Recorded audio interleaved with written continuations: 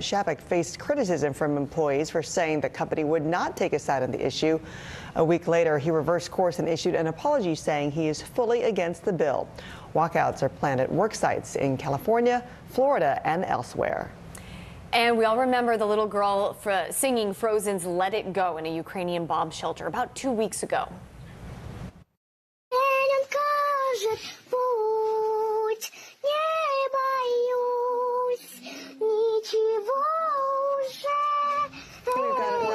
We've got an update. She is now safe in Poland and sang the Ukrainian national anthem at a charity concert for Ukraine.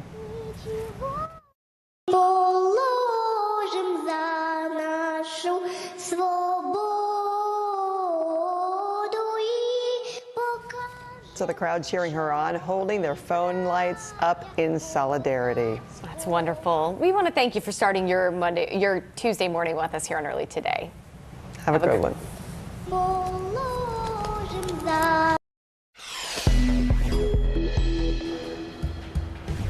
This morning, the Ukraine city of Mariupol has endured what's described as endless bombardment as Russia steps up civilian attacks. We'll take you inside the devastation that city is facing. Extreme weather, tornadoes striking multiple states, the damage widespread. Our assignment desk is busy tracking down leads on injuries overnight as this pickup truck managed to pull out from inside a twister. New details surrounding that downed Boeing 737 in China with 132 people on board. The aircraft nosediving 21,000 feet in just a minute. And we'll try to push past the partisan divide as we enter day 2 of the historic confirmation hearings of Ketanji Brown Jackson to the Supreme Court. And a Ukrainian pop singer's powerful anthem as her bandmates fight the Russians back home. Early Today starts right now.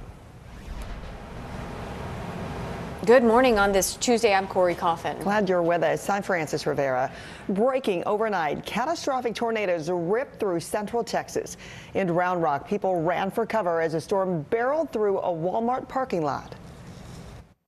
Holy Get inside! Get inside! Run! Run! Run! Run! Run! Run! Run!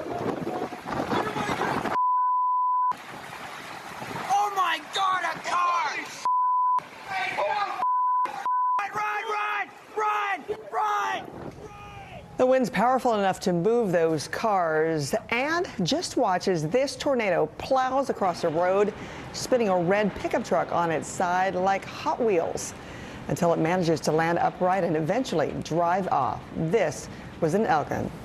One tornado touched down during a live broadcast on our NBC affiliate KXAN.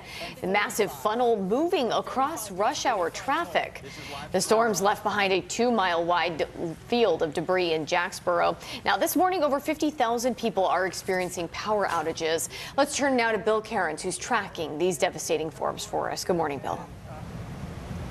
Oh, good morning. Just an incredible images and videos coming in from these outbreaks from the storm chasers that had drones up following these storms to the storm chasers that were on the highways as they crossed right in front of them. You've seen some of the amazing imagery, and we haven't had any reports of any confirmed fatalities. We didn't see any cities that were hit. We have a lot of small towns and some mobile homes that have been hit, a couple injuries reported. Most of these were all between San Antonio, Austin, Bryan, Texas, up to Lufkin. You can see the little red icons there. It was about 4 supercells that produced most of these tornadoes last night. We haven't had any tornado reports in a couple hours now, but we still do have tornado watches that are out. One will be expiring shortly up around Shreveport in areas from Lufkin to Monroe, Louisiana. The tornado watch, though, by the Houston area down to just north of Victoria to Bridgeport, that's going to be till 8 a.m. So we still have a tornado threat for that region. And then later today, we're going to continue with our threat of strong tornadoes right through the heart of Louisiana into south central Mississippi, Lafayette, Baton Rouge, Macomb to Waynesboro.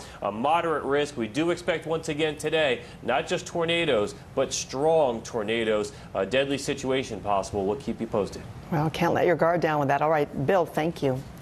President Biden leaves Wednesday for Europe to meet with NATO allies about the war in Ukraine. But here at home, he is warning about Russia launching cyber attacks. The magnitude of Russia's cyber capacity is fairly consequential, and it's coming.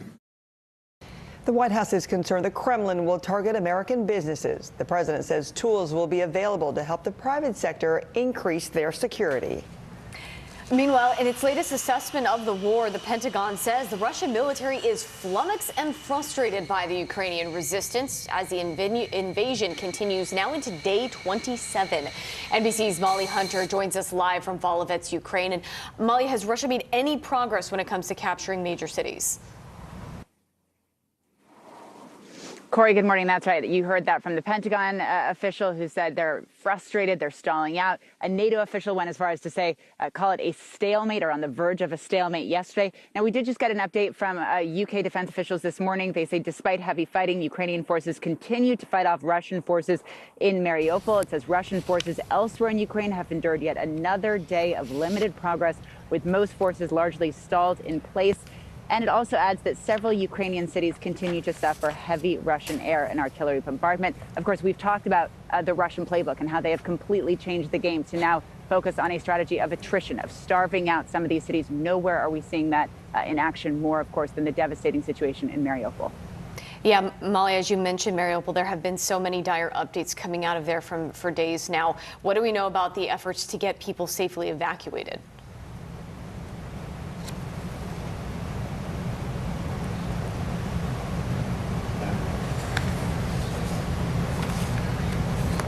Never quite as successful, of course, as the Ukrainians would like. We learned overnight yesterday about 3,000 people got out. Those numbers are incredibly low, given that we think an estimated 300,000 people are still inside.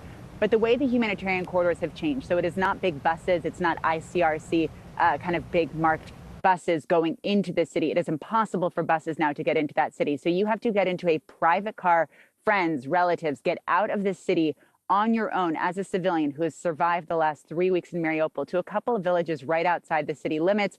Buses will then pick up civilians there, take them down to the southern coastal city of Berdyansk. There's humanitarian aid there. More buses will take them north to a city called Zaporizhia. We've been talking about that city a lot. There's a big train station there. And from there, hopefully people can either get on relatively safer roads or get on trains from Zaporizhia to Lviv. But as we've been talking about, too, the only reason that we know what has been happening inside Mariupol are these firsthand accounts just in the last couple of days. And, of course, there's very brave and vital reporting from the Associated Press. And vital reporting, as we know, has been slightly hampered in that area now as well. Molly, we appreciate your reporting. Thank you.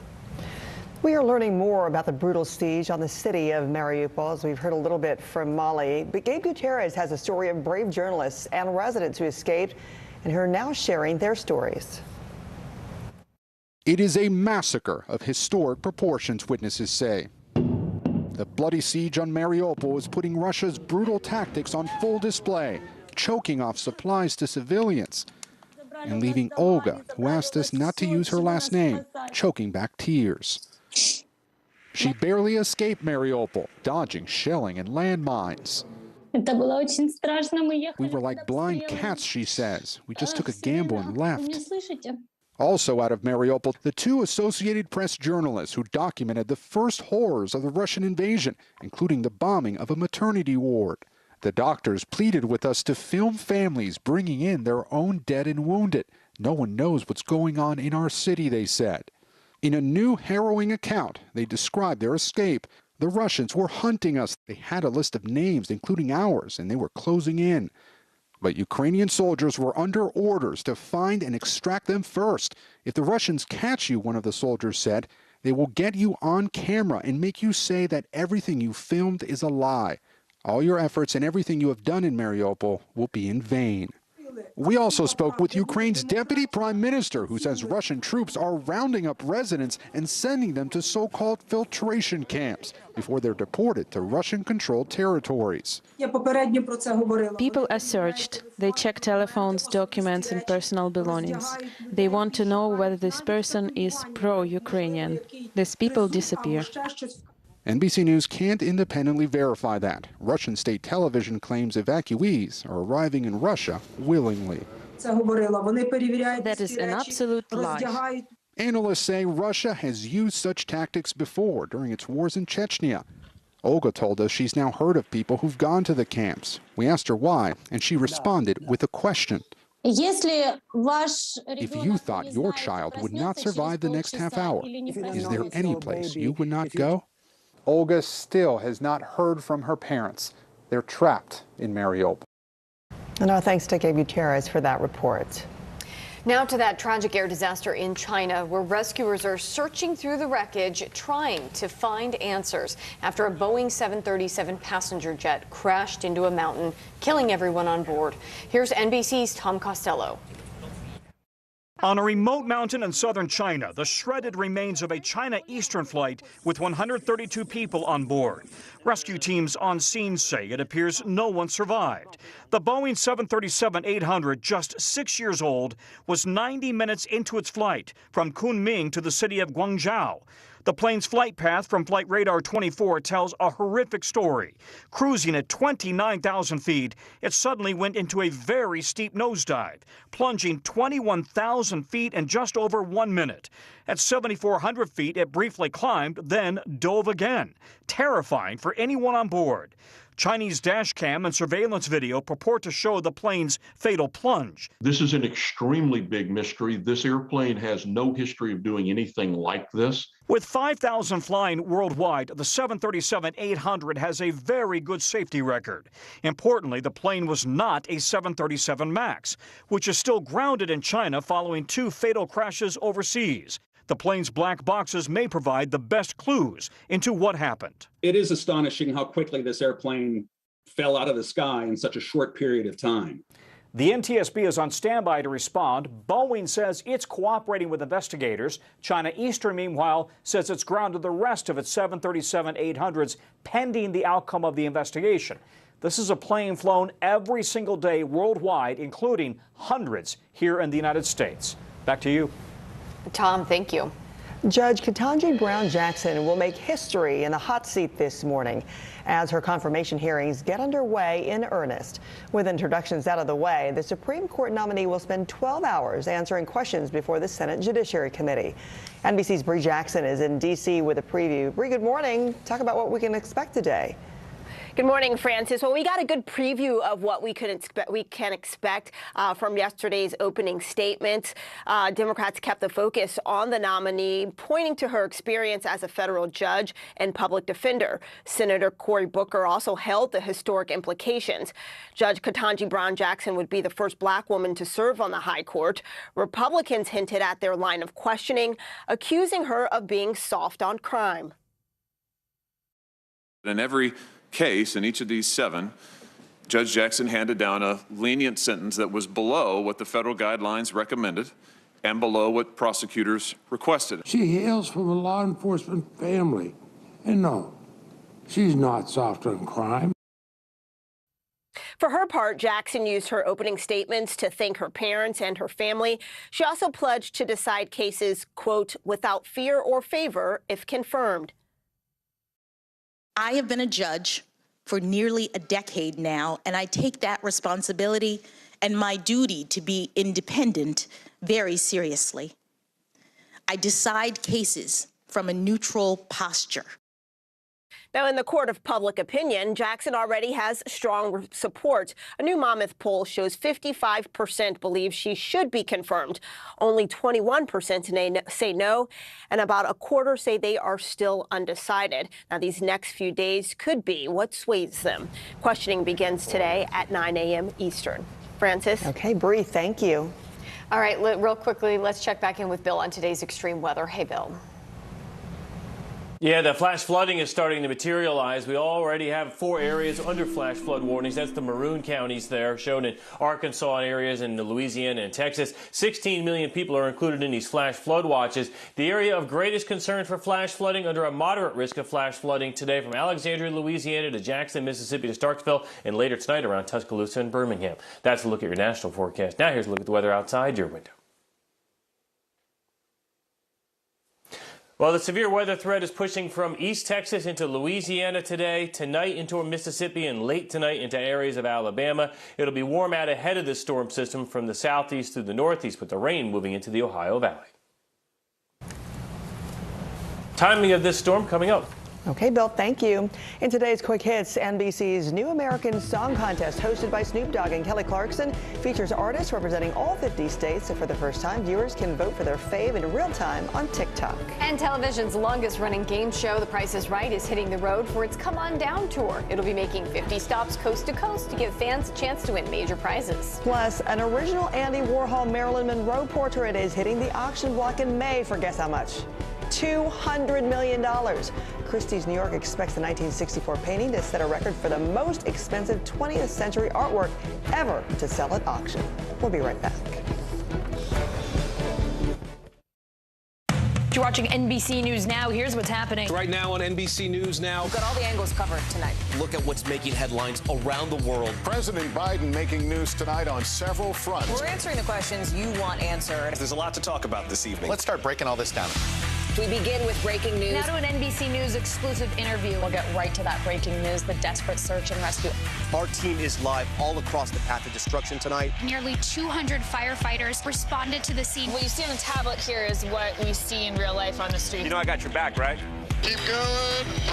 2022 midterms, the battle for Congress and the fight for control of State House. In our special County to County series, we're checking out key battlegrounds ahead of the midterms. We are talking elections. I'm in a battleground state. Meet the Press Election Night special. It is a big night. Let's take a look at what else is making news around the world. Our NBC News crew heard explosions in the capital city of Kyiv. People here are terrified. Russia is picking off Ukraine's military facilities. Let's zoom out a bit to our changing climate. What do we think that the new normal is going to be? We begin with the pandemic today. Have you seen a demand for mental health services increase among Latinos? Raise your hand if you have had enough of COVID. A piece of space junk is on a collision course with the moon. It does matter. It is significant. Why? We're here to try to start conversation. A lot to talk about as we continue our rolling coverage. We're coming on the air with the news NBC Scoop. Bringing the news to you is not only a job, it's an honor. We'll meet Ukrainians who are defending their country one block at a time. When you were still in Kyiv, could you hear the bombing? My name is Lester. Who's this?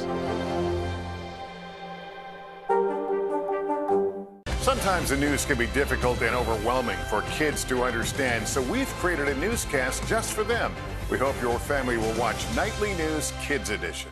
Now Tonight with Joshua Johnson, streaming weeknights at 8 on NBC News Now.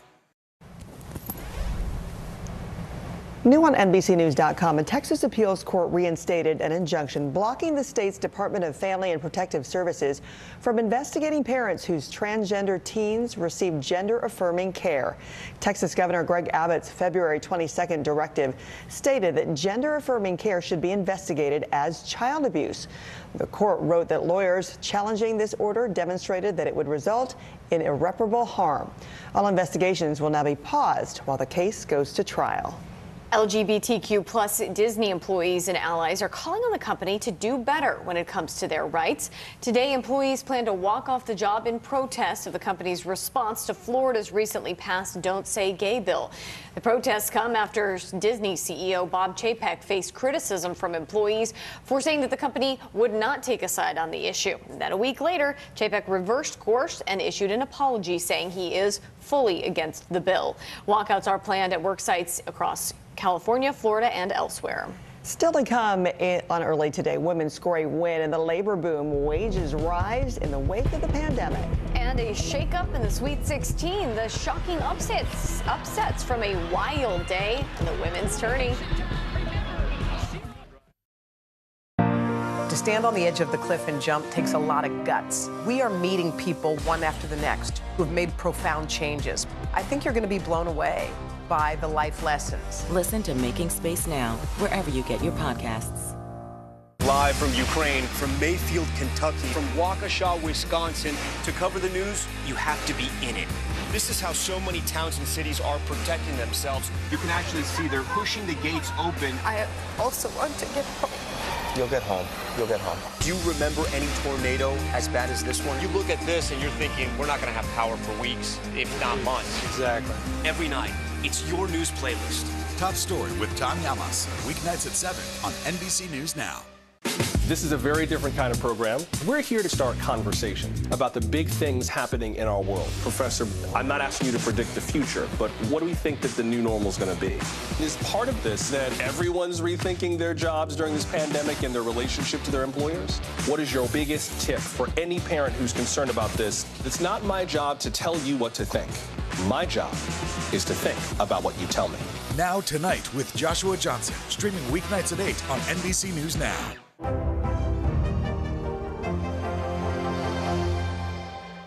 Now Tonight with Joshua Johnson, streaming weeknights at 8 on NBC News Now.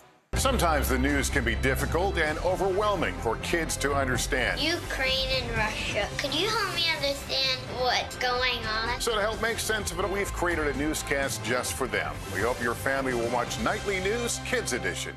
We're here to start conversations about the big things happening in our world, because it's not my job to tell you what to think. My job is to think about what you tell me. Now Tonight with Joshua Johnson, streaming weeknights at 8 on NBC News Now. Live from Ukraine, from Mayfield, Kentucky, from Waukesha, Wisconsin. To cover the news, you have to be in it. This is how so many towns and cities are protecting themselves. You can actually see they're pushing the gates open. I also want to get home. You'll get home. You'll get home. Do you remember any tornado as bad as this one? You look at this and you're thinking, we're not going to have power for weeks, if not months. Exactly. Every night, it's your news playlist. Top Story with Tom Llamas, weeknights at 7 on NBC News Now. Sometimes the news can be difficult and overwhelming for kids to understand. Ukraine and Russia. Could you help me understand what's going on? So to help make sense of it, we've created a newscast just for them. We hope your family will watch Nightly News Kids Edition. Top Story with Tom Llamas, weeknights at 7 on NBC News Now. At 3, Edwards has to shoot. Passed it. Fudd. What an option. Since the Knights have hit a field goal. UCF gave the 2-seed UConn Huskies all they could handle in the second round of the NCAA tournament. The former conference rivals pulled within 3, but the Huskies staved off the comeback and advanced to 52-47. Nifty plays helped North Carolina get out to an 11-point halftime lead at Arizona. Kennedy Todd Williams led all scorers with 19 points, and the Tar Heels get the win 63-45. And the Buckeyes were shooting bullseyes in Baton Rouge. Ohio State shot nearly 50% from the field in the lopsided upset of 3-seed LSU 79-64. Working women have been hard hit by the pandemic, but for the past 6 months, female wages are outpacing men's. According to the Atlanta Federal Reserve, female wages are up 4.4% in February compared to last year, while men's wages saw just over a 4% increase. And December showcased the largest wage hike for women versus men since 1997. Now, despite the recent financial boom for female employees, the gender pay gap still persists. As the Wall Street Journal reports, women only make about 83% of men's weekly earnings. All right, Bill is tracking the path of that dangerous storm. That's next. And how help for Ukrainian refugees is going global thanks to Harvard students. We're here to start conversations about the big things happening in our world, because it's not my job to tell you what to think. My job is to think about what you tell me. Now Tonight with Joshua Johnson, streaming weeknights at 8 on NBC News Now. Top Story with Tom Llamas is your news playlist on NBC News Now. And now you can listen to it as a podcast, available anytime and anywhere. Hallie Jackson Now, weekdays at 5 on NBC News Now. Nearly a dozen hours after the eye roared ashore. There is some late-breaking news. All right, and This is a very different kind of program. We're here to start conversation about the big things happening in our world. Professor, I'm not asking you to predict the future, but what do we think that the new normal is going to be? Is part of this that everyone's rethinking their jobs during this pandemic and their relationship to their employers? What is your biggest tip for any parent who's concerned about this? It's not my job to tell you what to think. My job is to think about what you tell me. Now Tonight with Joshua Johnson, streaming weeknights at 8 on NBC News Now.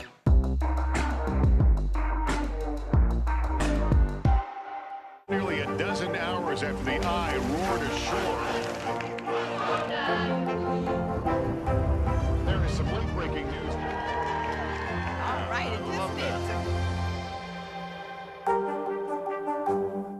To cover the news, you have to be in it. This is how so many towns and cities are protecting themselves. You can actually see they're pushing the gates open every night. It's your news playlist. Top Story with Tom Llamas, weeknights at 7 on NBC News Now. To stand on the edge of the cliff and jump takes a lot of guts. We are meeting people one after the next who have made profound changes. I think you're going to be blown away by the life lessons. Listen to Making Space Now, wherever you get your podcasts. Sometimes the news can be difficult and overwhelming for kids to understand, so we've created a newscast just for them. We hope your family will watch Nightly News Kids Edition. NBC News, streaming free now. Hallie Jackson Now, weekdays at 5 on NBC News Now.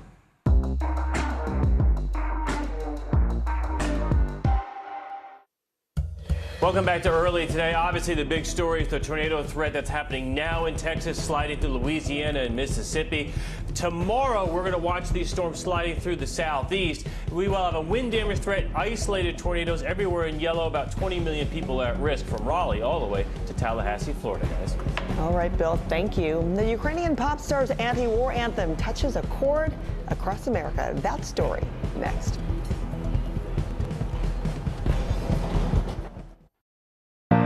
To stand on the edge of the cliff and jump takes a lot of guts. We are meeting people one after the next who have made profound changes. I think you're going to be blown away by the life lessons. Listen to Making Space Now, wherever you get your podcasts. NBC News, streaming free now. We'll meet Ukrainians who are defending their country one block at a time. When you were still in Kiev, could you hear the bombing? My name is Lester. Who's this? Hallie Jackson Now, weekdays at 5 on NBC News Now. What happened here is a story of loss and salvation. There were residents who hung on for dear life. This is where you took shelter, in this closet. I took shelter right in this closet right here. Rioters banged down one of the doors. Have you found a way to reconcile it a year later? It really hurt to see this place that I love so much treated with such disrespect. Was it an act of cleaning or an act of healing?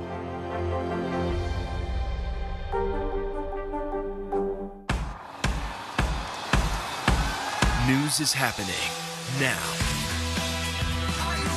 Look at what's making headlines around the world. Right now on Morning News Now. We're coming on the air with breaking news. And this is a significant moment. Whenever it happens, wherever you are, NBC News, streaming free now.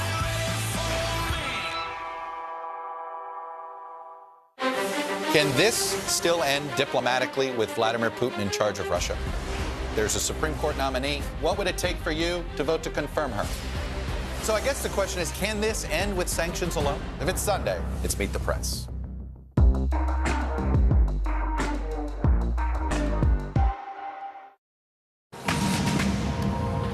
With the war in Ukraine approaching the 1-month mark, students at one Chicago school are calling for peace. Students at St. Nicholas Cathedral School held a prayer vigil for Ukraine. The school says it has welcomed at least 16 Ukrainian refugees since the start of the war.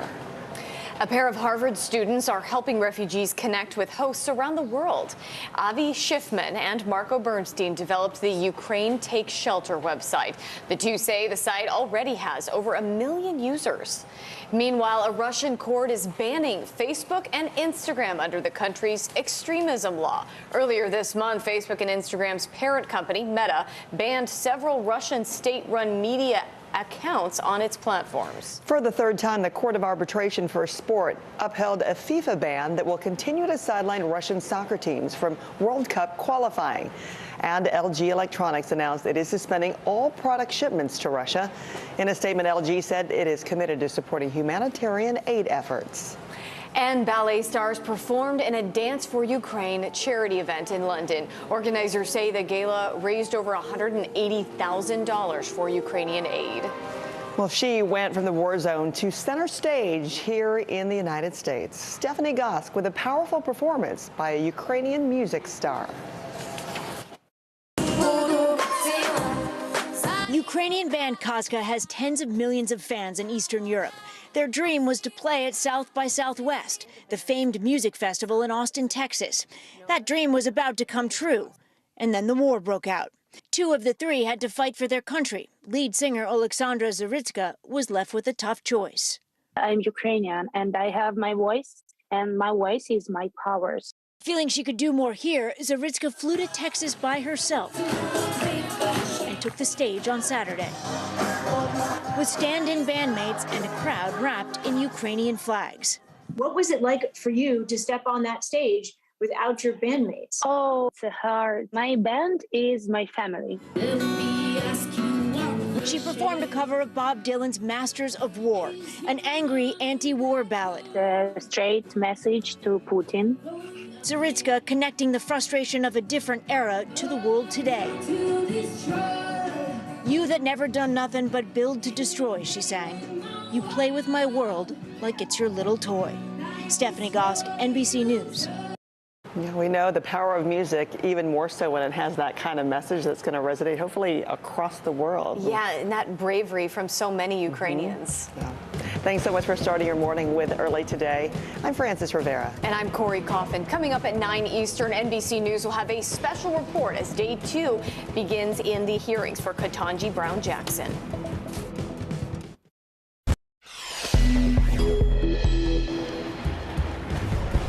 Breaking overnight, extreme weather striking multiple states, the damage widespread. Powerful tornadoes hitting town after town as this red pickup truck managed to pull out from inside of a twister. Our reporters are live in Ukraine and Poland as the war moves into its 27th day. Plus, Moscow's claim of using hypersonic missiles capable of flying 25 times the speed of sound may now have been confirmed. This morning, the search for answers as a Boeing 737 jetliner crashes with 132 passengers on board.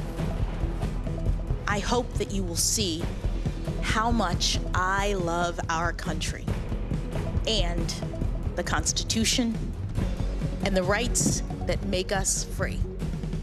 With her family by her side, Judge Ketanji Brown Jackson begins 3 days of hearings to become America's first black female Supreme Court justice. And this iconic Andy Warhol portrait of Marilyn Monroe was on the auction block for some, $200 million.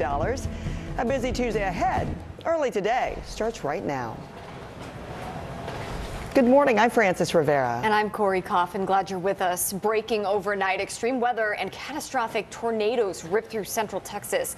Just watch as this tornado here rips across the road, spinning this red pickup truck onto its side till it miraculously manages to land upright again and is still able to drive away from the ordeal. Several tornadoes were reported in Williamson, Caldwell, and Bastrop counties. Search and rescue operations have been ongoing. And one tornado touched down during a live broadcast on our NBC affiliate KXAN. The massive funnel cloud moving across rush hour traffic. Meanwhile, dozens have to sprint to safety after a tornado rips through a Walmart parking lot.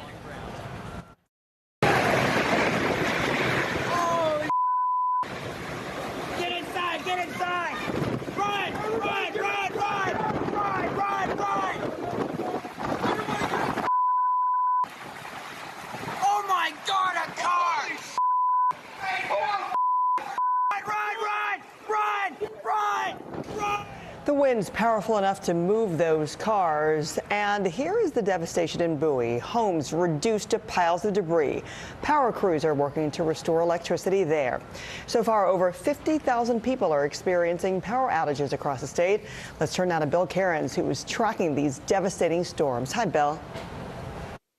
Mel, good morning. It's incredible that we haven't had any reports of fatalities at this point. At daybreak, we'll still see some of the damage that's occurred overnight. We do have some reports of some injuries, but there's been mobile homes that have been blown apart.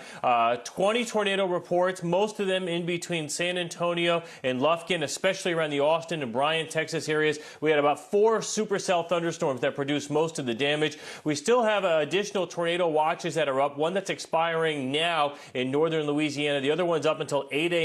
Central Daylight Time around the Houston area. So we still have a threat of overnight tornadoes. And then during the day today, we will see additional severe storms, a very serious situation for Louisiana and Mississippi. And tonight in Alabama, more tornadoes are likely today.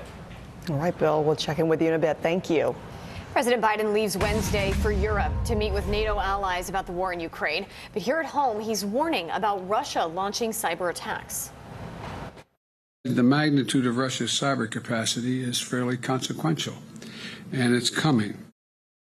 The White House is concerned the Kremlin will target American businesses. The president says the tools will be available to help the private sector increase their security. Meanwhile, it is the latest assessment. In its latest assessment of the war, the Pentagon says the Russian military is flummoxed and frustrated by the Ukrainian resistance as the invasion continues now into day 27. NBC's Molly Hunter joins us now from Volovets, Ukraine. And Molly, has Russia made any progress when it comes to capturing major cities? Yeah, Francis, that's right. And you heard the Pentagon assessment right there. NATO said they were basically in a stalemate. Now, we did get a new assessment from British defense officials this morning. They say despite heavy fighting, Ukrainian forces are fighting off Russian attempts to occupy the southern city of Mariupol. That city, of course, we've been talking so much about. They also say that Russian forces elsewhere in Ukraine have endured yet another day of limited progress, with most forces largely stalled in place. And then they say several Ukrainian cities continue to suffer heavy Russian air and artillery bombardment. But we've been talking about this change of strategy for the Russians as they are stalling on the ground. That means they are ramping up their indiscriminate attacks on civilian centers, which is getting increasingly dangerous, Francis. Yeah, Molly, I want to ask you about Mariupol. There have been dire updates coming from there for many days now. Limited information with the journalists having to leave. What do we know about the effort to get people safely evacuated? That's right. So the evacuation out of Mariupol is different than almost any other evacuation humanitarian corridor in the country. On March 15th, the first convoy of basically private cars got out of the city, and that is what has continued. So yesterday, about 3,000 people, according to President Zelensky, were able to get out of Mariupol. But what's happening is that people are getting into private cars, friends, family, relatives, getting into private cars, getting out in a convoy to two villages on the edge of Mariupol. From there, buses from the humanitarian convoy are picking them up. They're taking them to a city called Berdyansk, where humanitarian aid is. There's more support there, but it is also on the coast. It is getting increasingly dangerous. From there, Francis, they're being bussed up to Zaporizhia, just north. That is a much relatively safer city. There's a big train station there. And from there, people are getting on trains to the west of the country, which is where I am, and getting to Lviv, which is that big western city we have been reporting from, which is where we met the first residents who were able to escape last week from Mariupol, Francis. Yeah, but even once they get there, so much uncertainty still follows. Molly, thank you. A steady flow of refugees fleeing Ukraine continues, says Russian troops are unrelenting in their attacks on civilians. Now, while many families have been able to travel together, some children have had to make the trek on their own. RJ Gray is on the ground at the border crossing in Poland. Jay, what are you seeing this morning? Yeah, and look, what we're seeing right now is refugees coming through in waves, not the packed crowds that we saw before, as you heard Molly talk about, some choosing to stay in Lviv, at least for now, but we know hundreds of thousands are continuing to make the journey, and perhaps millions, according to the UN, are on the way. A 10-story shopping mall and several homes in the center of Kyiv reduced to twisted metal and chunks of concrete. The mayor announcing a reinforced curfew through 7 tomorrow morning. In Kherson, hundreds of protesters running from gunfire and stun grenades after trying to block Russian military vehicles. The Kremlin's war plan continuing to take aim at civilian targets, with survivors rushing to get out. You stand here and see the sadness and of the people that are walking across, the little girls crying, the little boys crying, and then just holding their heads down. Scenes that play out over and over as John Zarlinski waits for relatives and friends along the Poland-Ukraine border. I'm trying to sponsor them to bring them on a visa back home, and or waiting to see if the government has some sort of program for the refugees. No one was waiting at the border for this 15-year-old who escaped Kyiv with a group of friends. Because my dad is invalid and they can't go to the Polish and other countries. Like so many who make the same journey, he can't help but think about those left behind. I don't worry about me, but something I worry about my family. And wonders when or if he'll see them again. Yeah, you know, it's a fear shared by so many who cross the border, thousands who've come through this train station, worried about what's been left behind, who's been left behind, and also what lies ahead, Corey. Just devastating but important reporting. Jay, thank you. From Ukraine to China, where the investigation has begun into the deadly plane crash that killed 132 people on board. Officials say the plane crashed on a remote mountain in southern China on Monday, just 90 minutes into its flight from Kunming to the city of Guangzhou. According to the plane's flight path, it was cruising at 29,000 feet when it suddenly went into a very steep nosedive, plunging 21,000 feet in just over a minute. At 7,400 feet, it briefly climbed and then suddenly dove again and finally crashed. Rescuers have arrived on the scene to search the scattered wreckage for the plane's black box. According to the Associated Press, this is China's worst air disaster in more than a decade. Judge Ketanji Brown Jackson will make history in the hot seat this morning as her confirmation hearings get underway in earnest. With introductions out of the way, the Supreme Court nominee will spend 12 hours answering questions before the Senate Judiciary Committee. NBC's Bree Jackson is in D.C. with a preview for us. Bree, good morning. What can we expect today?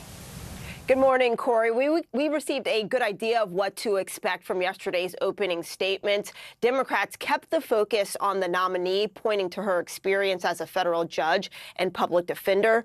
Senator Cory Booker also held the historic implications. Judge Ketanji Brown Jackson would be the first black woman to serve on the high court. Republicans hinted at their line of questioning, accusing her of being soft on crime. In every case, in each of these 7, Judge Jackson handed down a lenient sentence that was below what the federal guidelines recommended and below what prosecutors requested. She hails from a law enforcement family, and no, she's not soft on crime. For her part, Jackson used her opening statements to thank her parents and her family. She also pledged to decide cases, quote, without fear or favor if confirmed. I have been a judge for nearly a decade now, and I take that responsibility and my duty to be independent very seriously. I decide cases from a neutral posture. In the court of public opinion, Jackson already has strong support. A new Monmouth poll shows 55% believe she should be confirmed, only 21% say no, and about a quarter are still decided. Now, these next few days could be what sways them. Questioning begins this morning at 9 a.m. Eastern. Back to you, Corey. Yeah, major implications for decades to come. Bree, thank you. Scientists are observing a strange coincidence on opposite sides of the Earth, with both north and south poles hitting extreme temps near the melting point. Antarctica reached temps 70 degrees warmer than average, while the Arctic experienced a 50-degree spike. The strange thing here, though, scientists say, is that the poles are currently in opposite seasons. Meteorologists now attribute the heat wave to chance, but highlight global warming could be the cause if these weather patterns continue. All right, let's go back to our own in-house weather scientist. Hey, Bill, what are you watching today? Not just the tornadoes, but the flash flooding is starting to materialize also around Austin, Texas. We're under a flash flood warning. We have a couple flash flood warnings right along the Texas-Louisiana border, and actually one now in Arkansas, too. Those are the maroon colors on the map. The green is where we have flash flood watches. We're including 16 million people from Houston all the way to Tupelo and to Memphis. So the heaviest rainfall, the greatest threat, this moderate risk of flash flooding today. Watch out from Alexandria to Natchez, Jackson, Mississippi, over tonight towards Tuscaloosa and Birmingham included in this. And the highest rainfall totals could be anywhere between an additional 5 to 6 inches. That's on top of the rain you already saw yesterday. That's a look at your national forecast. Now here's a look at the weather outside your window. Well, the severe weather threat is this morning around Houston. This afternoon, it pushes into Louisiana. And then early this evening, it'll be in Mississippi. And then tonight into Alabama. Just rain is to be the only travel issues from Chicago to Cleveland. And then tomorrow, this mess makes its way to the East Coast. I'll time that out for you coming up. That's important to know, Bill. Thank you. Just how far is Russia's Vladimir Putin willing to go in his quest for Ukraine? And officials in Miami just declared a state of emergency for spring breakers there. We'll explain why in 60 seconds. Now Tonight with Joshua Johnson, streaming weeknights at 8 on NBC News Now. Sometimes the news can be difficult and overwhelming for kids to understand, so we've created a newscast just for them. We hope your family will watch Nightly News Kids Edition.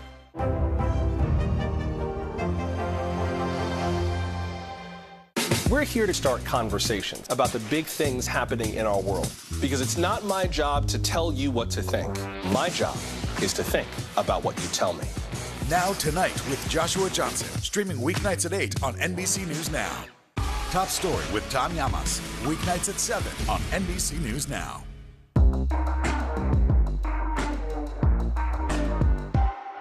What happened here is a story of loss and salvation. There were residents who hung on for dear life. This is where you took shelter, in this closet. I took shelter right in this closet right here. Rioters banged down one of the doors. Have you found a way to reconcile it a year later? It really hurt to see this place that I love so much treated with such disrespect. Was it an act of cleaning or an act of healing?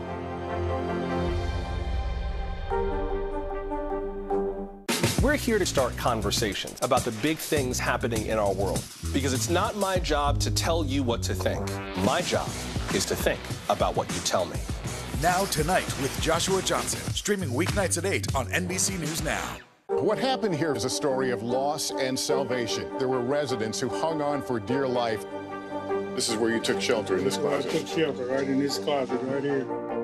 Rioters banged down one of the doors. Have you found a way to reconcile it a year later? It really hurt to see this place that I love so much treated with such disrespect. Was it an act of cleaning or an act of healing?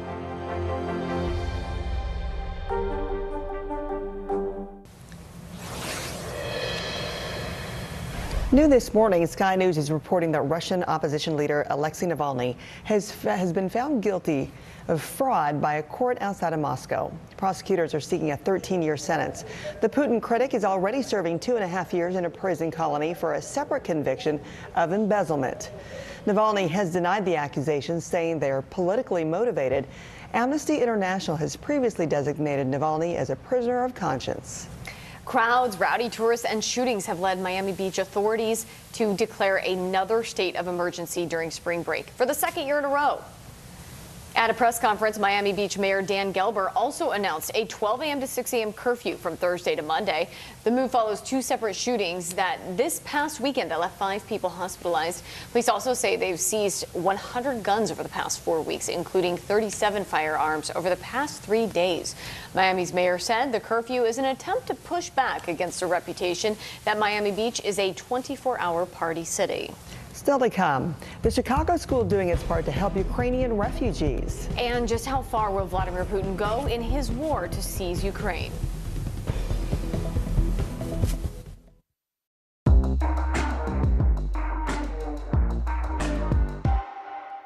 We're here to start conversations about the big things happening in our world, because it's not my job to tell you what to think. My job is to think about what you tell me.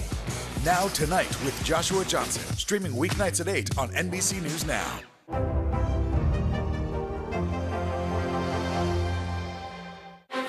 Can this still end diplomatically with Vladimir Putin in charge of Russia? There's a Supreme Court nominee. What would it take for you to vote to confirm her? So I guess the question is, can this end with sanctions alone? If it's Sunday, it's Meet the Press.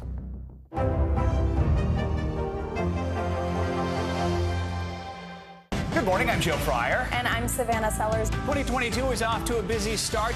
Winter's wrath causing headaches from coast to coast. It's been really incredible to see how quickly volunteers started to help with the cleanup efforts. Morning News Now, streaming weekdays at 7. News is happening now. Look at what's making headlines around the world. We're coming on the air with breaking news. This is a significant moment. Whenever it happens, wherever you are, NBC News, streaming free now. Nearly a dozen hours after the eye roared ashore. There is some late breaking news. All right,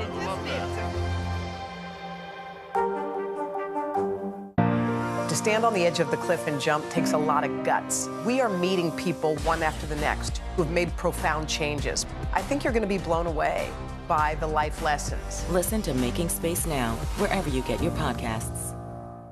News is happening now. Look at what's making headlines around the world. Whenever it happens, wherever you are, it's here now. Nearly a dozen hours after the eye roared ashore. There is some late-breaking news. All right, NBC News, streaming free now. Live from Ukraine, from Mayfield, Kentucky, from Waukesha, Wisconsin. To cover the news, you have to be in it. This is how so many towns and cities are protecting themselves. You can actually see they're pushing the gates open. I also want to get home. You'll get home. You'll get home. Do you remember any tornado as bad as this one? You look at this and you're thinking, we're not going to have power for weeks, if not months. Exactly. Every night, it's your news playlist. Top Story with Tom Llamas, weeknights at 7 on NBC News Now.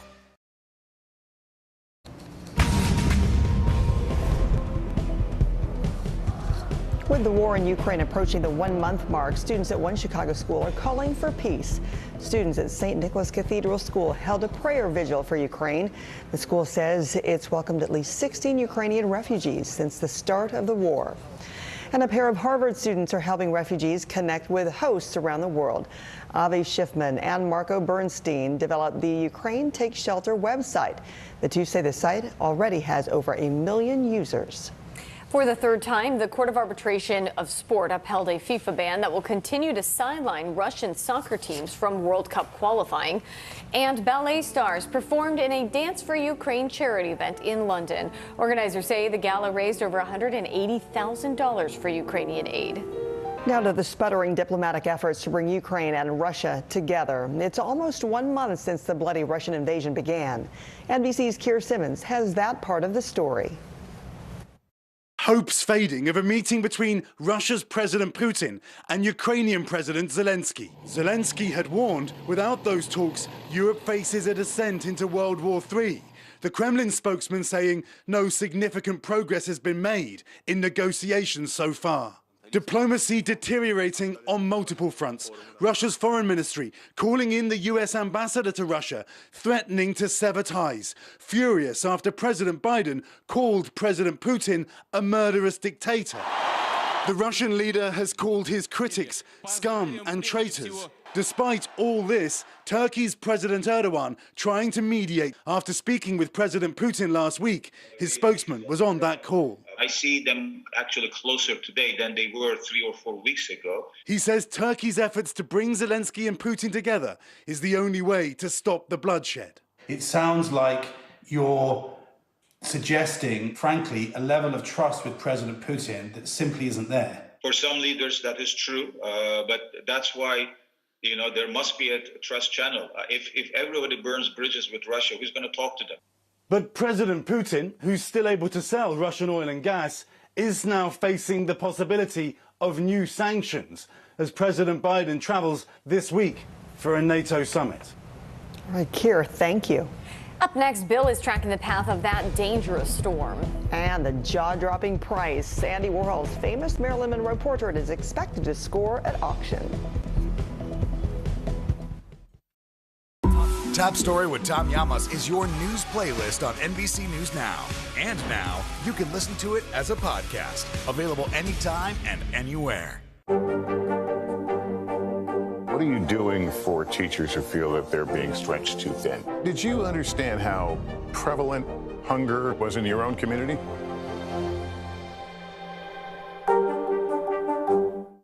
Top Story with Tom Llamas is your news playlist on NBC News Now.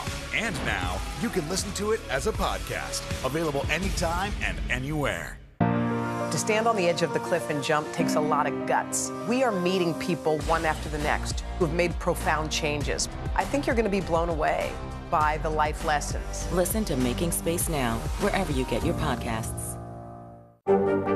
There were residents who hung on for dear life. I've heard people say the town is gone. Do you see it that way? Absolutely not. We've lost some houses, but our community's still here. Now Tonight with Joshua Johnson, streaming weeknights at 8 on NBC News Now. The fire has grown leaps and bounds. You see behind me is typical. How you doing? Pretty bad. cover the news, you have to be in it. This is how so many towns and cities are protecting themselves. You can actually see they're pushing the gates open every night. It's your news playlist. Top Story with Tom Llamas, weeknights at 7 on NBC News Now. To stand on the edge of the cliff and jump takes a lot of guts. We are meeting people one after the next who have made profound changes. I think you're going to be blown away by the life lessons. Listen to Making Space Now, wherever you get your podcasts. News is happening now. Look at what's making headlines around the world. Whenever it happens, wherever you are, it's here now. Sometimes the news can be difficult and overwhelming for kids to understand, so we've created a newscast just for them. We hope your family will watch Nightly News Kids Edition.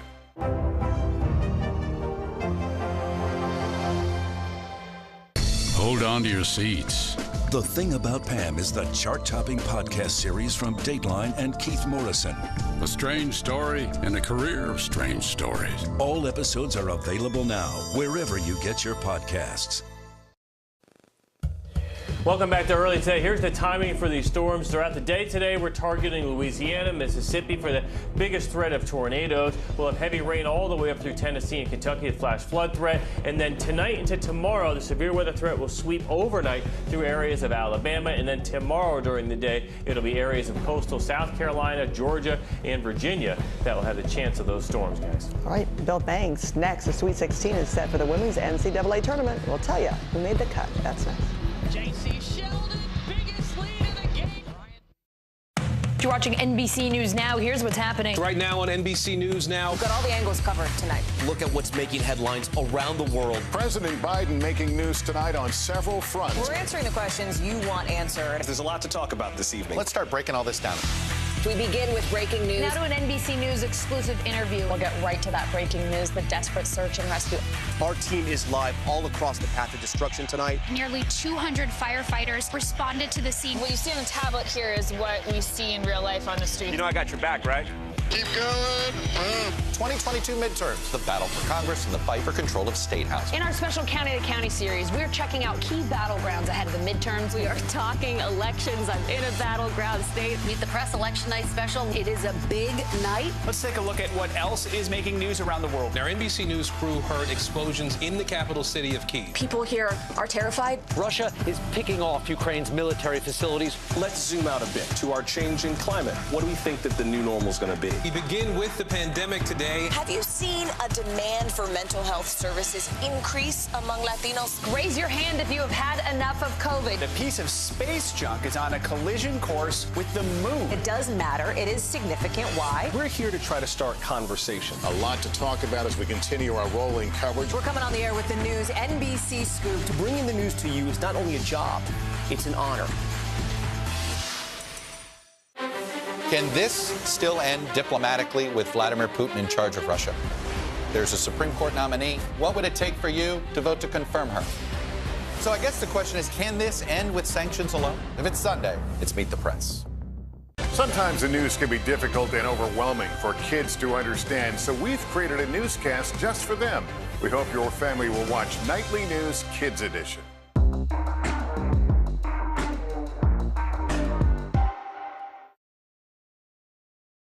At 3, Edwards has to shoot. Passed it. Fudd. What an option. Since the Knights have hit a field goal. UCF gave the 2-seed UConn Huskies all they could handle in the second round of the NCAA tournament. The former conference rivals pulled within 3, but the Huskies staved off the comeback and advanced 52-47. Nifty plays helped North Carolina get out to an 11-point halftime lead at Arizona. Kennedy Todd Williams led all scorers with 19 points, and the Tar Heels get the win 63-45. And the Buckeyes were shooting bullseyes in Baton Rouge. Ohio State shot nearly 50% from the field in the lopsided upset of 3-seeded LSU, 79-64. Working women have been hit hard by the pandemic, but for the past 6 months, female wages are outpacing men's. According to the Atlanta Federal Reserve, female wages were up 4.4% in February compared to last year, while men's were up 4%. And December saw the largest wage hike for women versus men since 1997. However, the gender pay gap still persists. The Wall Street Journal reports women only make about 83% of men's weekly earnings. An original Andy Warhol Marilyn Monroe portrait is hitting the auction block for, get this, $200 million. Christie's New York will host the auction in May. They expect this 40 by 40 painting from 1964 to set a record for the most expensive 20th century artwork ever to sell at auction. This piece in particular, known as Shot Sage Blue Marilyn, is being sold by Swiss art dealers, with all proceeds going to charity. Later this morning, LGBTQ plus Disney employees and allies say they plan to walk off the job. It's in protest of the company's response to the controversial measure which bans classroom discussion about sexual orientation or gender identity. Disney CEO Bob Chapek faced criticism from employees for saying the company would not take a side on the issue. A week later, he reversed course and issued an apology saying he is fully against the bill. Walkouts are planned at work sites in California, Florida, and elsewhere. And we all remember the little girl singing Frozen's Let It Go in a Ukrainian bomb shelter about 2 weeks ago.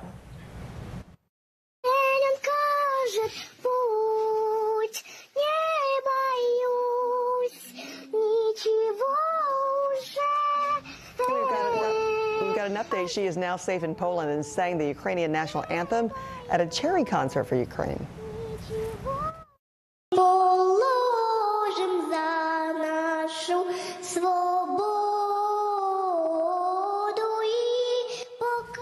So the crowd cheering her on, holding their phone lights up in solidarity. That's wonderful. We want to thank you for starting your Tuesday morning with us here on Early Today. Have a good one.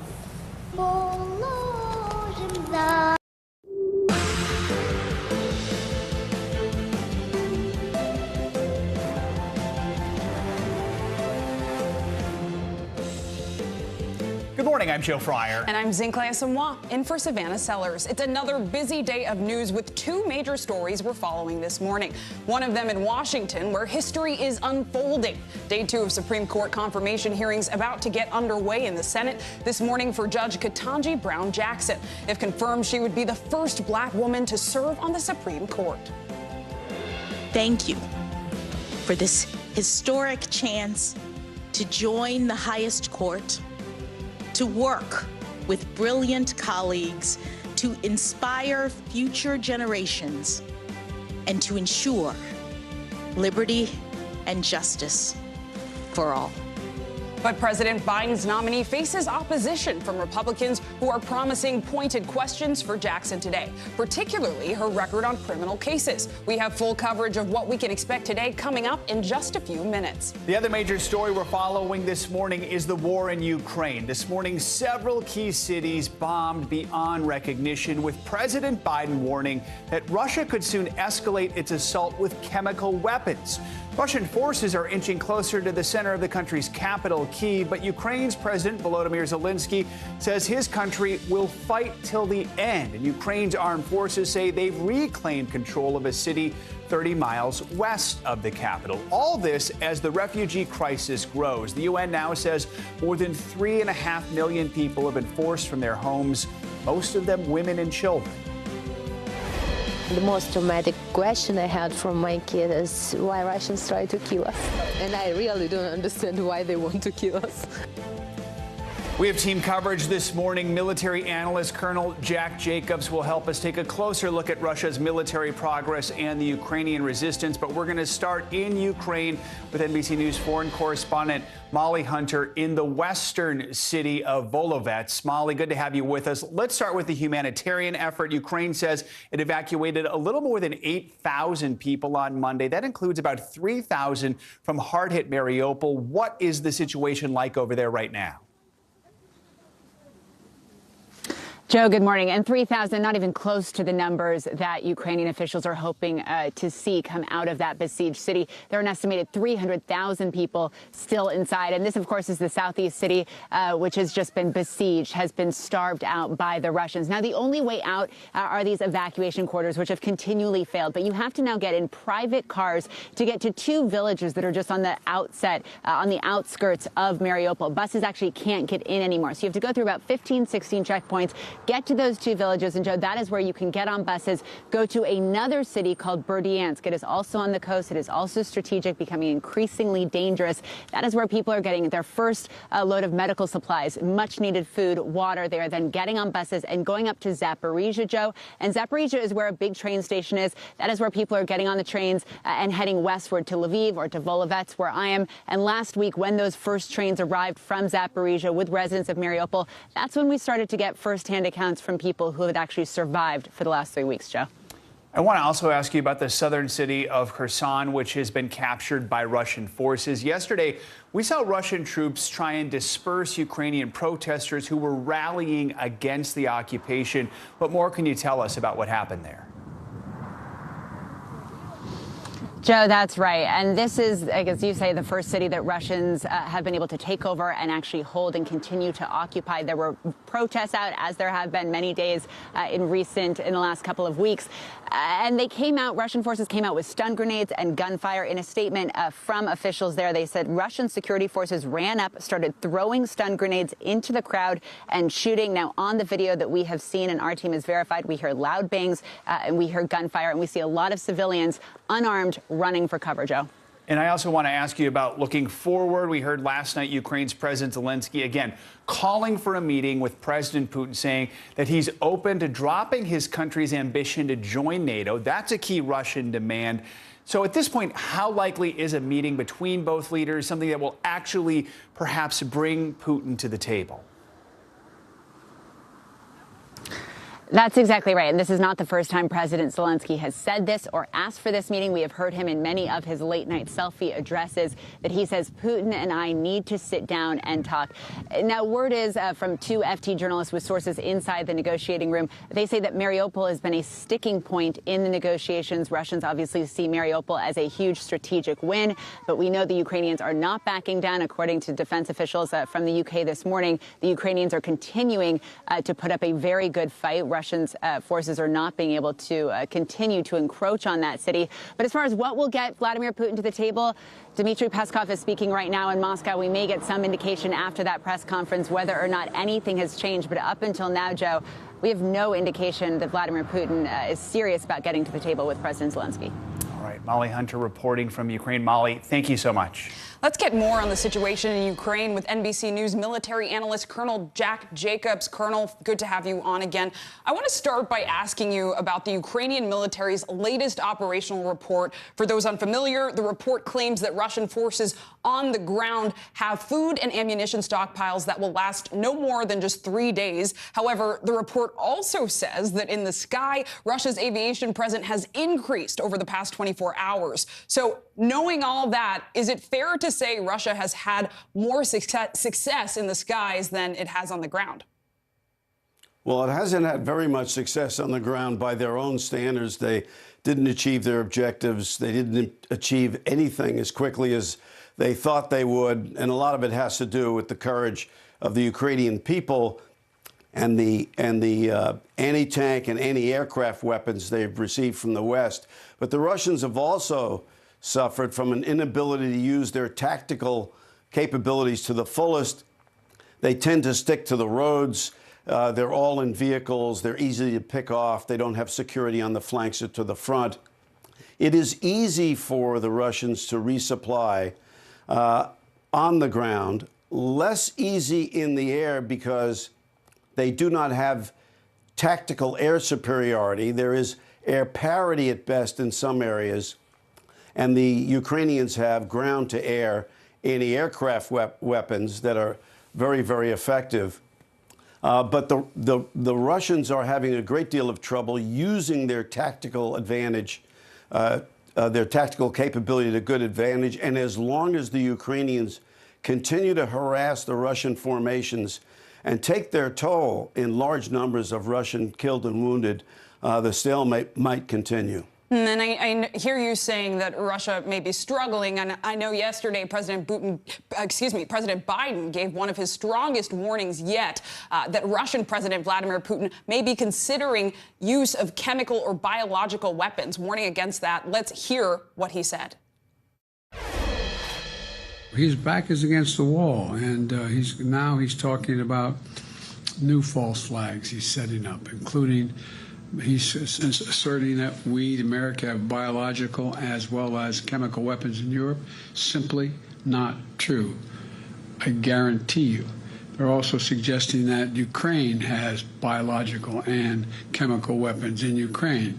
That's a clear sign he's considering using both of those.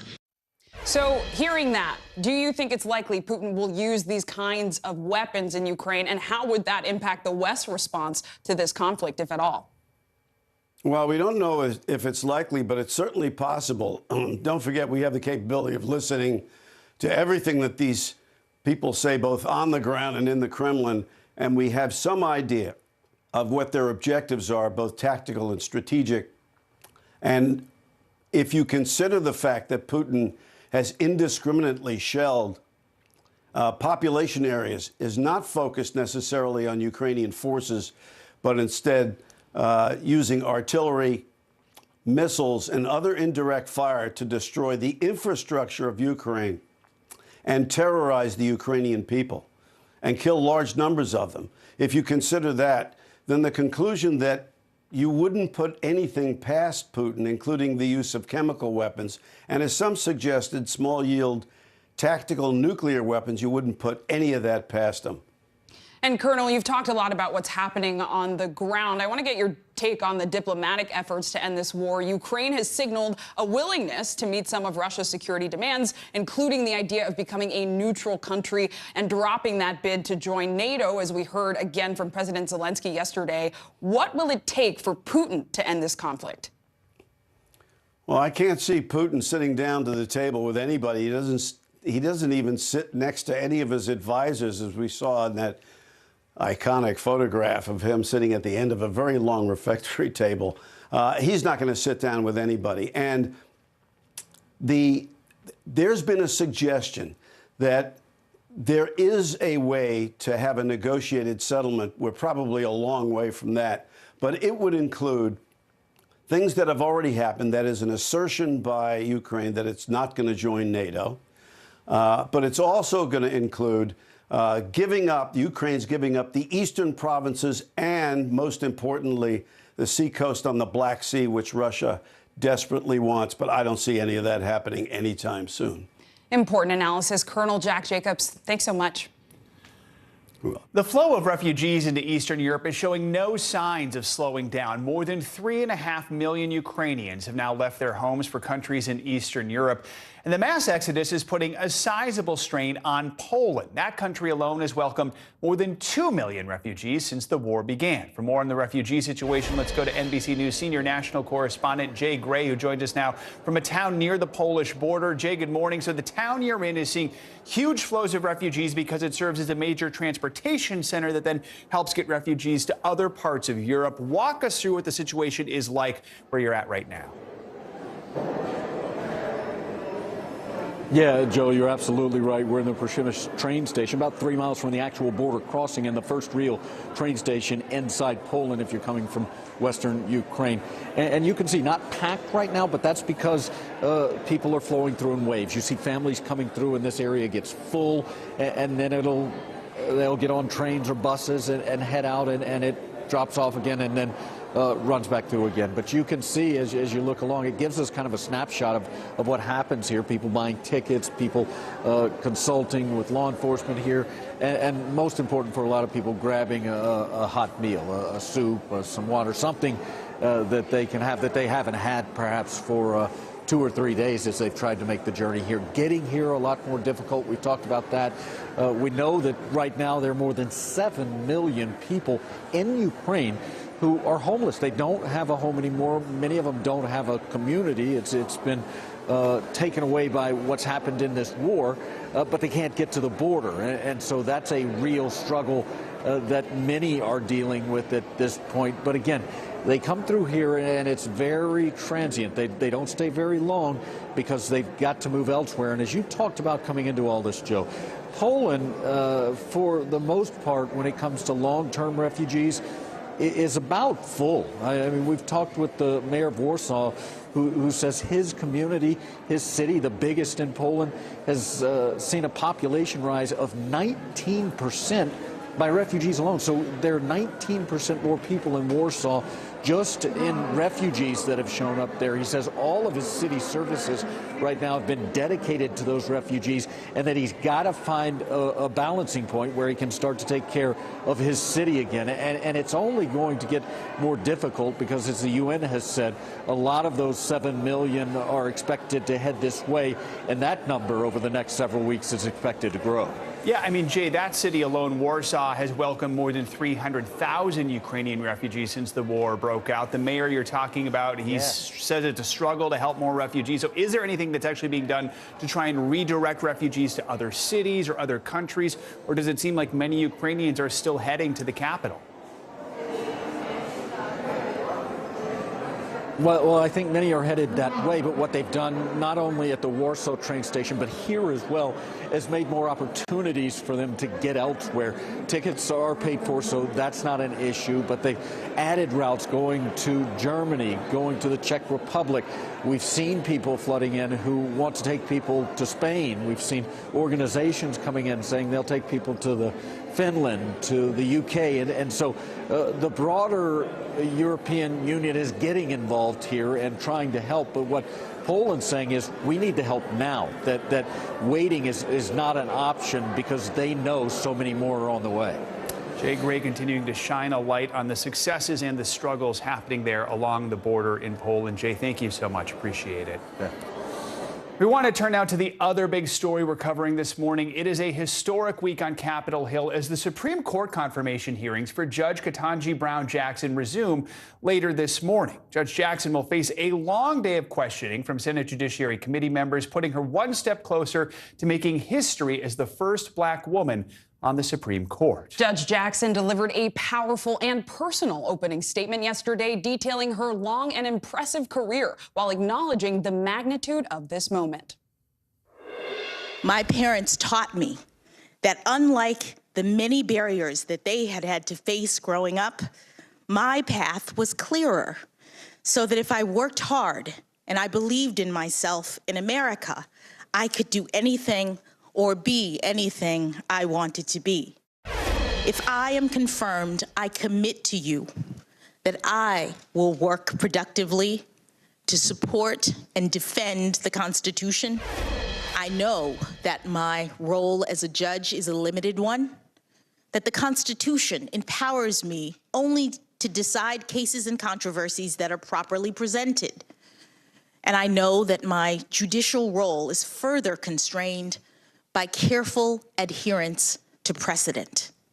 The 22 senators on the Judiciary Committee will each have 30 minutes to question Judge Jackson. Joining us now with a preview is NBC News Capitol Hill correspondent Ali Vitale. Good morning, Ali. Today will be a very long day. I'm sure you've had your coffee, but first, yes, I hope you've had your coffee. But first, set the scene for us. What did Judge Jackson and senators say in their opening statements? Yeah, first of all, my friend, there is never enough coffee, and definitely not when we're heading into the Q&A portion of the confirmation hearings that we're about to start today. What we heard yesterday, though, was a really good preview, both from Judge Jackson herself, but also from the senators who were sitting on that dais. What we heard from Republicans, I think, is the thing that we're going to really seize on today. The way that they're going to try to piece together her record, some of them trying to paint it as one that's soft on crime, the administration and the judge herself going to do the work to rebut that, and we saw some pre-buttals of that yesterday, but then also trying to apply their larger strategy of the midterms, trying to paint the Biden administration and Democrats as soft on crime. That kind of fits squarely with what they're trying to do with the judge here. And you can listen, for example, to some of the ways that this manifested yesterday. First, you'll hear from Senator Lindsey Graham talking about the long shadow that was cast by the 2018 Judge Kavanaugh hearings. That's something the Republicans invoked multiple times. And then, of course, you'll hear from Senator Ted Cruz. Take a listen to that. You're the beneficiary of Republican nominees having their life turned upside down, and it didn't work. So I'm hoping that we can have a hearing that's respectful, that's informative, that's challenging. Law after law after law that they can't get through the democratic process. The Democrats have decided it's much simpler to convince 5 lawyers in black robes than to try to convince 330 million Americans. So a few things here. One Republican senator yesterday said that they wanted this to be thorough but civil. That's important when you think about the ways that they're hearkening back to the Kavanaugh hearing. At the same time, though, what we saw Judge Jackson do, and her validators, really, her friend Lisa Fairfax, and then also Judge Griffith, who were her introducers yesterday in front of the hearing, pre-butting a lot of the criticisms that she might get from Republicans. Griffith himself is a conservative lawyer, and you heard Jackson there yesterday saying that she is someone who believes that she should be limited and she's constrained by the Constitution.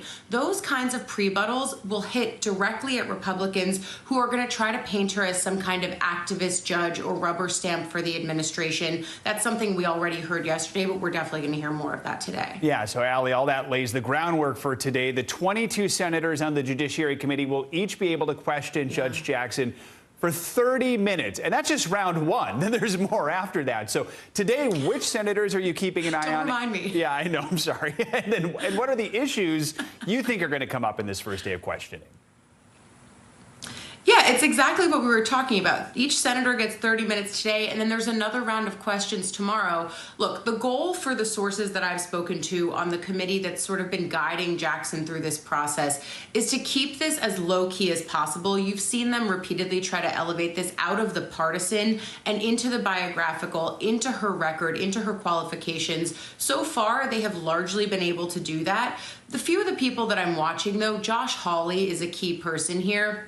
He's someone who has tried to make hay over the issue of being soft on crime through the lens of some of her sentencing for child porn offenders. That has been debunked completely by multiple nonpartisan fact checkers, as well as even some conservative prosecutors who have said that they probably would have done the same thing in that situation. Hawley, nevertheless, likely to press that line of questioning. And then, of course, we're also going to hear from other Republicans who want to get a better sense of her judicial view, the way that she decides cases, the way that she has thought these things through in the past. She's not going to speak directly to key issues. Judges don't do that. And of course, in the past, they've been asked, but there's precedent for them to say that they're not going to speak to things that will come in front of the court. Nevertheless, today could be a day with fireworks, but largely the goal for Democrats and the nominee is to make it not that way. Important analysis as always, Allie. Thank you so much. Let's bring in Olatunde Johnson. She is a professor of law at Columbia. Professor Johnson, good to have you with us. So first, let's start with what happened yesterday. What stood out to you during the opening statements? Yeah, you really felt the history of the moment, and you felt that in the introductions and, of course, in her opening statement. I was surprised by how moved I was. People talk in abstract terms about things like legitimacy and role models. But you were really watching her family and watching her situate herself in the history of her family, the meaning of her name, what it meant that her parents came from a segregated background, and yet she was someone who was the child of our civil rights, actualization, our American dream. So that really struck me in the opening statements, just the historic significance of the moment made real. And you've touched on this, but put Judge Jackson's nomination into the U.S. historical context for us, in the context of our democracy. Yeah, and I think she did that in a couple of ways. I mean, one, of course, she would be the first Black woman on the court, the first woman of color at all on the court. There haven't been that many women at all. And then I just think the history that she talked about was the history of our democracy more broadly. And she talked about the Civil Rights Act. She talked about Constance Baker Motley, who was the first Black woman judge, a lower court judge who had worked and argued Brown versus Board of Education with Thurgood Marshall. So she really situated herself in that idea of we're now actualizing our American democracy when we have this kind of representation on our court. And I thought that was very profound and beautifully done. Professor Johnson, let's look ahead to today. What are you looking forward to as the questioning gets underway? What are the issues you expect senators, especially some of the Republican senators who may try to challenge the judge? What do you think they're going to focus on? Yes. Yeah, I mean, yesterday, I think you saw a preview. I mean, you saw yesterday that Democrats were really emphasizing the breadth of her experience, her role as a trial judge for so many times, so long, for 7-8 years, the fact that she's rarely reversed, her broad experience in private practice as a public defender, her knowledge of the Constitution, and of course that she clerked for Justice Breyer. She brought that up. He's a pragmatic judge, known for his integrity and his civility, and she really cast herself in the mold of that, and I expect those themes about pragmatism to repeat themselves. And then you saw the Republicans, and I think that what they will emphasize are fears about how her judicial methodology will be. They talked about liberal constitutionalism. I think they'll talk about crime, which you've already mentioned in your segment, which you know is not a fair characterization of her overall record, but is something I do expect them to ask about. And I also expect them to spend a lot of time on the politics. It's hard to say whether I'm looking forward to that, but it's understandable, right? So this is framed within a larger political context in which you're worried about the midterms and not just about Ketanji Brown Jackson. So I think you'll see that in play. Well, Professor Johnson, thank you for giving us that large context on a very big day. Thanks so much. Thank you. Coming up on Morning News Now, path of destruction. Parts of the South reeling from tornadoes and flooding with 10 million people at risk for more. We'll tell you one of the areas bracing for the worst. Plus, sweet relief. If you reach for some chocolate when you're feeling down, you're not alone. The link with those sweet treats and your mental health next in our weekly check-in.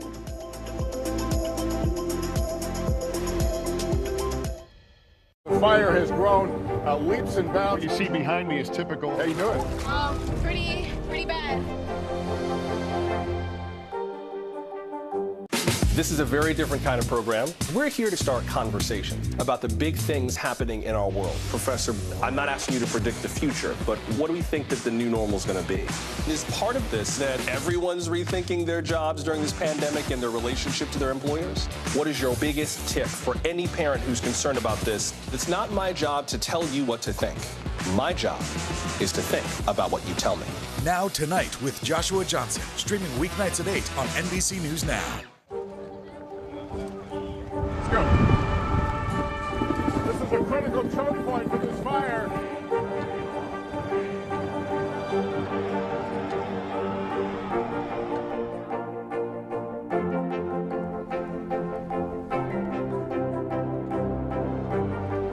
Unnecessary, unjustifiable, illegal. And good evening from New Orleans. Late military operation witnessing the massive crowds. I admire you both. Nice to really spend some time with you. Appreciate it.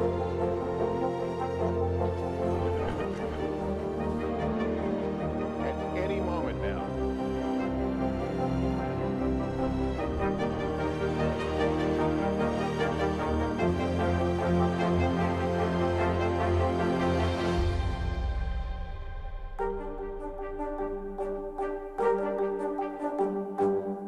Hallie Jackson Now, weekdays at 5 on NBC News Now. News is happening now.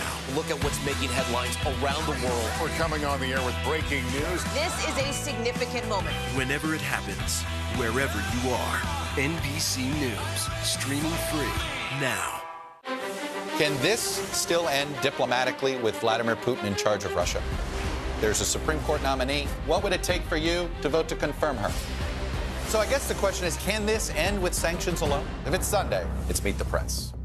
NBC News, streaming free now. We'll meet Ukrainians who are defending their country one block at a time. When you were still in Kiev, could you hear the bombing? My name is Lester. Who's this? These days, it feels like the news never stops. So let's get into it. What's happening right now, what it all means for you for an hour every day. It can be hard to keep up, so let's get started together. Hallie Jackson Now, weekdays at 5 on NBC News Now.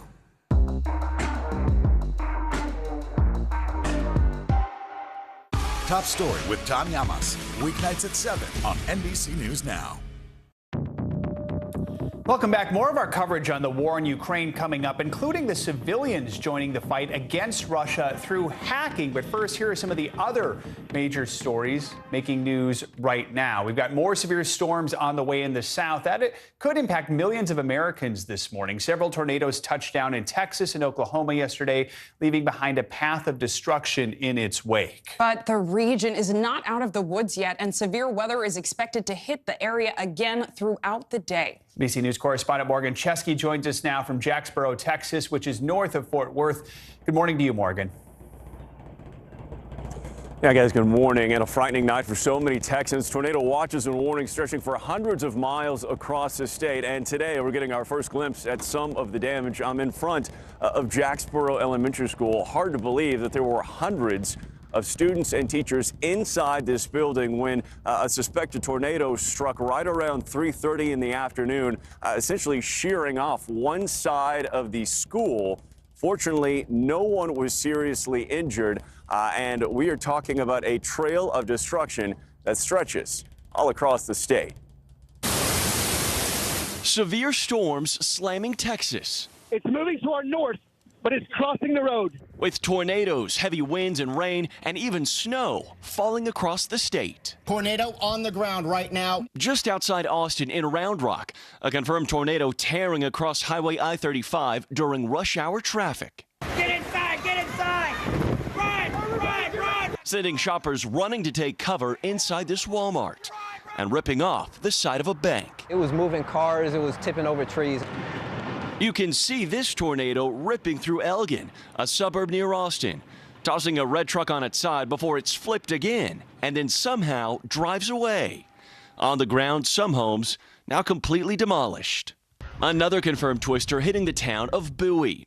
Take a look at the surveillance camera footage showing a garage decimated by the storm. The Toon family says they were taking cover inside their kitchen. I just instinct ran towards the bathroom, but the wall came down and the refrigerator fell over on me. Rescuers digging them out from under debris. If the fire department and the other rescue teams didn't get here, we would still be there. And in Jacksboro, a potential tornado likely tearing through the city. The wind just hit my house, felt like it was raising up. Things was slamming. Local officials say around 80 homes were destroyed. Many of our homes have been totally demolished, and families have been removed from their places of residence. The tornado damaging the elementary school and ripping off the roof from the local high school's gymnasium as students huddled inside in storm shelters. Outside, cars in the parking lot thrown upside down. The tornado passed right over us. It was scary. I never want to deal with that again. And again, nearly 20 suspected tornadoes reported across the state of Texas. Governor Greg Abbott saying it is a miracle that there have been no reports of any serious injuries or deaths at this time. We'll send it back to you. Thanks, Morgan. Really terrifying images. Thanks for that. With that, we do want to get a check on your morning news now weather. NBC News meteorologist Bill Cairns joins us now for the latest updates on the tornado. Bill, good morning.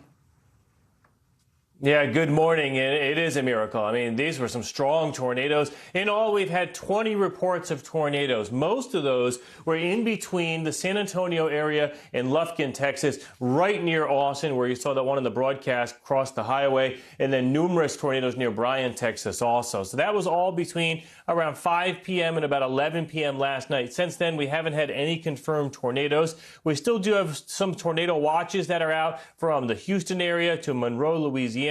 And actually, Houston right now has some very strong thunderstorms about to go through the city. You are under a severe thunderstorm warning at this time for strong winds. No tornado warnings at this time. But this will all regenerate with the heating of the day. This line of storms will move through Louisiana and Mississippi, and you don't want to be in that red bullseye area. That is where we have a moderate risk of severe weather. That is with the potential for not just tornadoes, but strong tornadoes that are on the ground for a long period of time. So anywhere from Lafayette, just south of Alexandria, to Macomb, Jackson, Meridian, Waynesboro, make sure you have your plan to keep your family safe in case a tornado warning is issued for your area. Again, a very dangerous afternoon and evening, very similar to yesterday, maybe even potentially worse. And then on Wednesday, this line will make its way through the southeast. It will not be as severe. Wind damage will be the biggest threat. We shouldn't have as many tornadoes. They should be more isolated in nature. But from Raleigh to Charlotte to just south of Atlanta, Savannah, Charleston, a lot of our big southeast cities are included in that risk. And if that wasn't enough, this is such a slow-moving storm that flash flooding is going to be a big problem. We already have flash flood warnings in the maroon color, 16 million people in flash flood watches, and we do have the possibility for significant flash flooding from Monroe to Greenville, the northern half of Mississippi. So the southern half of Mississippi is the tornado threat. The northern half is the flash flooding threat. And then late tonight, this heads to Tuscaloosa and Birmingham, and the possibility of an additional 5 to 6 inches of rain on top of what you already have seen. So once again, all eyes will be on Louisiana and Mississippi, guys. Potentially dangerous and potentially deadly afternoon ahead. All right, we know you'll keep an eye on it, Bill. Thanks so much for that update. We appreciate it.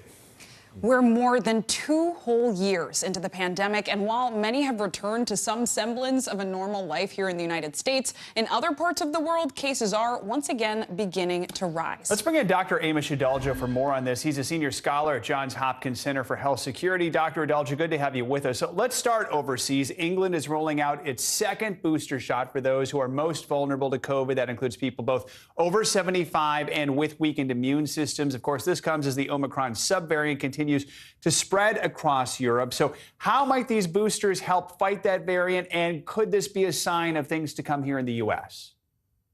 When you look at where fourth doses may be most beneficial, it's going to be in high-risk populations, not the entire population, but people that maybe have had some time since their booster, sometime since their vaccination, and their protection against severe disease has fallen.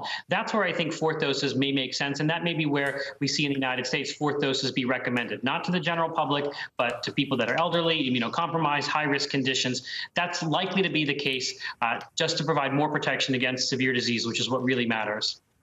And Doctor, an FDA advisory panel is set to meet in a few weeks to discuss the country's vaccine strategy. We know there's been mixed messaging on the best approaches. So what are officials debating exactly, especially as the vaccination rate declines? What they have to actually articulate is what the goals are with COVID-19. Are we trying to stop all infections or stop severe disease, hospitalization, and death, especially with these first-generation vaccines? So that's number one. Number two is what then is the optimal strategy? Who should be boosting? How frequently should they be boosted? What are the thresholds for changing the strain in the vaccine? Remember, the vaccine we're using is against the ancestral Wuhan strain, and now we're several variants in, and it's still holding up well against serious disease, but infections and breakthrough infections are becoming more common. So that's also part of it. And then they also have to think about what will happen with second-generation vaccines that maybe are more universal or different than the mRNA and Johnson & Johnson vaccine. And what about full FDA approval for the J&J vaccine and other vaccines that might be coming through the FDA? So there's a lot to discuss. And Doctor, I want to talk about one of the worries if we do see another surge in cases. Yesterday, White House Press Secretary Jen Psaki said the administration is concerned about a lack of COVID funding. Let's watch.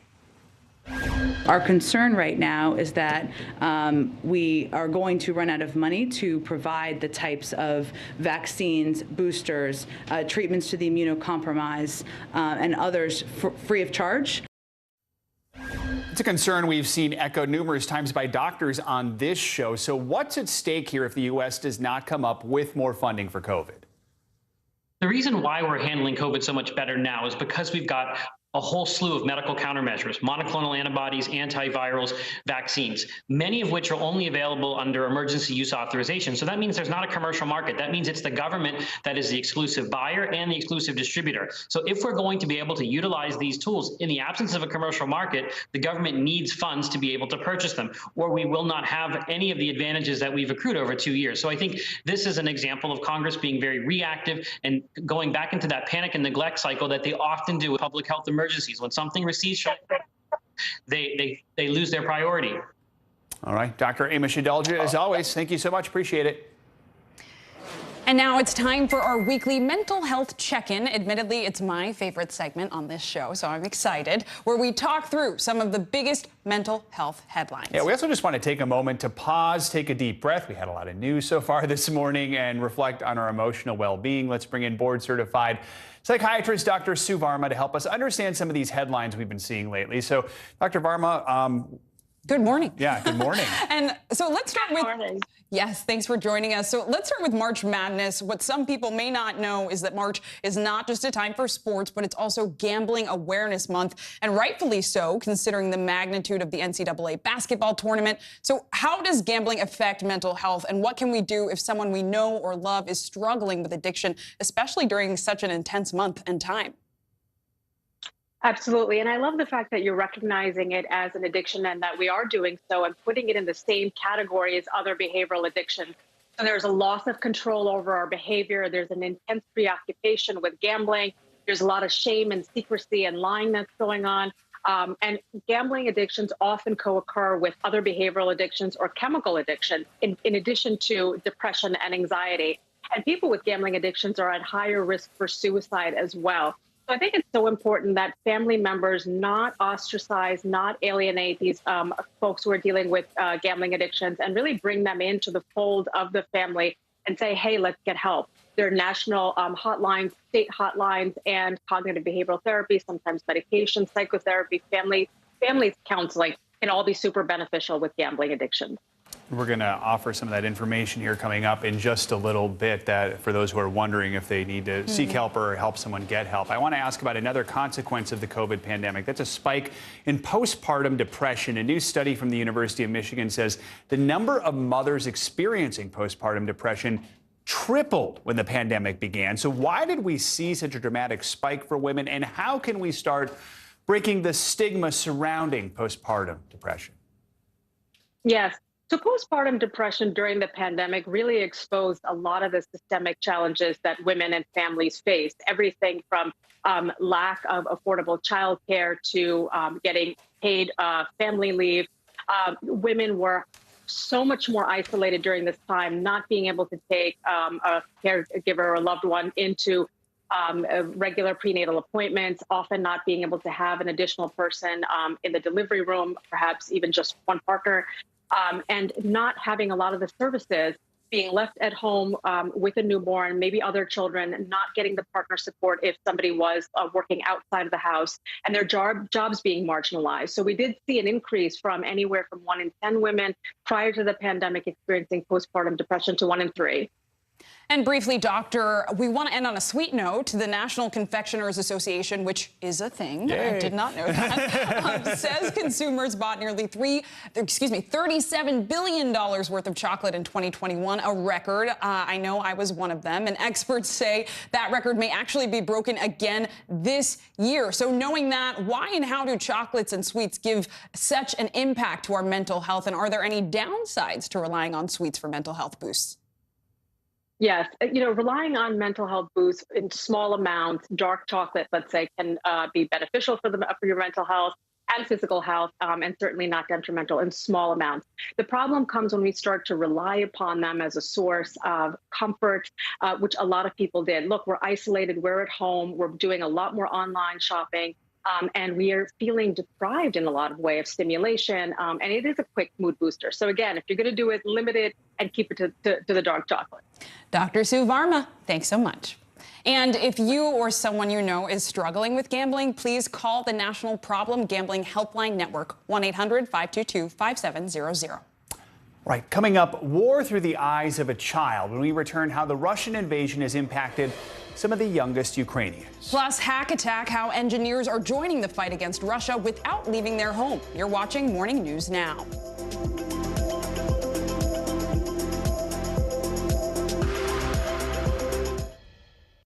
To cover the news, you have to be in it. This is how so many towns and cities are protecting themselves. You can actually see they're pushing the gates open every night. It's your news playlist. Top Story with Tom Llamas, weeknights at 7 on NBC News Now. News is happening now. Look at what's making headlines around the world. Whenever it happens, wherever you are, it's here now. News is happening now. Look at what's making headlines around the world. We're coming on the air with breaking news. This is a significant moment. Whenever it happens, wherever you are, NBC News, streaming free now. To stand on the edge of the cliff and jump takes a lot of guts. We are meeting people one after the next who have made profound changes. I think you're going to be blown away by the life lessons. Listen to Making Space Now, wherever you get your podcasts. Top Story with Tom Llamas, weeknights at 7 on NBC News Now. We'll meet Ukrainians who are defending their country one block at a time. When you were still in Kiev, could you hear the bombing? My name is Lester. Good Who's this? morning. morning, I'm Joe Fryer. And I'm Savannah Sellers. 2022 is off to a busy start. Winter's wrath causing headaches from coast to coast. It's been really incredible to see how quickly volunteers started to help with the cleanup efforts. Morning News Now, streaming weekdays at 7.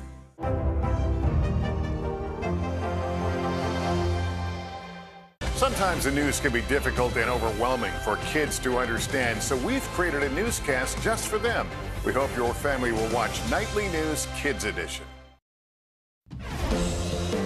Just moments ago, Russian opposition leader Alexei Navalny was found guilty of fraud by a court in Moscow, a move that he claims is politically motivated. For more on that and the other international stories making headlines this morning, we're joined by NBC News foreign correspondent Janice Mackey-Frayer. Good morning, Janice. Good morning, guys. Alexei Navalny, perhaps the Kremlin's biggest critic, has been found guilty of large-scale fraud by a Russian court. Now, this could add another 13 years to his current sentence. He's already serving 2.5 years at a prison camp outside of Moscow for parole violations on charges he said were fabricated to keep him from being politically active. Now, he is a very vocal critic of Vladimir Putin, but Navalny today appeared unfazed by this verdict, and earlier this month, he said that he will never renounce his words or deeds. Some scuffles at the Polish border with Belarus between truck drivers and protesters trying to stop them. The protesters have been there for a few days trying to block food, medicine, and other goods from getting into Belarus. Belarus, we know, is siding with Russia, and the concern of the protesters is that these supplies are going to be used against Ukraine in the war. The trucks were backed up 25 miles with the protesters, mostly Ukrainians and Belarusians, yelling shame at the drivers. And finally, did you know that Japan and Russia are still have unresolved World War II hostilities? There's still a dispute over the Kuril Islands that are off the coast of Hokkaido. That's the northern part of Japan. These are islands that Japan calls the Northern Territories. 56 islands in the archipelago covering 6,000 square miles. And there had been talks toward a peace treaty between the two countries. But the talks have been called off. Russia stormed out. It was a reaction to Tokyo's decision to impose sanctions on Russia over its invasion of Ukraine. And that's a look at your headlines today. Janice, thank you so much. Now, since the war started, UNICEF says one child has left Ukraine every second. That means more than 1.5 million kids have fled Ukraine in less than 4 weeks. They were forced to suddenly say goodbye to home and friends with no sense of when or if they'll be able to go back. NBC News correspondent Ellison Barber brings us some of their stories. When you watch children playing in the makeshift refugee shelters now scattered across Poland, you see a lot of smiles.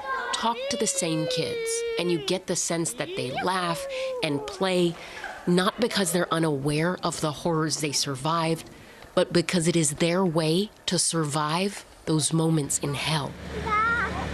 What is war? So the war is when everybody is in a battle and they're fighting. And we saw equipment, we saw vehicles, and then I don't remember anything. It's a river of blood. It's loud noises. It's terrible. It's hard to talk about scary things, isn't it? Yes, it is. We don't even have our house anymore. Over 3 million refugees have fled Ukraine. What's her name? Tatiana. UNICEF says half are children, like Margarita and her sister Zlata. Before all of this started, what were you doing? До того, как это все началось, чем ты занималась? Какие у тебя были планы? My plans were to go out, to hang out, to study, but not to leave. I wanted to be an actress. How have you changed in the last 2 weeks? Do you feel like you've had to grow up? I started to value everything I have as much as I never did before. I worry about everyone now. I worry about my relatives, my loved ones. For the older kids, there's a determination, a necessity to help. I'm looking for my little sister and my little brother, try to help them. Has that been hard? Because you're just a kid too. Not so hard. Pain, instead of fueling hate, galvanizing compassion. How do you do that? How do you find love in the middle of all this? Because you remember what you had before the war. You remember what kind of good life you had, and you start missing it a lot. What do you want other kids who might watch this? What do you want them to know?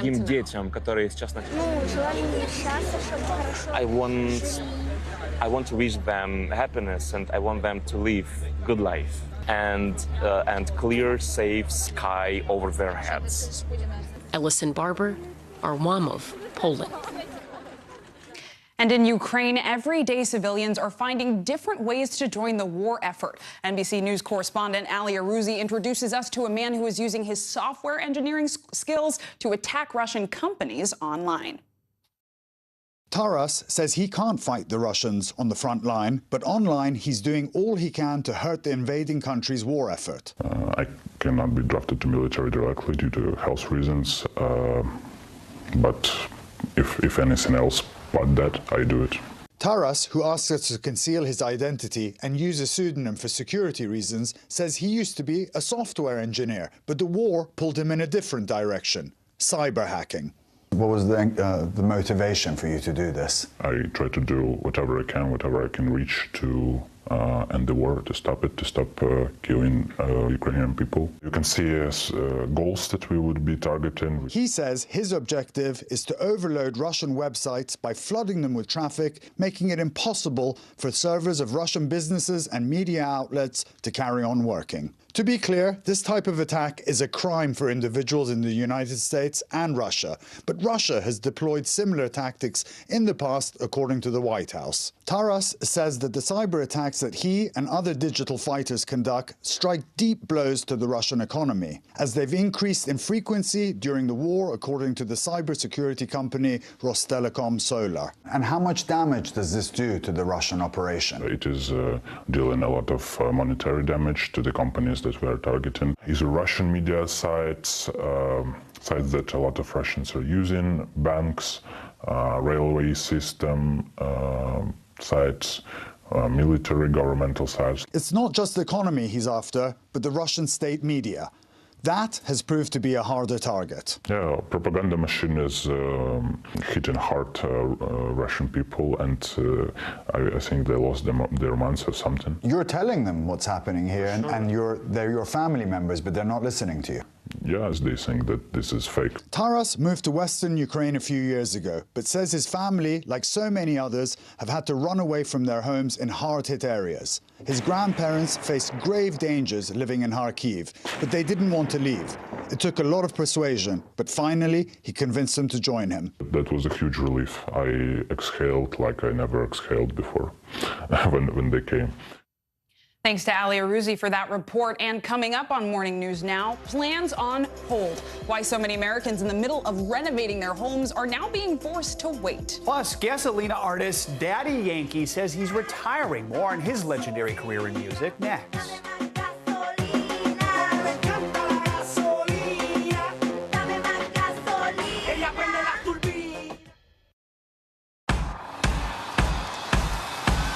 News is happening now.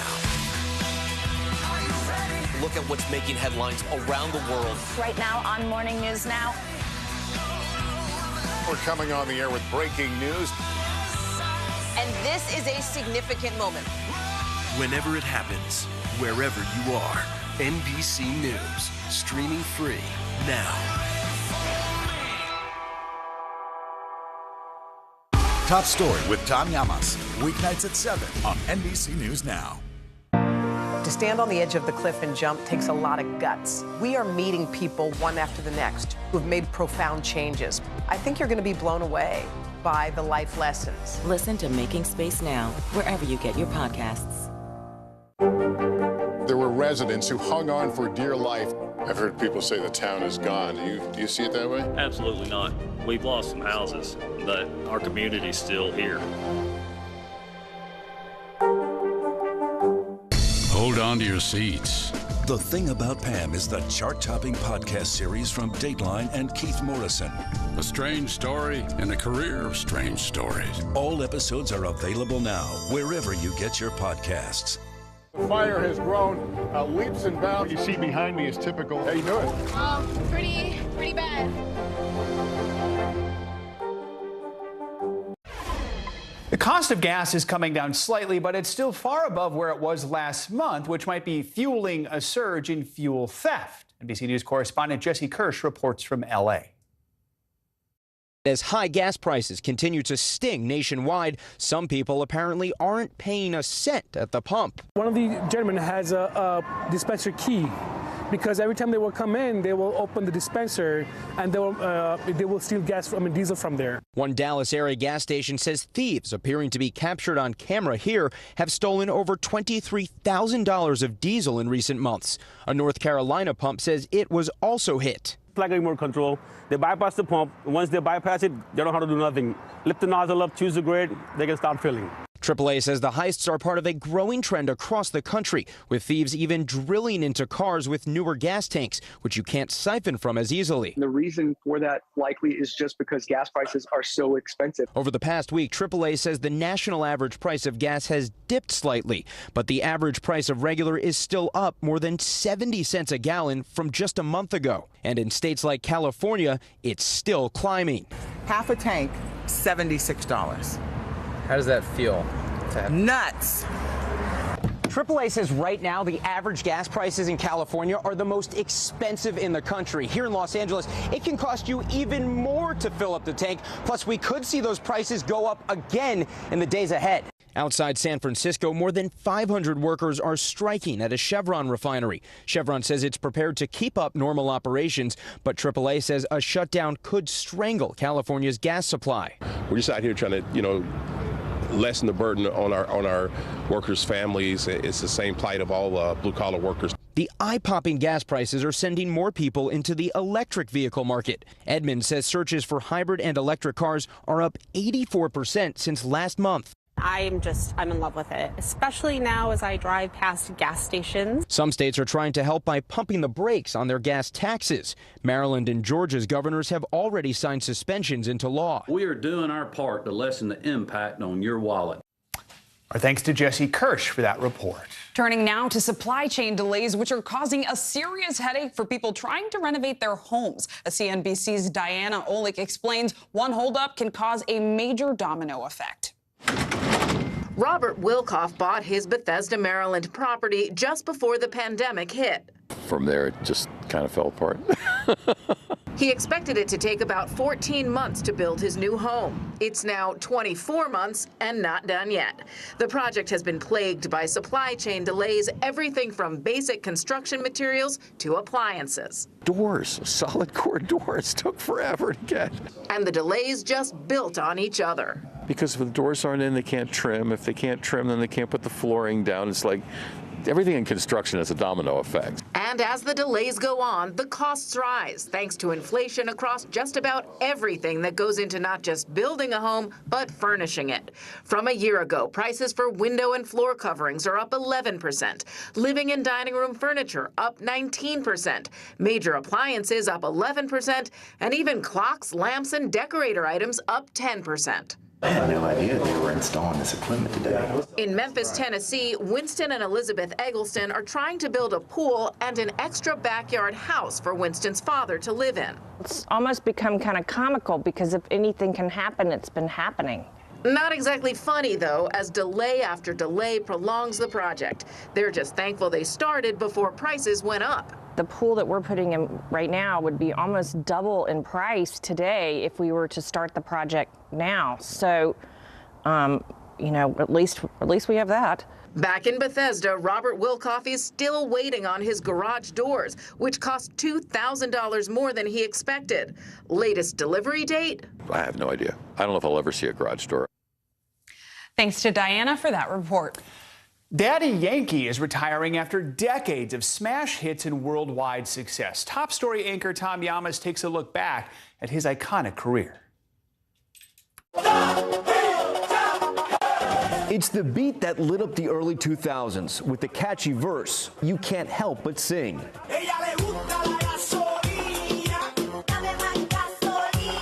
The song Gasolina would go on to define Daddy Yankee's career and eventually help catapult reggaeton into a global phenomenon. But on Sunday, the Puerto Rican rapper dropping some news, telling his massive fan base he's retiring from music while announcing the release of his final album, Legendary, and a farewell tour. Este género, la gente dice que yo lo hice mundial, pero fueron ustedes los que me dieron la llave para abrir las puertas, para convertir este género en el más grande del mundo. Songs like Rompe, leading him to be known as the king of reggaeton, with the 45-year-old selling more than 20 million records worldwide. Despacito. But it was his feature in the smash hit Despacito that broke global records and cemented Daddy Yankee into the history books. Pasito, pasito, suave, suavecito. The video now watched more than 7 billion times on YouTube. Soon after, he became the first Latin artist to reach #1 on Spotify, the first Latin urban artist to be inducted into the Billboard Hall of Fame, and was named one of the most influential people in the world by Time magazine. Daddy Yankee is arguably one of the founders of reggaeton, and without a doubt, the artist that first put the music on the map at a global scale. A true music trailblazer, often credited with coining the term reggaeton in 1994, which fuses American hip-hop with Latin Caribbean and Jamaican reggae. This is a man who's been very careful about keeping his music very top level and keeping what he does very top level, and he's very aware that he's an example to new generations. En los barrios donde nosotros crecimos, la mayoría queríamos ser narcotraficantes. Hoy por hoy yo bajo para los barrios, los caseríos, y la mayoría quieren ser cantantes.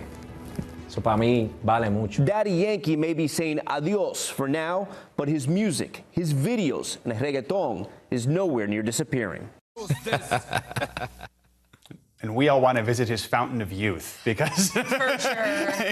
The music, the face, everything is working for him. Absolutely. Thanks to Tom Llamas for that report. That does it for this hour of Morning News Now. The news continues right now.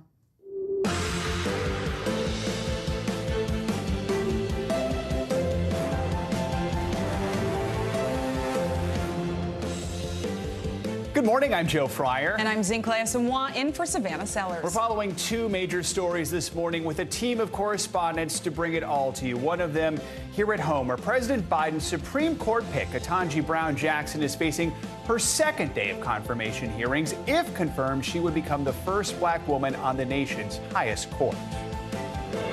I will work productively to support and defend the Constitution and this grand experiment of American democracy that has endured over these past 246 years. We'll have more on what to expect from today's Senate hearings coming up in a few minutes. Meanwhile, President Biden is preparing to head to Europe to discuss the war in Ukraine with world leaders. This morning, Ukraine is refusing to submit to Russia's ultimatums, with President Volodymyr Zelensky saying it will lead to genocide of the Ukrainian people. This comes as Russian forces approach the capital city of Kyiv. This video shows what appears to be an aircraft flying before an explosion in the region. Russia is amping up its attacks in already besieged cities like Kherson in the south. On Monday, Russian forces dispersed pro-Ukrainian protesters in the city's main square, with Russia targeting civilians. Ukraine's president is telling his people to hold on and not lose hope. Let's head straight to Ukraine's capital, Kyiv, where NBC News chief foreign correspondent Richard Engel is standing by for the latest on the ground. Richard? Good morning. There is a blanket curfew in place here. It began last night. It continues through today and ends tomorrow morning. That means people are being told to stay off the streets, to stay in their homes unless they have an urgent reason, seeking medical assistance or going to a bomb shelter. We've been hearing all morning quite intense fighting around the outskirts of Kyiv as Russian forces are actively trying to besiege and surround this city. But Ukrainian forces said that they managed to stop that attempt by Russia, at least in one place, capturing a key suburb. But the Russian push against this city is continuing.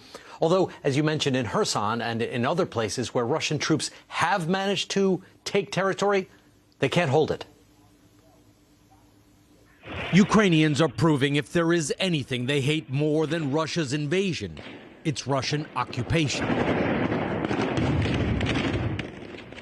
Kherson is one of the few cities Russian forces have managed to capture.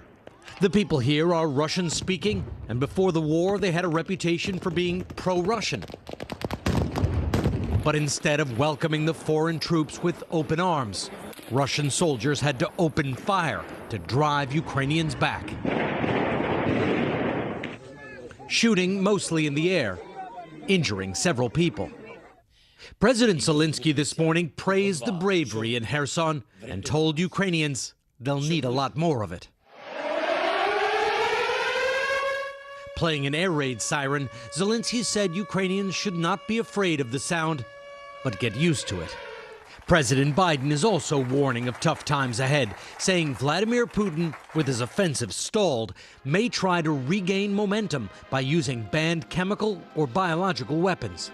I guarantee you, they're also suggesting that Ukraine has biological and chemical weapons in Ukraine.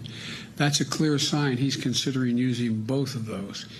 Biden also warning Americans of possible cyber attacks. The magnitude of Russia's cyber capacity is fairly consequential, and it's coming. But adding Putin's harsh tactics will impact Ukrainians most of all. The more his back is against the wall, the greater the severity of the tactics he may employ. Ukrainians have already seen what Russia has done to the city of Mariupol, surrounding it, starving it, bombing it, killing thousands. But Ukrainians are still keeping their spirits high, cleaning up debris in badly damaged Kharkiv, training new crops of volunteers, and even making jokes. This video is a hit on Ukrainian social media, an ode to all the brands that have quit Russia. Ukrainians clearly relishing that Putin's Russia is ever more isolated, while they, even in suffering, are inspiring the world. President Zelensky addressed yet another group of world leaders today, this time in Italy, speaking to Italy's parliament. He says he also spoke with the Pope, who, unlike many papal messages, which are often just urging tolerance and calm, according to reports, the Pope told Zelensky to keep up the fight. Important reporting, Richard. Thank you so much. Russia's goal for a swift takeover of Ukraine has been met by the full force of the Ukrainian people and their military since the war began nearly 1 month ago. Most of the country's major cities remain in Ukrainian control, and now, with both sides dug in, some NATO officials believe the conflict could be reaching a stalemate. Let's bring in Joe Cirincione for more on what this could mean for Russia and Ukraine. He's a nuclear expert and a distinguished fellow at the Quincy Institute for Responsible Statecraft. Joe, good to have you with us. So if the conflict has reached a point of stalemate, do you think Russia is going to start changing its strategy to try and capture some of these cities still held by Ukrainians with Putin's back up against the wall? Yes, I do, Joe. It's very clear that the offensive has reached what we call the culmination point. That is, they've advanced as far as they can.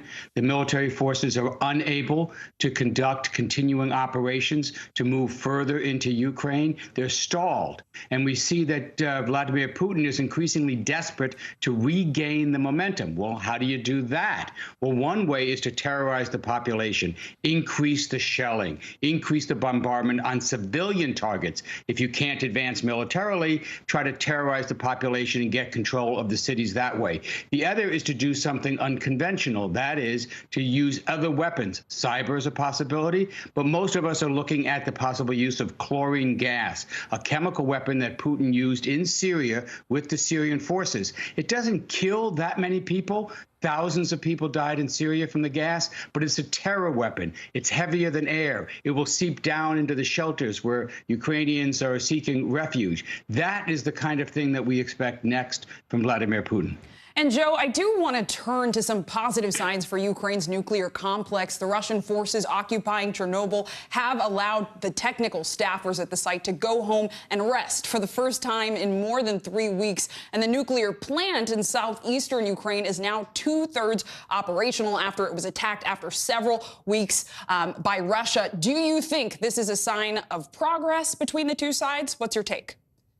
Well, anytime you have a military force occupying nuclear sites, it's not a good thing, right? It's difficult to run these facilities in the best of times. It's very tricky business. But to have staffs that are under duress, that haven't had shift changes in 2 weeks, that have been cut off from communications, this is a disaster waiting to happen. So yes, it's a good sign that the staff has been allowed to go home to refresh.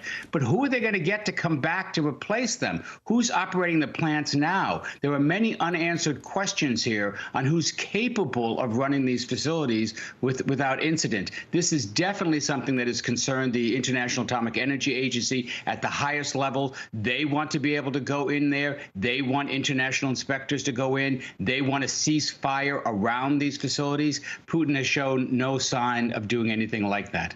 And Joe, Ukraine's President Zelensky said yesterday a meeting with Vladimir Putin would be the only way to negotiate an end to the war. Can you get Putin to the table, and if so, how? Yeah, what it means to have a stalemate is that it's unlikely that either side could achieve a military victory. Therefore, the only way to end this war is a diplomatic solution. Zelensky is very clear that that's what he wants. Putin has put his demands on the table, and they include territorial concessions. They include neutrality of Ukraine. They include demilitarization of Ukraine, something the Ukrainians will never agree to. Everything is waiting on Vladimir Putin. How desperate is he? How willing is he to finally come and negotiate a solution here? So far, the signs are that he is not ready to seriously bargain in good faith. Unfortunately, it may take weeks more of civilian slaughter before Putin throws in the towel. Right. Joe Cirincione, thank you so much for your analysis. We appreciate it. She went from a war zone to center stage here in the U.S. NBC News correspondent Stephanie Gosk shares one Ukrainian artist's powerful performance at Austin's South by Southwest. Ukrainian band Kaska has tens of millions of fans in Eastern Europe. Their dream was to play at South by Southwest, the famed music festival in Austin, Texas.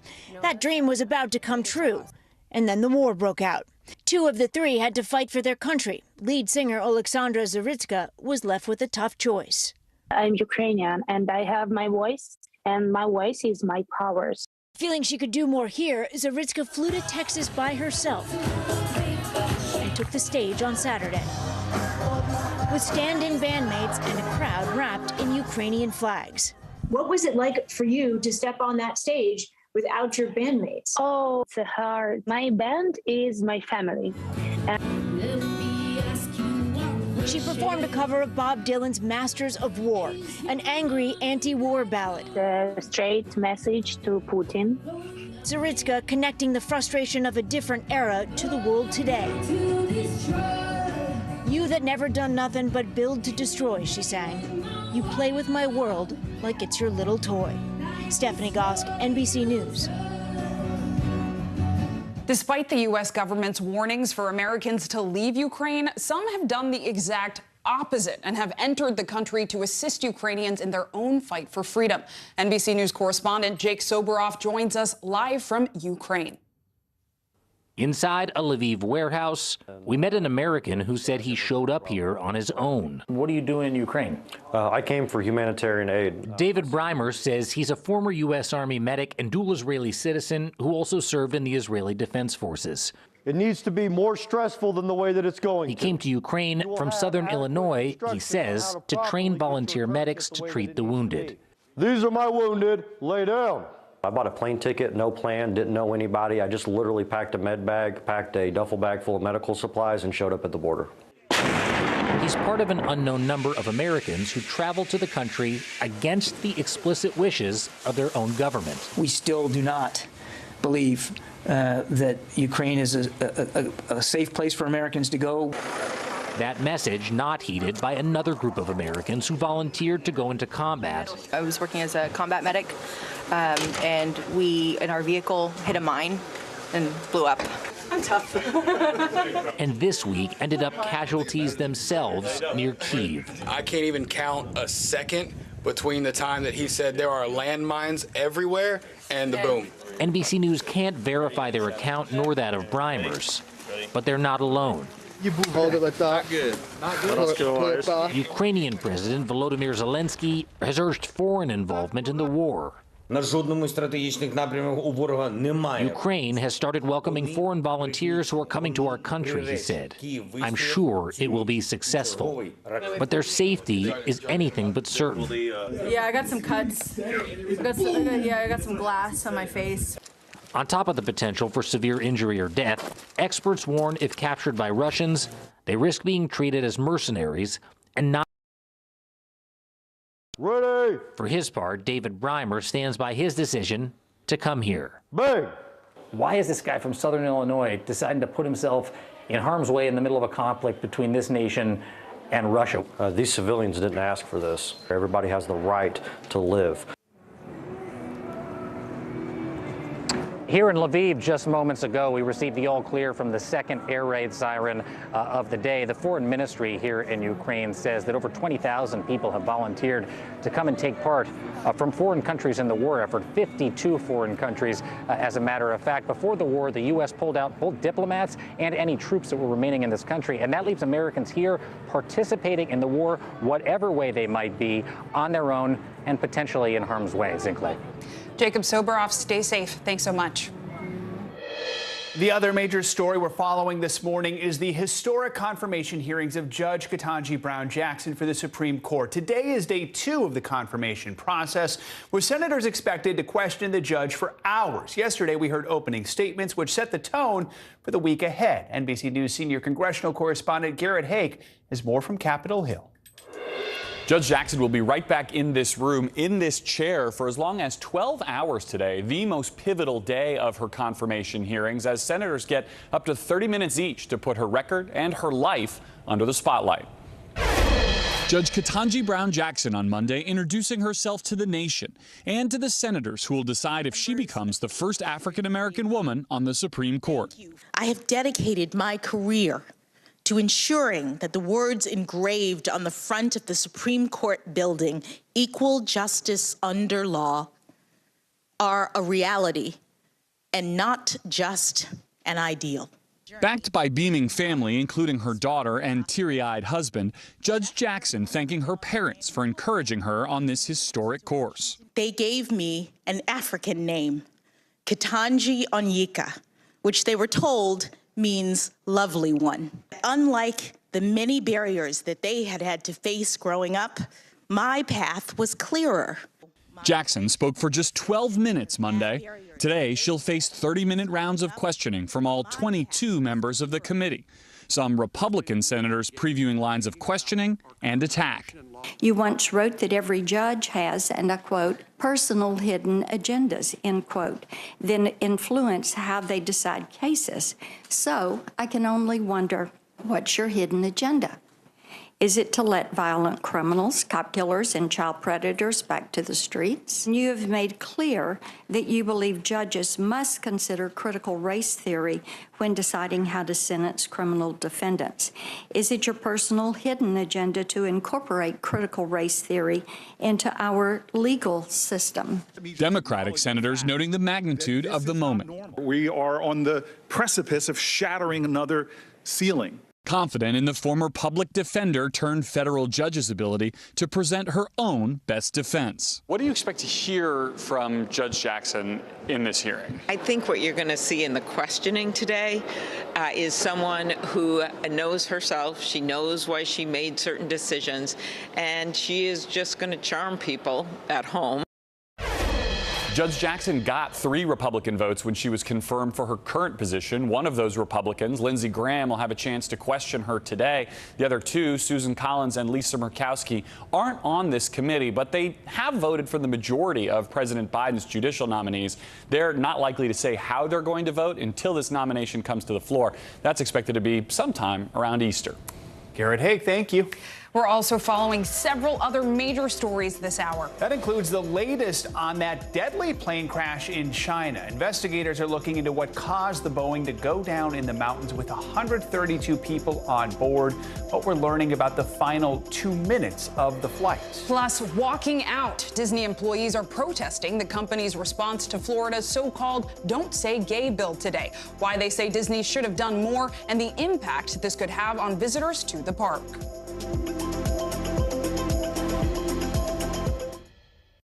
Nearly a dozen hours after the eye roared ashore. There is some late-breaking news. All right,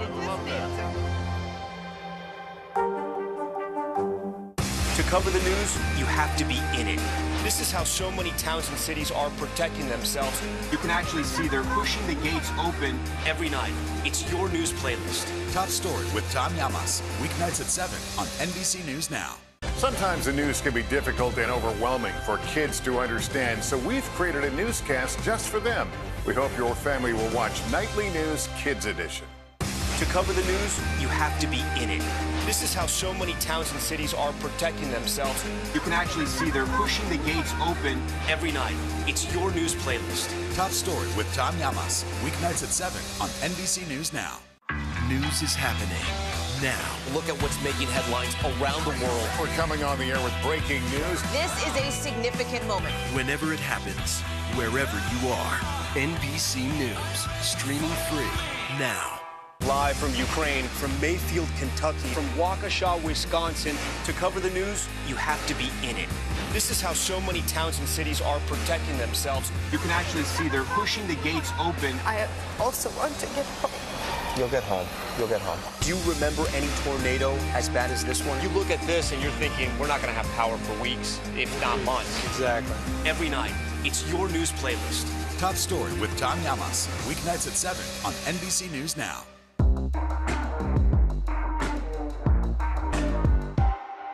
We'll meet Ukrainians who are defending their country one block at a time. When you were still in Kiev, could you hear the bombing? My name is Lester. Hey, who's this?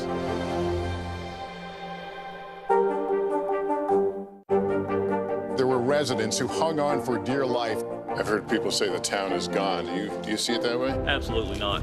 We've lost some houses, but our community's still here. To cover the news, you have to be in it. This is how so many towns and cities are protecting themselves. You can actually see they're pushing the gates open every night. It's your news playlist. Top Story with Tom Llamas, weeknights at 7 on NBC News Now. What happened here is a story of loss and salvation. There were residents who hung on for dear life. This is where you took shelter, in this closet. I took shelter right in this closet right here. Rioters banged down one of the doors. Have you found a way to reconcile it a year later? It really hurt to see this place that I love so much treated with such disrespect. Was it an act of cleaning or an act of healing?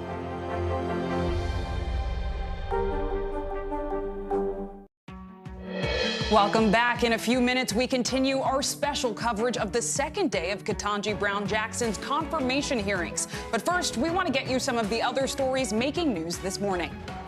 There are reportedly no signs of survivors after a China Eastern plane crashed into the mountains of southern China yesterday. The Boeing 737 was carrying 132 people when it suddenly started plunging to the ground around the same time the plane was set to make its initial descent.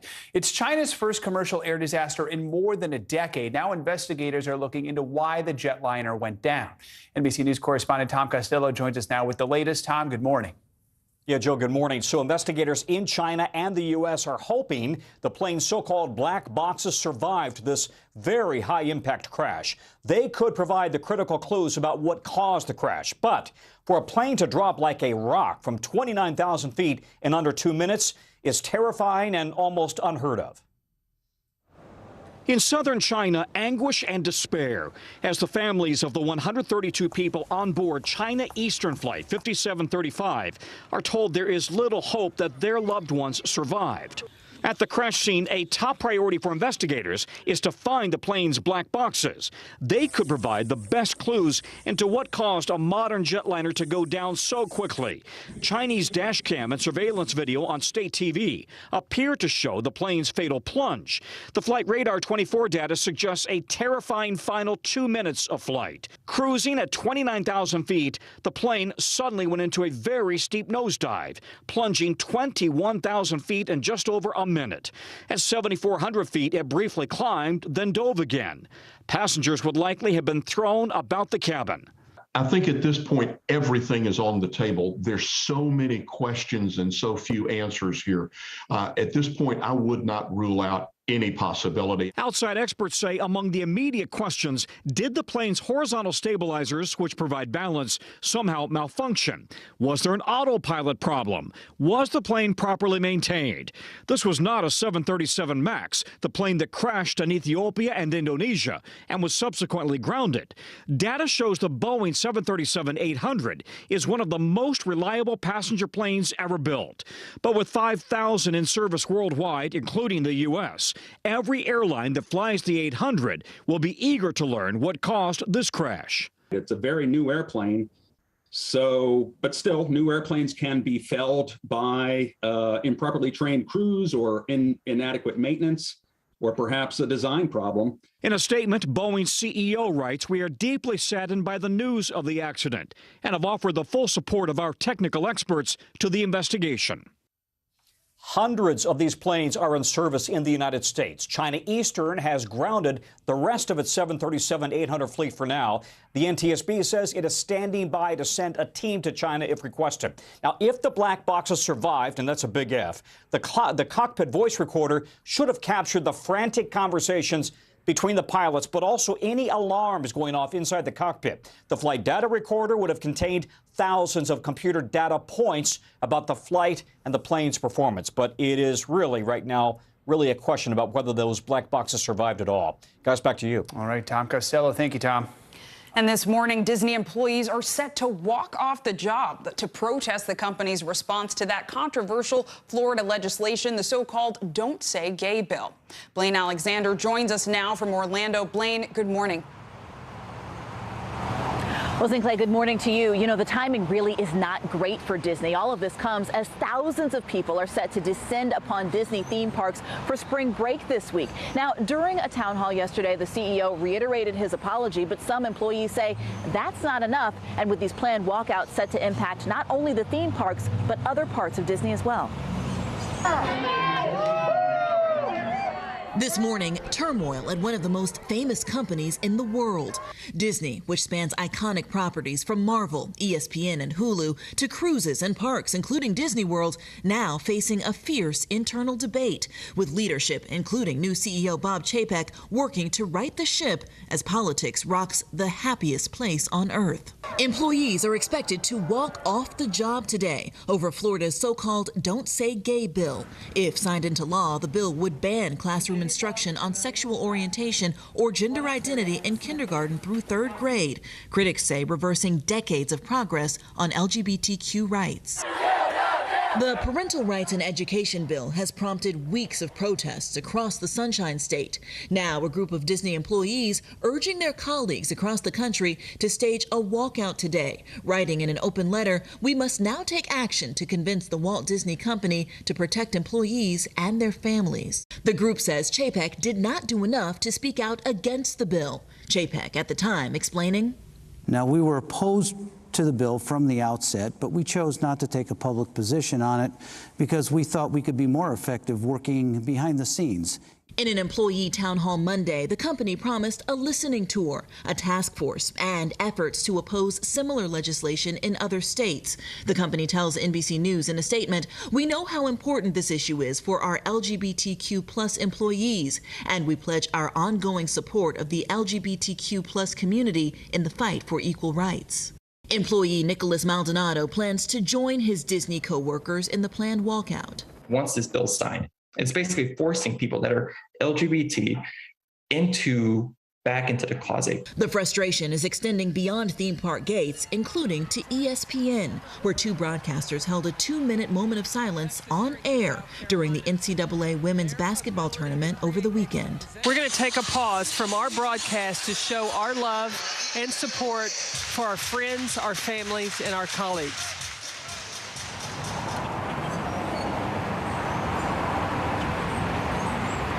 Blaine, thank you so much for that important report. This morning, President Biden's Supreme Court pick will take questions from senators in her second day of confirmation hearings. We're going to have special coverage of what to expect from today's historic hearing in just a few minutes. You're watching Morning News Now. Hold on to your seats. The Thing About Pam is the chart-topping podcast series from Dateline and Keith Morrison. A strange story and a career of strange stories. All episodes are available now, wherever you get your podcasts. Can this still end diplomatically with Vladimir Putin in charge of Russia? There's a Supreme Court nominee. What would it take for you to vote to confirm her? So I guess the question is, can this end with sanctions alone? If it's Sunday, it's Meet the Press.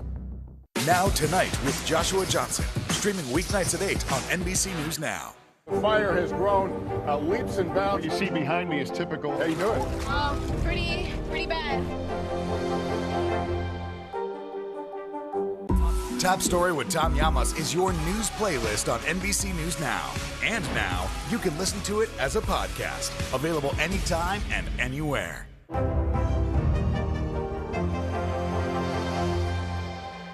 Sometimes the news can be difficult and overwhelming for kids to understand, so we've created a newscast just for them. We hope your family will watch Nightly News Kids Edition.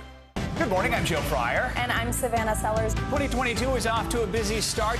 Winter's wrath causing headaches from coast to coast. It's been really incredible to see how quickly volunteers started to help with the cleanup efforts. Morning News Now, streaming weekdays at 7. Sometimes the news can be difficult and overwhelming for kids to understand, so we've created a newscast just for them. We hope your family will watch Nightly News Kids Edition. Top Story with Tom Llamas, weeknights at 7 on NBC News Now.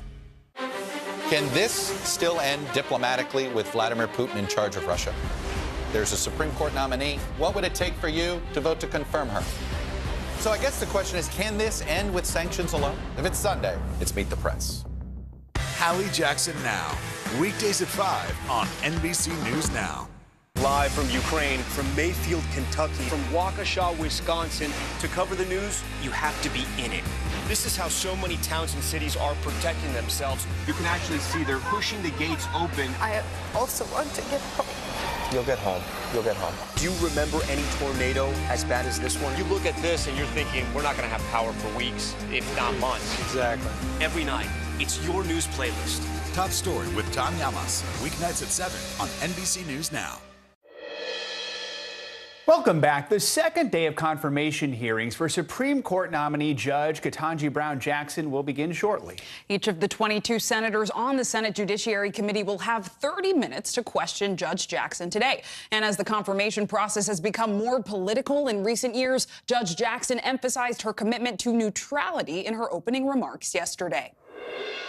I have been a judge for nearly a decade now, and I take that responsibility and my duty to be independent very seriously. I decide cases from a neutral posture. I evaluate the facts, and I interpret and apply the law to the facts of the case before me without fear or favor, consistent with my judicial oath.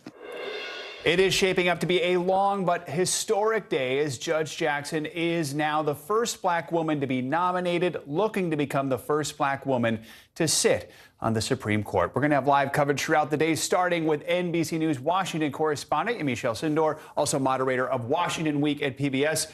Good to have you with us. So let's talk about that opening statement. What stuck out to you after listening to her speak for a relatively brief period of time yesterday?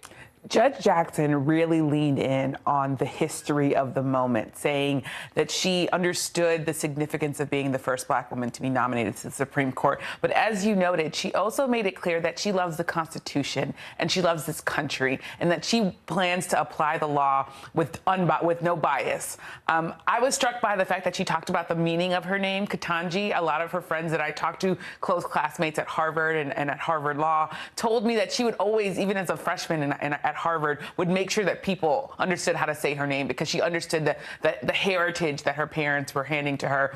She also talked about her parents, and I was told by her friends that her parents were very active on campus. They were going to her theater productions, to her dance troupe productions. Her dad was also calling her and saying, you need to go to this lecture or this mini session that's being taught on campus. So her parents are a big part of her life. I also think that she got ahead a little bit of the GOP claims that she's going to have to deal with today. She talked about the fact that she is someone who sees her role as limited, but also someone who wants to be transparent. She said that her opinions sometimes are lengthy, and we can remember that she was the judge who wrote that former President Trump is not a king and that presidents are not king, writing about the opinion there related to the January 6th committee and their request for documents. So this was, I think, a short opening statement, but one that really, I think, wrapped up who she is as a person. And yeah, her opening remarks were impactful. The name thing resonated with me as well. I have an African name. But how do you expect the first day of questioning to go? We know that Judge Jackson was confirmed to the D.C. Circuit Court just last year with bipartisan support. So will we see a relatively smooth day of questioning, or what do you suspect? Yesterday was the easy day. Today is going to be there are going to be a lot of tough questions for Judge Jackson. Republicans in particular have signaled that they want to ask her about adding members to the Supreme Court. They also signaled that they want to ask her about her defense of Guantanamo Bay detainees, and specifically Josh Hawley, who is a senator from Missouri. He wants to talk specifically about her sentencing and her time as a judge, but also as a criminal defense attorney. And really, he leaned into some topics that I will just say are that Democrats would say are problematic, just to put it lightly. Here's his exchange with the president, with the judge in his opening statement, but also here's Richard Blumenthal of Connecticut defending Judge Jackson. In every case, in each of these 7, Judge Jackson handed down a lenient sentence that was below what the federal guidelines recommended and below what prosecutors requested. Likely to be followed by one or more colleagues who have raised allegations about your record that are simply unfounded in fact and indeed irresponsible. They're unproven and unprovable. So therein were those 2 senators talking about the allegation that she was lenient on child pornography cases when it came to sentencing. That's going to be a little bit more of what we're going to see from today. It's going to be a tough day for her, but also I think her friends at least say that she's been studying for this. She's exhausted but ready. She's like an Olympic athlete who has been training, they say, for her whole life. It's just 18 or 19 hours of questions, right? It'll just fly by. Easy and right. And then there'll be more questions in writing and then more meetings with senators. But Democrats say they want to have her, they want to try to get her confirmed, which are very confident that she'll be confirmed by April 8th. Yamiche, thanks for your insights. Thanks so much. Now, yesterday, Judge Ketanji Brown Jackson made history, becoming the first Black female to face senators as part of the Supreme Court nomination process. As we get ready for day 2 of the Supreme Court confirmation hearings, here is a look at some of the highlights from her opening statements yesterday. Your careful attention to my nomination demonstrates your dedication to the crucial role that the Senate plays in this constitutional process, and I thank you.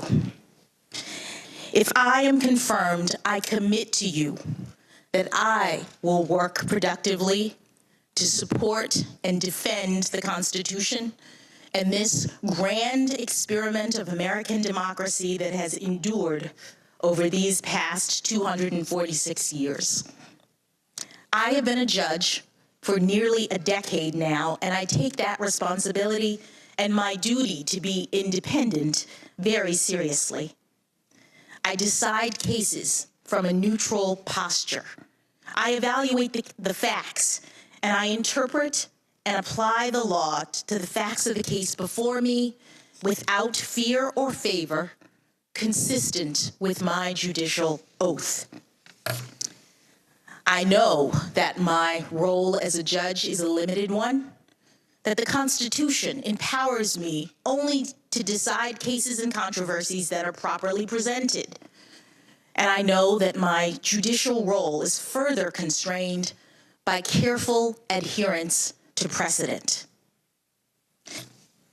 During this hearing, I hope that you will see how much I love our country and the Constitution and the rights that make us free. Thank you for this historic chance to join the highest court, to work with brilliant colleagues, to inspire future generations, and to ensure liberty and justice for all. For more on day 2 of Judge Jackson's confirmation hearings, let's bring in NBC News Capitol Hill correspondent Ali Vitale, former U.S. attorney and law professor at the University of Michigan, Barbara McQuaid, and Najiri Rutledge, professor of law at South Texas College of Law, Houston.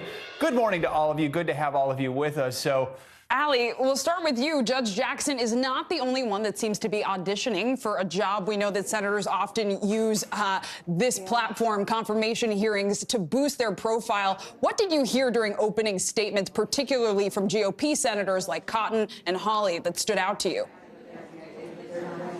Yeah, we all remember the 2018 Judge Kavanaugh hearings. Very different landscape than what we're dealing with right now. But several Democratic senators who then later went on to run for president were able to use those hearings as a launching pad. This is a national moment with high historic significance. And so, of course, some of those senators who may have presidential aspirations could be trying to use this as a springboard into the national consciousness, especially as they're given an opportunity to challenge a Democratic White House's first Supreme Court nominee in Ketanji Brown Jackson. To that end, we saw Josh Hawley, Tom Cotton, and others try to use that moment for that reason. We know that the point of this process is to thoroughly vet and press these nominees. And of course, everyone on the dais is making that their goal here. But at the same time, when you look at Hawley, Cotton, and Cruz specifically, it's going to be interesting to see the way that they use their moments today. In the situation of Josh Hawley, and you were just talking about this with Yamiche, the claims that he brought forward have been largely debunked, both from nonpartisan fact checkers and also from other conservative prosecutors who said that they would have done the same thing in those sentencing situations regarding child porn offenders as Jackson did. And so that one has largely been debunked, but it's going to be interesting to see if and how he approaches that line of questioning today. That's certainly one that we're looking for. And of course, the larger theme here is Republicans trying to fit their messaging today in this hearing into the larger picture of the midterm elections that they've been trying to paint over the course of the last few months. They've been trying to make this administration and Democrats broadly seem like they are soft on crime. It's no secret why that is then the attack line that they're going to try to use against Ketanji Brown Jackson. So in her opening statement, Judge Jackson described what she views as her role as a judge. I want to take a listen to that one more time. I know that my role as a judge is a limited one, that the Constitution empowers me only to decide cases and controversies that are properly presented. And I know that my judicial role is further constrained by careful adherence to precedent. So, Barbara, a lot of firsts here. Judge Jackson would also be the first justice to have served as a public defender. How might that change the kinds of questions she's going to get and really her legal philosophy? Well, public defenders are some of the greatest patriots in America. I have practiced against public defenders, and thank God for public defenders, because they make sure that everybody is entitled to a defense. But what I think is interesting here is that they are using that as a vehicle to bash Joe Biden as being soft on crime. What's interesting is you never hear people complain about those who represent white-collar defendants or corporate defendants. It's always public defenders. And why is that?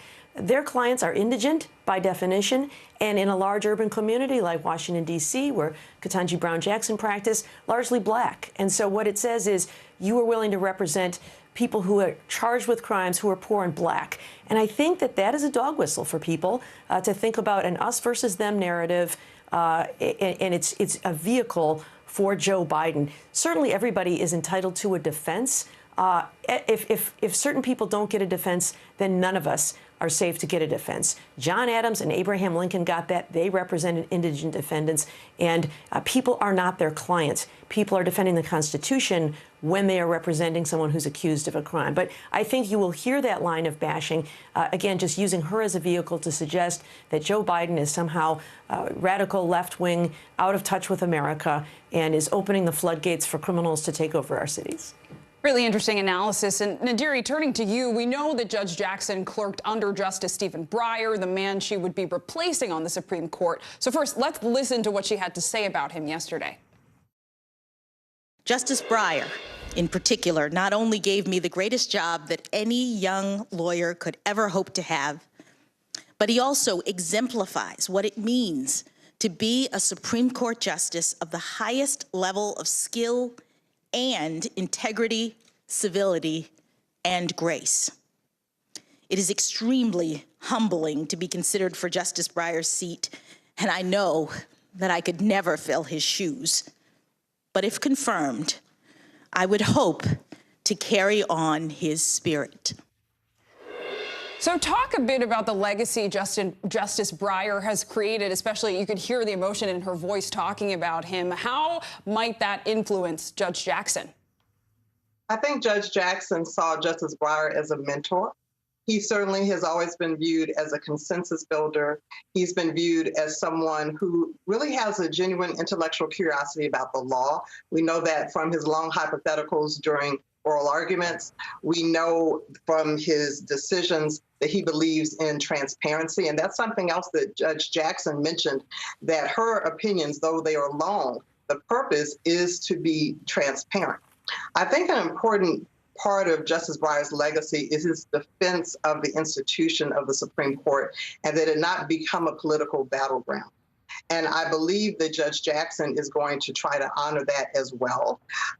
Despite some of the rhetoric, I don't think she's coming with an agenda, but with a genuine desire to uphold the Constitution and the rule of law, just like Justice Breyer has always respected the Constitution. There have been times when Justice Breyer has come under attack, but he has always been civil to his other justices. And as a consensus builder herself, I expect nothing less of Judge Jackson.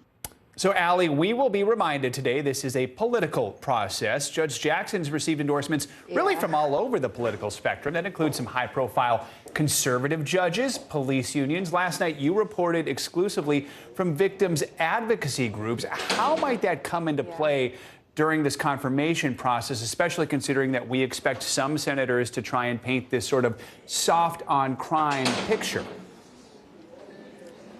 Well, that's the rebuttal to it, right, Joe? When I was talking with Doug Jones, who's a former senator, but the man who is leading Ketanji Brown Jackson through this process up here on the Hill, he really wants to lean on the validators, the endorsements, the kinds that you just laid out, chiefs of police unions, bipartisan attorneys general, victims advocacy groups that I reported on last night. All of those paint a picture of a judge and a legal mind who is representative of a broad spectrum of law enforcement and victims alike. It really does go to show the broad range of appeal that she has in terms of endorsements. So they want to lean on the validators, but they also want to lean on the judge herself. What Doug Jones was saying to me last night is that even though we didn't necessarily hear a lot of pre-buttal from Democratic senators yesterday, they're okay with that because they think that when Jackson is able to speak to her own record, to explain the way she thought through some of the cases that she might be pressed on, to explain the realities of the situations and her thought process, that will not only give the senators the ability to see the way that she thinks about the law and her role as a judge, but also allow her to dispel any narratives that might be negative to her. They feel really confident that she'll be able to do that. And again, she has done extensive prep for this moment. Of course she has. But from the moment that she was nominated, the White House counsel's office led her preparation process. They went over core issues. But perhaps most importantly, in a day that's as long as this one, stamina and training might be the thing that really makes the difference. And she has done, I'm told by sources, mock sessions, mock hearings that will mimic the exact thing that she is going to do here today. So it's preparation and, of course, being able to explain that record. And the White House and her advocates feel really good about that today. And Barbara, we just heard Allie break down Judge Jackson's broad range of appeal, and we know that she was confirmed to the D.C. Circuit Court with some bipartisan support just last year. So how does being nominated for the Supreme Court change things? It does, and it has for both parties. You know, the idea that this person, graduate of Harvard College, Harvard Law School, former public defender and member of the Sentencing Commission, judge for 10 years, clerk for the Supreme Court of the very justice that she seeks to replace, is somehow not qualified for this job is absolutely absurd. She is as qualified as one could possibly imagine, and yet, as you have just heard, there will be many, many senators who vote against her. I think what they will say is that the stakes are higher, even though that some of these very same people voted to confirm her to the district court in D.C. and then to the D.C. Circuit Court of Appeals. I think they will say that the Supreme Court is different just because the stakes are higher. Now, I think that the qualifications that made her a judge for all those other levels also highly qualify her for this level. But it is some rare air there. The decisions have immediate impact on members of society all across the country and not in one just region of the country. And for that reason, I think the scrutiny is higher and they're entitled to an independent vote on this. But I think that these votes that we're talking about against her are not going to have anything to do with her or her qualifications, but it is all about signaling to people back home that I'm part of the tribe. I'm a Republican. I care more about party than country. And then you can vote for me. I'm a reliable vote for you and your values.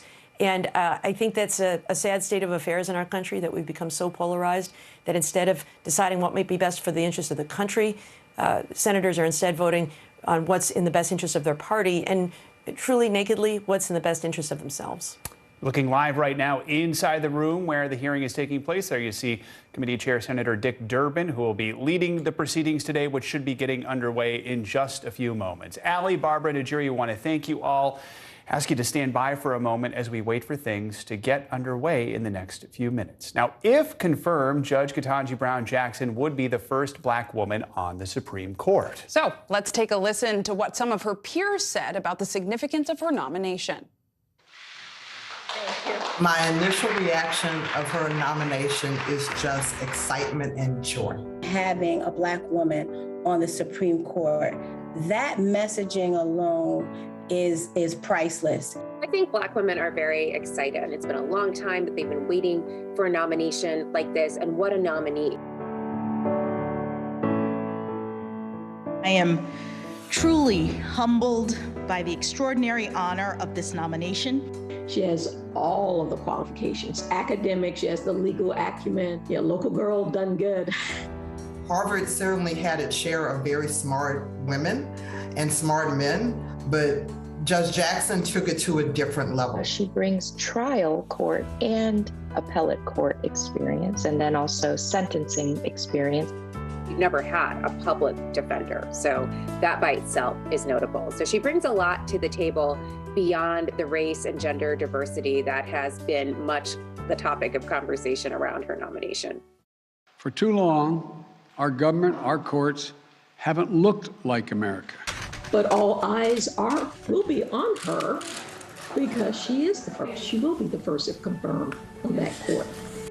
First African-American woman. The hardest part is if you make a mistake, that it is based on your being a woman. It is based on you being black. It is based on anything except the legitimacy of perhaps we have a different perspective of how a result should be reached. Somehow people were looking at me as a representative sample as to, can she make it? We come to places like Harvard Law School and these top law schools, and we're told that there is no, ceiling, so to speak, for your profession, but you don't see that. It is an amazing signal to all of the young black women lawyers who are in law school now, who are going to go to law school, that this is attainable, that this really durable glass ceiling has finally been shattered. When I was a student at Harvard Law, there were certainly people who said that we were going places in life and there may be a Supreme Court justice among us.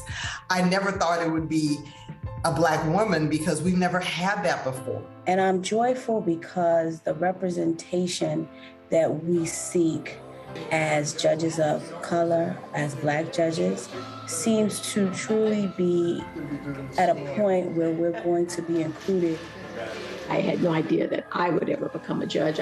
But now to see someone who looks like me even ascend to the highest court of the land, I think back and, oh my goodness, I'm just grateful. I feel like she's taking all of us with her. Seeing is believing. I feel motivated to do more and to be more and to give more and to challenge the assumptions that I've already made about myself and how far I can get in this legal profession based on my background. I feel good.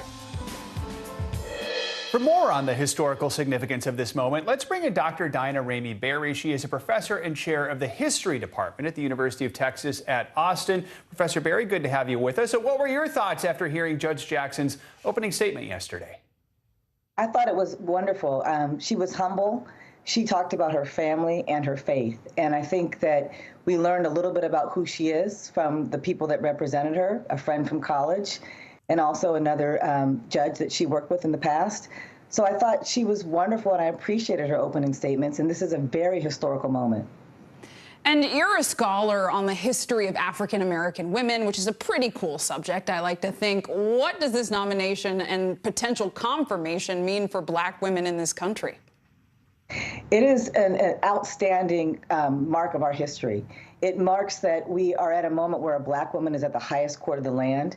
It is a moment where young Black girls and young Black women that are in law school will see themselves in a position and a place that they never have seen themselves before. But it also adds diversity, which represents our society. And diversity at the court is very, very important. I'm excited about this chapter in African American women's history.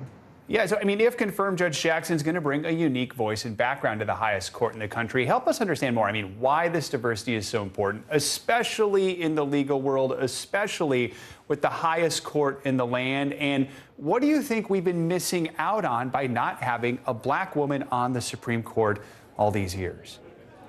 Well, one, I think you have diverse perspectives, and our society is a diverse society, and up to this point, there has been no representation of African American women in the Supreme Court. It was 41 years ago when the first woman, Sandra Day O'Connor, was put on the Supreme Court, and it was also 55 years ago when Thurgood Marshall, the first Black man. So, but we have to remember that she does not speak for all Black people. She speaks based on her reading of the law and her reading of cases. But it also adds a perspective. She might ask questions of the law that others won't. And I think that's what's most important about her being in this position. And you know, we've talked a lot about how this is history making, right? The first Black woman, but I've also heard many people talk about how she's also incredibly qualified. Can you talk about why that's also important to highlight as we celebrate this milestone in diversity as well? I don't think they could have found a more qualified person. And I think she would not be in the seat that she's in today if she wasn't as qualified. She worked for the justice that she would be replacing should she be confirmed. She was trained at Harvard. I just can't imagine anybody else more qualified. And there are many others that are just probably as qualified. But I think in selecting her, she is the perfect choice for this position. And I also believe that she will make fair judgments. And I think that she will be a wonderful addition to the Supreme Court. Professor Berry, thank you so much for your thoughts on this as we are now minutes away, still looking live inside the room where the hearing is taking place. Thank you, Professor. And while Judge Ketanji Brown Jackson made it through the first day of her confirmation hearings, today just might be the most challenging day. Why? Well, because in a few moments, hours of grueling questioning begins, and historically speaking, it can get ugly. Yeah, here's a look at some of the most contentious moments from past Supreme Court confirmation hearings. Coming on the air with breaking news out of Washington, where the U.S. Senate has just voted to confirm Judge Neil Gorsuch to the Supreme Court. The testimony of Supreme Court nominee Brett Kavanaugh and one of his accusers, Christine Blasey Ford, who is about to make her first public appearance to detail her allegations of sexual assault by Kavanaugh when they were both teenagers. The Senate confirmation hearing for Amy Coney Barrett, the president's nominee to succeed Ruth Bader Ginsburg on the U.S. Supreme Court. And when anyone criticizes the honesty or integrity, the motives of a federal judge, well, I find that disheartening. I find that demoralizing, because I know the truth. Anyone, including the President of the United States. Anyone is anyone. But I'm not in a position to tell you whether I personally like or dislike any precedent. That's not relevant to my job.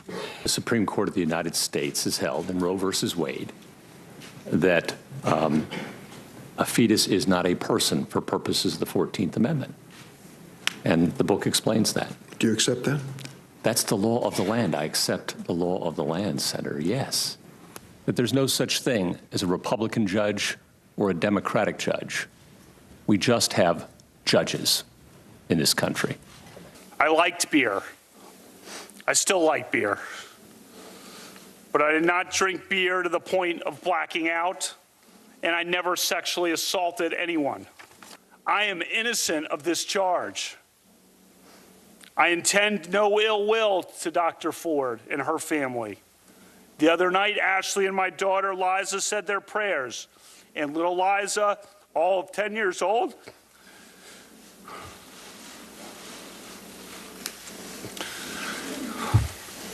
said to Ashley, we should pray for the woman.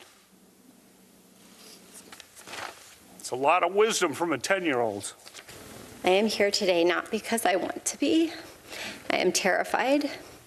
I am here because I believe it is my civic duty to tell you what happened to me while Brett Kavanaugh and I were in high school. I tried to get away from him, but his weight was heavy. Brett groped me and tried to take off my clothes. I believed he was going to rape me. This confirmation process has become a national disgrace.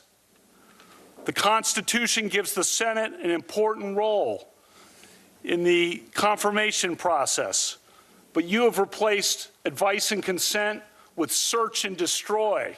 Do you think we should take the president at his word when he says his nominee will do the right thing and overturn the Affordable Care Act? Senator Klobuchar, I can't really speak to what the president has said on Twitter. He hasn't said any of that to me. And what I can tell you, as I have told your colleagues earlier today, is that no one has elicited from me any commitment in a case or even brought up a commitment in the case. I am 100% committed to judicial independence from political pressure. And do you believe that climate change is happening and is threatening the air we breathe and the water we drink? You have asked me a series of questions that are completely uncontroversial, like whether COVID-19 is infectious, whether smoking causes cancer, and then trying to analogize that to eliciting an opinion on me that is a very contentious matter, opinion from me that is on a very contentious matter of public debate. And I will not do that. I will not express a view on a matter of public policy, especially one that is politically controversial. Judges can't just wake up one day and say, I have an agenda, I like guns, I hate guns, I like abortion, I hate abortion, and walk in like a royal queen and impose, their will on the world. This is a really difficult, some might say excruciating process. Let's go back to Ali Vitale on Capitol Hill for closing thought, a final thought as we prepare for today's questions. Well, look, we just saw Chairman Dick Durbin walk into the hearing room, and on his way in, he said, finally, she gets a chance to speak. That has really been the tone and tenor of my conversation with my sources, both in the White House, the people guiding Ketanji Brown Jackson through this process, and the Democrat in charge of this committee. They want her to be able to speak for herself, to do real-time rebuttals to the Republicans who may try to attack her record, and that's what they're looking to do today. And Ali, put simply, for someone who's not into D.C. politics, if they're just watching and saying, what is the bottom line I should take away from for today, what do you say?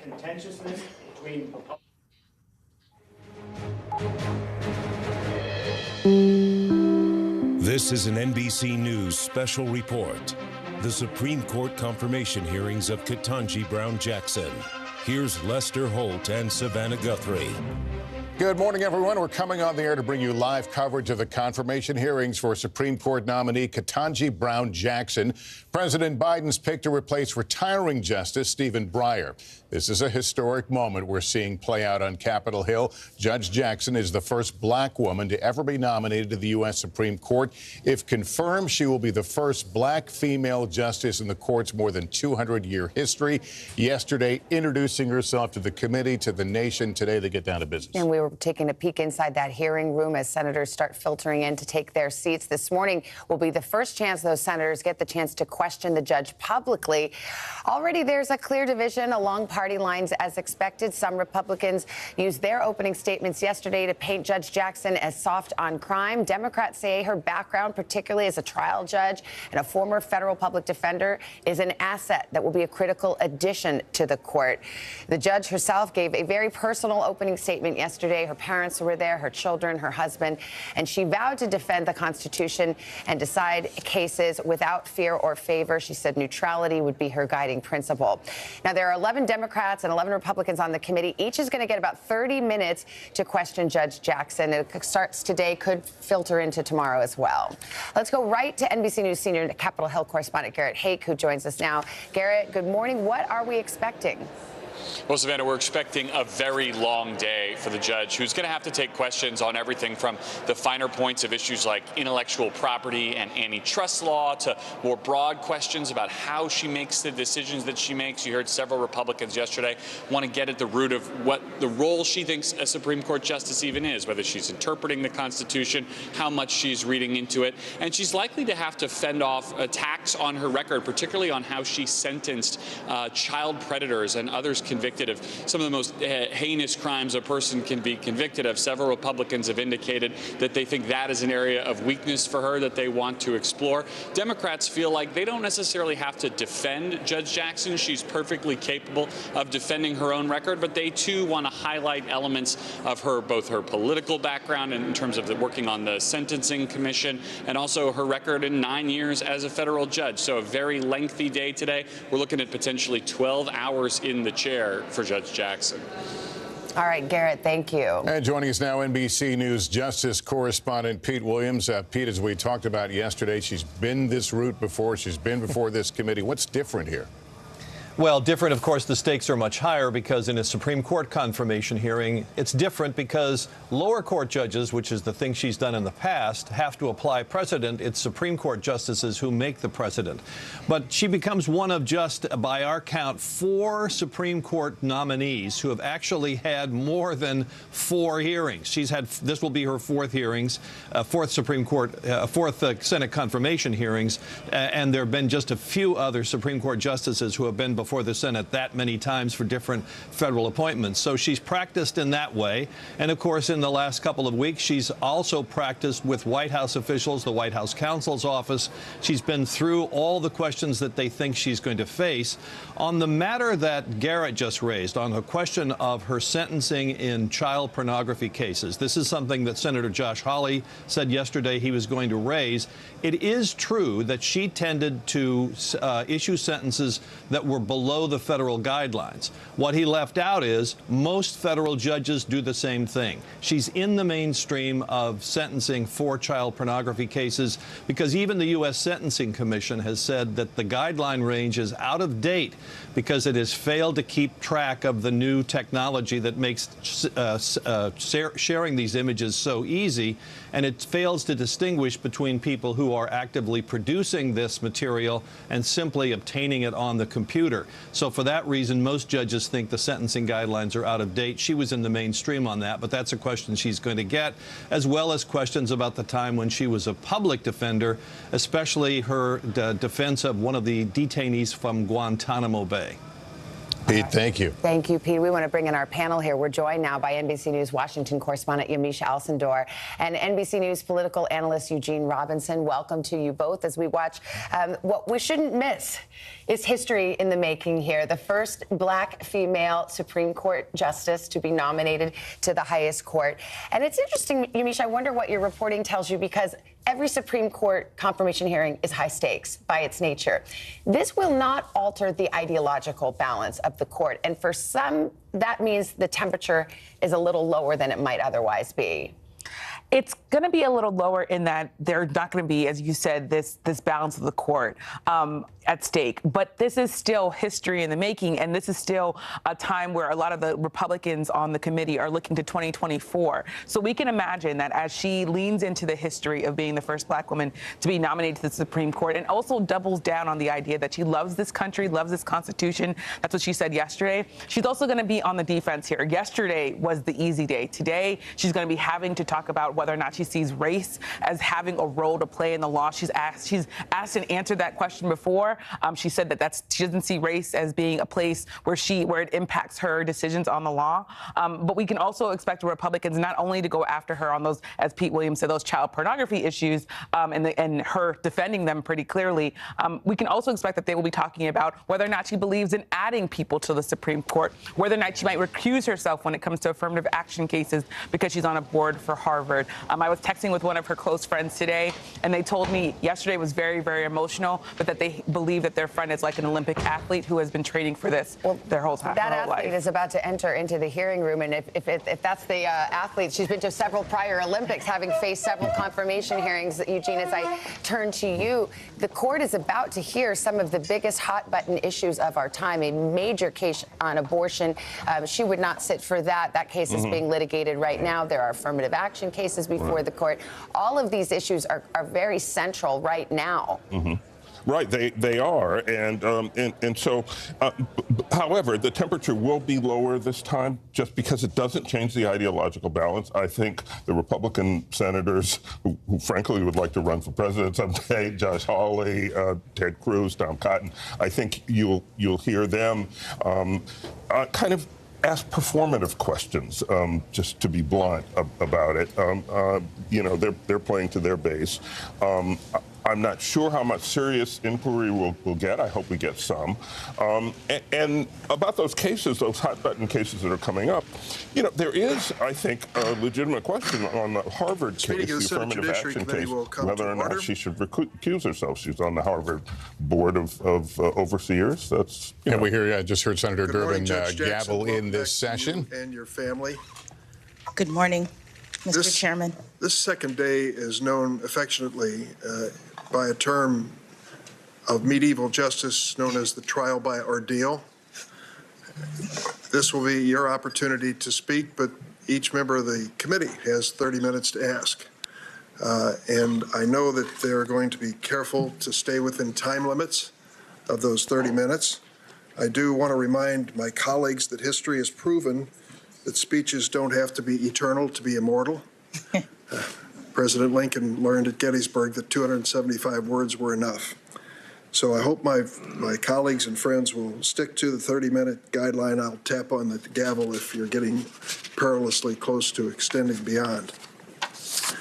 We'll take a few breaks throughout the day. A number of them are scheduled, one for lunch, one for dinner, and several perhaps shorter ones in the meantime. If votes are called on the Senate floor, which is a possibility, we'll do our best to keep the hearing going as members go back and forth. And as I mentioned yesterday, we welcome all of our friends in the audience and ask that they be quiet and respectful during the hearing. So let's get started with the questioning, and I'll begin at this point. Judge Jackson, there are two issues that came up repeatedly yesterday from the other side of the aisle that I want to address at the outset. One of them was a question of judicial philosophy.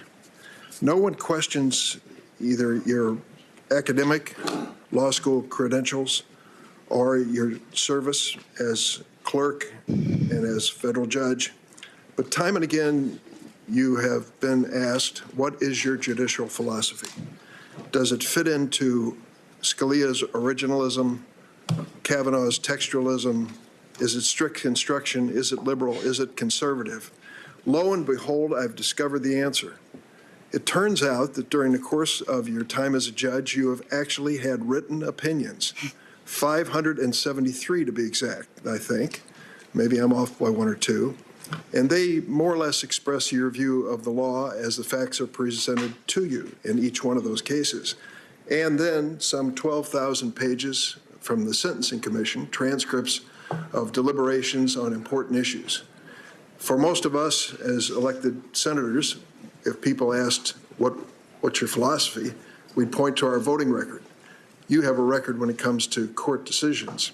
And this committee, for the fourth time, is delving into everything that you've published as a judge and even before. So would you like to comment at the outset of those who are looking for a label, what your position is on judicial philosophy? Yes, thank you, Mr. Chairman. Over the course of my almost decade on the bench, I have developed a methodology that I use in order to ensure that I am ruling impartially and that I am adhering to the limits on my judicial authority. I am acutely aware that as a judge in our system, I have limited power, and I am trying in every case to stay in my lane. And so what I do is I essentially follow 3 steps. The first step is when I get a case, I ensure that I am proceeding from a position of neutrality. This means that, you get a case and it's about something and it's submitted by certain parties. I am clearing my mind of any preconceived notions about how the case might come out. I'm setting aside any personal views. It's very important that judges rule without fear or favor. The second step is once I've cleared the decks, so to speak, in this way, I am able to receive all of the appropriate inputs for the case. That is the parties' arguments. They've written briefs. Sometimes we have a hearing. Sometimes we hear from other parties, amici in a case. And then there's the factual record. I am evaluating all of the facts from various perspectives. I think my experience, all of the various experiences that I've had, really helps me at this stage to see the perspectives of all of the parties and to understand their arguments. And then the third step is the interpretation and application of the law to the facts in the case. And this is where I'm really observing the constraints on my judicial authority. There are many constraints in our system, importantly, because judges have limited authority. And so I am, first of all, looking at my jurisdiction. Threshold matter in every federal case is to make sure that you even have the power to hear the case. In evaluating jurisdiction, you're looking at all sorts of things. The text of a jurisdictional provision, for example, precedent related to it. If I can get to the merits of the case, if I have jurisdiction, then I am observing the limits on my authority concerning the question. So if it is a statute, for example, or a provision of the Constitution, I'm looking at the text. The adherence to text is a constraint on my authority. I'm trying to figure out what those words mean as they were intended by the people who wrote them. So at this point, I'm looking at original documents. I am focusing on the original public meaning because I'm constrained to interpret the text. Sometimes that's enough to resolve the issue in terms of the merits. Judges also look at history and practice at the time of the document was created. If it's a statute, I'm looking at Congress's purposes because, again, I am not importing my personal views or policy preferences. The entire exercise is about trying to understand what those who created this policy or this law intended. I'm also looking at precedent, which is another constraint on judicial authority. I am looking at prior cases and trying to understand what other judges have said. As a lower court judge, I'm bound by the precedent. And even in the Supreme Court, if I was fortunate enough to be confirmed, there's stare decisis, which is a binding kind of principle that the justices look at when they're considering precedents. So all of these things come into play in terms of my judicial philosophy. Another issue which has come up to my surprise, and I've spoken to my Republican colleagues about their fascination with it, is the notion of the composition of the Supreme Court, which euphemistically is referred to as court packing. I have said on the floor, and I will repeat here,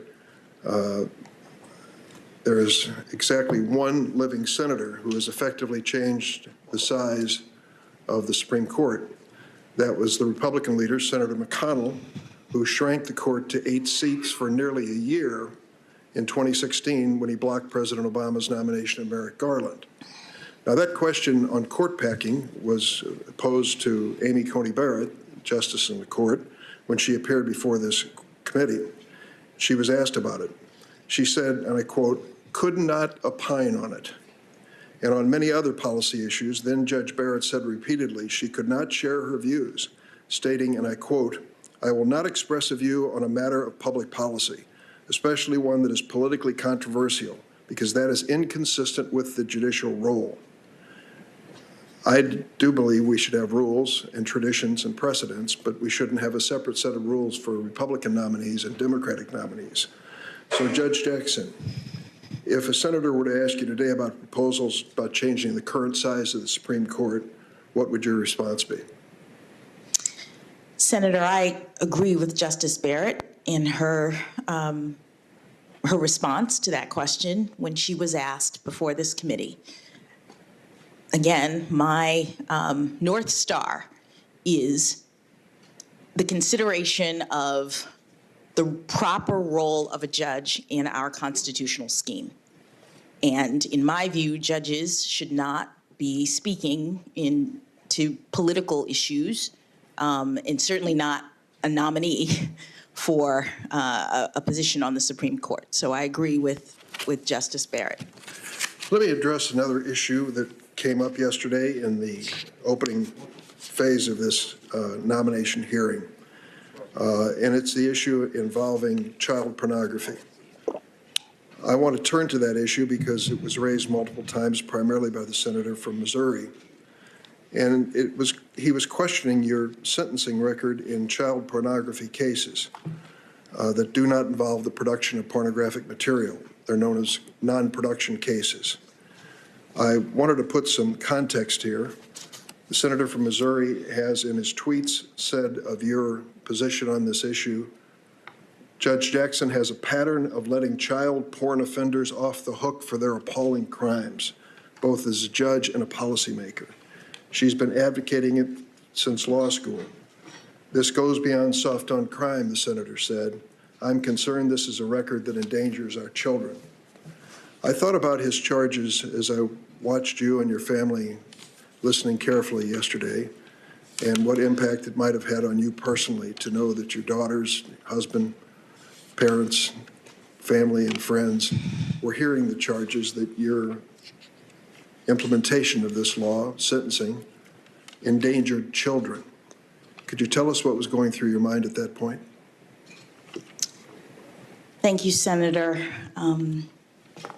As a mother and a judge who has had to deal with these cases, I was thinking that nothing could be further from the truth.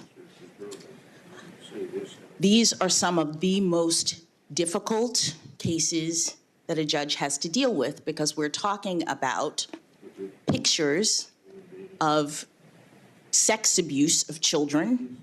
We're talking about graphic descriptions that judges have to read and consider when they decide how to sentence in these cases. And there's a statute that tells judges what they're supposed to do. Congress has decided what it is that a judge has to do in this and any other case when they sentence. And that statute doesn't say, look only at the guidelines and stop.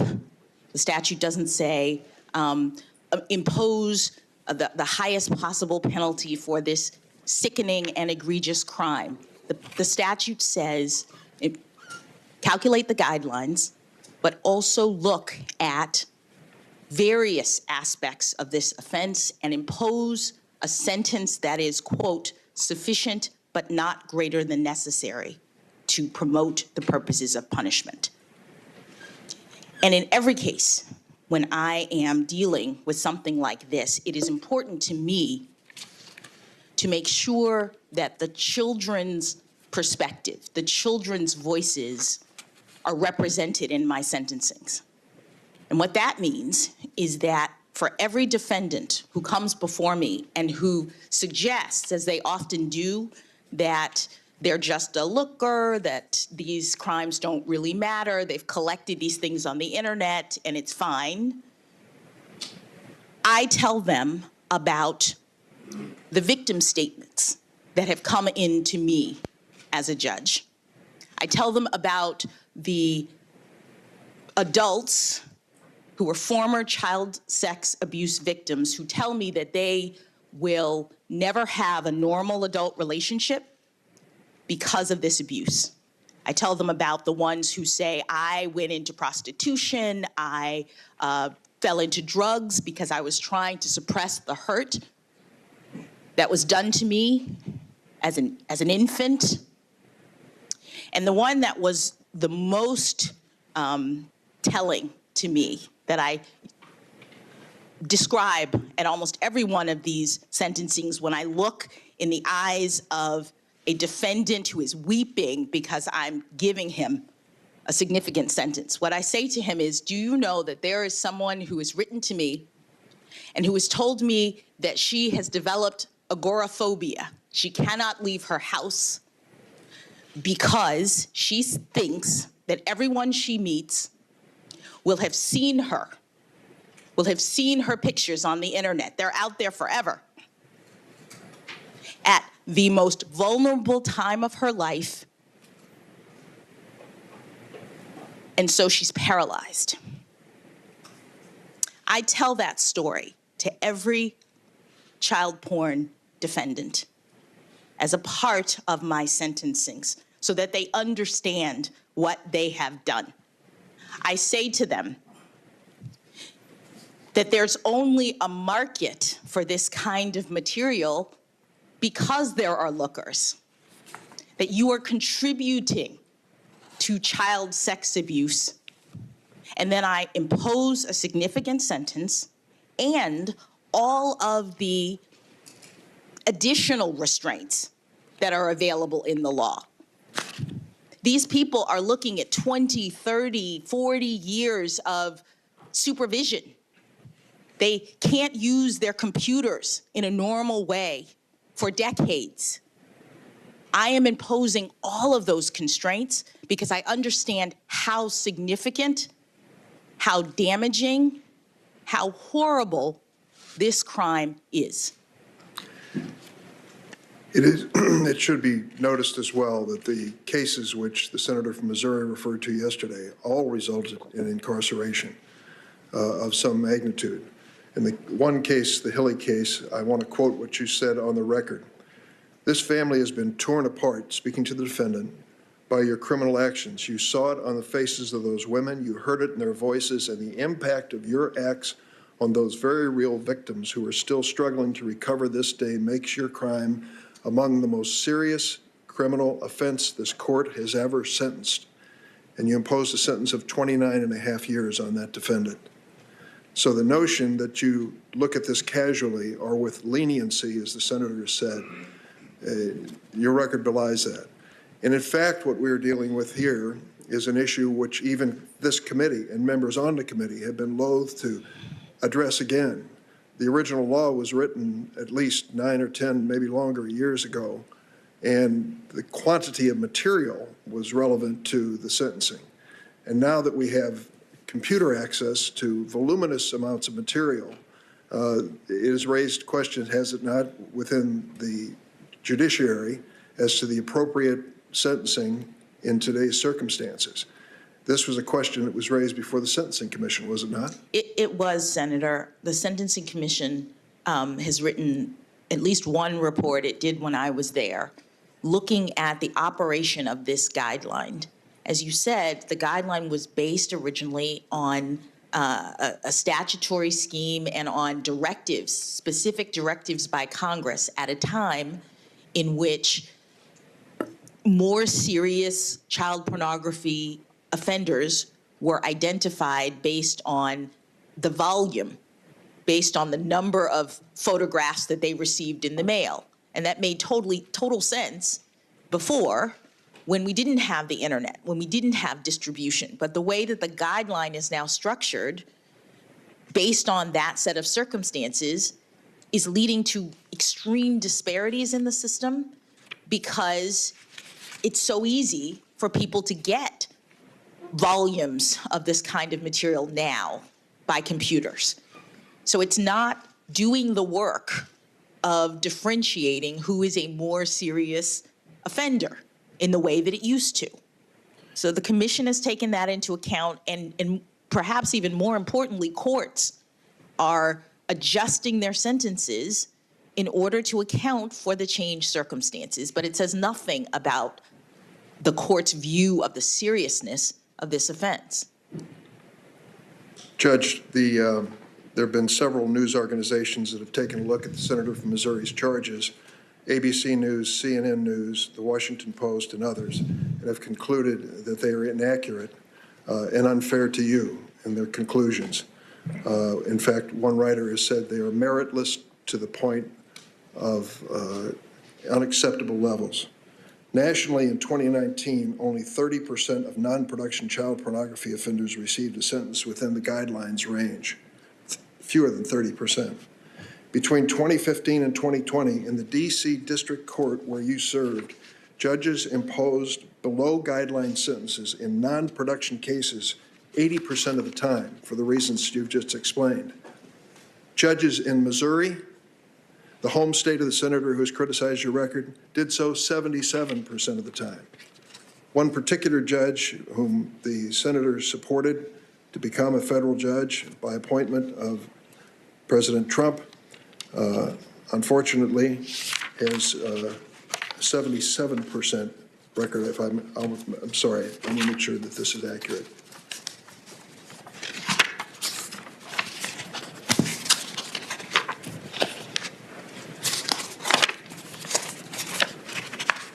Here it is. In the United States versus Klotz, Trump appointed Judge Sarah Pitlick, the senator's choice for the Eastern District of Missouri, sentenced an individual convicted of possession of child pornography to 60 months, well below the 135 to 168-month sentence recommended by the guidelines. She appears to have run into the same issue or same challenge that you have described here. So going forward, in terms of this issue, it seems that we at least share the burden by your interpretation as to define this statute in modern terms, in terms of technology as it exists today. Is that the way you see it? Senator, Congress is tasked with the responsibility of setting penalties. Congress tells judges what we're supposed to do when we sentence.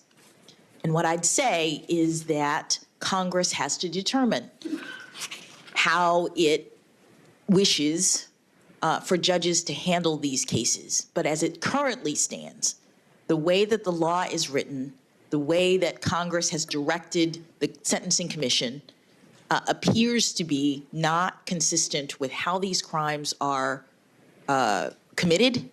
And therefore, there's extreme disparity, as you pointed out. There are judges who are varying because our ultimate charge from this body is to sentence in a way that is sufficient but not greater than necessary to promote the purposes of punishment. Judge Jackson, we've heard criticism from some about your previous work representing detainees at Guantanamo Bay. In fact, for years, we've heard criticisms leveled against lawyers who have provided Guantanamo detainees with legal representation. This criticism misses one critical point. The right to counsel is a fundamental part of our constitutional sentence system, even for the most unpopular defendants. I want to thank Senator Graham, who served as an Air Force lawyer for decades, for offering his perspective yesterday. He said, and I quote, "The fact that you're representing Gitmo detainees is not a problem with me," Senator Graham said. Everyone deserves a lawyer. You're doing the country a great service when you defend the most unpopular people. And then Judge Roberts said during his confirmation hearing, it's a tradition of the American bar that goes back before the founding of the country that lawyers are not identified with the positions of their clients. The most famous example probably was John Adams, Chief Justice said, who represented the British soldiers charged in the Boston Massacre. This sentiment is shared by lawyers across the political spectrum. I want to give you an opportunity to address this issue because it applies not just to Gitmo detainees, but to your work as a public defender in terms of the wisdom, if acceptability of providing counsel in those cases, and what impact it's had on you personally in terms of your rulings on the bench. Thank you, Senator. September 11th was a tragic attack on this country. We all lived through it. We saw what happened, and there were many defenses, important defenses, that Americans undertook. There were Americans whose service came in the form of military action. My brother was one of those Americans, those brave Americans who decided to join the military to defend our country. There are others of you in this body who have military service, and I honor that, to protect our country. After 9/11, there were also lawyers who recognized that our nation's values were under attack, that we couldn't let the terrorists win by changing who we were fundamentally. And what that meant was that the people who were being accused by our government of having engaged in actions related to this under our constitutional scheme were entitled to representation.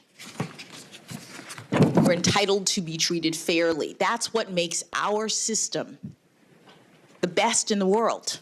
That's what makes us exemplary. I was in the Federal Public Defender's Office when the Supreme Court, right after the Supreme Court decided that individuals who were detained at Guantanamo Bay by the president could seek review of their detention. And those cases started coming in, and federal public defenders don't get to pick their clients. They have to represent whoever comes in, and it's a service. That's what you do as a federal public defender. You are standing up for the constitutional value of representation.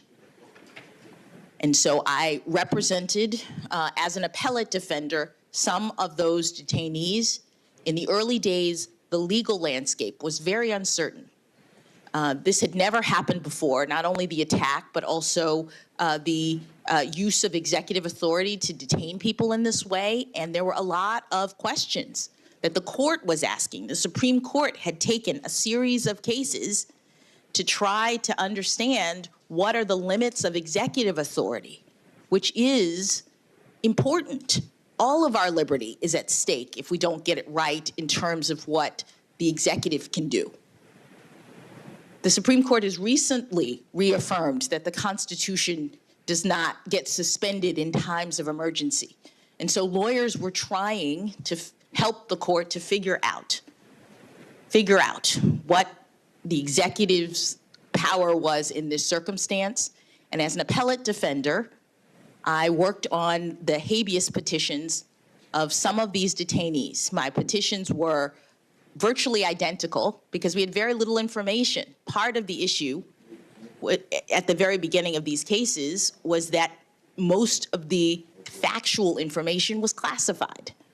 So defense counsel were appointed to represent these defendants. We had no facts, and I was making legal arguments about the circumstances. That is what gave rise to my representation, and I would just emphasize that That's the role of a criminal defense lawyer. Criminal defense lawyers make arguments on behalf of their clients in defense of the Constitution and in service of the court. Judge Jackson, those of us who read about the workings of the Supreme Court realize it's a close relationship among the justices. You've seen it personally as a clerk and as an attorney yourself. I'm going to close with one question here that comes to my mind. I was in the House of Representatives when the war on drug measure was passed 30 years ago or so. It was at the advent of crack cocaine. It scared the hell out of us. The notion of a cheap narcotic, highly addictive, destructive to mothers and their fetus, led us to impose a sentencing disparity between crack and powder cocaine that was unprecedented, 100 to 1. Our notion was to come down hard, make it clear that it was a federal standard, impose that standard, and stop the advance of crack cocaine. We failed from the outset. The price of cocaine, crack cocaine on the street went down and up instead of down. I'm sorry, I did that wrong, down instead of up. And the number of users went up instead of down. And we found ourselves in a position where we were filling the federal prisons with violations primarily for possession of crack cocaine, hundreds of thousands being incarcerated at that time. I came here to this committee in an effort to try to change it, negotiated a revision of that measure from 100 to 1 to 18 to 1 with Senator Jeff Sessions. It was passed by the committee, by the Senate, and by the House of Representatives and signed into law by President Obama. Then you on the Sentencing Commission had to consider what to do with these new guidelines coming from Congress. And you achieved a consensus. I think most people don't realize the Sentencing Commission is a pretty diverse group and very transparent. Could you close in the last minute or so and tell me about that effort to find consensus on an issue that controversial? Yes, Senator.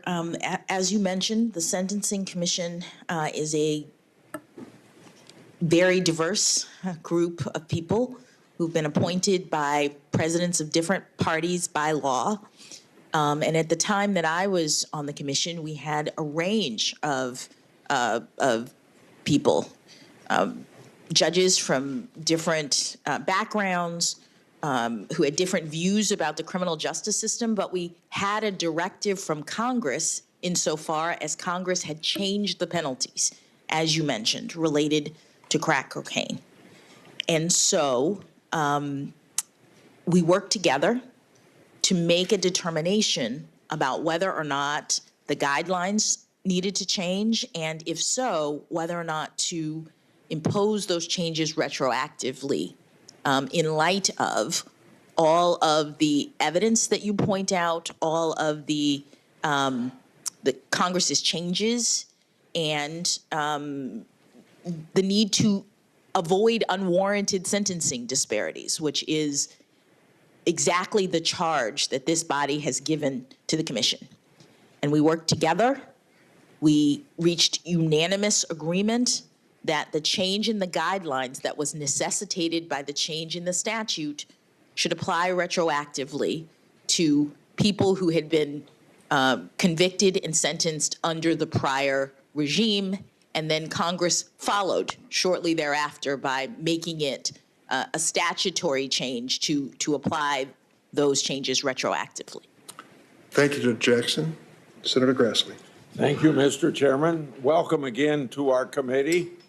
I got home last night about 8 o'clock. The first thing I heard was my wife's opinion that you did very good in your opening statement. Thank you.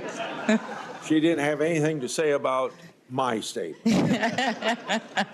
Also, besides the fact that we might have some votes on the United States Senate, just so you know I'm not being rude to you, I may have to go across the hall to Finance Committee on some issues with tariffs and down to the Agriculture Committee for some issues on rural health care. Do you believe, well, let me ask it this way. Do the First Amendment free speech protections apply equally to conservative and liberal protesters? Yes, Senator. Okay. Do you believe the individual right to keep and bear arms is a fundamental right?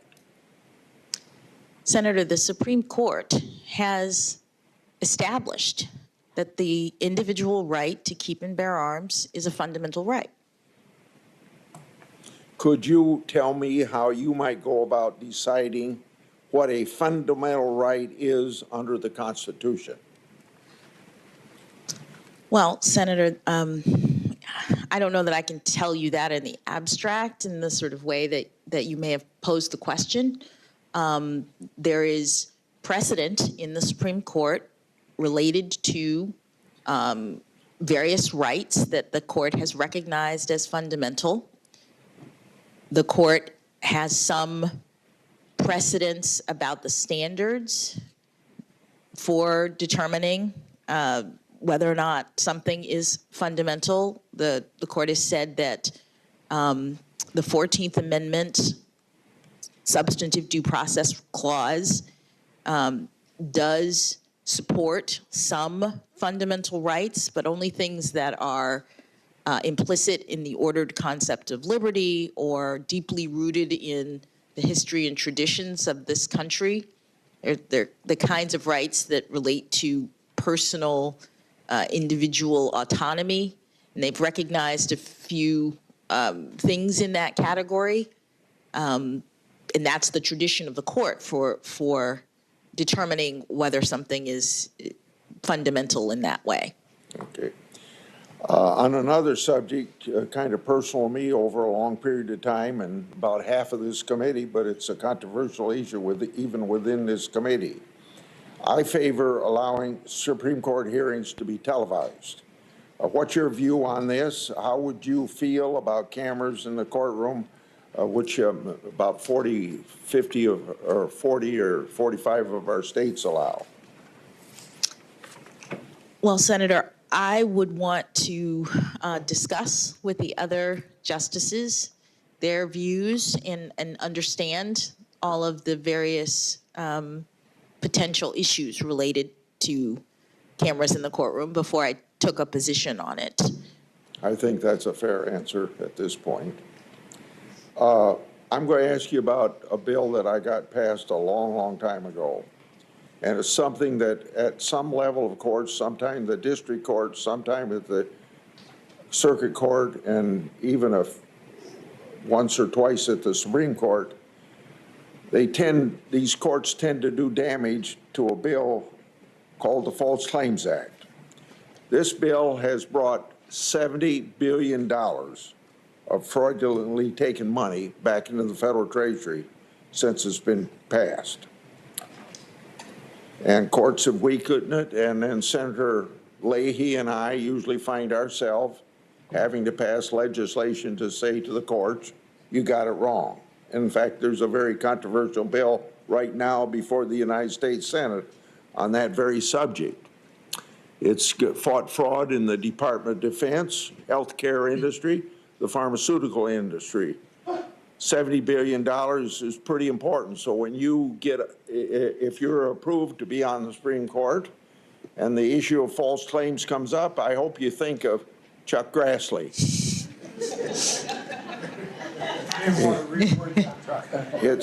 It's one of the, and Leahy. The False Claims Act is one of the best tools that we have to fight against government fraud and to recover taxpayers' money. I've worked for decades to protect whistleblowers who shine a light on fraud, waste, and abuse in the government. So I'd like to ask you a couple questions. And I'm going to start with a former Attorney General, unnamed, once suggested that key Tam's suits were, in his words, patently unconstitutional, and another word he used was dangerous. He argued that it violated the Appointments Clause. So, understanding that you may get a case before you on the False Claims Act, but maybe this Appointment Clause is sound enough, you could answer, do key Tam suits violate the Appointments Clause? So, Senator, I am not familiar with that representation. Could you answer in writing then? Well, I'd be happy to do whatever. I'm just trying to assess. I'm sorry, I shouldn't have interrupted you. No, that's all right. Sorry. I am trying to. I'm not familiar with the quotation or what the attorney may have said about them. I know that the Supreme Court has considered various key TAM actions and has issued opinions in the area and has not, at least to date, found them to be unconstitutional. But I don't know if that issue has been squarely presented to the court, and I would be loath to comment on it just because if it's being litigated, it's something I wouldn't be able to address. Let me, on the same subject, also, this former Attorney General also argued that key TAM suits also violate a broader separation of power principles. Can you tell me whether you think the president's constitutional powers are violated when private citizens are allowed to sue in the name of the United States, and that's what key TAM suits are all about, private citizens going to court? Well, Senator, it is an important concern. There are statutes that do allow for the kinds of lawsuits that you are articulating. I am not aware of impediments to those, but again, this is the kind of thing that may be litigated, and I would have to look, as I do, consistent with my methodology, at any arguments that are raised about the constitutionality or lawfulness of those actions. Remember, in about all of these suits that involve the courts in making interpretations of the False Claims Act, most of them are brought by whistleblowers. And remember, the government would not even know about these fraudulent use of taxpayers without whistleblowers coming forth. And they ought to be given some credit for wanting the government to do what the laws say it ought to do and spend the money the way that the Constitution or that the Congress implies that that money be spent. I want to move on. At an event at the University of Chicago School of Law in 2020, you quoted Martin Luther King Jr., who dreamt of a time when, quote, the sons of former slaves and the sons of former slave owners would be able to sit down together at the table of brotherhood, end of quote. You talked about how quickly things in the country then changed, including the civil rights laws, over the next few years because of the civil rights movement. You added that, quote, less than a decade after Dr. King's words, that was the world that you inhabited. Dr. King hoped for a country where we would all be judged by the content of our character rather than our race. Do these quotes still reflect your views on this very important topic today? Yes, Senator. In that speech, I talked about my background, my upbringing, the fact that my parents, when they were growing up in Miami, Florida, attended and had to attend racially segregated schools because by law, when they were young, white children and black children were not allowed to go to school together. And my reality, when I was born in 1970 and went to school in Miami, Florida, was completely different. I went to a diverse public junior high school, elementary school. And the fact that we had come that far was, to me, a testament to the hope and the promise of this country, the greatness of America, that in one generation, we could go from racially segregated schools in Florida to have me sitting here as the first Floridian ever to be nominated to the Supreme Court of the United States. So yes, Senator, that is my belief. And I think that it's good that the country had an opportunity to hear what you just told us about your experience. I'm going to go to something that the chairman brought up, and I've written down the three steps you go through.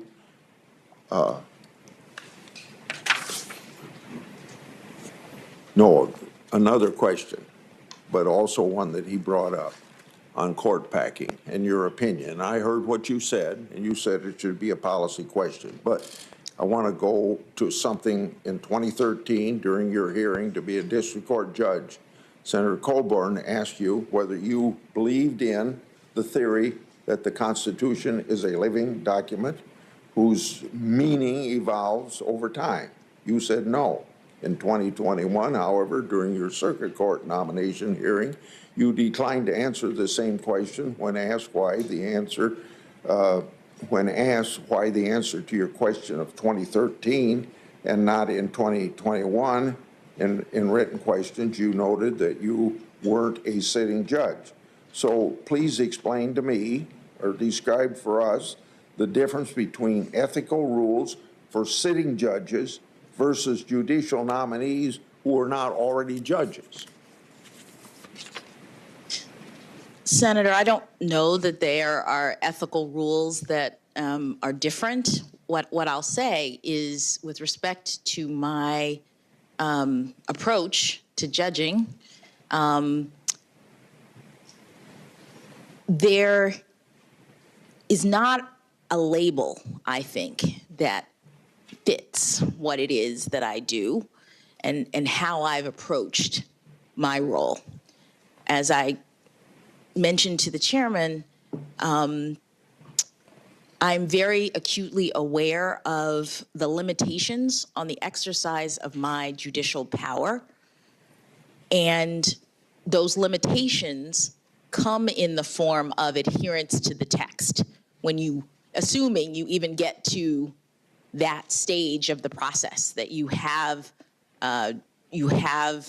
subject matter jurisdiction, you can reach the merits, then you are looking at the text, and I do not believe that there is a living Constitution in the sense that it's changing and it's infused with my own policy perspective or the policy perspective of the day. Instead, the Supreme Court has made clear that when you're interpreting the Constitution, you're looking at the text at the time of the founding and what the meaning was then as a constraint on my own authority. And so I apply that constraint. I look at the text to determine what it meant to those who drafted it. Okay. On this same subject, I want to point out a difference between you and a couple people that have sat on the Supreme Court. Justice Breyer said that a structural alteration of the Supreme Court motivated by a perception of political influence can only feed the perception of political influence, that's my parenthetical, further eroding that trust. Justice Ginsburg also cited court packing as being, quote unquote, a bad idea. Court packing is creating new seats for political purposes for a president to appoint more judges. Do you agree with Justice Breyer and Justice Ginsburg that court packing is a bad idea? Before you respond, I'd like to say that you say this question should be left to Congress as a policy issue.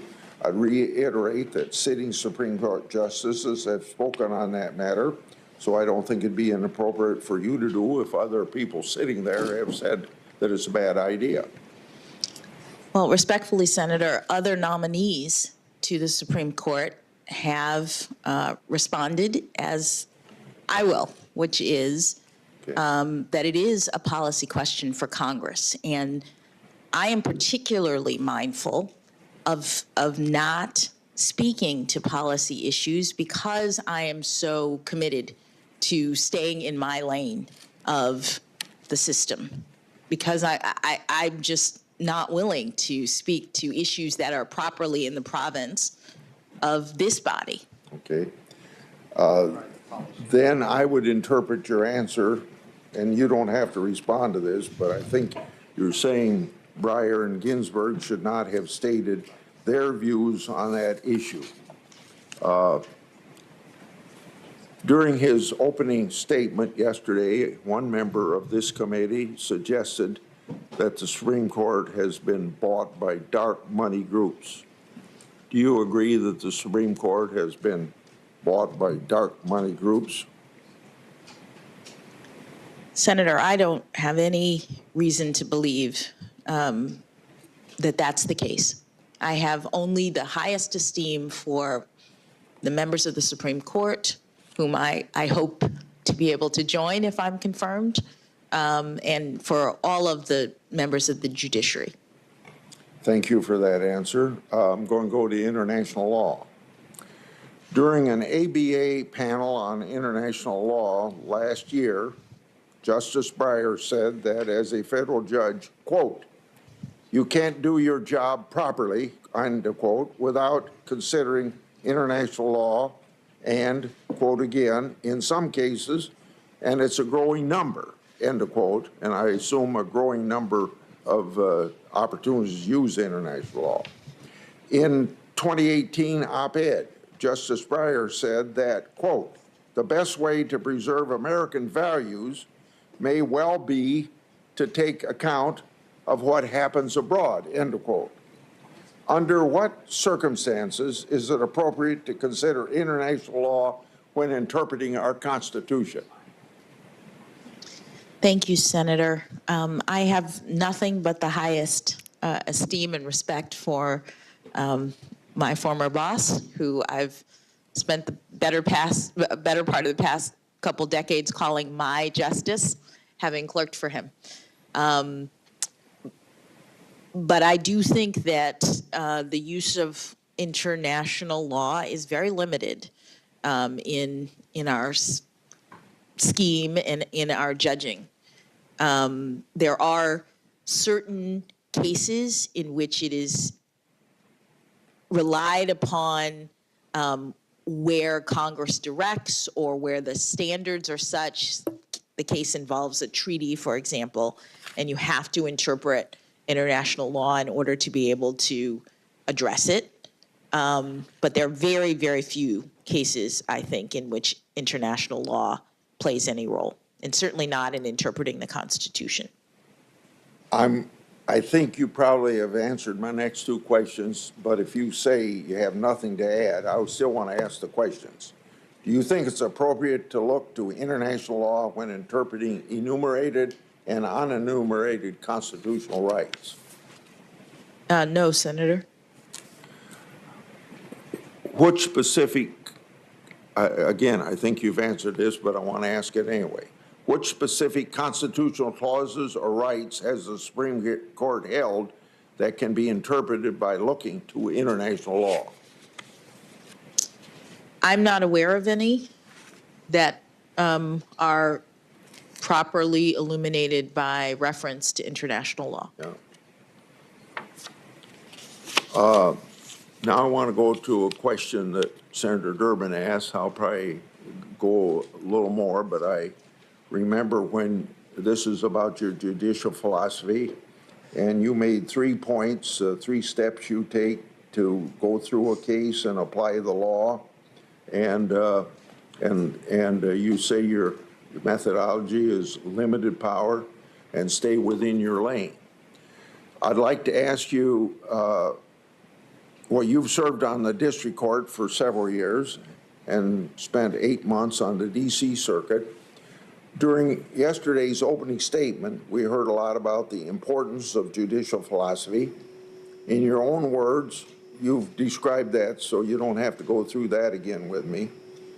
But if Congress writes a law that does not explicitly allow private parties to sue, do you believe that the federal courts have the authority to create implied causes of action? And I'd like to have you elaborate if you say yes to that.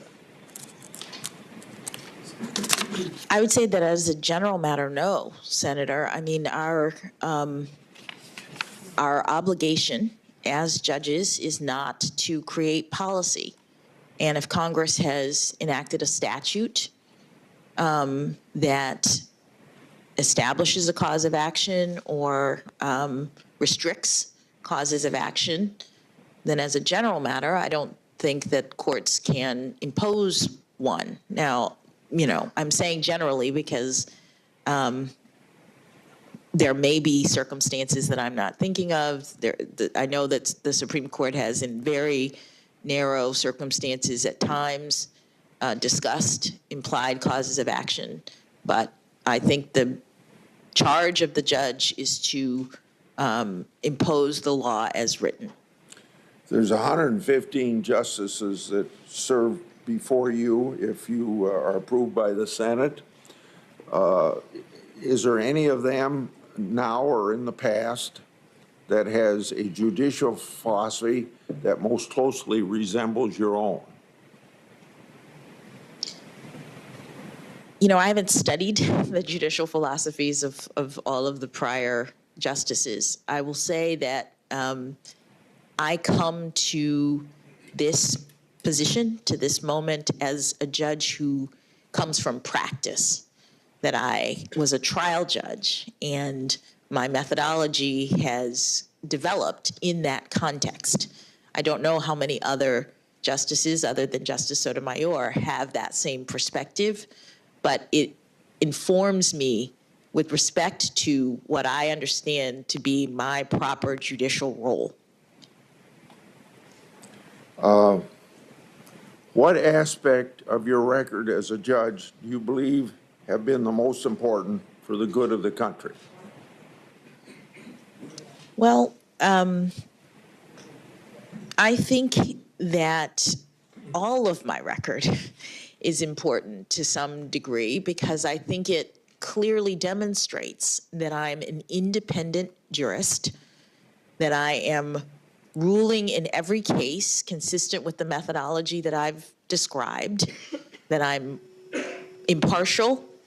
I don't think that anyone can look at my record and say that it is pointing in one direction or another, that it is supporting one viewpoint or another.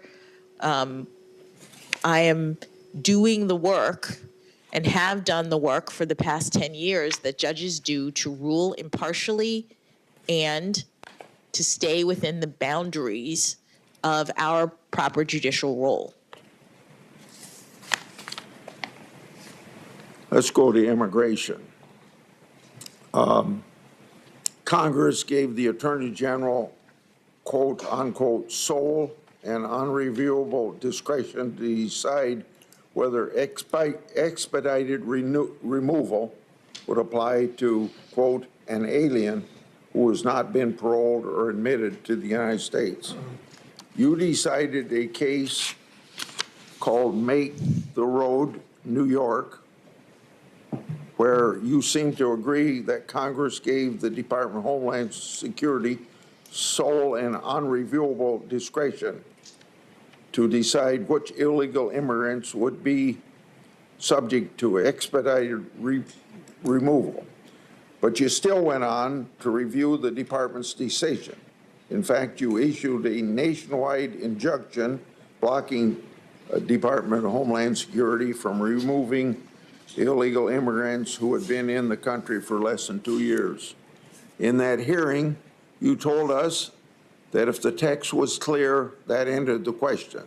The law specifically says that Homeland Security, not the courts, was responsible for making the decision. Could you please explain why you believed a federal court could review something Congress called unreviewable? Thank you, Senator, for allowing me to address that opinion and my analysis with respect to it. As you said, Make the Road was a case involving a challenge to expedited removal. which was a way in which Congress had given the authority to to the Department of Homeland Security to make a decision about how to deport people who are non-citizens. Prior to the challenge that I heard, the Department of Homeland Security, since it received that authority several decades ago, had decided that people who are in this country for up to 14 days and are found within 100 miles of the border are subject to expedited removal. The challenge that I heard involved the department's sudden shift to a determination that expedited removal would be applied to anyone who was found anywhere in the country and who had been here up to 2 years. Importantly, the challenge was not about the actual determination. The challenge was about the procedures that the agency undertook to make that determination. And so the statute said, as you rightly pointed out, that the agency had sole and unreviewable discretion to decide. And in interpreting that, I took into account the language of that statute and the language of another statute that Congress has enacted to direct agencies with respect to the manner in which they exercise their discretion. So I said, and I believed, that sole meant that the Department of Homeland Security was the only agency who got to make this determination as to how many months a person should be in the United States. And unreviewable meant it was final. Once the agency decided, then there was no ability to review substantively their determination. And I should say that, importantly, the statute that Congress enacted gave the agency the discretion to make this determination between 0 and 24 months. There is a limit in the statute. It says Department of Homeland Security, you get to decide where between 0 and 24 months a person who's been in this country can be subject to expedited removal. So I read the statute. DHS gets the sole ability to make that decision. DHS makes that decision and it's final. What wasn't clear to me based on that language was whether Congress intended to preclude its procedural requirements for the exercise of agency discretion. And in the DC Circuit, there was precedent that indicated that even when Congress gives a great deal of discretion to an agency, procedural requirements may still apply. It is presumptive that the APA applies, meaning that an agency can't act arbitrarily and capriciously when it undertakes to exercise discretion. It has to do certain things in order to make the determination that Congress has given it. I looked at those statutes. Oh, I'm sorry. No. I looked at those statutes and I considered the canons of construction that say that statutes should be read harmoniously, that as a court, you're supposed to understand that Congress has directed, sometimes in more than one statute, what is supposed to happen. And so I read them together to mean that the court could still do what it almost always does in a case involving a challenge to the manner in which an agency makes its decision. And in fact, I thought, as I say in my opinion, that Congress intended for the APA to imply, because it had not excluded it, which it had done expressly in other parts of the INA. It had not excluded it here. And it made sense to require the agency to use its expertise. If Congress wanted the agency to act arbitrarily in picking a number, Congress could have done that. Congress said you can do it up to 24 months. It could have randomly picked a number. But it was giving it to the agency, I thought, and reasoned, precisely because it wanted the agency to use its expertise, to do its research, and to figure out what amount of time is sufficient. And so it was important, I thought, to lay that out in the statute, and I determined that both of those statutory directives of Congress should apply. Thank you, Senator Grassley. Senator Leahy. Thank you, Chair Durbin. Judge, congratulations again on your nomination to our nation's highest court. You're an impressive jurist. I hope the broader public sees that, and I've enjoyed the opportunity to meet your family here yesterday. And but I thought before I begin my questions, I was going to respond to something the junior senator from Texas said yesterday. He suggested the Democrats exacted a political agenda by opposing the nomination of then Judge Gorsuch to the Supreme Court. I kind of chuckle at that because, along with others, I and others repeatedly and clearly stated substantive concerns with Justice Gorsuch's nomination. I explained my votes on the record. There's no political agenda. I contrast that with Republicans' treatment of then Judge Merrick Garland. We're still waiting today for Republicans to explain on the record what kind of substantive concerns they had with Merrick Garland, that they blocked him for over a year and would not even allow a vote on his nomination. Apparently, because of a politically driven agenda. All I'm saying is let's make history this week, but let's not rewrite it. This is a historical time. Judge Jackson, one of the topics we discussed in our meeting was our respective experiences. You as a former federal public defender, myself as a prosecutor. As a federal public defender here in Washington, you were assigned to and then represented clients who couldn't otherwise afford a lawyer. One of the valuable lessons I learned as a prosecutor was this: for our criminal justice system to function properly, you have to have skilled, dedicated lawyers on both sides of the issue, both the prosecutor and the defense attorney. It's equally essential for judges to have a nuanced and a balanced understanding of our criminal justice system if we're going to have justice done. Now, it's really concerning, it's confusing that some view your background as a federal public defender as some kind of a liability. Those of us who have spent time in courtrooms know you have to have both the skilled prosecutor and a skilled defender. I believe it, in fact, I don't think of it as a liability. I think it's going to be a major asset to you. And I think it should be welcome on the Supreme Court. In fact, if you're confirmed to the court, as I look back over, you're going to be the first former federal public defender on the court. You're going to be the first nominee since Justice Thurgood Marshall with a significant background in criminal defense. That's pretty impressive.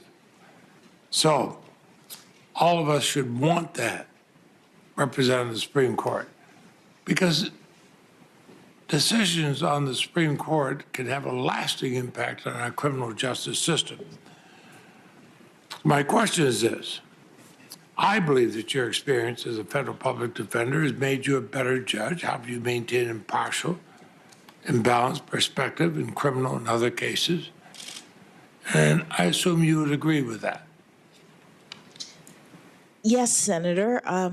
I think that experience in the criminal justice system, whether, as you say, on the prosecution side or the defense side, having actual experience is an asset as a judge. You understand the way the system works, and as a defense counsel, you have interacted with defendants in a way that, as a judge, at least as a trial judge, I thought was very beneficial. One of those ways is it helped me to develop a sense of the need to communicate directly with defendants. And, it didn't change, I think, in any way the outcomes of the cases when I was a trial judge. But I understood from my time as an appellate defender that a lot of defendants go through the system and don't really understand it.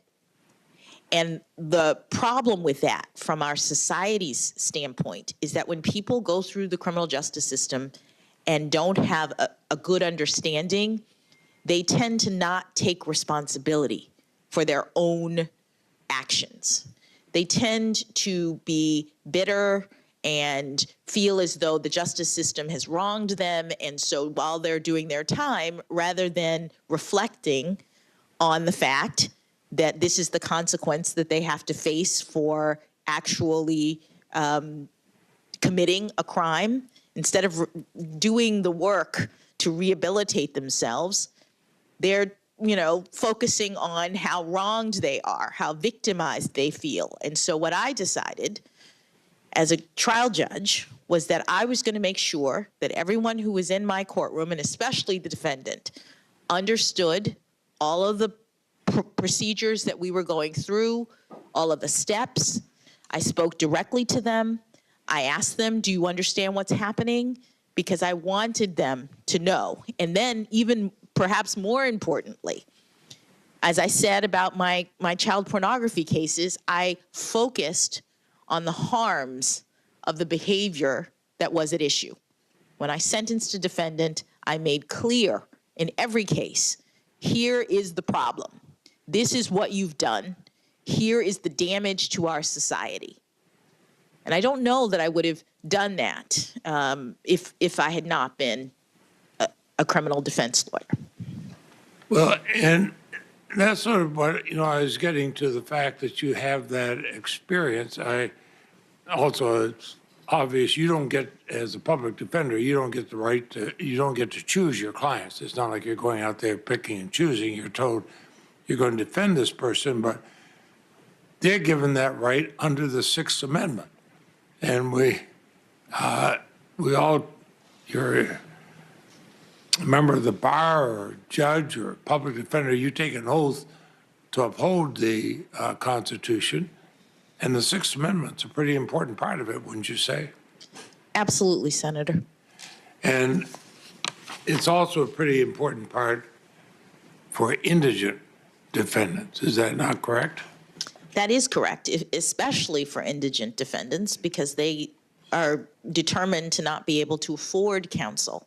And as you said, Senator, for a judge, it is crucial that you have arguments that are being made and presented on both sides of the issue. That is what allows for judges to reach just results in cases, and it's what makes our system so exemplary. It also guarantees that our Constitution is going to be followed. I think it's important you went around with Senator Doug Jones, who's highly respected in the Senate on both sides of the aisle, but you got to meet other senators. I was delighted you came to spend time in my office, and you noted in your public remarks at the White House when you were nominated that your parents were married for 54 years, and both public servants in their own right. And they were proudly watching you being announced by the president, and I must admit, watching them the last couple of days, they're proudly watching you here, as have other members of your family. Your younger brother became a police officer, detective in Baltimore before serving the Army, two tours of duty in the Middle East, two uncles that served as police officers. So I'm not really surprised that you understand law enforcement, the National Fraternal Order of Police. has expressed strong support for your nomination. In fact, in their letter dated February 25th, 2022, they said, you have considered the facts and applied the law consistently and fairly on a range of issues. And they went on to say, there's little doubt you have the temperament, intellect, legal experience, and family background to earn this appointment. And they added, we are reassured that should she be confirmed, she'd approach her future cases with an open mind, treat issues related to law enforcement fairly and justly. Chair Durbin, I'd ask consent that the letter from the Fraternal Order of Police be included in the record at this point. Without objection.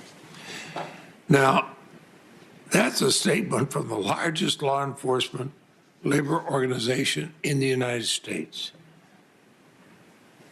What do you say to people who say you're soft on crime or even anti-law enforcement because you accepted your duties as a public defender? Thank you, Senator. I would make I'd make three observations in response to those critiques. The first is that as someone who has had family members on patrol and in the line of fire, I care deeply about public safety. I know what it's like to have loved ones who go off to protect and to serve, and the fear of not knowing whether or not they're going to come home again because of crime in the community. As you said, my brother patrolled the streets of Baltimore, and I had two uncles who were career law enforcement, including one who became the chief of police of the City of Miami Police Department in the 1990s. So crime and the effects on the community and the need for law enforcement, those are not abstract concepts or political slogans to me. The second observation that I would make is that as a lawyer and as a citizen, I care deeply about our Constitution and about the rights that make us free. As you say, criminal defense lawyers perform a service, and our system is exemplary throughout the world precisely because we ensure that people who are accused of crimes are treated fairly. It's very important to me in that capacity as a lawyer and as a citizen. I'm sorry. I was just going to say the third thing I would say is as a judge. As a judge, I care deeply about the rule of law. And I know that in order for us to have a functioning society, we have to have people being held accountable for committing crimes. But we have to do so fairly under our Constitution. As a judge who has to decide how to handle these cases, I know it's important to have arguments from both sides, to have competent counsel. And it doesn't mean that lawyers condone the behavior of their clients. They're making arguments on behalf of their clients in defense of the Constitution and in service of the court. And it is a service. Now, I know in our conversation, I'd mentioned my own experience as a prosecutor. I wanted the best defense attorney on the other side because you want to make sure that as the trial went on, everything was done properly. And let's talk about Guantanamo Bay. It's been controversial, and we've had two presidents, one Republican, one Democratic, who said they wish it could be closed. But the fact is, individuals were detained there. The whole world was watching this. I know I heard from people I respect throughout the world asking questions about Guantanamo. And That's precisely the situation. We want our best and our brightest lawyers to step into the fray, however politically controversial. We have to make sure that we do not become unmoored from our core commitments to the rule of law, but that also, both in our own country and outside our country, people can see that we're following that. So you were in private practice when you took on these cases, uncharted legal waters, more. What principles drove you to get involved with cases in such a difficult time in Guantanamo Bay? Well, thank you, Senator. And I do want to clarify, when I first started working on these cases, I was an assistant federal public defender. The Supreme Court in 2004 issued 2 opinions that began this group of cases and these issues. And this was in the wake of the tragic and terrible attack on this country in 9/11, and the executive's use of authority to detain enemy combatants at Guantanamo Bay. In 2004, the Supreme Court ruled that the executive did have the authority to make those detentions in one case, and then in another case, the Supreme Court ruled that anyone so detained could file a legal challenge. They had habeas rights, and as you know, habeas is in the Constitution. In 2005, I joined the Federal Public Defender's Office, and those cases started coming in. The requests from detainees asking for legal representation consistent with our constitutional scheme to have help to file their habeas petitions. This was very early in the days of these kinds of legal actions. There was a lot unknown about what these petitions could look like, what the arguments could be made and considered by the court, and perhaps most importantly, what the facts were related to any of these individuals, because almost everything was classified.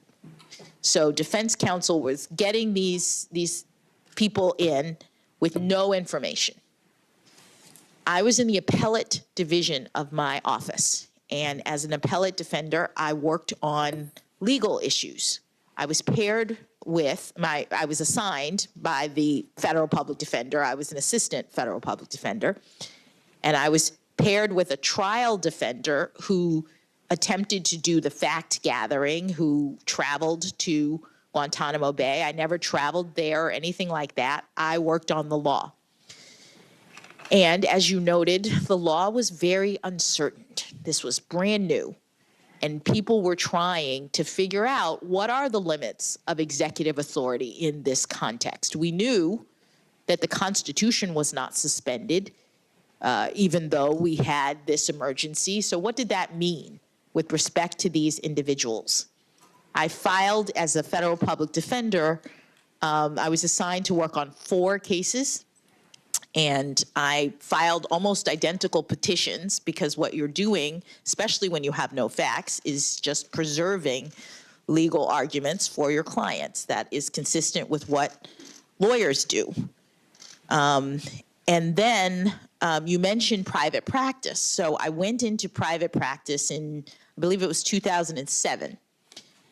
And by that time, lots of private practices around the country had started taking on these cases, because there were lots of people who needed representation. And so pro bono practices were receiving requests, usually through nonprofits. And one of the individuals that I had represented as a defender ended up being assigned to my firm, unbeknownst to me. So I arrive at my firm, and the partners realized that this same person was someone that, according to the docket, I had previously represented, and they asked if I would review some of his materials and continue the representation. That was the only person that I represented in the context of my private firm who was a detainee. I worked on a couple of habeas briefs for judges and for a variety of nonprofits, including the Rutherford Institute, the Cato Institute, and the Constitution Project, who were all interested in making arguments to the Supreme Court that was considering these very novel legal issues. You know, I sit here and I think of the 20 Supreme Court nominees I've gotten to vote on over my years here, and I think of the remarkable praise you got from the former Republican House Speaker Paul Ryan, whom most of us know well. He did mention his politics may be different than yours, but his praise for your intellect, for your character, for your integrity is unequivocal. That's powerful praise. And I think it goes to a really fundamental point, and that's this. One doesn't have to have the same political beliefs or ideologies as a judicial nominee to recognize their integrity and intellect. When I voted to confirm Chief Justice John Roberts of the Supreme Court, I cast that vote knowing very well that he and I would disagree on many policy and political issues. But I voted yes because I believed that he had what it takes to serve as an impartial, fair Chief Justice who would uphold the rule of law, and I want to take it out of partisan politics. Now, what would you say to people whose politics may be different than yours, like Speaker Ryan, who has endorsed you? What would you say to those people about your readiness to serve as an even-handed, unbiased Supreme Court justice? Thank you, Senator. I would say that I am committed to serving as an even-handed Supreme Court justice if I'm confirmed by this body. And I have a record over the past decade that's precisely how I've treated all of my cases. And I've been serving in the District of Columbia, both as a trial judge and as an appellate judge, and we see some of the most politically contentious issues. My record demonstrates my impartiality. Well, I'd go along with that because, and I watched this court. I used to go there as a young law student, sit in the back and just watch it. I continue to watch it. I see the chief judge of the federal district court, Judge Beryl Howell, who I was privileged to have her serve as my chief counsel on this committee, and learned from her then. I learned from her now. But I also, as a lawyer, I hear a lot of talk about reversal rates.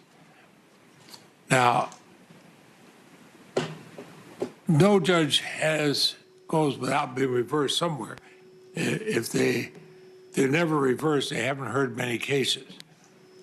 But your time in the DC District Court, less than 2% of your more than 550 cases were reversed. Considering the fact that the DC Circuit reverses an average of 13% of the cases, it hears. You got a pretty good record, and but what does a judge who's been reversed? What do they take from that reversal? What do they or what should they think about it? Well, you obviously look at it very carefully. What it means is that a panel of judges who've reviewed what you determined for some reason has decided differently. And there are times when panels of judges decide differently because they are making a new statement about the law, or they're establishing a standard that had not previously been the case in the area. And so you learn, oh, this is a new standard now that I need to apply. There are times when you disagree, that people can disagree about the way in which the law works. And that's why we have panels, because people have different, judges can have different perspectives and in good faith reach different results. And so obviously when you're on the trial court, the Court of Appeals is binding, and they tell you, in this case, no, we're going to, the result is something different. And so you learn. You know, anytime I had an opportunity to argue a case at an appellate level, I don't think I ever thought about who nominated or appointed the judges as before. I just want to know what I would think about their experience. And I would think about that when I made the argument. Now, I don't think I've ever had the opportunity to argue before anybody had your breadth of legal experience here. You served as a federal trial court, a federal appellate court judge for almost 10 years. You clerked at all 3 levels of the federal judiciary. You practiced law as a federal public defender in private practice, and I know we confirmed you as a member of the U.S. Sentencing Commission. This may seem like an easy question, but I just ask you that you've had such broad experience, but they're all different in a way. How does that shape your approach when deciding a case? Thank you, Senator. As I mentioned at the beginning, I have a methodology that I apply when I'm deciding cases, and maybe my various experiences helped me to get to the point of understanding the importance of impartiality, staying in my lane as a judge, because the prior experiences were different roles in the system. Because I saw the different roles, I think I have a good appreciation of what it means to be a judge and the limitations on my own authority. The Sentencing Commission was a policymaking branch of the judicial branch that the commission and the commissioners developed sentencing policy. Congress delegated that authority to create the commission, and so they're doing the policy work, gathering data, making recommendations. That is totally different than the work that I do as a judge. Advocacy on behalf of your clients, making critical arguments, the best arguments you can come up with, is a service to the court, but it's a totally different thing than operating as a judge. And so I think that having had those various experiences, I'm now really mindful of my role and limitations in the judicial branch. Well, and the president referred to you as a proven consensus builder, and I think he was also thinking of your predecessor, Justice Breyer, in that regard. And I think over the years how important that is, even in a body like the U.S. Senate. I see Senator Tillis here. He and I have worked together on IP issues. Senator Cornyn and I on freedom of information issues. Senator Grassley and I on other issues. Senator Graham and I on various issues. And usually, in the Senate at least, if you work across the ideological spectrum, you get better results. So let me ask you, how would you describe your approach to building consensus on cases related to issues like intellectual property that are less likely to break along traditional ideological lines? Thank you. Thank you, Senator. One of the things that I was able to do when I worked on the Sentencing Commission was work with people who had very different perspectives than I did about the criminal justice system and come to consensus.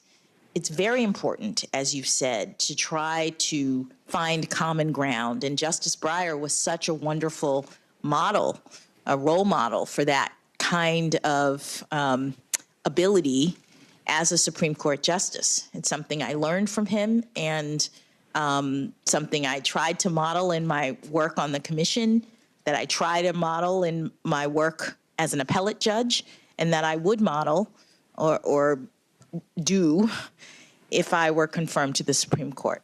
Thank you, Chair Durbin. Thank you, Senator Leahy. And now Senator Graham. Thank you, Judge. Again, congratulations. I want to talk to you a little bit about family and faith, because in your opening statement and the people who introduced you to the committee, there was very glowing praise of you as a person, a good friend. You have a wonderful family. You should be proud, and your faith matters to you. What faith are you, by the way? Senator, I am Protestant. Mm-hmm. Okay. Non-denominational. Okay. Could you fairly judge a Catholic? Senator, I have a record of I think the fairly answer would be yes. judging everyone. I believe you can. I'm just asking this question because how important is your faith to you? Senator, personally, my faith is very important. But as you know, there's no religious test in the Constitution under Article 6, and there will be none with me. And it's very important to set aside one's personal views. Yeah. About things in the role of a judge. I couldn't agree with you more, and I believe you can. So on a scale of 1 to 10, how faithful would you say you are in terms of religion? You know, I go to church probably 3 times a year, so that speaks poorly of me. Or do you attend church regularly? Well, Senator, I am reluctant to talk about my faith in this way just because I want to be mindful of the need for the public to have confidence in my ability to separate out my personal views. Well, how would you feel if a senator up here said, your faith, a dogma lives loudly within you, and that's of concern? How would you feel if somebody up here on our side said, you know, you attend church too much for me, or your faith is a little bit different to me, and they would suggest that it would affect your decision? Would you find that offensive? Senator, I would if I were you. I found it offensive when they said it about Judge Barrett. The reason I ask these questions is I have no doubt that your faith is important to you, and I have zero doubt that you can adjudicate people's cases fairly if they're an atheist. If I had any doubt, I would say so. But the only reason I mention this, Judge, you're reluctant to talk about it because it's uncomfortable. Just imagine what would happen if people on late night television called you an effing nut, speaking in tongues because you practiced the Catholic faith in a way they couldn't relate to or found uncomfortable. So, Judge, you should be proud of your faith. I am convinced that whatever faith you have and how often you go to church, it will not affect your ability to be fair. And I just hope going in the future that we all can accept that, and that Judge Barrett, I thought, was treated very, very poorly. So I just wanted to get that out. Let's talk about family. Do you know Janice Rogers Brown? Yes, I do know her. Okay, how do you know her? She was a judge on the court that I now serve. We didn't overlap, and I'm struggling to remember whether I ever met her, but she was a judge on the circuit court. Right, and you were a district court judge, is that right? I was, but I don't know whether she had. I think you were. Retired Are they in the same building? They are in the same building. Okay. They are. So you really don't know her? I know of her, yes. Okay. What do you know of her? What's her reputation? I know that she's a very well-respected judge on my circuit. Okay. And in terms of family, she was the daughter and granddaughter of sharecroppers.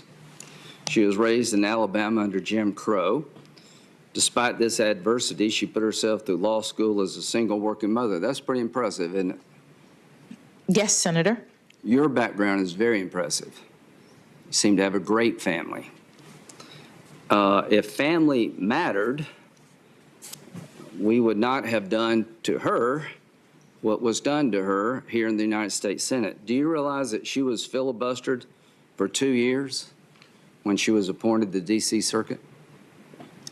I didn't know that. Did you know that Joe Biden actively filibustered Janice Rogers Brown? I did not know that. Did you know that he told Face the Nation, if Bush nominates her for the Supreme Court, I can assure you that would be a very, very, very difficult fight, and she probably would be filibustered. Is that news to you, too? Yes. Okay. Now that you know that, how do you feel about it? Senator, I can't speak to something that I just learned 2 seconds ago in your fair enough. conversation with me. Fair enough. You're in the Black Law School Society, right? The Black Law Students Association. Okay, Black Law Students Association. Yes. You're a member at Harvard. Yes. And in sometime, the Mr. Jeffries thing, do you remember that whole dust-up? He got... Only in preparation for this, and I think I was in college at the time. It was my senior year of college. Okay, so you weren't actually in the group when he was invited to speak? I don't know which group invited him to speak. I was a Black student at Harvard, both in the Harvard Undergraduate Black Students Association and the Harvard Law School Black Students Association. Do you remember going to a speech given by Mr. Jeffries? I think he's the uncle of Akeem Jeffries. I did not go to a speech given by Mr. Jeffries. Are you now familiar with the press reports about what Mr. Jeffries' views are? Just in preparation for this. Okay, and do you associate yourself with those views? I do not, Senator. As a matter of fact, he's been called by many as very anti-Semitic. He called you skunk who stink up the place. You don't agree with that, do you? I do not, Senator. And it would be wrong for me or anybody else to hold his statement against you because he spoke at some group you're a member of, right? Senator, I don't have, yes. It would be, yeah, that's right. That's the right answer. I thought that was the right answer with Judge Alito. When they made a big deal about some group he was in that had views that he didn't agree with and tried to call him basically a racist, and found out that Senator Kennedy, God rest his soul, who beat the crap out of the guy for being part of some supper club that was actually in some organization called the OWL that didn't admit women. So I guess the reason I'm bringing all this up is it gives me a chance to remind this committee in America there are two standards going on here. If you're an African-American conservative woman, you're fair game to have your life turned upside down, to be filibustered no matter how qualified you are. And if you express your faith as a conservative, all of a sudden you're an effing nut. And we're tired of it. And it's not going to happen to you. But it just appalls me that we can have such a system in America, that if a conservative woman wants to stand out and say, I love my family just as much as you love yours, and my faith means just as much to me as it does you, that all of a sudden there comes some kind of weirdo. And a guy like Justice Alito, who's in the same type situation you're in, being in a group, doesn't agree with everything they do or what people may say at a meeting he didn't go to, all of a sudden they own it. You know, this stuff needs to stop. Our people deserve better respect, and I hope when this is over, people will say you were at least well treated, even if we don't agree with you. So now let's talk about Gitmo. Being a public defender, did you consider that rewarding? Senator, yes, I did, because public service is very important to me. It is an important family value. It is something that now I've dedicated my career to. Yes. And do you think it's important to the system that everybody be represented? Absolutely. It's a core constitutional value. You'll get no complaint from me. That was my job in the Air Force. I was a area defense counsel. I represented anybody that came in the door, whether I liked them or not. I did my best. Is that what you did? Yes, sir. Okay, good. Now, so the American people deserve a system where everybody's represented, where you like them or not, and anybody that takes up that cause, no problem with me. You're just doing your job, and I think you make our country stronger. But there's the other side of the story that never gets mentioned when I talk about Gitmo. The American people deserve a system that can keep terrorists off the battlefield. They deserve a system that understands the difference between being at war and a crime. Do you consider 9/11, you said, a terrible, tragic event? Would you consider it an act of war? Yes, Senator. Okay, I would too. I think it was an act of war by Al-Qaeda and associated groups against the people of the United States. So as you rightfully are proud of your service as a public defender, and you represented Gitmo detainees, which is part of our system, I want you to understand, and the nation to understand, what's been happening at Gitmo. What's the recidivism rate at Gitmo? Senator, I'm not aware. It's 31%. How does that strike you? Is that high, low, about right? I don't know how it strikes me overall. You know how it strikes me? It strikes me as terrible. Yes, that's what I was going to say. Okay, good. We found common ground. Of the 229 detainees released from Gitmo, of 729 released, 229 have gone back to the fight. Here's some of the notables. Former Gitmo detainee Zakir was named the interim defense minister of Afghanistan. I don't know exactly what his job is today, but during the transition, they made him the defense minister and he was in Gitmo. Of the 5 men we released from Gitmo as part of the prisoner swap for Sergeant Bergdale, here's where they're at. Mohammed Fazal was appointed Deputy Minister of Defense. Noor was appointed Acting Minister of Borders and Tribal Affairs. Waziki was appointed as Acting Intelligence Director. Kerr, again, Acting Minister of Information, Culture, Defense. Omar was appointed as the new governor of the southeastern province of Khost. These were 5 people that we had in our control that are now helping the Taliban run the country. Would you say that our system in terms of releasing people needs to be re-looked at? Senator, what I'd say is that that's not a job for the courts in this way. That as an American, does that bother you? Well, obviously, Senator, any repeated criminal behavior or repeated attacks, acts of war, bother me as an American. Well, it bothers me. While I will not hold it against you, nor should I, the fact that you represent Gitmo detainees, I think it's time to look at this system new, folks. When 31% of the people are going back to fight to kill Americans and now running the Taliban government, we have gone wrong somewhere. Are we still at war? So the AUMF, the authorization for military force, is still in effect. Congress has authorized the use of force against people in this way.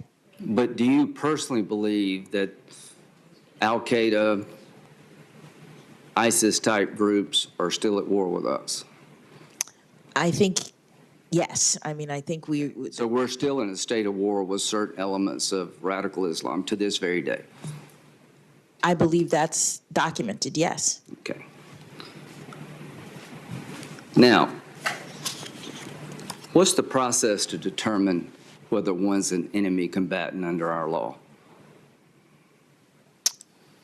Well, I believe that the executive branch makes an assessment of whether or not someone is taking up arms against the United States somewhere in the world related to all of this.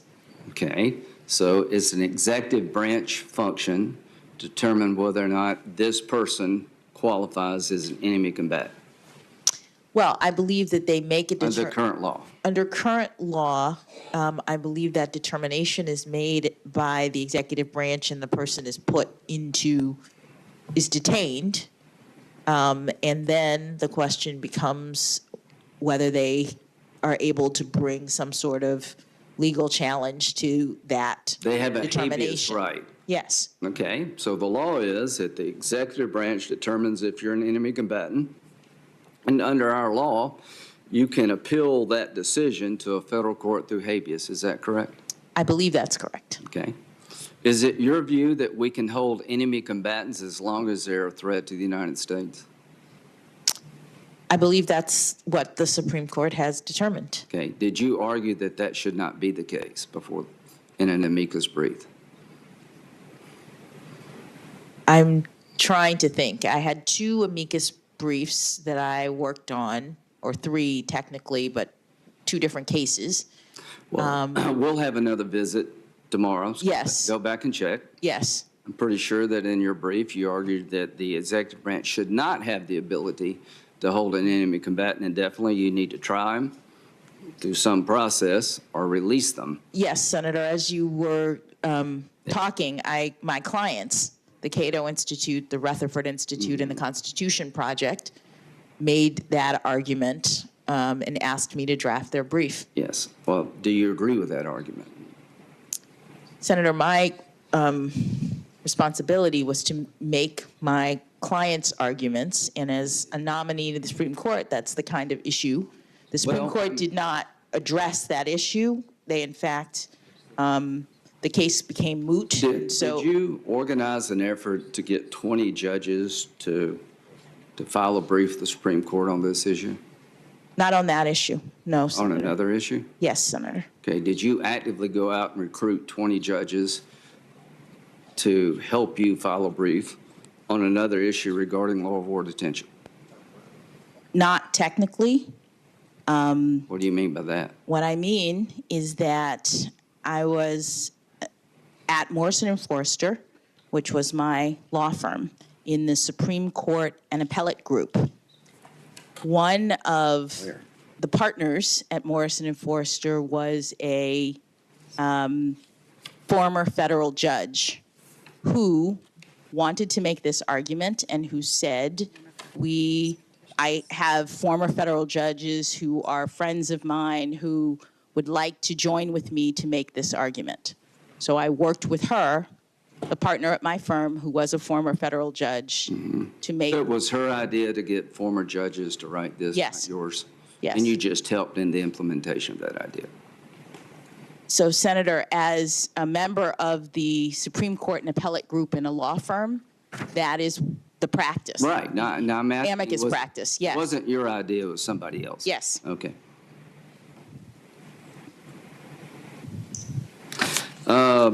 So now, there are people still held at Gitmo today.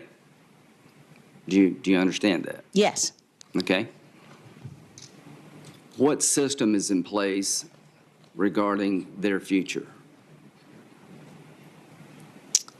I am not aware of the system right now. I'm not sure exactly what you Well, mean. let me tell you what it is. Yes.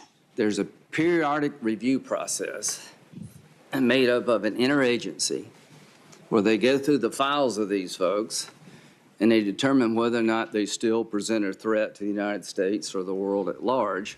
We're interrupting here for just a few seconds as we approach the top of the hour. Some of our stations are going to return to local programming. For everyone else, our coverage continues on NBC. That this person still represents a threat to the United States, they're continued to be confined. That's the way the system works. Are you okay with that? As a policy matter, Senator, I'm not speaking to my views. That's my understanding is that the periodic review system is an executive branch determination of whether or not they're going to continue to hold people that they. Does that make sense to you as a way to deal with these detainees? Senator, I'm not in a position to speak to the policy or the discretion of the executive branch regarding how they're going to handle detainees. The reason I mention it is because in one of the briefs, you argued that the executive branch doesn't have that option.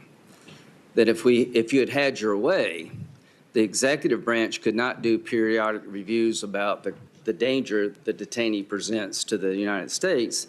They would have to make a decision of trying them or releasing them. Is that not accurate? Respectfully, Senator, it was not my argument. I was filing an amicus brief on behalf of clients, including the Rutherford Institute, the Cato Institute, and the Constitution Project, who... When you sign on to a brief, does it not become your argument? It does not, Senator. If you are an attorney and you are representing a client in amicus... Is that your position when you were in private practice? I mean, you sign on to this brief making this argument, but you say it's not your position. I mean, why would you do that if it's not your position? Why would you take a client that has a position like that? Now, this is voluntary. Nobody's making you do this.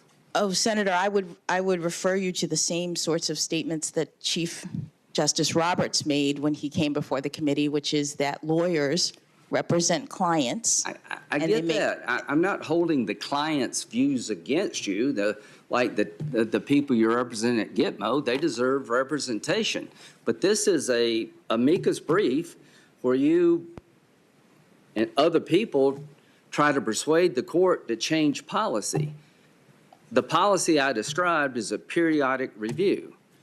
If the court had taken the position argued in the brief that you signed upon, we'd have to release these people or try them, and some of them, the evidence we can't disclose because it's classified. You're putting America in an untenable position. This is not the way you fight a war. If you tried to do this in World War II, they'd run you out of town. We hold enemy combatants as long as they're a threat. There's no magic passage of time that you got to let them go. So my question is very simple. Do you support the idea, did you support then the idea that indefinite detention of an enemy combatant is unlawful? Respectfully, Senator, when you are an attorney and you have clients who come to you, whether they pay or not, you represent their positions before the court. I'm sure everybody at Gitmo wants out. No, I got that. This is an amicus brief, and I just don't understand what you're saying, quite frankly. I'm not holding it against you because you represented a legal position I disagree with.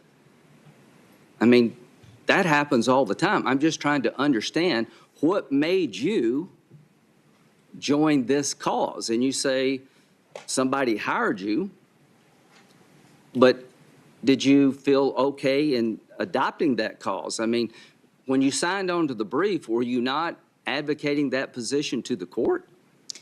Senator, as a judge now, in order to determine the lawfulness or unlawfulness of any particular issue, I need to receive briefs and information making positions on all sides.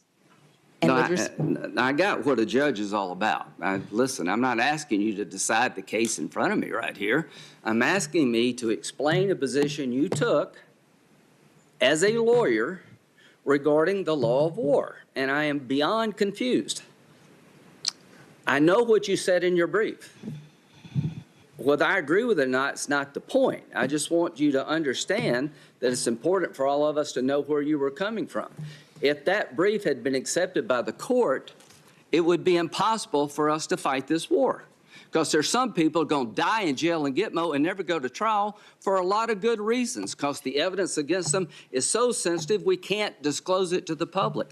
That we're not charging them with a crime. What we're doing is saying that you engaged in hostile activities against the United States, that you are an enemy combatant under our law, and you will never be released as long as you're a danger until the war is over or you're no longer a danger. That's the difference between fighting a crime and a war. Did you ever accuse in one of your habeas petitions the government of acting as war criminals for holding the detainees? The holding of the detainees by our government, that we were acting as war criminals? Senator, I don't remember that accusation, but I will say that. Do you believe that's true? That America was acting as war criminals in holding these detainees? Senator, the Supreme Court held that the executive branch has the authority to detain people who are designated as enemy combatants for the duration of the hostilities. And what I was doing in the context of the habeas petitions at this very early stage in the process was making allegations to preserve issues on behalf of my clients. A habeas petition is like a complaint that lawyers make allegations. You know, I've been a lawyer too, but I don't think it's necessary to call the government a war criminal in pursuing charges against a terrorist. I just think that's too far. I don't know why he chose those words. That's just too far. But we are where we are. So let's talk about the nomination process. Have you ever had any interaction with a group called Demand Justice? No. Directly or indirectly? No. Have you ever had any interaction with a group called American Prospect? No. Do you know anything about Arbella? Is that the right term? Have you ever heard of a group called Arbella? I've heard of a group that I think is Arabella or something like that. I think you're right. Not Yes. Arabella. Yeah. Do you know anything about them? Have you had any contact with them? No. Okay. In your nomination, did you notice that people from the left were pretty much cheering you on? A lot of people were cheering me on, That's Senator. true. That's true. Did you know that a lot of people from the left were trying to destroy Michelle Childs? Did you notice that? Senator, a lot of people were supporting various people for this nomination. So you're saying you didn't know there was a concerted effort to disqualify Judge Childs from South Carolina because she was union-busting, unreliable Republican in disguise? Senator, I'm a sitting judge. I was focused on my cases. Well, the answer is no, I didn't know that. No, I didn't know that. Would it bother you if that happened? Senator, it is troublesome that people are or were doing things related to I think that's the best way to say it. People have a right to speak out and pick the person of their choice. But all I can say is that if you miss the fact that there was an organized effort, well, here's President Biden has only a certain amount of political capital for keeping his party united. If he needlessly angers progressives on this SCOTUS pick, that could create all sorts of problems for him down the line. Jeff Hauser, revolving door projects. Let's see.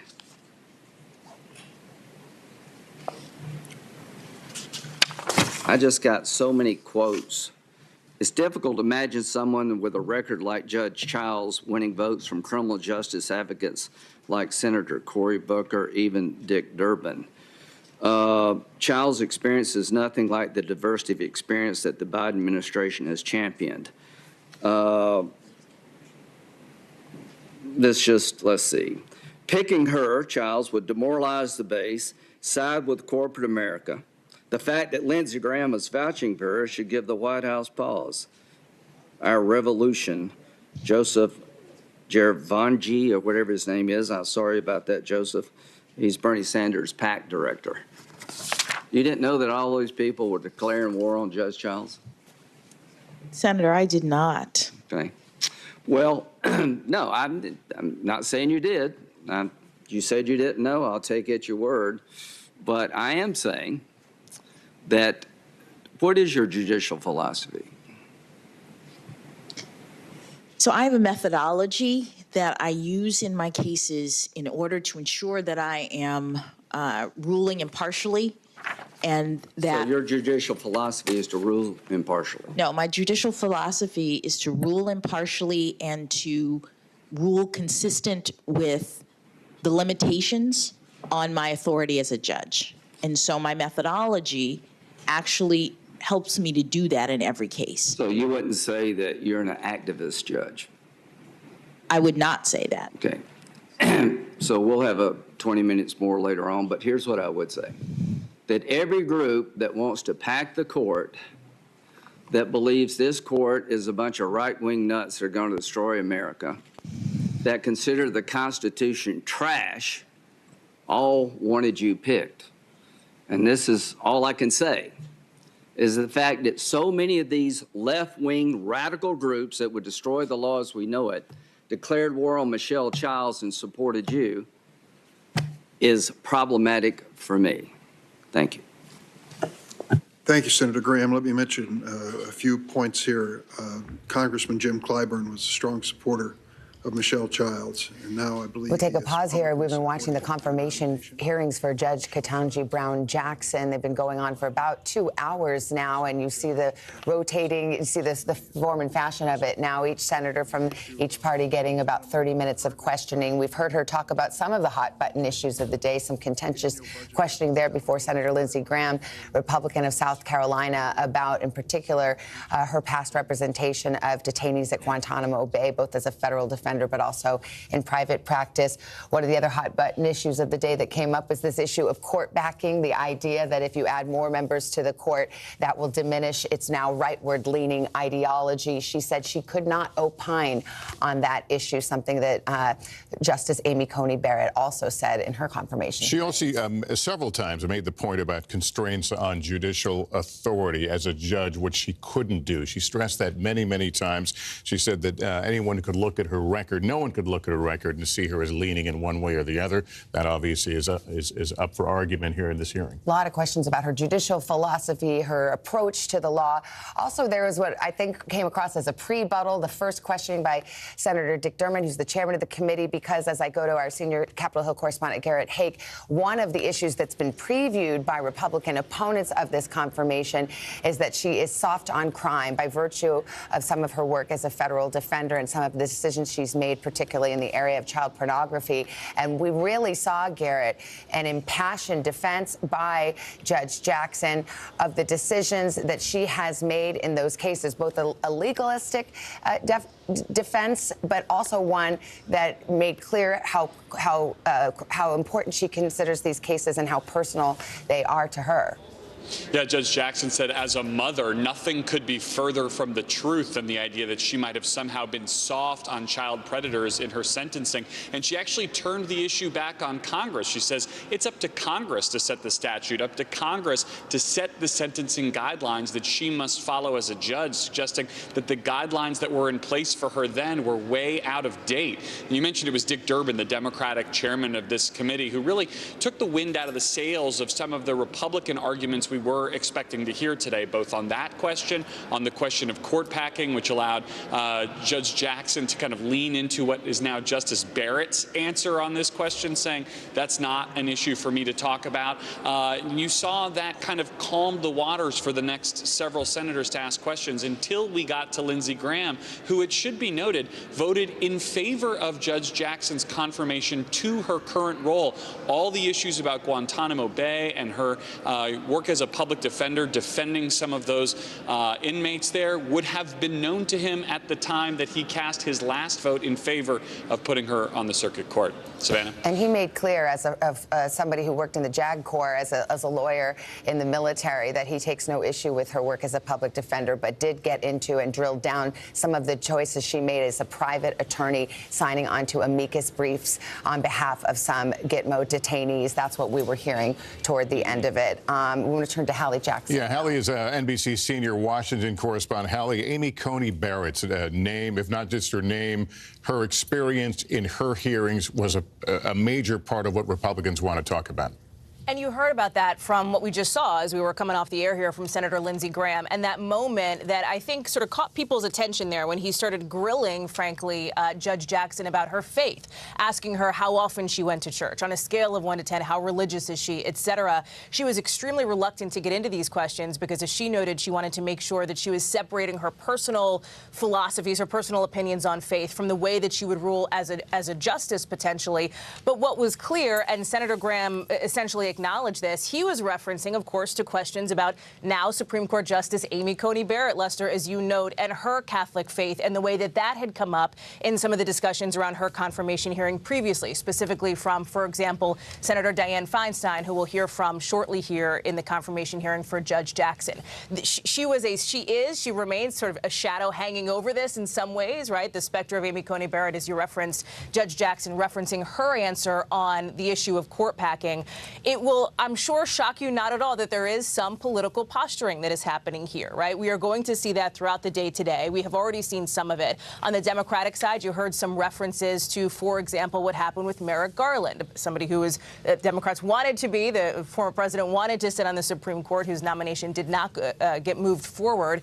You also heard from Republicans, I think Senator Graham. We expect to hear it later in the afternoon from Senator Josh Hawley of Missouri, as we've talked about. Senator Marsha Blackburn later in the day is also somebody I'd be watching, too, given how sharp her opening statements were.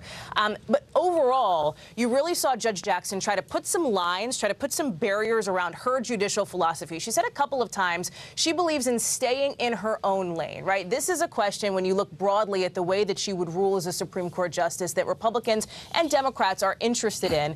When it comes to the political piece of it, though, you do have some folks who are sitting on that committee who have potential 2024 ambitions. Not all conservatives disagree with Judge Jackson's ascension potentially to the Supreme Court. I talked with one Republican strategist this morning who said, listen, people aren't going to make news unless they want to make news from a political perspective. You also have a group of several dozen conservatives who have signed on to a letter saying that they actually do back Judge Jackson's ascension to the court, including former New Jersey Republican Governor Christine Todd Whitman, who told me just recently that she believes that Judge Jackson has the temperament to be able to sit on the court and to be an excellent Supreme Court justice. So the question isn't necessarily, right, because we know how this is likely going to go. She is all but certain to get 50 Democrats to back her. The question is, can Democrats get any Republicans to join them on this? Garrett mentioned Senator Graham, who had previously voted to confirm Judge Jackson to her current job, essentially. There are a couple of other Republicans who folks are watching, Senator Susan Collins, of course, et cetera.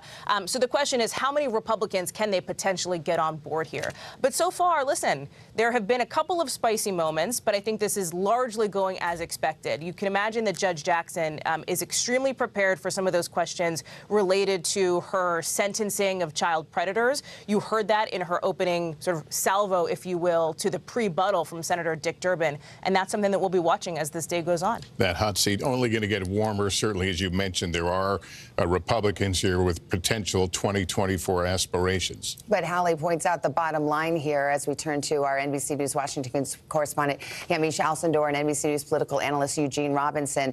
The outcome here isn't exactly in suspense, barring something totally unforeseen. Democrats have 50 votes, 51 when you count the vice president. That's all it takes to get confirmation. She's a historic nominee. There was not a lot of talk about race and her background, but when asked about her background, she said she noted that she went from being a child of parents who had attended segregated schools, and in one generation, she said, became the first Floridian. The first Floridian, she said. So that was a humorous moment to get on the Supreme Court. How do you think she's doing, Gene? I thought that was a great moment, actually, that she twisted it that way. I think she's doing really. I'm really interested to hear how she judges cases. I think she actually has given a very full explanation of how she looks at issues and looks at the law. She mentioned the word text again and again, which I found interesting as a message to conservatives who believe in textualism or originalism or whatever. She mentioned, what did the founders intend? And I think she's making clear that she is not a judge who believes the Constitution is what we think it is, right now. It is what it is, and we have to interpret it. But I thought that was kind of interesting. In a way, it seemed to me she was saying, I'm more Kagan than Sotomayor, in a way. I mean, the legal scholarship, and I don't judge on the basis of passion, and you won't see that. Remember, much of that she's got over 500 opinions, and I think she mentioned yesterday in her opening remarks that a lot of those are long opinions. She writes a lot. She says she wants transparency. Transparency, exactly, and so I think she's kind of explained. It's a fascinating legal seminar, and I think anybody who went to law school may be having flashbacks. I did have to rely on my partner here a couple times. There should be a trigger warning. We've had administrative law. We haven't had tax law yet, but I'm sure it's coming. I'm still in the one-on-one course, so go ahead. Yamiche, in a way, I mean, it's always like this with confirmation hearings. You see the Democrats in this case, because it's the President Biden's nominee. They try to build her up or pre-butt some of the arguments, and then the Republicans come along and they take a lot of it's kind of the airing of the grievances. I mean, we certainly heard that from Senator Graham, asking some uncomfortable questions. There was an uncomfortable moment when he's saying, "How often do you go to church? What's your religion?" And of course, his reason for asking that was to point out what he thought was the unfairness of that line of questioning and that line of attack in Amy Coney Barrett's prior confirmation hearing. And that's a lot of the jockeying and the politics that we see in these hearings. Absolutely. With watching these hearings, you realize that both sides really do have a bone to pick with how Supreme Court nominees have gone on in our country. On the Democratic side, they brought up Merrick Garland. He's the Attorney General now, but we all know that they wanted him to be on the Supreme Court. And then, of course, Lindsey Graham. He's bringing up Alito. He's bringing up Amy Coney Barrett. He hasn't gotten to Brett Kavanaugh, but there's always tomorrow. And we heard a bunch of Republicans bringing up Brett Kavanaugh, saying to an effect that these hearings aren't going to be sort of unruly in the way that they think that Democrats made them. I was struck, though, by the fact that this Judge Jackson, used the word impartial. So she used text a lot, as Eugene said, but she also used the word impartial over and over and over again. And while she was marking the fact that, yes, she's making history, and marking the fact that she does have loved ones in law enforcement, she said, it's not a political slogan to me. It's not abstract. She was also talking about her children, when she was talking about very forcefully, I would say, the child pornography cases, saying that she really did have a view of those cases that was based in the law, that was based in the harms of society. But she's also being very careful to say that I'm a judge who really does care and being methodical about the way that I think about things. She literally laid out 3 points of how she thinks about them. I clear my mind, I look at the text, I then hear the argument. So this is really, I think, a judge who's trying to be as direct as possible. The only time you really saw her be evasive was when she was asked directly, how many times do you go to church? And there was a pause, and she was like, I'm not answering that. And it was, I think, one of the more remarkable moments in the fact that she didn't want to go into her personal life because she didn't want it to be used against her. And I think that was telling about the way that she's trying to both be very, very open with her answers to these questions, but also wanting to make sure that she draws the line and doesn't give Republicans something that they can use against her. But she also split hairs on the difference between representing an interest in terms of Gitmo and the status of prisoners versus her own opinion. She didn't want to go there. Exactly. She said, this is what the firm thought, this is what I had to do. I thought it was very important when she was talking about Guantanamo Bay to say public defenders cannot pick their clients, and that there's a constitutional requirement that people have a representation So she was being very, very careful there, as Lester pointed out, about not saying what she thought specifically about sort of enemy combatants or the use of Guantanamo Bay. She kept coming back to the legal text, saying the Supreme Court has ruled that this is what is possible and what is allowed. Well, they really got into it over her work as a private attorney, writing and signing on to an amicus brief, because that was something she chose to do in private practice as opposed to in her role as federal defender. And I don't think we got to I think they had to agree to disagree on whether those views in that amicus brief that she was counsel of record for, whether that represented her personal views or whether she was, as she said, representing a client. We're joined now by former Attorney General for George W. Bush and professor and dean at Belmont Law, Alberto Gonzalez. Judge Gonzalez, thank you so much for being with us. It's good to be here. I'll let you weigh in on what we were just talking about, her advocacy, the amicus brief on Guantanamo Bay. Is that a rich issue here that needs to be fleshed out more? Not for me, it's not. And I was obviously the lawyer in the Bush administration, first as White House counsel and then as Attorney General. We debated these issues about Guantanamo and the rights that detainees should have there, and are clearly subject to the Constitution. And I think these individuals are going to be evaluated and perhaps, suffer some kind of punishment. I think it's totally appropriate for them to be represented by counsel. So I'm with Senator Graham in terms of not having any kind of issue with respect to her work with respect to Guantanamo detainees.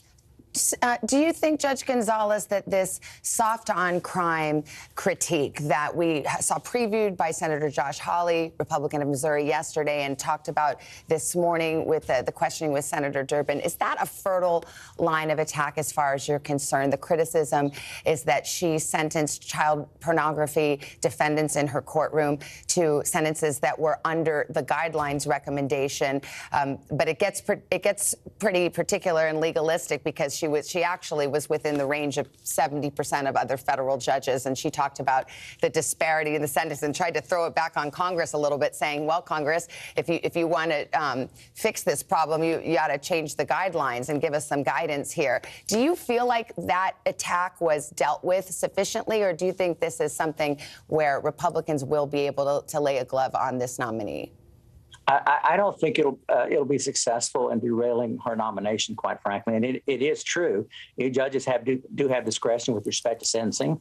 And if Congress is unhappy with the range of sentences being administered by the federal judges, then they can simply pass the statute and change the range, or limit that discretion. So politically, it sounds good to say that if you're opposing her, to say that she's soft on crime, she's imposed lighter sentences, maybe some outside the range, but in the end, I don't think it's going to make a difference. And Judge, how do you think, from what you've been able to see this morning, how do you think she is, her body language, all the things that people are measuring right now, how's she doing?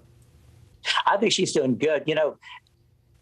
To prepare someone for Supreme Court hearing, there is a lot of work behind the scenes that goes on in terms of how you sit, how you respond to a question, how you address certain senators. Oftentimes, you'll have an idea ahead of time what the questions are going to be. So you're about as well prepared as you possibly can be. And from all indications are she's doing what she needs to be doing to receive a positive confirmation vote. Judge Gonzalez, really good to see you. Thank you for joining us this morning. Thank you. Thank you. We want to turn now to Tomiko Brown-Nagin, who is the dean of the Harvard Radcliffe Institute. Also, she's a professor at Harvard Law School and the author of Civil Rights Queen. It's about Constance Baker Motley, the first black woman to serve as a federal judge, and of course, someone who Judge Jackson says inspired her. They also share a birthday, I think 49 or 50 years apart. So, Professor, it's nice to have you with us. Your take on some of the testimony that we've heard this morning. Sure. Well, I, for one, am thoroughly enjoying the legal seminar. And I also have to say that I very much appreciate the way in which Judge Jackson is invoking history, invoking her parents' experience and contrasting it with her own experience. They grew up under Jim Crow, attended segregated schools. in the South, and she is saying she has profited from American ideals from the civil rights movement. She has said that she is standing on the shoulders of Judge Motley, and I agree that she is. I see in these hearings continuity as well as change. The continuity being that both were first. Motley was the first Black woman federal judge and litigated cases, including Brown versus Board of Education, that allowed Ketanji Brown Jackson to attend integrated schools and to be in the position that she's in today. And yet Motley, as I describe in my book, was limited by race. She was touted for the Supreme Court, but she couldn't even get to the Court of Appeals because some senators held her practice background against her as a civil rights lawyer. We have seen a lot of discussion in these hearings of Judge Jackson's practice background as a public defender. I think she's done a very effective job of leaning into the basis for that experience. First of all, she's performing public service. She says she has a family tradition of public service. And of course, the right to counsel is rooted in the American Constitution. And she has very effectively answered questions about her cases, both in terms of Guantanamo, but also she's mentioned the child pornography cases. And I've been impressed with how she's at once been passionate and firm in the way she's speaking, but she's also shown calm. And that, of course, is very important in displaying the kind of temperament that she needs to be an effective justice. Yeah, and I wonder how much they will get deeper into her worldview. She told part of her personal story, but how it shapes her overall view as a judge. Well, and we haven't even touched upon some of the biggest hot-button issues before the court now, and of course in our time. Professor, thank you very much.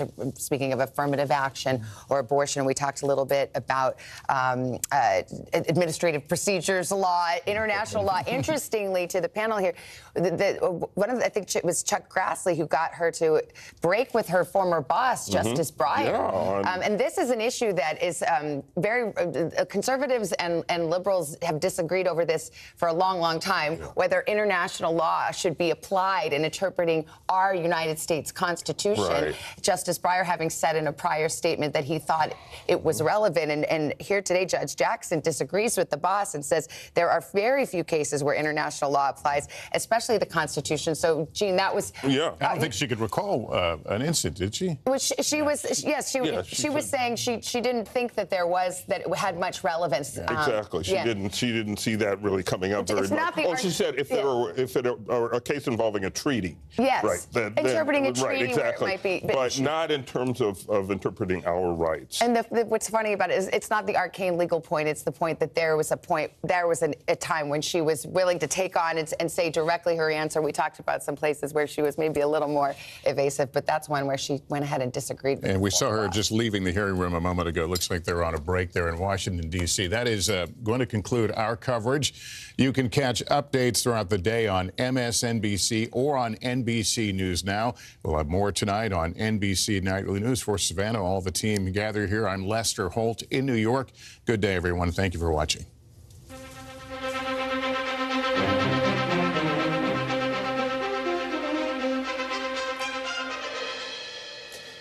Good Tuesday to everyone as you're watching on NBC News Now and some of our NBC stations. I'm Aaron Gilchrist. And I'm Morgan Radford. Thank you so much for joining us. We are following breaking news at this hour, the historic confirmation hearing for Judge Ketanji Brown Jackson. Judge Jackson spent the morning taking questions from various senators on that Judiciary Committee. And among the topics of discussion, the right to bear arms, prison sentences for drug offenders, and the issue of whether to expand the Supreme Court. We're going to dig into all of this for you at this hour. We'll begin with NBC News senior national political reporter Sahil Kapoor on Capitol Hill. And I'll note for our viewers that when the hearing does resume, we will go right back to it. This should be a fairly short break. But Sahil, first, I just want to get your impressions as you've been watching and listening this morning for the last couple of hours to the first series of questions here. Your big takeaways.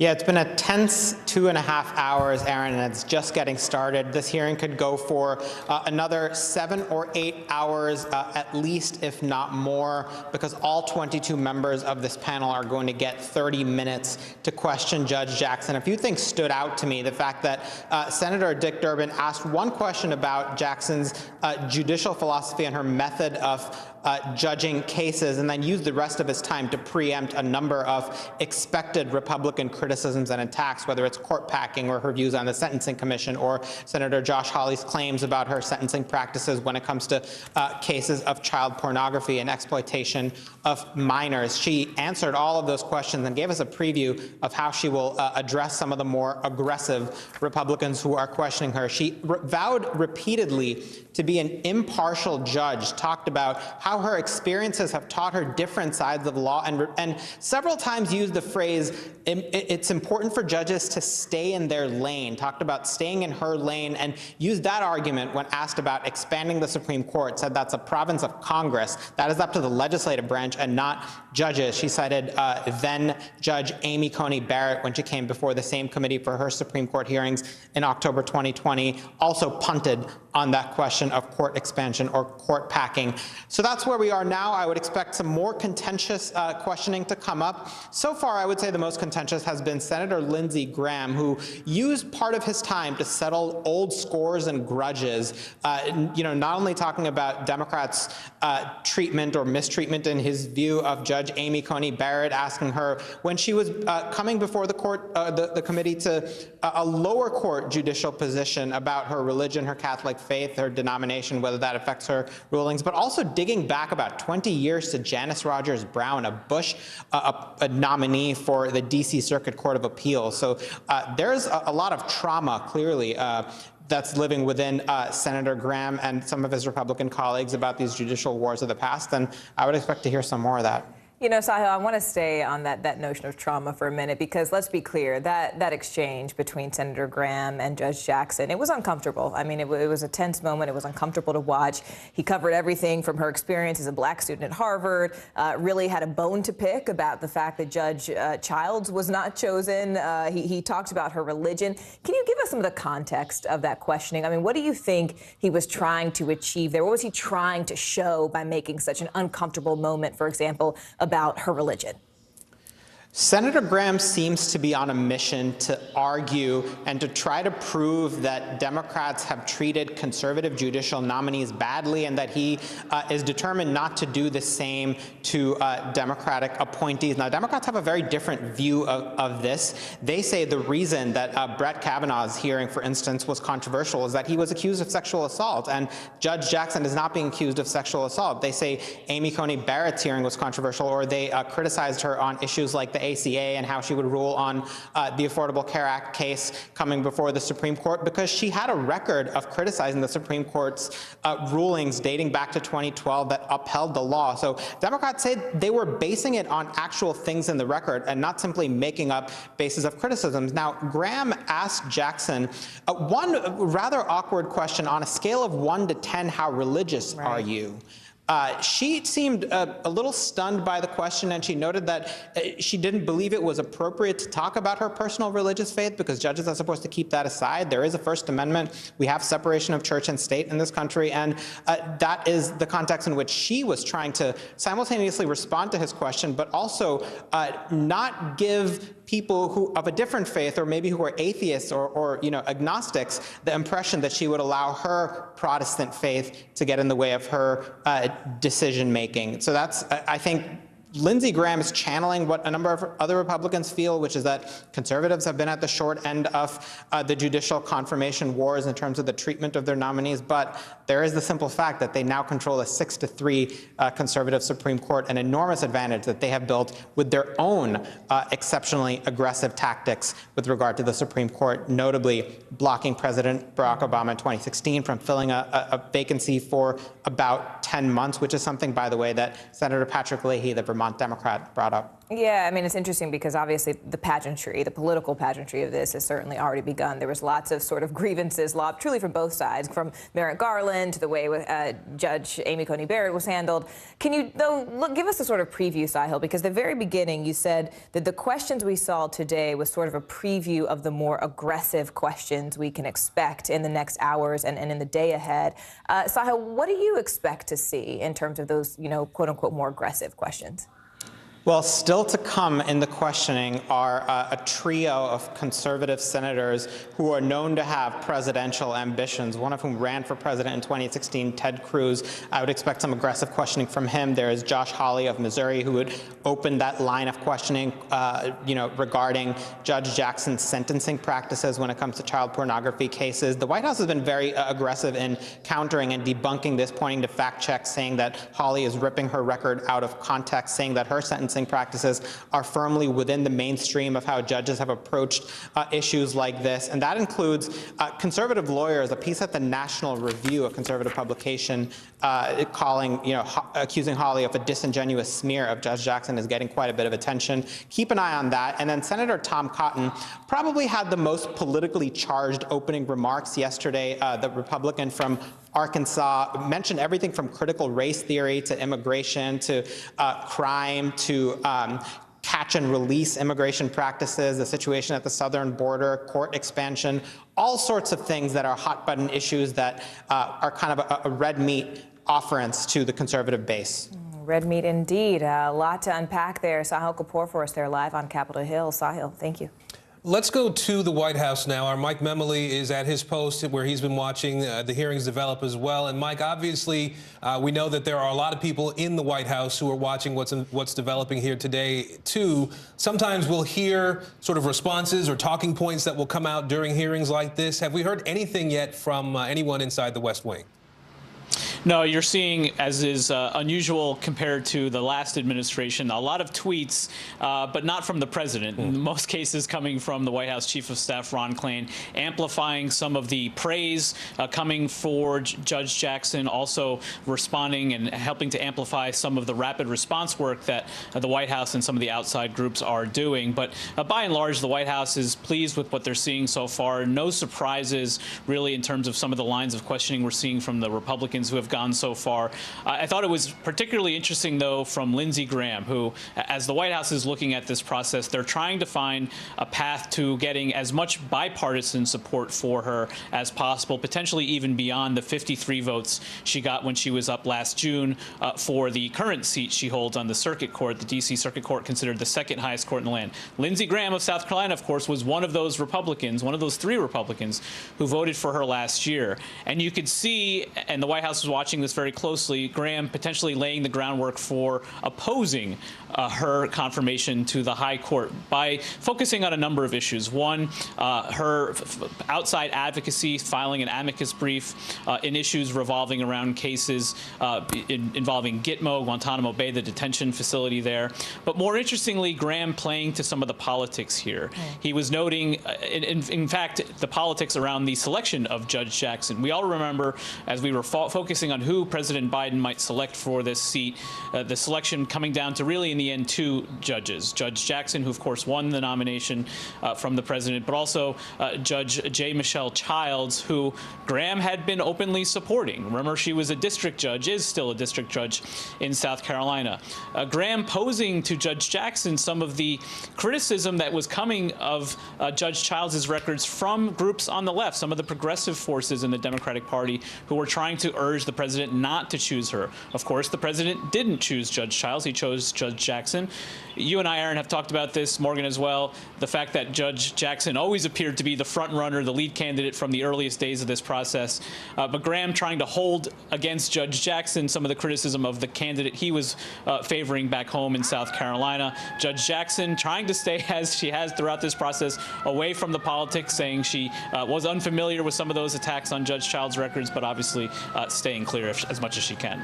You know, Mike, we've talked about, given the makeup of the current Senate and the Republicans who have come to support Judge Jackson's nomination, that, you know, in a lot of ways, this feels very procedural. You mentioned there were no surprises in the line of questioning, but what about in the outcome? I mean, does the administration have any nerves around whether or not they think what we see here today and tomorrow, whether or not it could actually affect the outcome of her confirmation? Is there any nervousness there from the administration? Well, this is an administration that over now a year and 2-3 months almost has come to not take its 50 Democratic votes for granted on any issue. We often talk about one of those Democratic votes, Joe Manchin of West Virginia, who stymied the president's domestic agenda. The White House is very confident at this stage that they do have all 50 Democratic votes for her nomination. The White House has been flagging the fact that Senator Manchin has been, just yesterday, sort of downplaying the criticism of Judge Jackson that's coming from Josh Hawley, the Republican of Missouri we've been talking a lot about, who's been sort of leading the charge in questioning Judge Jackson's records and her past advocacy for some of her clients as a public defender and a private attorney. So that much is clear. The nervousness on the part of Democrats is only really around making sure all those 50 Democrats are able to vote at this point. We, of course, saw Senator Feinstein there leading the questioning. Her age is something that gives Democrats a lot of concern. Her husband just passed away in the last month. Her health has been a constant concern for Democrats. We also saw Senator Leahy, who has battled health issues as well. And then there are younger Democrats, Senator Ben Ray Lujan of New Mexico, who recently was out of the Senate for a few weeks after suffering a stroke. So that is one of the biggest concerns on the parts of Democrats, and why you see them trying to move this process along as quickly as possible while they're assured of those 50 votes. But the White House has also been pleased with what they've been hearing so far as Judge Jackson was making the rounds, meeting with as many senators as were willing and interested in meeting with her, including Republicans. The praise she was getting from some of those key Republicans, Senator Collins of Maine, Republican, Senator Murkowski of Alaska, who also, along with Senator Graham, voted for her confirmation last year. But even Mitt Romney, Republican of Utah, who we often talk about as potentially crossing the aisle, he didn't support her last year, but he has also spoken of Judge Jackson as somebody who potentially he could support. And so the White House obviously would love to run up the score. They feel confident in having the votes among Democrats, and that's all they need at this point, but they would love to see as much bipartisan support as possible. All right, Mike Memley there for the White House. Mike, thank you. We've been showing you some of the live pictures inside the hearing room, 11:45 there, and this is a break that's going a little bit longer than we had anticipated. So we do expect that the senators will come back into the room any moment now, as will Judge Jackson. We do want to bring in Harry Litman now. He's a former Deputy Assistant Attorney General. He was during the Clinton administration. And Harry, I know you've been watching along as well. We have some questions for you, but I just want to ask you first your impressions as you've been listening to Judge Jackson answer questions from senators during this confirmation hearing. I think it's gone predictably and by the book. You've seen, I think, the whole 2 days play out in miniature. If she gets a question about, for example, court packing, she says, "Stay in my lane." If she gets a question about her views, she construes it as if it's really a question of what the Supreme Court has said, and says this is a precedent, or here, and gives them a little seminar on the Supreme Court. So her job is to deflect, to finesse. They bring the temperature up, she brings it back down. And I think she's shown herself prepared for any of the questions that are going to come. Without a doubt, the temperature will rise quite a bit with Hawley and Cruz, et cetera. But she has a particular stratagems in place to bring it down, deflect, finesse. First, do no harm. Mr. Litman, I have to ask, you know, we've talked a lot about the way that the political temperature has really shifted in the last 4 to 6 years. You've kind of seen it all. I mean, how does this particular confirmation hearing compare to the sort of political pageantry we've seen of judicial confirmations in the past? Well, things took a big turn, two big turns, one around, if you look, the 1980 or so, and they got more contentious, but nothing like today. So everything has made another torque up in, you could call it pageantry, you could call it warfare. and around the 2016. So now this is a relatively safe confirmation, as you just heard the White House say, and we're talking 50-50. Only Amy Coney Barrett was ever confirmed at 50-50. She's looking at 53-54. That would have been a disaster in the past. Thomas had something like that. But today, it's sort of par for the course, as are some of these aggressive questions, as from, say, Lindsey Graham about religion and the like, and the whole theme of score settling and score resettling and back and forth that have nothing whatsoever to do with the merits, but just reflect a broken process. I think it's a great way to put it. It has been score settling and resettling. It's been the remix we've seen today. Mr. Lippman, thank you so much. We appreciate your time. Let's bring in NBC News legal analyst Charles Coleman Jr. now. He's a former New York City prosecutor. Charles, you've been watching as well. This has been, as Harry indicated, a hearing that's gone exactly as one might expect, but there have also been some peculiar moments we saw in the questioning with Senator Graham. I just want to get your thoughts about some of the line of questioning that we've seen this morning so far with the 5 senators who've spoken.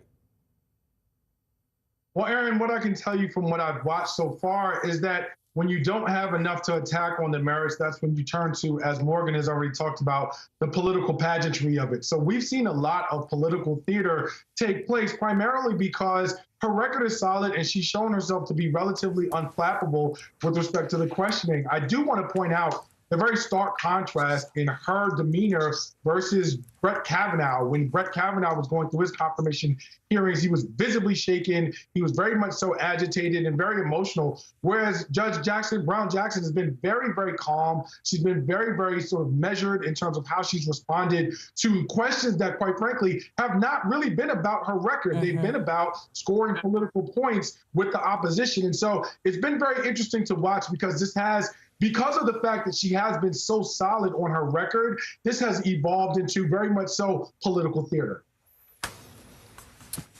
All right, we just want to note again that we are watching the live pictures. Judge Jackson is back in the room now. The chairman, Dick Durbin, has already sat in his seat again, so this will be resuming in a moment here.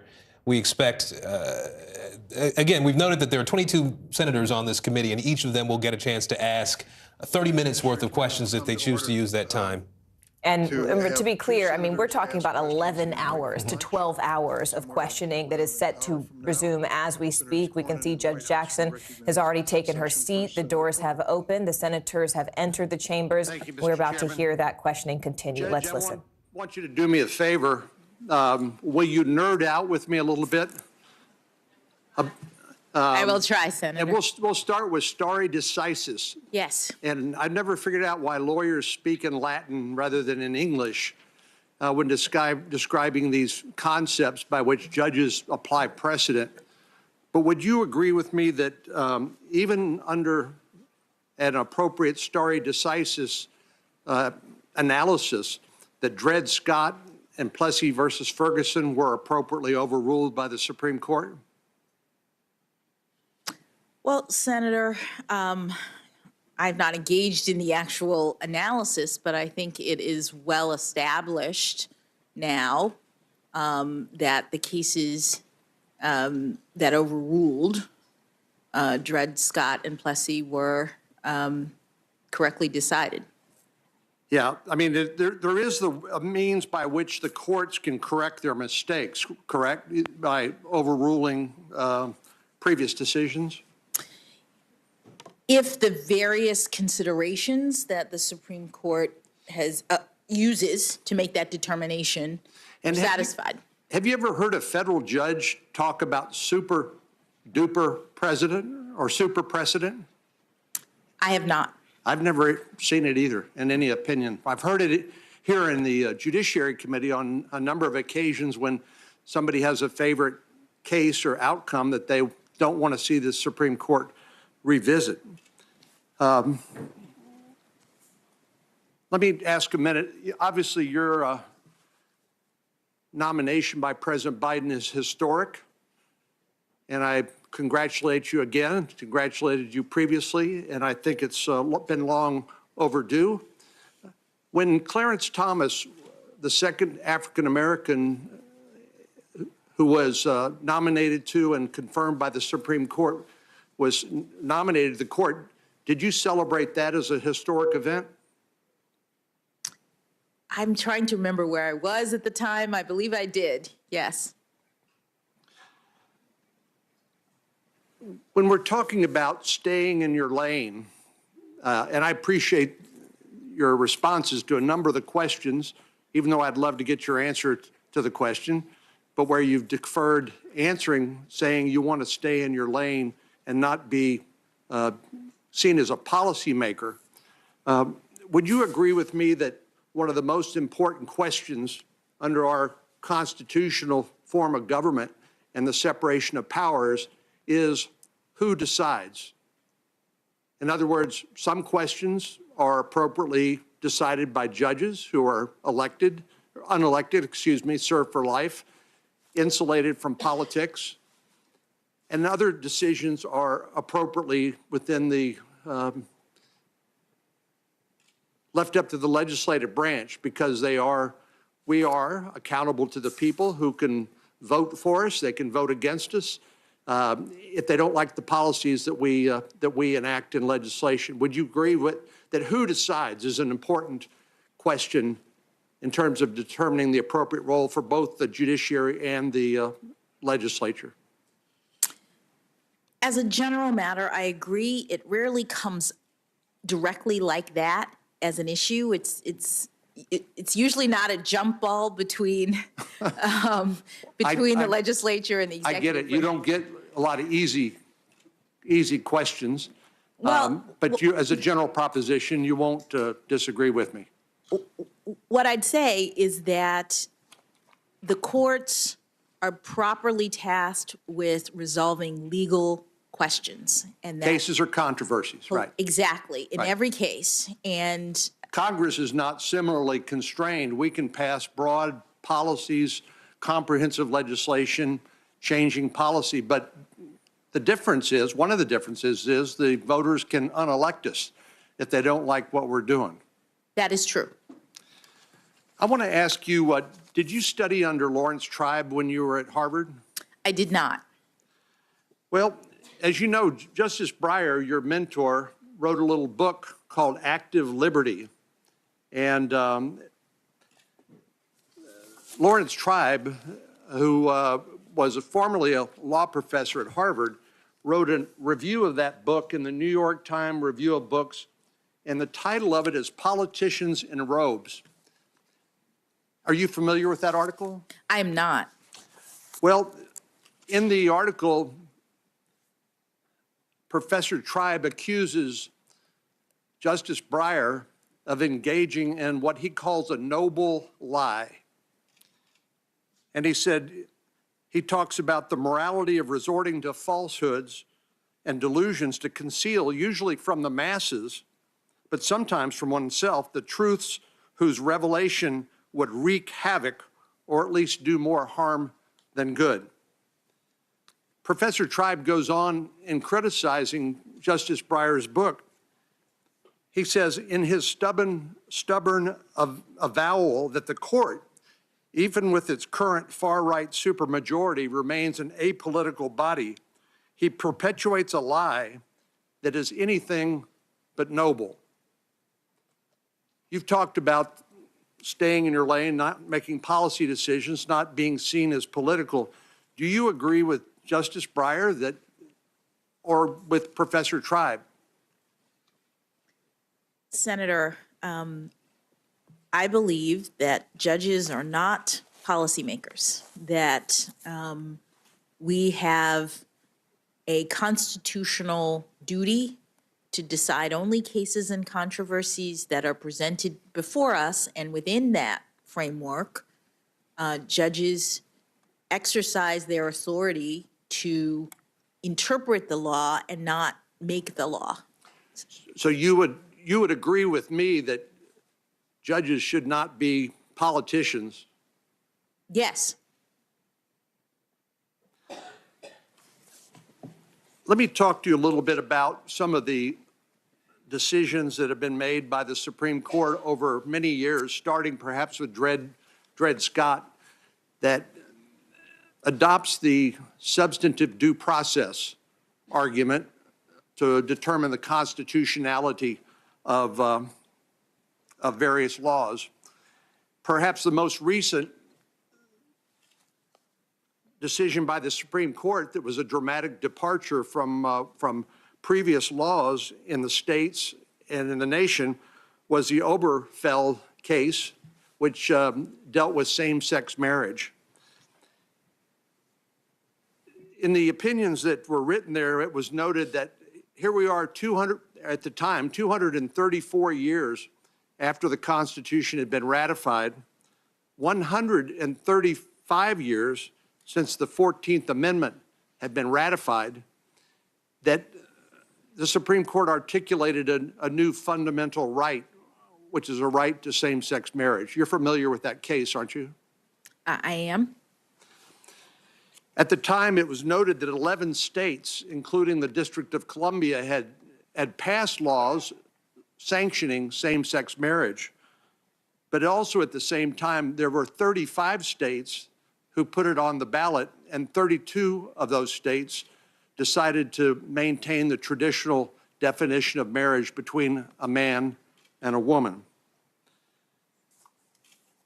Do you agree with me that marriage is not simply a governmental institution, it's also a religious institution?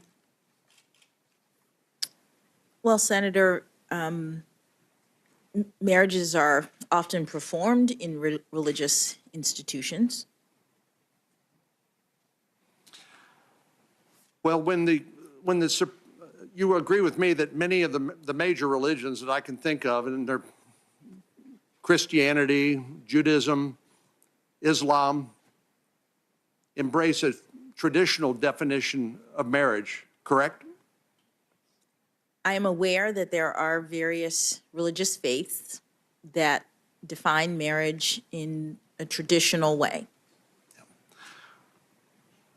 Do you see that when the Supreme Court makes a dramatic pronouncement about the invalidity of state marriage laws, that it will inevitably set in conflict between those who ascribe to the Supreme Court's edict and those who have a firmly held religious belief that marriage is between a man and a woman? Well, Senator, these issues are being litigated, as you know, throughout the courts as people raise issues. And so I'm limited in what I can say about them. I'm aware that there are cases. No, I'm not asking you to decide a case or predict how you would decide in the future. I'm just asking, isn't it apparent that when the Supreme Court decides that something that is not even in the Constitution is a fundamental right and no state can pass any law that conflicts with the Supreme Court's edict, particularly in an area where people have sincerely held religious beliefs, doesn't that necessarily create a conflict between what people may believe is a matter of their religious doctrine or faith and what the federal government says is the law of the land? Well, Senator, that is the nature of a right, that when there is a right, it means that there are limitations on regulation, even if people are regulating pursuant to their sincerely held religious beliefs. You agree with marriage is not mentioned in the Constitution, is it? It is not mentioned directly, no. And religious freedom and is mentioned in the First Amendment explicitly, correct? It is. Do you share my concern that when the court takes on the role of identifying an unenumerated right, in other words, it's not mentioned in the Constitution, and creates a new right, declaring that anything conflicting with that is unconstitutional, that it creates a circumstance where those who may hold traditional beliefs, like something as important as marriage, that they will be vilified as unwilling to assent to this new orthodoxy?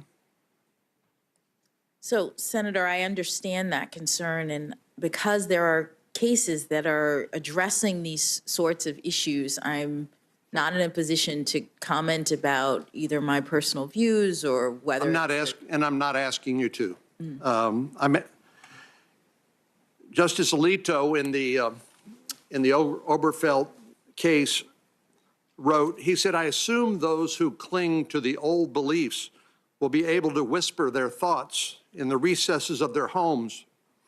But if they repeat those views in public, they will risk being labeled as bigots and treated as such by government, employers, and schools." So the Oberfeld case, to nerd out with you again, was decided under a doctrine known as substantive due process, correct?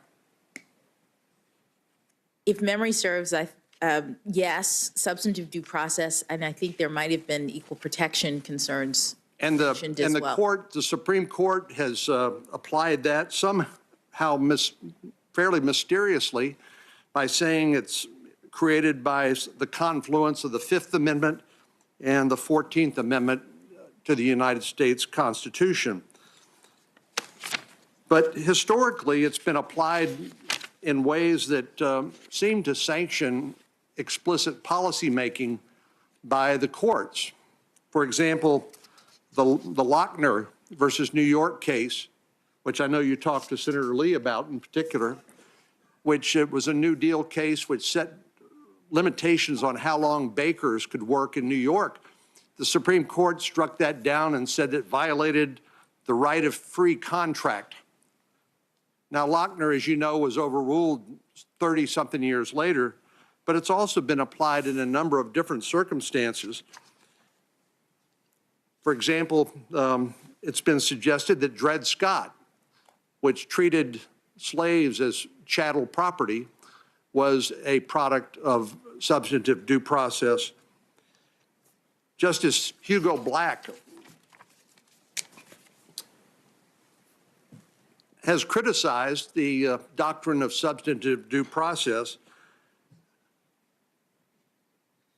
as the arbitrary fiat of the man or men in power, or the court declaring a law invalid because it shocked the consciences of at least 5 members of the court. He went on to say this use of judicial review thus subverts the liberty of government by the people, overturning laws enacted by legislatures who are answerable to the electorate rather than a majority of the Supreme Court. Finally, he said, for the purpose of my question, he said the adoption of such a loose, flexible, uncontrolled standard for holding laws unconstitutional, if ever it is finally achieved, will amount to a great unconstitutional shift of power to the courts, which I believe, Justice Black, that is, and am constrained to say will be bad for the courts and worse for the country. Justice Jackson, why isn't substantive due process analysis just another form of judicial policymaking, which you've suggested policymaking is not in your lane, and you strive to be apolitical, something I applaud. But why isn't substantive due process just another way for judges to hide their policymaking under the guise of interpreting the Constitution? Well, Senator, the justices have interpreted the due process clause of the 14th Amendment to include a substantive provision, the rights to due process. They have interpreted that to mean not just procedural rights relative to government action, but also the protection of certain personal rights related to intimacy and autonomy. They include things like the right to rear one's children, I believe the right to travel, the right to marriage, interracial marriage, the right to an abortion, the contraception, these treating slaves as chattel property? I don't quite remember the basis for the Dred Scott opinion, but I'll trust you that that's. Well, the fact is it not, that you can use substantive due process to justify basically any result?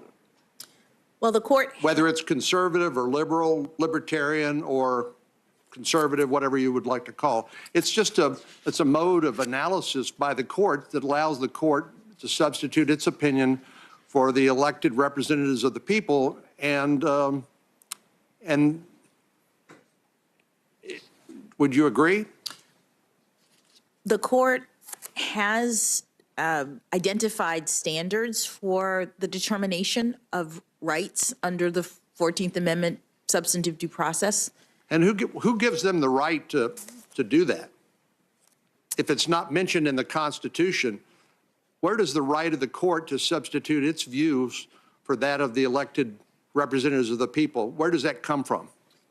Well, the court has interpreted the 14th Amendment to include this component, the unenumerated right to substantive due process, and the court has said that that the kinds of things that qualify are implicit in the concept of ordered liberty, or deeply rooted in our nation's history and tradition. Those are standards that identify a narrow set of activities.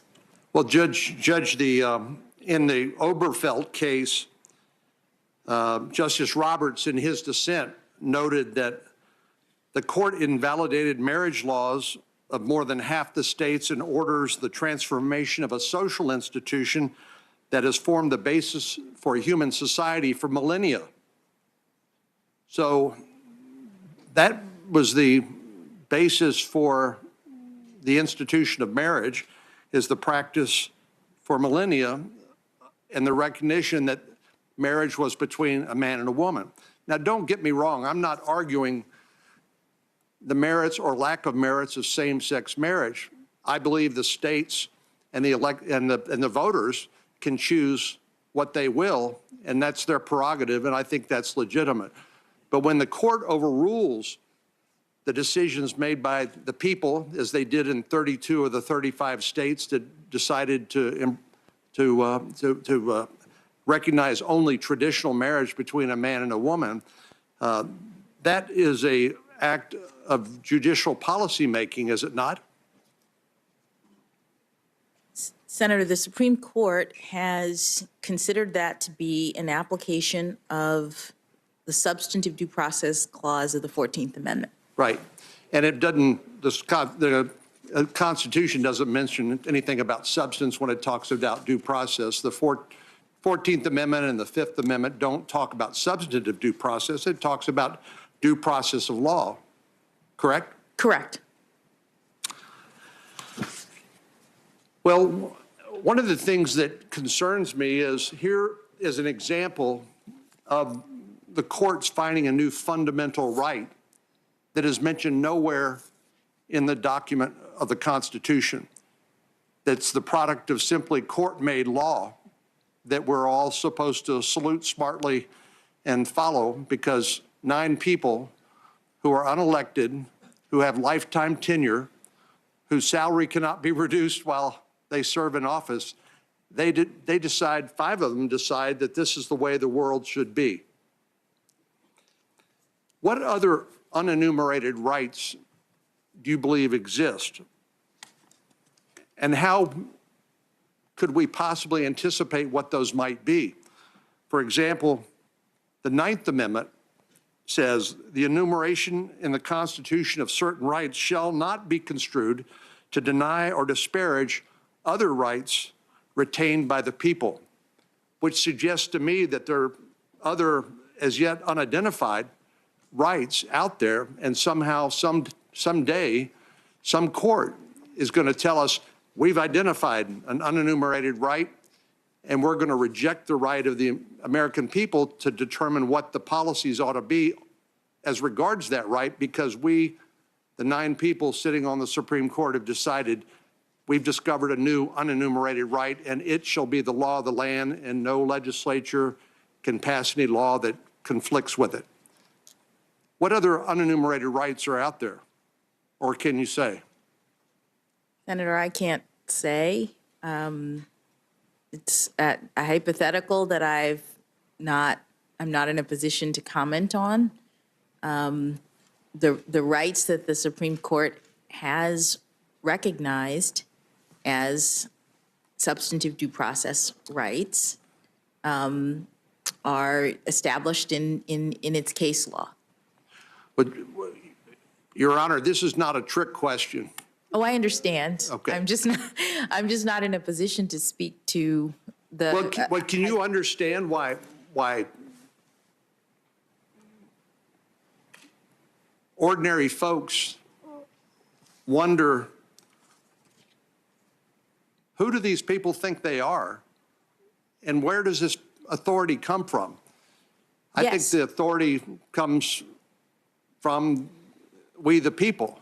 That's the source of legitimacy of government. But when the courts decide to identify an unenumerated right and negate anything that conflicts with it, can't you see how they might feel that this is illegitimate, or a sort of policy making that you have disavowed by saying that you don't want to make policy, you want to stay in your lane? Can you understand the concern?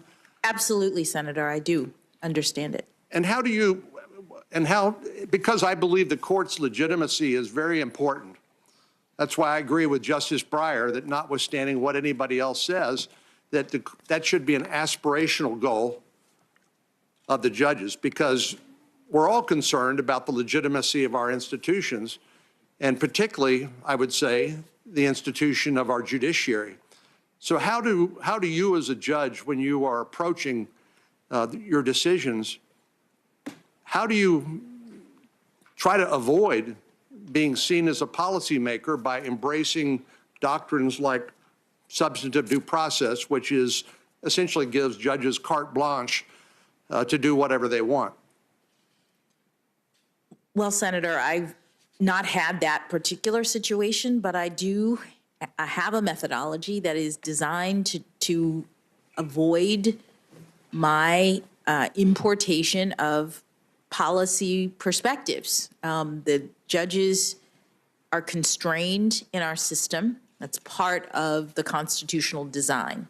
And so in all cases, I am looking neutrally at the arguments of the parties, and presumably in a case like this, there would be arguments made on both sides of the issue. Well, Your Honor, if you'll forgive me. Yes. One reason I think the Supreme Court's different is because in your previous capacity as a trial judge, of course, you were bound by circuit court precedent.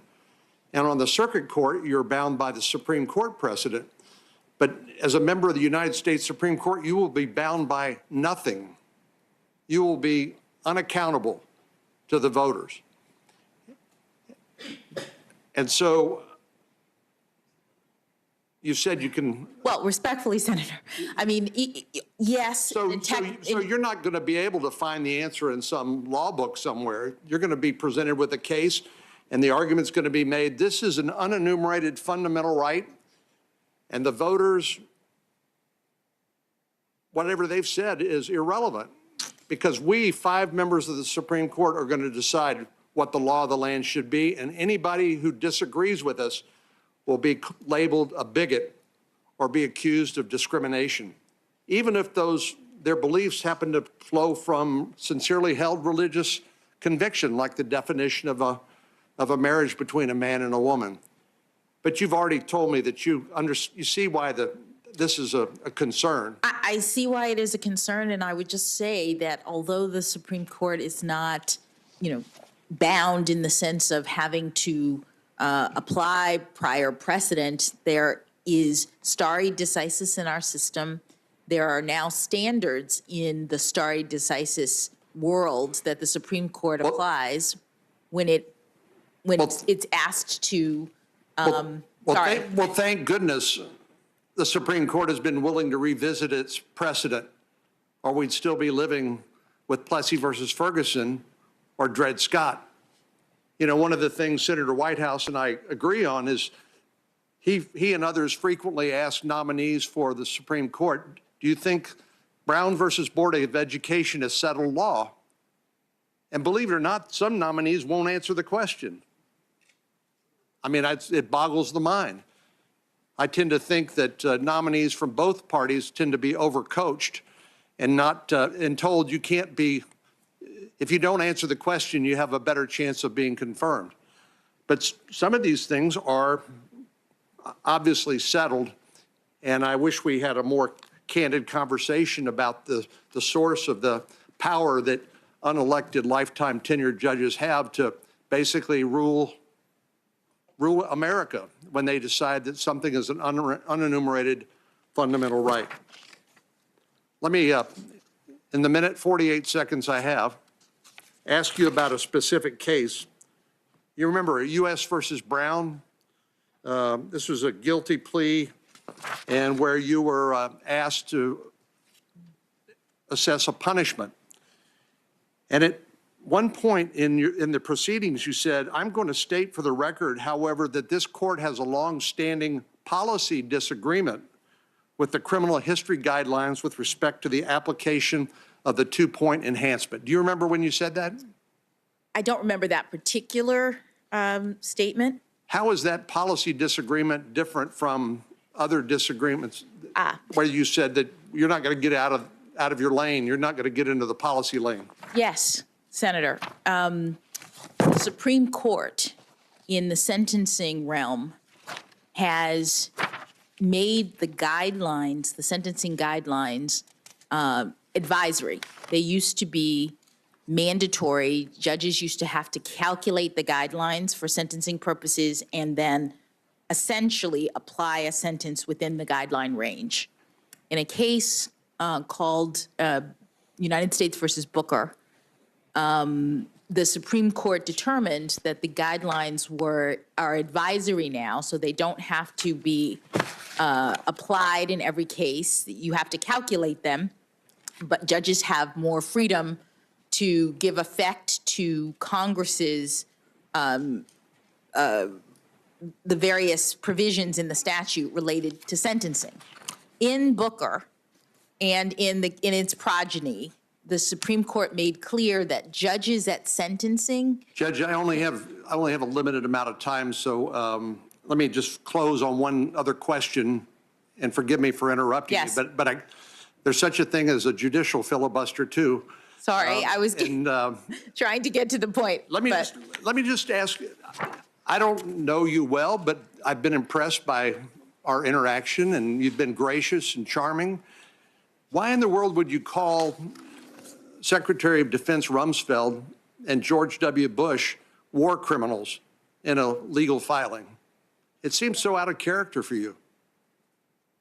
Senator, you may have been are you talking about briefs or habeas petitions that I filed? Talking about when you were representing a member of the Taliban, and the Department of Defense identified him as an intelligence officer for the Taliban, and you referred to the Secretary of Defense and the sitting President of the United States as war criminals. Why would you do something like that? It seems so out of character. Well, Senator, I don't remember that particular reference, and I was representing my clients and making arguments. I'd have to take a look at what you meant. I did not intend to disparage the President or the Secretary of Defense. Well, being a war criminal has huge ramifications. You could be subject to the jurisdiction of the International Criminal Court and hauled before that international tribunal and tried for war crimes. So it's not a casual comment, I would suggest. Thank you. Thank you, Senator Cornyn. Senator Whitehouse. Thank you, Chairman. Judge Jackson, good to be with you again. Good to be with you. I know that a great many people are extremely proud that you are here today. I don't know that there are a great many who are prouder than Bruce Selya. And so with your permission, I'll take a moment and offer into the record some of his comments about you, and then maybe give you a chance to reciprocate with a word about him. But yesterday in my opening remarks, I mentioned the Boston Globe article in which Judge Selye said that about you, she is absolutely everything you would want in a Supreme Court justice. She has all the tickets in terms of her intelligence, her education, her work experience, and her demonstrated judicial temperament. I see some of the same qualities in her that I saw in Ruth Bader Ginsburg: humility, the ability to inspire others in a quiet way, not at the top of her voice. Some people have the capacity to inspire by example and the force of their reason. Intellectually, she is very smart, very well informed, and she is very hardworking and focused. She gets the big picture. May I ask unanimous consent that the Globe article be admitted into the record? Without objection. But he didn't stop there, Your Honor. He went on to WPRI, a local station in Rhode Island, and said about you, she's worked hard. She deserves it. And I literally don't think that the president could have made a better choice. I think she'll be a terrific addition to the Supreme Court. She listens to what other people have to say, but makes up her own mind. She has a very scholarly approach toward the law. She has a very winning personality. She's kind to the people she comes in contact with, and she has a certain humility that I find very attractive in people. May I ask unanimous consent that the statement from WPRI be put into the record? Without objection. Judge Selye went on Law 360 and said, I sense that she has the same sort of desire to achieve consensus and a pragmatic streak that has characterized some of Justice Breyer's work. I think she will be quite balanced. I have not found her to be an ideologue. She understands what the job of being a judge or being a justice is. She wants very much to do it in the right way, and she will bend her considerable talents to that direction and won't get distracted by any extraneous considerations or side issues. I think the country will appreciate that, and will appreciate that this is a woman who understands the importance of the position and will give 100% of her talents every day to do that job in the right way and in accordance with her oath of office. Unanimous consent that that be put into the record? Without objection. And then finally, the Providence Journal, our home state newspaper, Katie Mulvaney, in an interview, heard Judge Selye say, I think it's a terrific appointment. She's a very thoughtful person and wonderfully well qualified. I'm happy not only for her, but for the whole country. She listens well, she gets the whole picture, has great respect for the rule of law. I think she's got the whole package. Unanimous consent that that article be put in the record. Without objection. So, any reflections on Judge Selye? Oh, well, that was very moving. Thank you, Senator, for reading his lovely remarks.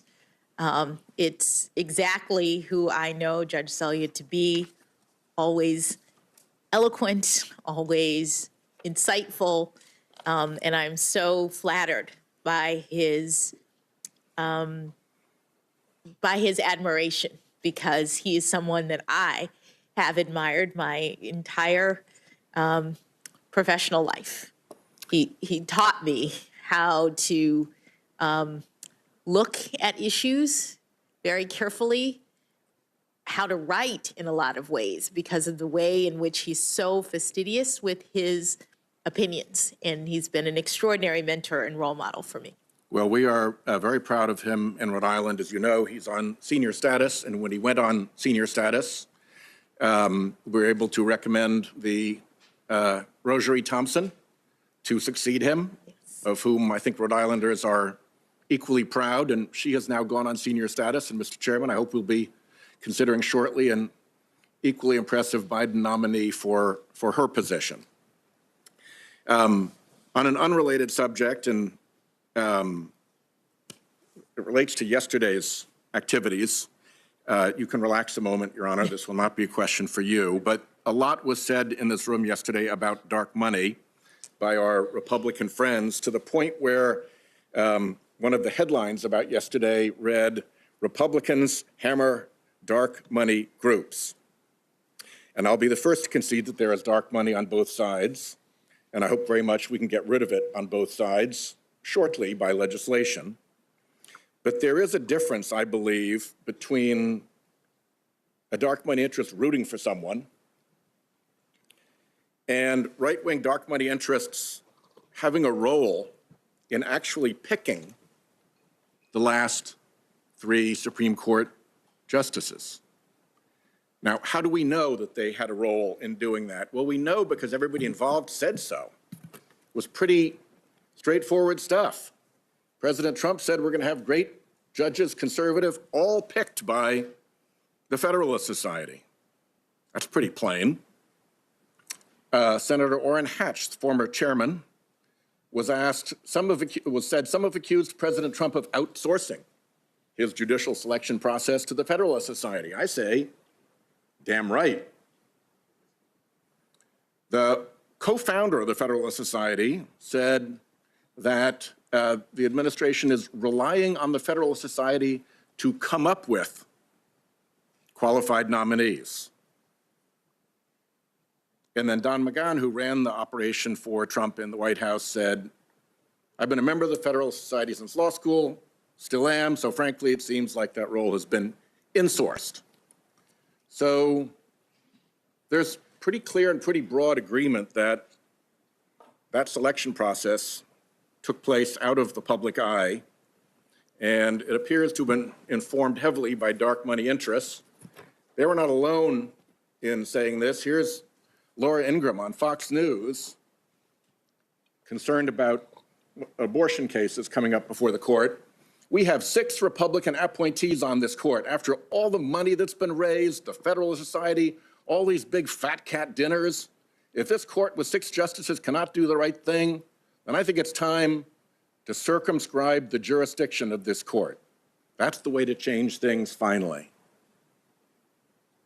So we have people who are in a position to know what was going on behind the scenes describing the 6 Republican appointees on the court who got there after all the money that has been raised, the Federalist Society, and all these big fat cat dinners, and threatening that if they don't do what she considers to be the right thing, they'll be punished by circumscribing the jurisdiction of the court.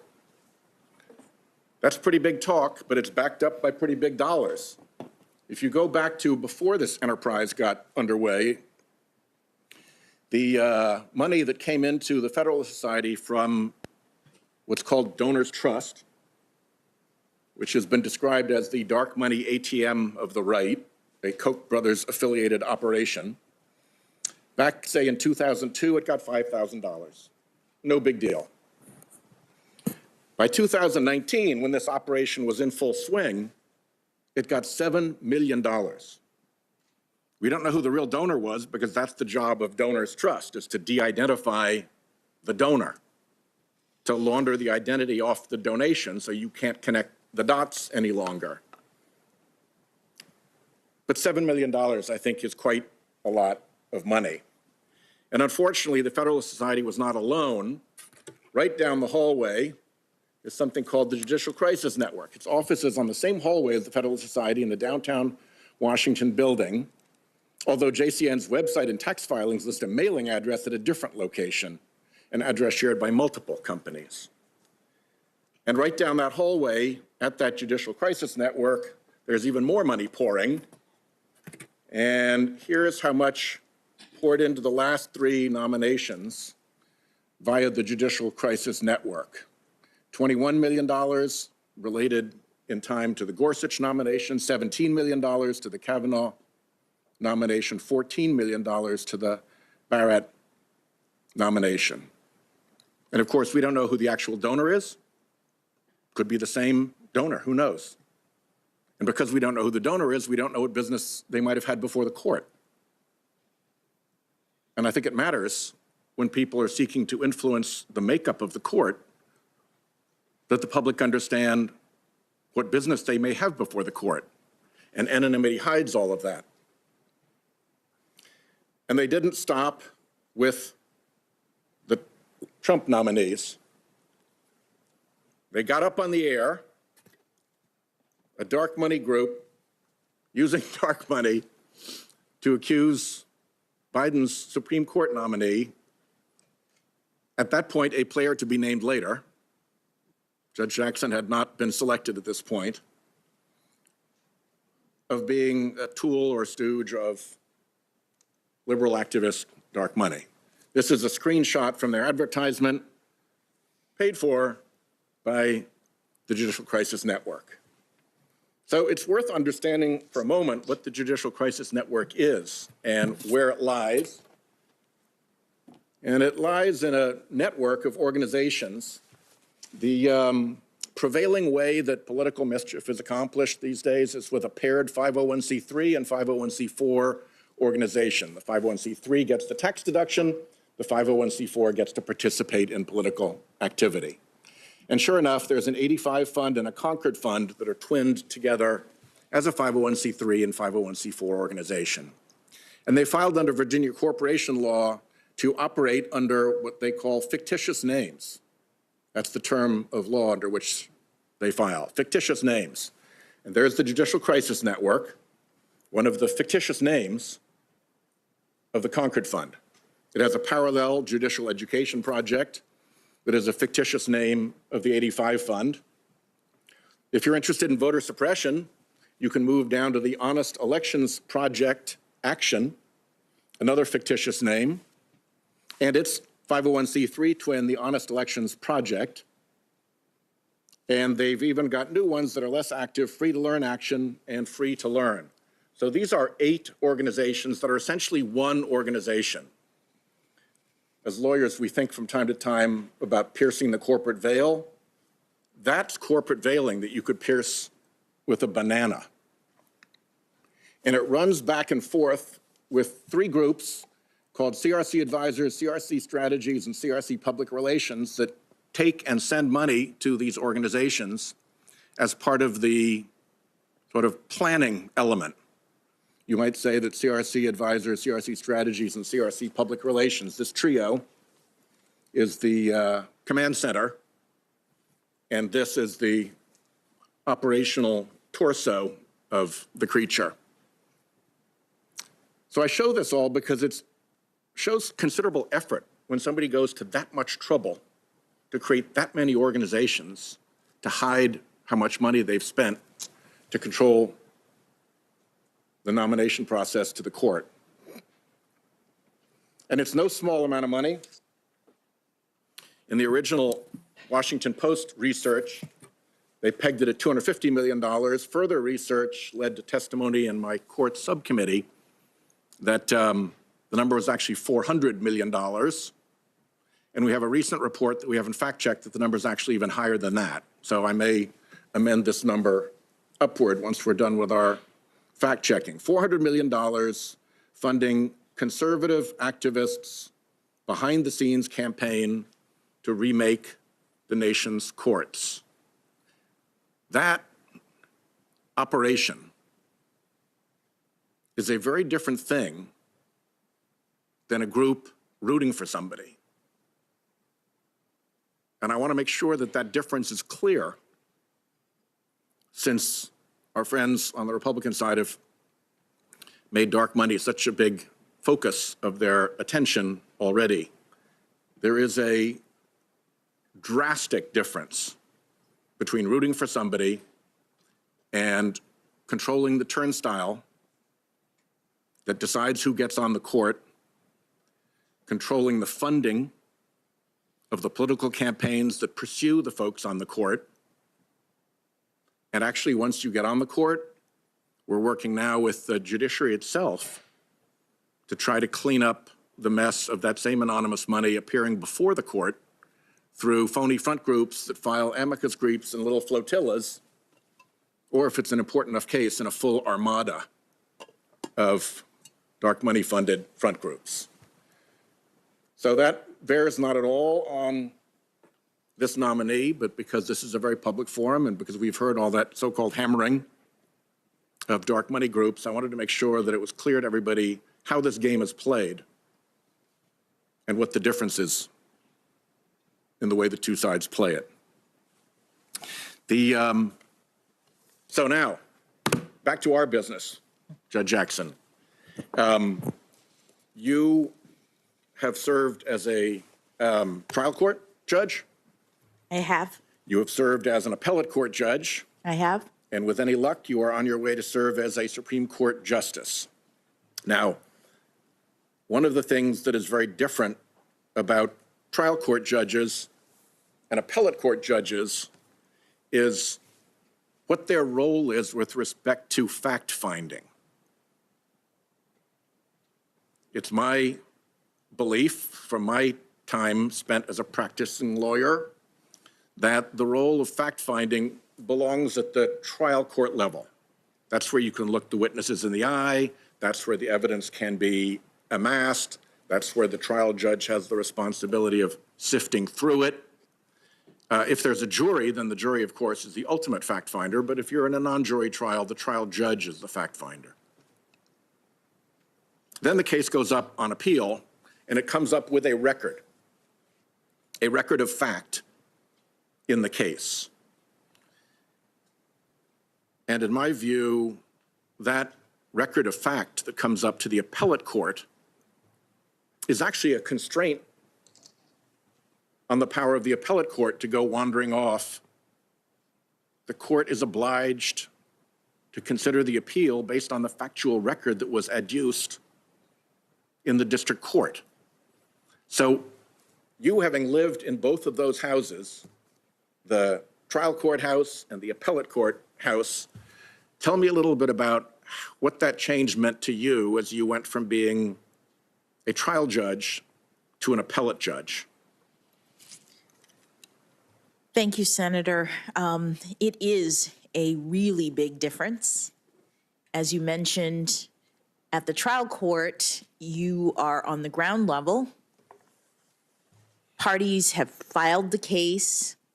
You have all of the issues usually at the trial level because you'll have the complaint if it's a civil case, and there'll be a lot of litigation about the development of the facts in the case. In civil cases, you have a period of discovery in many cases that is really about the development of the record, what actually happened in this case.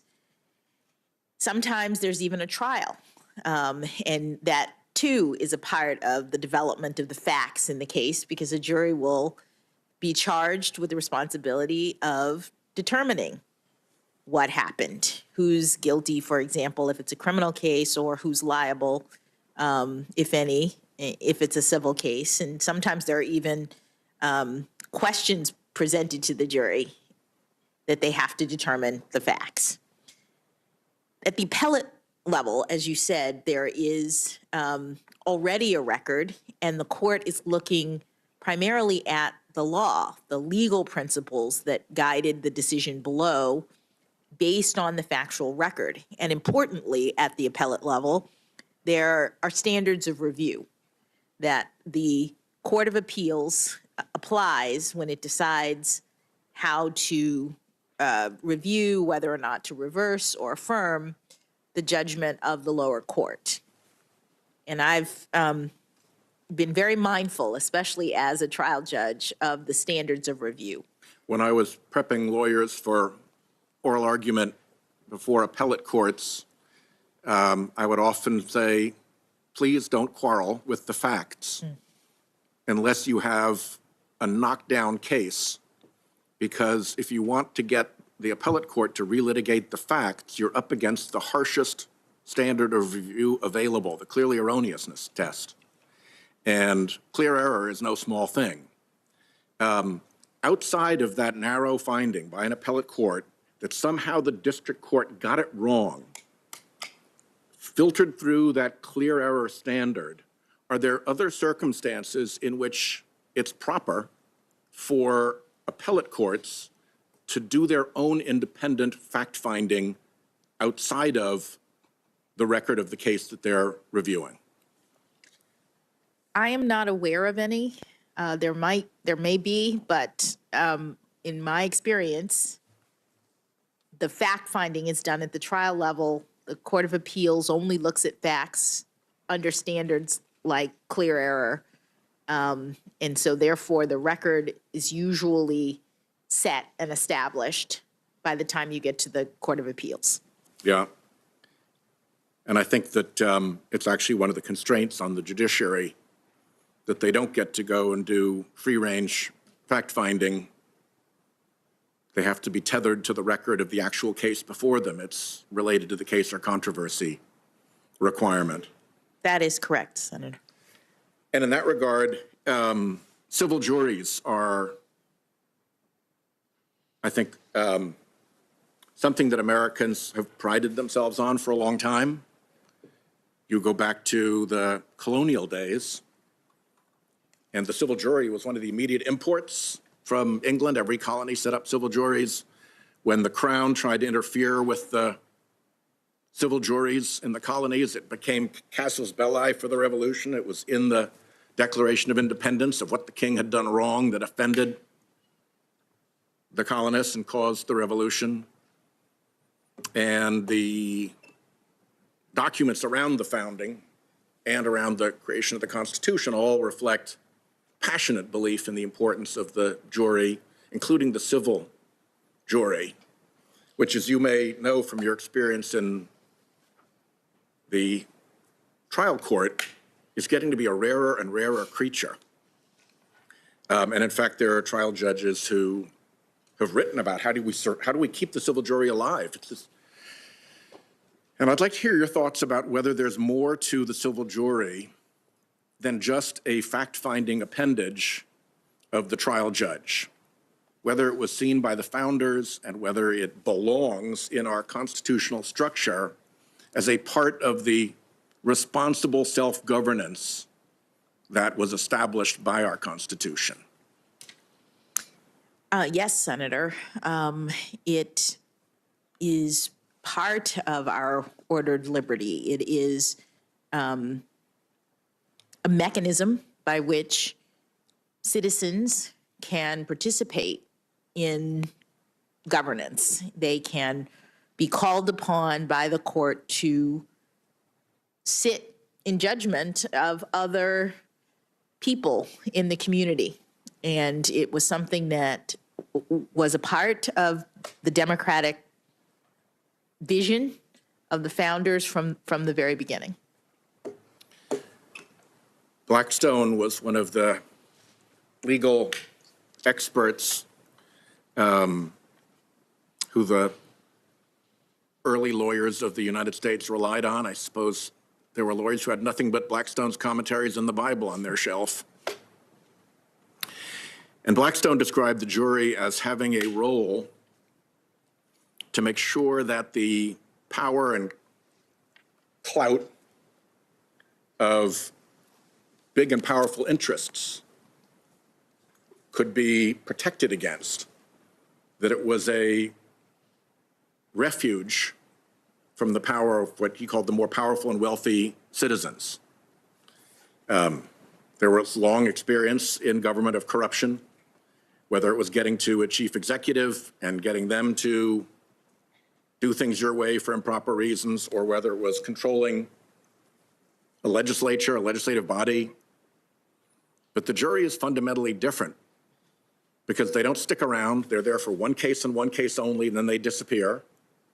You can't fix them so that they decide your way over time.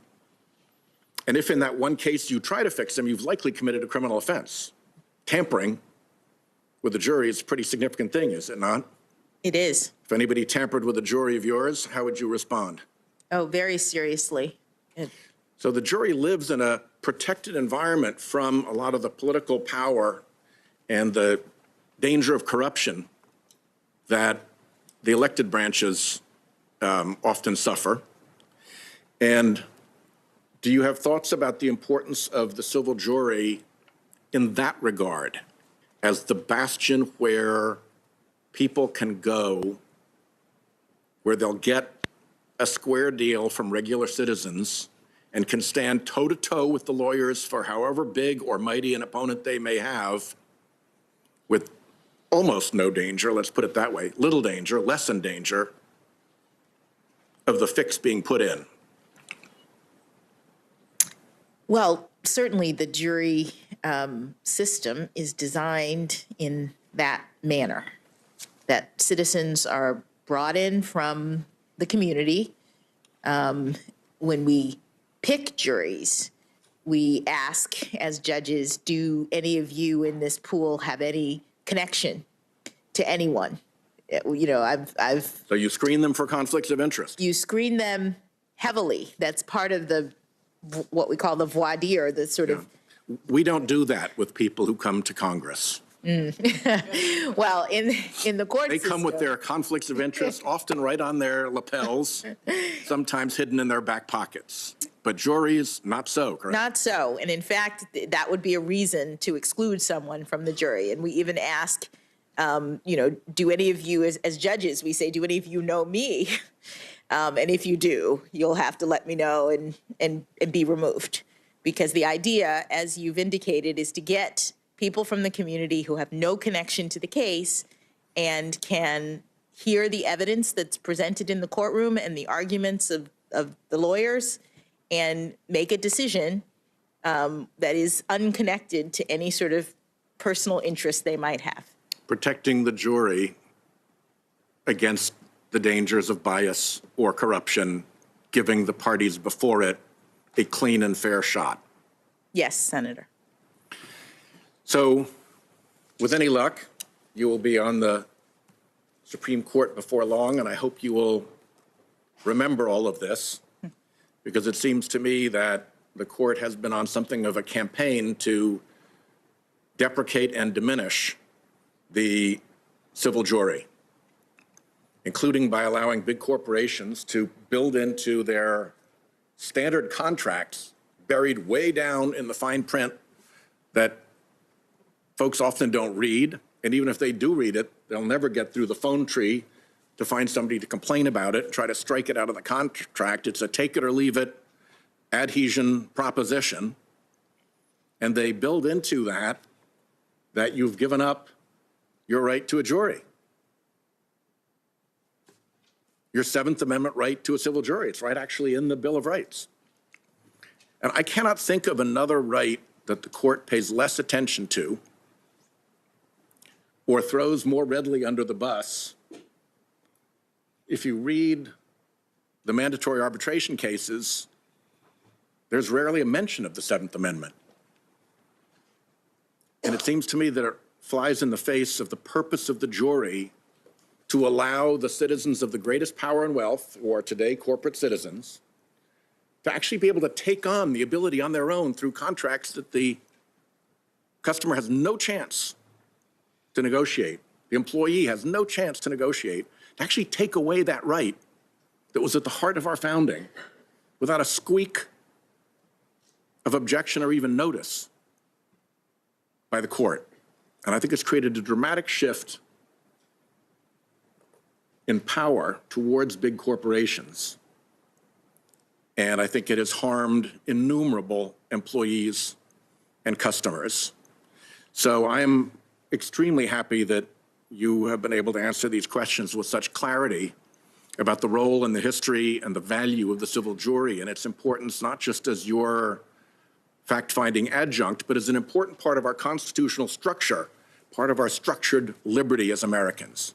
I wish you well. I'll see you again tomorrow. And thanks so much for your patience with all of us here today. Thanks, Senator Whitehouse. And let me just say a positive word to follow up. This committee, in the last few weeks, has passed legislation signed into law by President Biden, which in cases of sexual harassment provide that individuals who are complaining have the option of a jury trial, despite efforts to steer them into mandatory arbitration. It is the decision of the complainant, the venue that they will seek. I think that is a step in the right direction, and we've passed out of this committee on a bipartisan basis. And so I'd like to ask everyone to consider returning promptly at 1:30 for the much anticipated Senator Lee of Utah. Committee.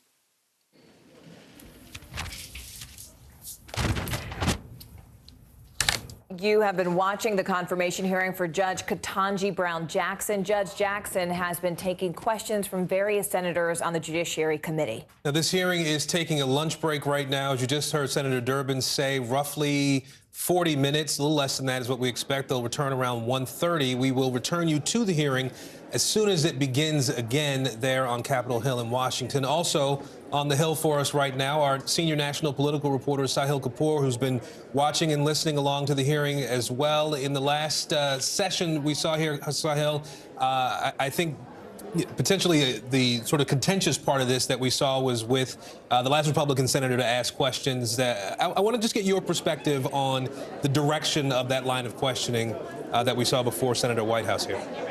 That's right, Aaron. That was Senator John Cornyn, a Texas Republican who has served on this committee for many years, overseen nominations of a number of Supreme Court nominees. And one thing that Cornyn zeroed in on was the concept of substantive due process and the idea of unenumerated rights in the Constitution, specifically the basis for which Supreme Court justices can find those rights to be valid under the Constitution. Specifically, he mentioned same-sex marriage, the Obergefell versus Hodges case that was decided last decade. And he seemed to be zeroing in on the idea that justices should not be using that kind of doctrine to assert the existence of rights that aren't explicitly noted in the Constitution. Now, a number of observers following along, particularly on the Democratic end of the spectrum, thought that Cornyn was creating a basis, a justification for the overturning of other rights that have been found on the basis of substantive due process, most notably abortion rights. The Supreme Court is hearing a case this term that will decide the fate of abortion rights, could have major implications for Roe versus Wade and its subsequent precedents, including Casey. So Jackson was asked about that a little bit earlier before the break by Senator Dianne Feinstein. She said Roe versus Wade and Casey are settled law, echoing a term that many nominees to the Supreme Court have used in the past. Remember, it doesn't mean much because the whole point of a Supreme Court nominee is that they have the power to decide what precedents stay and to decide what precedents go. That is the enormity of this job that she, that she is being put forward for. Enormous indeed. Sahil, stay with us because I want to turn right now and also include our NBC News chief White House correspondent, Peter Alexander. Peter, when we look at how this morning went and we heard that very contentious line of questioning coming from Senator Graham, he took some direct shots at the Biden administration. I mean, he really took issue with current President Biden and the way that he has handled previous judicial nominees and other judges even. How is the White House reading the temperature of this hearing? I mean, is there anything that the White House has indicated gives them cause for concern when it comes to the outcome of this confirmation? I think the White House has been very satisfied that Judge Jackson can handle herself well. We heard from Doug Jones. He, of course, is the former Alabama senator. He is a lawyer. He is serving as the Sherpa for Judge Jackson. That means he's the one on behalf of the White House that helps shepherd her around all those meetings she's had in recent weeks with lawmakers. And just this week, he said that basically her record would do the talking during today's confirmation hearing. And I believe that's the way that the White House feels about it right now. They feel very satisfied that she has been heavily vetted. She's been confirmed 3 times by the Senate before. They believe there are no skeletons in the closet, that these lawmakers know her record. And in many ways, this is performative for Republicans, the White House argues, trying to win some political points here. President Biden himself, we don't know whether or not he's been watching today. We do know from his press secretary, Jen Psaki, that he is asked to be regularly updated on the status of today's hearing. But yesterday, we are told after her opening statement, which was powerful and personal, that he viewed it, in his words, as effective and forceful and strong. So certainly to this point, the White House seems to be very satisfied, and they recognize this is the way the process should work, that Republicans and Democrats should ask tough questions, but they feel very confident in her ability to handle those. Peter Alexander joining us from the White House. Peter, as always, thank you so much. I want to bring in Harvard law professor Tomiko Brown-Nagin now. She's the dean of the Harvard Radcliffe Institute. And Professor, we appreciate you being here today. I want to ask you about, obviously we've had a long list of topics that have been addressed over the course of several hours this morning and this afternoon. Republican Senator Lindsey Graham questioned Judge Jackson on her faith and on her religious beliefs. I want to play a little portion of that and then ask you about it on the other side. Personally, my faith is very important. But as you know, there's no religious test in the Constitution under Article 6, and there will be none with me. And it's very important to set aside one's personal views about things in the role of a judge. I couldn't agree with you more, and I believe you can. So on a scale of 1 to 10, how faithful would you say you are in terms of religion? You know, I go to church probably 3 times a year, so that speaks poorly of me. Or do you attend church regularly? Senator, I am reluctant to talk about my faith in this way just because I want to be mindful of the need for the public to have confidence in my ability to separate out my personal views. So, Professor, there are folks who were struck by the question. I'd just like to get your impressions of that sort of a question from Senator Graham in the context of a confirmation hearing and the judge's response to it. Sure. Well, the question points to the reality that during these hearings, the senators are really using their platform to, in this instance, to air a grievance about the way in which Senator Graham believes Justice Barrett was treated around her religion. And of course, the Democrats also have gone back in history to recent hearings, or in the case of Merrick Garland, the lack of a hearing, and also are using their turns as platforms to revisit those moments. I will say that I think Judge Jackson handled this moment perfectly. She used it as an opportunity to reiterate that she is independent, that she is free of bias, and that there can be no religious test for judges. I thought she did really well there. Of course, she is walking a line. In these hearings, the nominee has to demonstrate that she is familiar with the precedents and knows the standards, but at the same time, she can't say too much. And I think this nominee has handled the tough questioning, not only from Senator Graham, but also Senator Cornyn very well. Dean, this is Morgan here. I hear you talk about how she sort of towed the line. Do you think in any way she played it too close to the vest? Because when we heard Senators Cornyn and Cruz really kind of come at her describing what they perceive as a caginess in her political philosophy, do you feel that she has been adequately forthcoming in her judicial philosophy? I think that she has been genuine in her answers. They've been pushing her on the question of what her judicial philosophy is.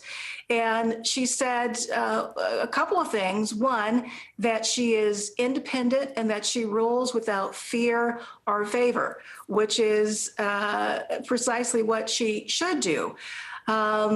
And she also has mentioned that as a lower court judge, as a district court judge, and even on the Court of Appeals, she has not been called upon to rule in cases like the ones that come before the Supreme Court in areas like substantive due process, for instance, that really require the justices to think about the relative weight that the text should play, original meaning or intent, precedent.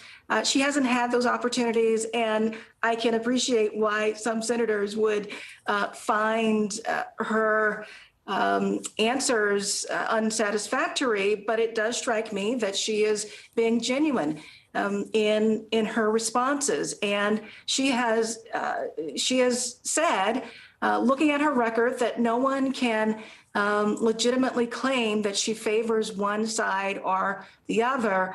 And she's been very strong in saying that. And I know that she's going to be called on again to talk about judicial philosophy. But I would say so far, so good.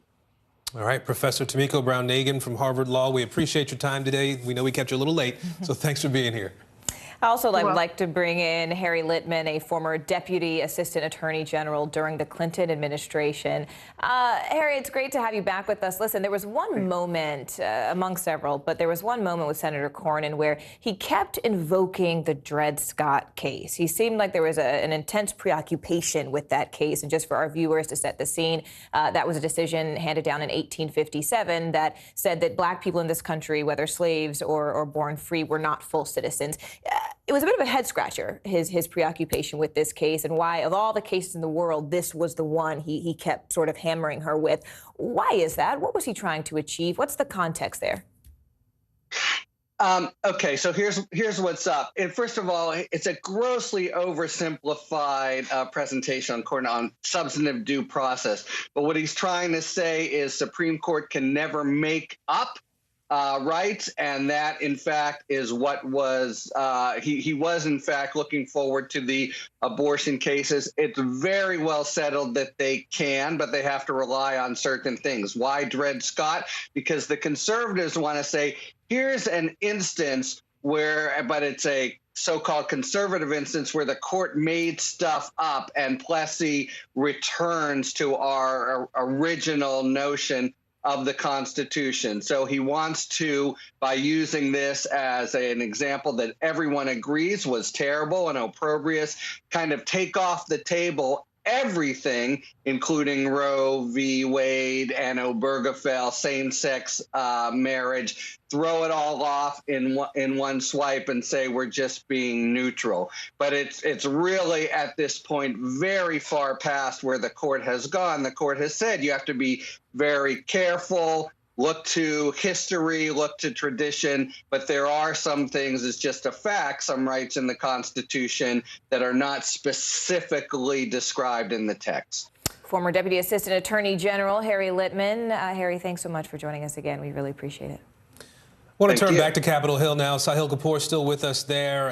Sahil, obviously we're on this lunch break now that we expect to go until about 1:30. Can you give us an idea, lay out for us what the rest of today is going to look like? I know we have a couple more days to deal with this hearing, but what will today look like once we come back from lunch? Yes, we've already heard from a number of senators. The rest of the day is going to be the remaining Judiciary Committee members. There are 22 overall. Each of them gets 30 minutes to ask Judge Jackson questions, and it goes by seniority. So in the remaining part of the session, we're going to hear from a number of senators, including 3 Republicans in particular. I would keep my eyes on them. This is probably going to be the most tense part of it. As they telegraphed yesterday, Josh Hawley, Ted Cruz, Tom Cotton, these are members with national ambitions, potentially going to run for president in the future, who were sharply critical of Judge Jackson yesterday and telegraphed the kinds of questions that they were going to ask. Everything from politically hot-button issues like court packing, something that she has addressed, but also matters of crime, immigration, the situation at the southern border, critical race theory. It's not clear how much she's going to get into them or how much she's going to find it relevant to her job, but I would expect the remaining portion of this session to be more tense than what we've heard so far, and we have already heard some tense moments. I want to go just briefly to something Senator Graham said. He was pressing on the point earlier on that Judge Michelle Childs was not picked because of attacks from the left. It's not clear that Michelle Childs was ever really the front runner in this case. I think many people saw Jackson as having the inside track all the way through, but I think Senator Graham, who voted for Jackson to confirm her on the D.C. Circuit Court of Appeals, was signaling that he is maybe not as open to supporting her for the Supreme Court this time around. All right, Sahil, we want to keep you around if we can for a minute, because we want to continue to sort of unpack what we've seen thus far and what we expect to see, as you mentioned, in the hours ahead, including tomorrow. But if confirmed, Judge Ketanji Brown Jackson, just to reset for our viewers, would be the first black woman on the Supreme Court. Now, some of her peers recently spoke about the significance of her nomination. Let's listen. My initial reaction of her nomination is just excitement and joy. Having a black woman on the Supreme Court, that messaging alone is priceless. I think black women are very excited. It's been a long time that they've been waiting for a nomination like this, and what a nominee. I am truly humbled by the extraordinary honor of this nomination. She has all of the qualifications. Academic, she has the legal acumen. Yeah, local girl, done good. Harvard certainly had its share of very smart women and smart men, but Judge Jackson took it to a different level. She brings trial court and appellate court experience, and then also sentencing experience. We've never had a public defender, so that by itself is notable. So she brings a lot to the table beyond the race and gender diversity that has been much the topic of conversation around her nomination. For too long, our government, our courts haven't looked like America. But all eyes will be on her because she is the first. She will be the first if confirmed on that court. First African-American woman. The hardest part is if you make a mistake, that it is based on your being a woman. It is based on you being Black. It is based on anything except the legitimacy of perhaps we have a different perspective of how a result should be reached. Somehow people were looking at me as a representative sample as to, can she make it? We come to places like Harvard Law School and these top law schools, and we're told that there is no, ceiling, so to speak, for your profession, but you don't see that. It is an amazing signal to all of the young Black women lawyers who are in law school now, who are going to go to law school, that this is attainable, that this really durable glass ceiling has finally been shattered. When I was a student at Harvard Law, there were certainly people who said that we were going places in life and there may be a Supreme Court justice among us. I never thought it would be a Black woman because we've never had that before. And I'm joyful because the representation that we seek as judges of color, as Black judges, seems to truly be at a point where we're going to be included. I had no idea that I would ever become a judge, but now to see someone who looks like me even ascend to the highest court of the land, I think back and, oh my goodness, I'm just grateful. I feel like she's taking all of us with her. Seeing is believing. I feel motivated to do more and to be more and to give more and to challenge the assumptions that I've already made about myself and how far I can get in this legal profession based on my background. I feel good. Sahil Kapoor is back with us now, and he has been covering every angle of the story from Capitol Hill. Sahil, as we just saw from that report, every single person interviewed commented on the extraordinary qualifications of Judge Jackson. And yet we've heard sort of Senators Cruz, Senators Cornyn really say that they would still be unsettled, right, if she were to secure this nomination. So my question, secure this seat. So my question to you is, what is the nature of the criticism, especially from those three Republican senators we're expected to hear from, Cruz, Cotton, those who are like Hawley, who do have these presidential aspirations? What do we expect to be the nature of their concern?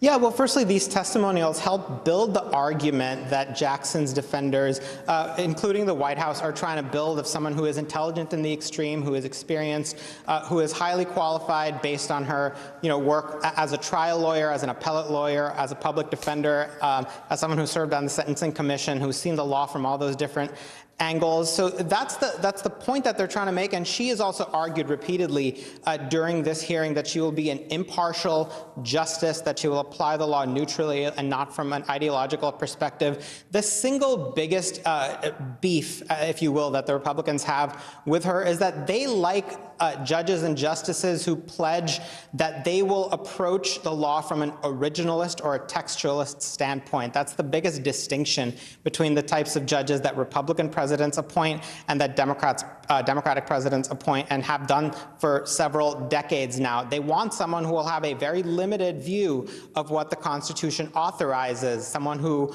like conservative judges on the Supreme Court, like Clarence Thomas, like Brett Kavanaugh, like so far, based on what we've seen, Amy Coney Barrett, will hold that narrow, limited view of the Constitution. And we've seen Democratic-appointed justices take a bit of a different view, suggest that the founders wrote the Constitution to be a little more abstract, to be relevant to the times, to be read in context of the moment, as opposed to, simply the world that the framers wrote it in. That's the biggest distinction here. That's why Republican senators, for the most part, have opposed President Biden's judicial nominees to the lower courts, and why most of them will oppose Judge Jackson. An incredibly important distinction there, and an important context. Sahil Kapoor joining us live from Capitol Hill. Sahil, thank you. We want to bring in our NBC News legal analyst, Danny Savalos, now, who's been listening in as well with us today. Danny, obviously there's been some points of contention during this hearing today. There was one moment early on where the chairman, Senator Dick Durbin of Illinois, questioned Judge Jackson about her role in dealing with cases of child pornography in particular. That, of course, in response to Republican senators accusing the judge of being soft on offenders. I want to play a little bit of what we heard this morning. When I look in the eyes of a defendant who is weeping because I'm giving him a significant sentence, what I say to him is, do you know that there is someone who has written to me and who has told me that she has developed agoraphobia? She cannot leave her house because she thinks that everyone she meets will have seen her pictures on the internet. They're out there forever. At the most vulnerable time of her life,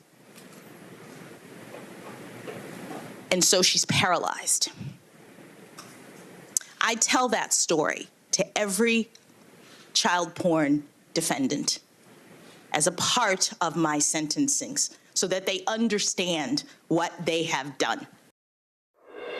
Danny, the judge obviously speaking passionately there about what she says as she prepares to sentence someone, or has said in the past. What was your read on the line of questioning, the line of attack, if you will, that we've seen around this particular issue, and her response to it?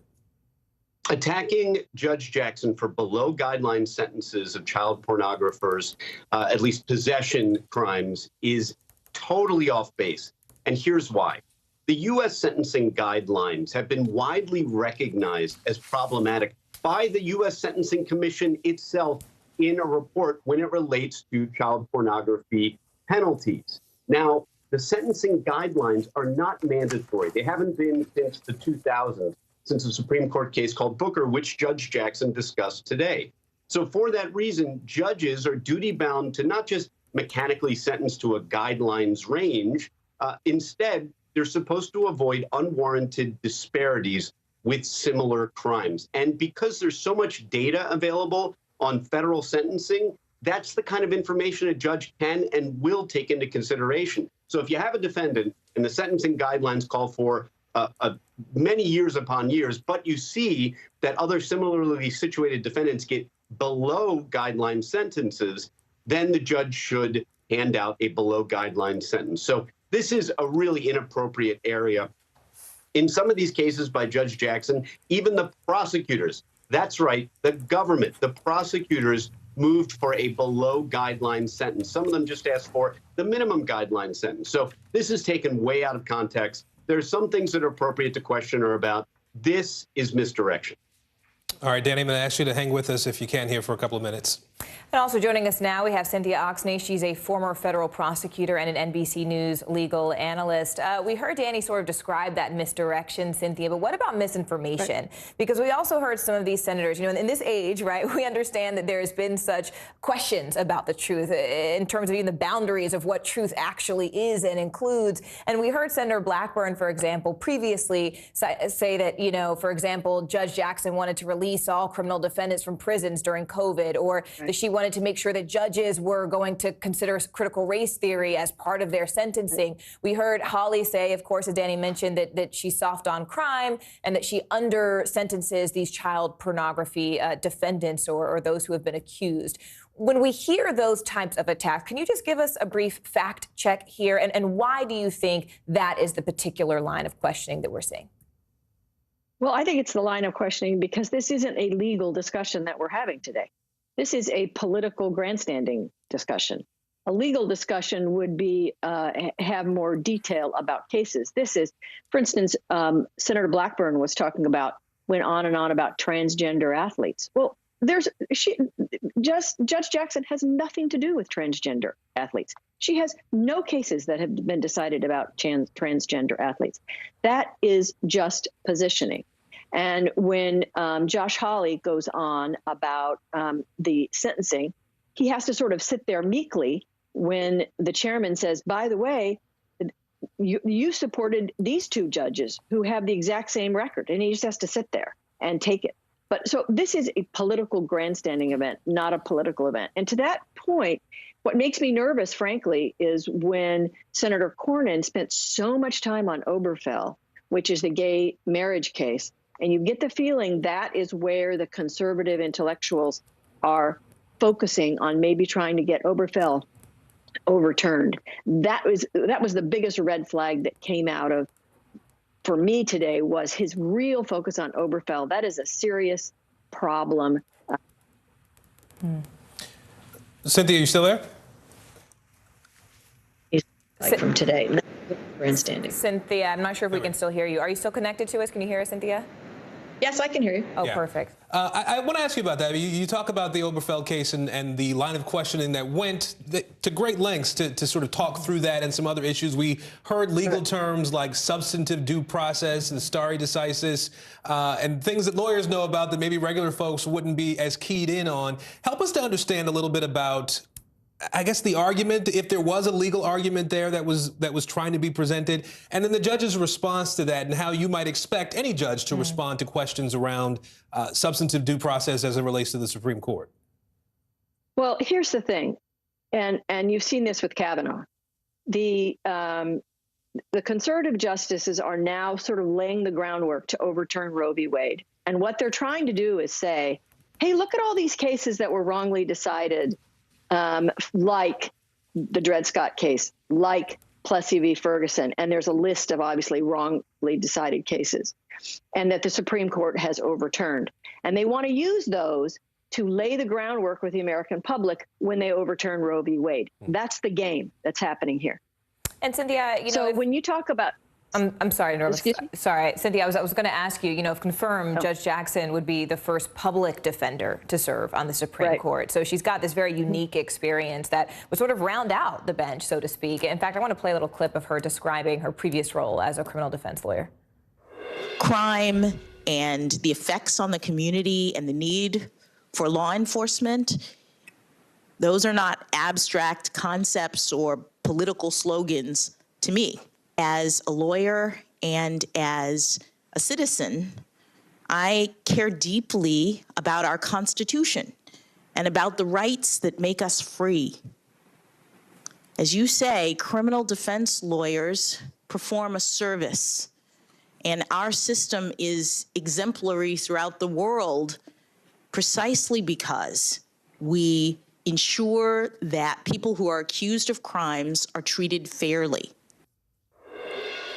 Cynthia, why is this significant? Why is this experience significant in this role?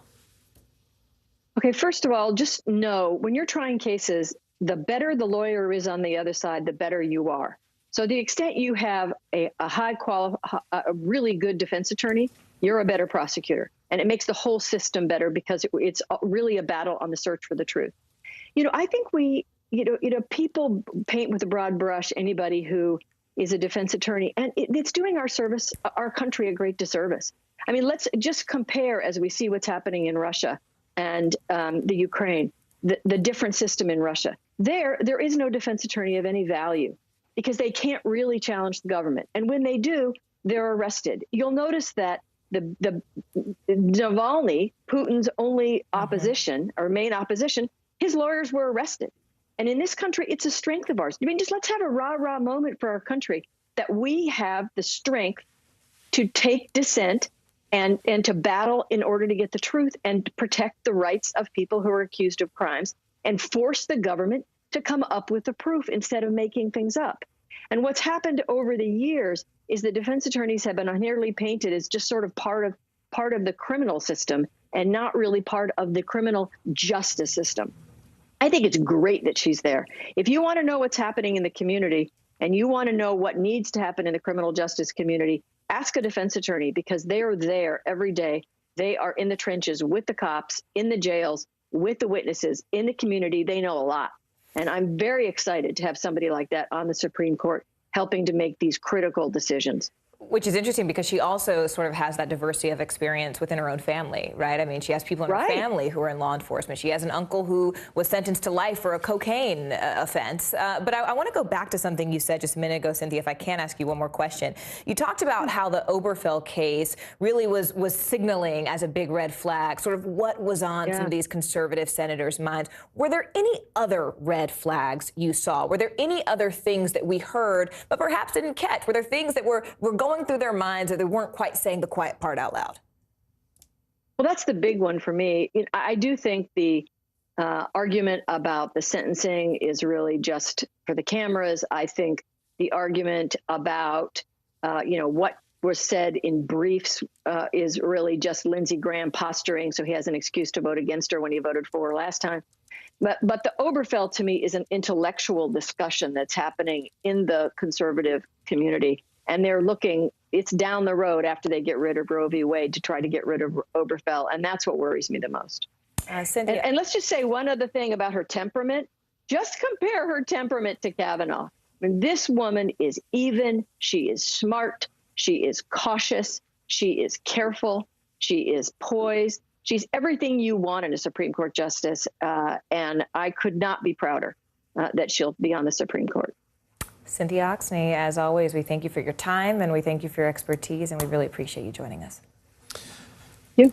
Let's bring in David Henderson now. He's a civil rights lawyer and former prosecutor who's been watching along with us today as well. David, I want to go back to sort of the beginning of what we heard today. I think Judge Jackson has gone to great lengths to talk about her methodology. We saw a lot of senators sort of trying to pull at her judicial philosophy, but she kept going back to the fact that she makes rulings, she has made rulings based on a methodology, trying to avoid pulling in any of her own personal policy perceptions. What do you make of that in her responses, and the value of that in her responses at this particular point in a confirmation process? What I make of that is that she actually thinks about what she's doing before she makes her ruling, which is a really important thing to do. People always want to soundbite this. They just want you to give a quick, short explanation of how you make a decision in every single case. And what she's saying is, listen, I can't give you an overarching philosophy that applies to every single case. What I can do is tell you that I have a methodology for reaching the correct decision. But let's kind of put in perspective what this means, because it affects a lot of different topics that we're discussing. Let's say you have a rule that says no vehicles in the park. Never, ever, ever. But then somebody has a heart attack in the park and an ambulance has to drive in. Has the ambulance broken the law? The law doesn't say anything about ambulance driving into the park. But at the same time, sometimes you have to look at the purpose a law was supposed to achieve. What was it supposed to do? What was it supposed to make sure did not happen? And what does justice look like in this context? What she's saying is, I have a methodology for making sure that I achieve the purpose the law is supposed to satisfy, but it might adjust depending on what the circumstances of each individual case are. You know, Judge Jackson also was asked to weigh in on the concept of precedent as it relates to Roe v. Wade in particular. I want to play a little bit of her response to that question. All Supreme Court cases are precedential, they're binding, and their principles and their rulings have to be followed.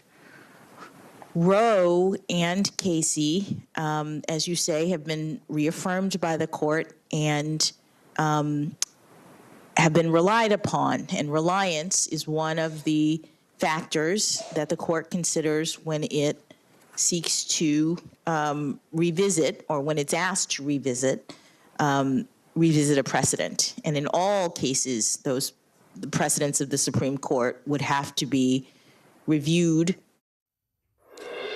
So I think this judge has spoken very plainly, to the point where even non-legal minds like me can really understand the points that she's trying to make. But to you, after hearing that, what does that tell you about how she thinks and how she would operate as a justice? Absolutely. First, not being a lawyer is a superpower when you watch these types of hearings. Because lawyers, we like to make things more complicated than they need to be. And I often say the law at the end of the day is not that difficult. look who writes the law. It's not like it's written by rocket scientists exclusively, right? And that's no disrespect. It's just saying the law is more straightforward than we like to say. And I think that building on what you were just asking about, which is precedent, especially in the context of Roe v. Wade, what you have to keep in mind is that part of what these Republican and conservative lawmakers are attacking is the civil rights era where the courts established judicial supremacy, where the Supreme Court went to saying, look, it's our job to say what the law is. If you think back to high school history, probably the very first Supreme Court case you read about, Marbury v. Madison, the Supreme Court said, we say what the law is, but that was in each individual case. In the civil rights era, that expanded to say, we say what the law is generally, especially with regard to the Constitution. And the swan song was Roe v. Wade. So they're not just asking about reproductive rights when we have these discussions. They're also talking about the culmination of the civil rights era and what right the court has to play in deciding what it means for people to be treated equally under the law. I want to talk about that equal treatment if I can. You know, David, as a spectator with expertise, when you look at this particular confirmation hearing, we've heard from both sides a lot of attention on the historic nature of this confirmation. We've heard her race brought up several times, whether it's, you know, Senator Booker saying, look, let's just reset the scene here and acknowledge this day is unlike any other, or from the other side, the sort of cases she has been asked about. Her, you know, we heard Graham talk specifically about her time at Harvard Law and sort of, you know, misnamed the student association she was a part of as a black student. Do you think that there has been too much or too little attention on her race, especially as the Democratic members have tried to sort of establish and reaffirm the country that she is, in fact, qualified independent of her race? That's a tough question for me to answer because this one's deeply personal for me. And I say that because I identified with Senator Booker. I am so proud to see her up there, and it means so much to me to see her going through this confirmation hearing. But to your point, what I would say is that I think we're asking too much of her as someone who has the potential to sit on the Supreme Court, because we're talking about her being a black woman, which will influence her ability to see that justice is done when she's on that court. But she's going to also be the first federal public defender to serve on the court. She's the first person to have significant criminal experience since Thurgood Marshall. We're asking so many different things of her in that context that in that sense, it's an unfair burden that we're asking her to carry. But in terms of the experience that she brings to this court, I don't think we could emphasize it enough, because we all want to act like deciding cases is like doing algebra, where if everybody uses the same metric, we get the same answer. And the law simply does not work that way. Your ability to understand the world, your life experiences play a significant role in your ability to ensure that we achieve justice in this country. And her diverse background gives her a unique ability to do that compared to everybody else who's currently sitting on that court. Yeah, I really appreciate you giving us a personal answer. I mean, in fairness, we are three people of color who are talking about this, a woman of color being the first Supreme Court justice potentially. And I'm sure any of us have experienced a moment where our qualifications have been called into question, or questions have been tailored to us specifically because of our race or experience or the way that we present. And I think it's an interesting discussion that we're seeing play out on a national stage. So we really appreciate your expertise. Absolutely. It is 1:30 Eastern now. As we continue to watch the hearing room, we believe that the hearing will resume in the next couple of moments here. In the interim, we'll take a short break and come back with more coverage of the confirmation hearing of Judge Ketanji Brown Jackson on NBC News Now. Top Story with Tom Llamas, weeknights at 7 on NBC News Now. Sometimes the news can be difficult and overwhelming for kids to understand, so we've created a newscast just for them. We hope your family will watch Nightly News Kids Edition. News is happening now. Look at what's making headlines around the world. Right now on Morning News Now. We're coming on the air with breaking news. And this is a significant moment. Whenever it happens, wherever you are, NBC News, streaming free now. These days, it feels like the news never stops. So let's get into it. What's happening right now, what it all means for you for an hour every day. It can be hard to keep up, so let's get started together. Hallie Jackson Now, weekdays at 5 on NBC News Now. We'll meet Ukrainians who are defending their country one block at a time. When you were still in Kiev, could you hear the bombing? Her name is Lester. Hey, who's this? Top Story with Tom Llamas. Weeknights at 7 on NBC News Now. News is happening now. Look at what's making headlines around the world. Right now on Morning News Now. We're coming on the air with breaking news. And this is a significant moment. Whenever it happens, wherever you are, NBC News, streaming free now.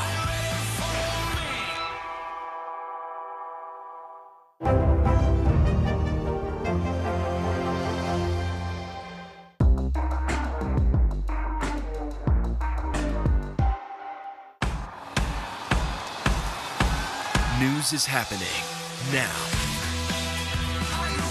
Look at what's making headlines around the world. Right now on Morning News Now. We're coming on the air with breaking news. And this is a significant moment. Whenever it happens, wherever you are, NBC News, streaming free now.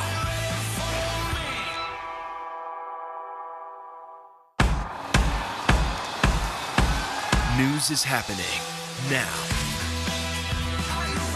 Look at what's making headlines around the world. Right now on Morning News Now. We're coming on the air with breaking news. And this is a significant moment. Whenever it happens, wherever you are, NBC News, streaming free now.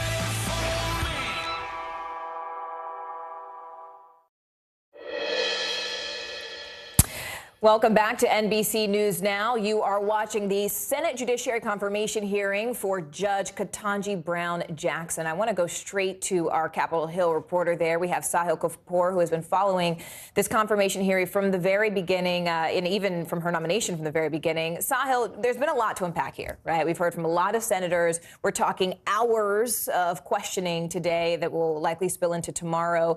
Give us a sense, just when you look back at everything since the beginning of this confirmation hearing, what stands out to you and what does that signal about what we can expect to see in the moments ahead?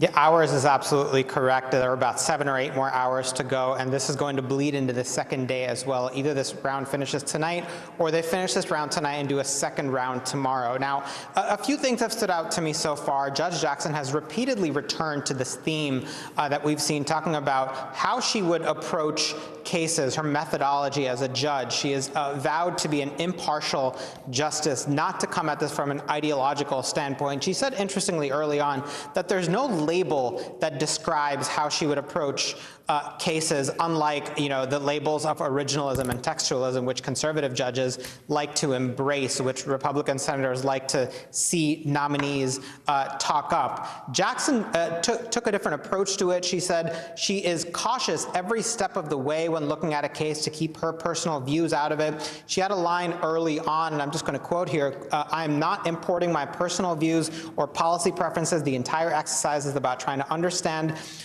what those who created this policy or this law intended." That has been a theme of her comments throughout. We've also seen some settling of scores and some old grudges from senators on both sides. Early on, we saw Senator Patrick Leahy, a Democrat from Vermont, talk about the Republicans' blockade for 10 months of Merrick Garland, then the Supreme Court nominee of President Barack Obama. 2016 was not allowed a vote.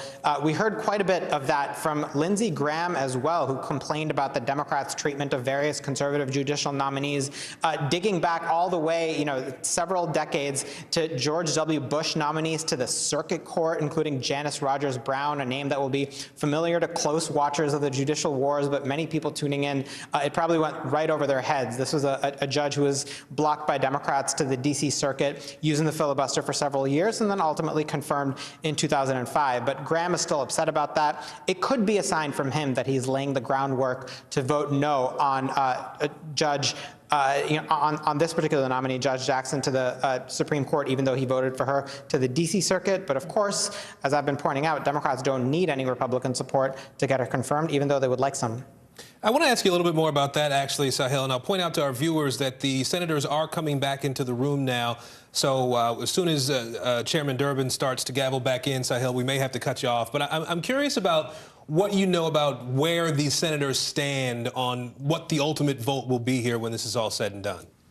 Well, the math is pretty simple. Overall in the Senate, Democrats have 50 votes. As long as they keep those 50 votes unified, they don't need any more to make Judge Jackson Justice Jackson. They aren't counting on support from any of the senators on the Judiciary Committee. On the Republican side, this tends to be a pretty conservative-leaning bunch in terms of the caucus as a whole. But there are Republicans outside this committee whose votes they believe are very much in play, and that begins with Senator Susan Collins of Maine. She has voted for many judges that President Biden has offered. She's voted for liberal judges and conservative judges. She has had nothing but positive things to say about Ketanji Brown Jackson since before and after meeting her, talked up her experiences, talked up her qualifications. So she's certainly in play. And then there are two others who voted for her, the D.C. Circuit Court of Appeals. One of them is Lindsey Graham on this committee, who I just mentioned. He sounds a little bit cool to this, although I don't think he's necessarily fully off the board just yet. Then there's Lisa Murkowski, the Republican from Alaska, who's the third. She's in a bit of an interesting position because she's up for re-election in a dark red state later on this year, but she's also counting on the votes of independents. Is she going to vote for Jackson? She has not really indicated, although she has splashed cold water on the idea that her D.C. Circuit vote for Jackson is necessarily indicative of how she would vote on her for the Supreme Court. She has called this a higher bar. And then a couple of other Republicans I've talked to. Mitt Romney, the senator from Utah, has sounded very open to Jackson. Even though he voted against her for the D.C. Circuit, he sounded quite open to voting for her for the Supreme Court. Romney likes to be on the right side of history, and this would be a historic nomination. He's one to watch. And then Senator Rob Portman. We see Judge Jackson walking back into the room for some more rounds of questioning as I tell you this, but other senators like Rob Portman also in play. If anything, it's going to be a few, not many Republicans if they get any. And you pointed out, Sahil, that the judge is back in the room now. So as soon as she sits down, we expect that Senator Durbin will gavel back in. We know that Senator Mike Lee of Utah is next up in the questioning here. He'll be the 8th senator of 22 to ask questions. Do we know anything about what he's said or what his thinking is about Judge Jackson before the questioning starts here?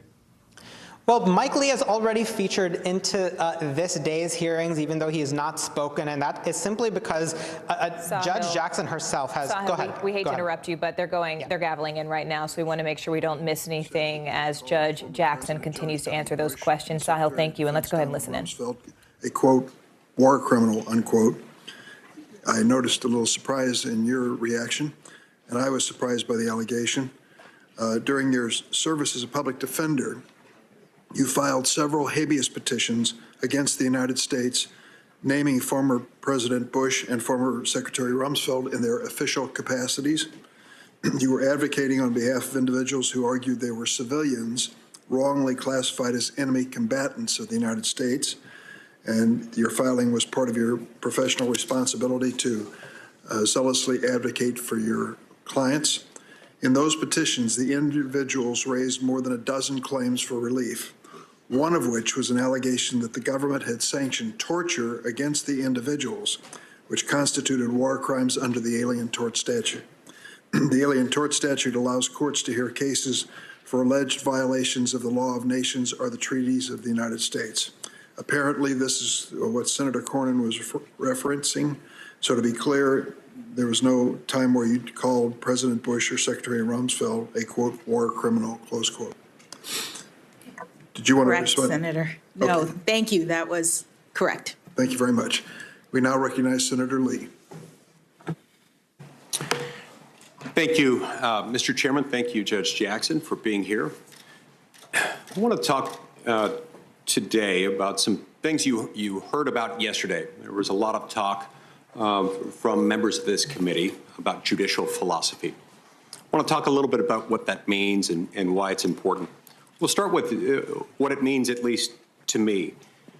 One of the things that you heard from a lot of members of the committee, whether they couched it in terms of judicial philosophy or not, relates to the idea that justice should be blind, that justice properly administered within our system is blind, and that therefore individual justices and judges serving in Article III courts should be blind in the sense that they are able to see and understand and interpret the law, understand what the law is, while understanding that the idea of what the law should be is left to other branches of government, not to the judiciary.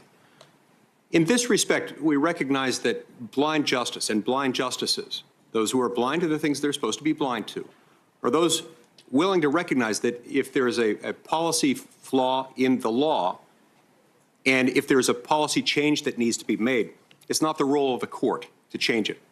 That belongs to two different branches of government, primarily to Congress. This, of course, requires judicial restraint. It requires judicial humility. And it gets back to what I was describing yesterday when I referred to Justice Barrett drawing on the analogy from the Odyssey of Odysseus binding himself to the mast of the ship. Most of us refer to this judicial philosophy as textualism. Textualism is neither liberal nor conservative. It's neither Republican nor Democratic. It's just the approach that says what the law says matters, and the job of the jurist is to look at the text and figure out what the text means, to ascertain the original public meaning of the text in question. While I doubt there are any members of this committee who would disagree with the idea that justice should be blind in this respect, and that policy changes need to be made by the political branches of government, primarily by the legislative branch, and not by the courts, you did hear some statements that I think are at least a little bit at odds with that concept of justice. One of my colleagues mentioned that you should interpret the Constitution in a way that works for the people of today. Fair enough. We certainly don't want to interpret the Constitution in a way that doesn't work. But again, that's not the objective. The objective is not to ascertain good policy. The objective is to ascertain what the law requires. You were urged to consider the effects of the court's actions on people's lives. There again, insofar as this relates to policy, it's not really the job of the courts. You were admonished that you must, quote, be able to see the real people at the other end of the court's rulings, like Americans who are one Supreme Court decision away from losing their health insurance, or one court decision away from the ability to make their own health care choices. And the list goes on and on.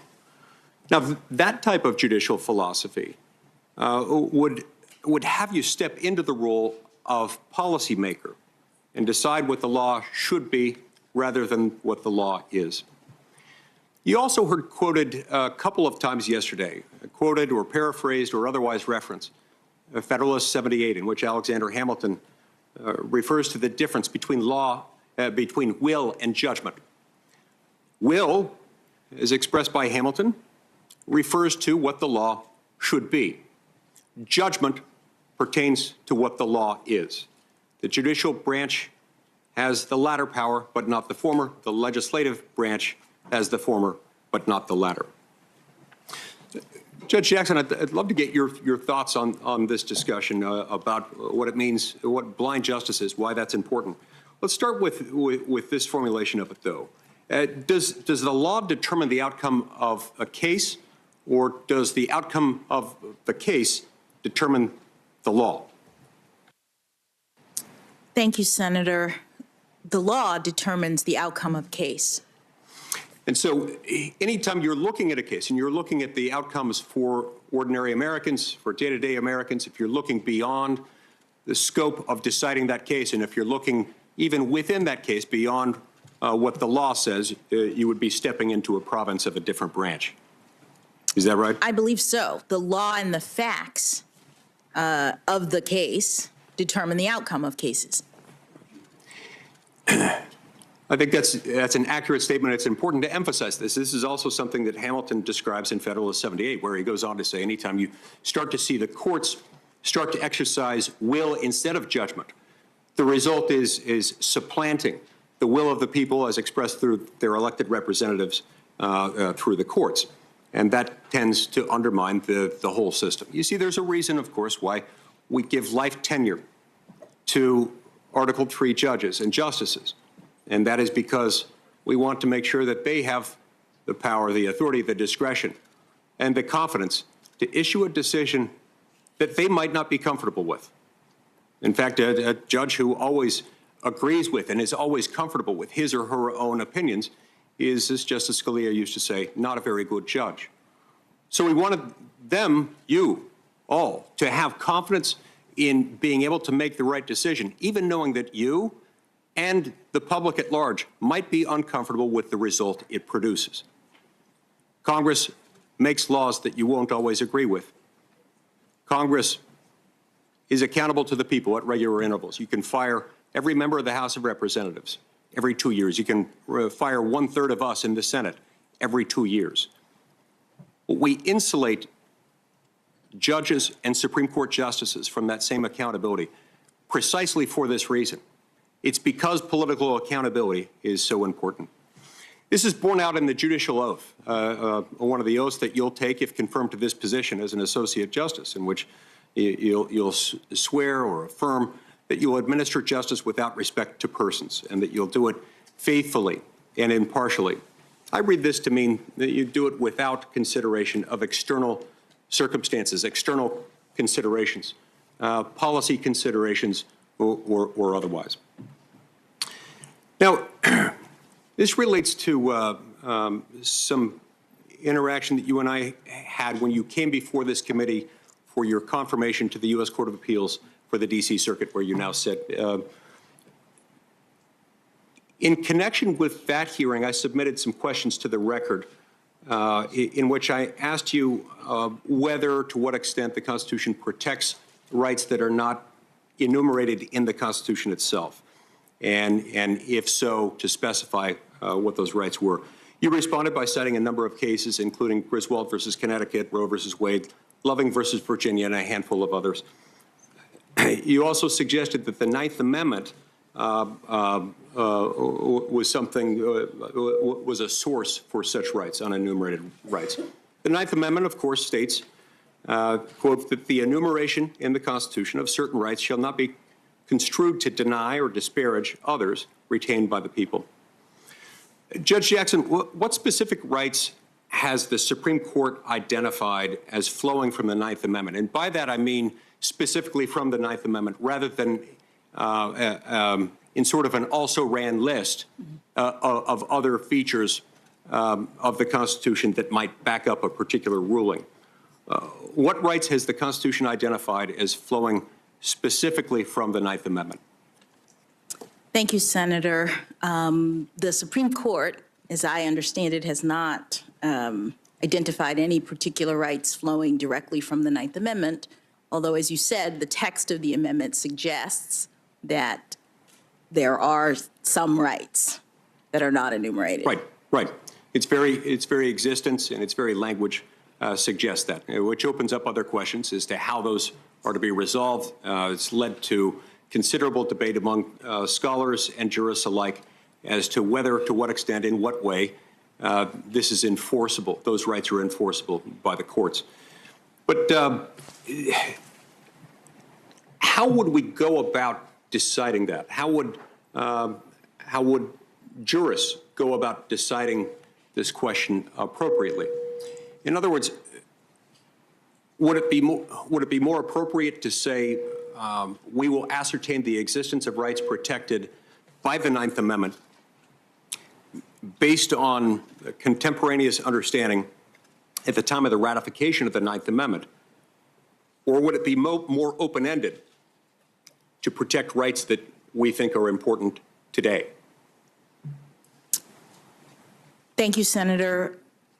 The Supreme Court now very clearly has determined that in order to interpret provisions of the Constitution, we look to the time of the founding.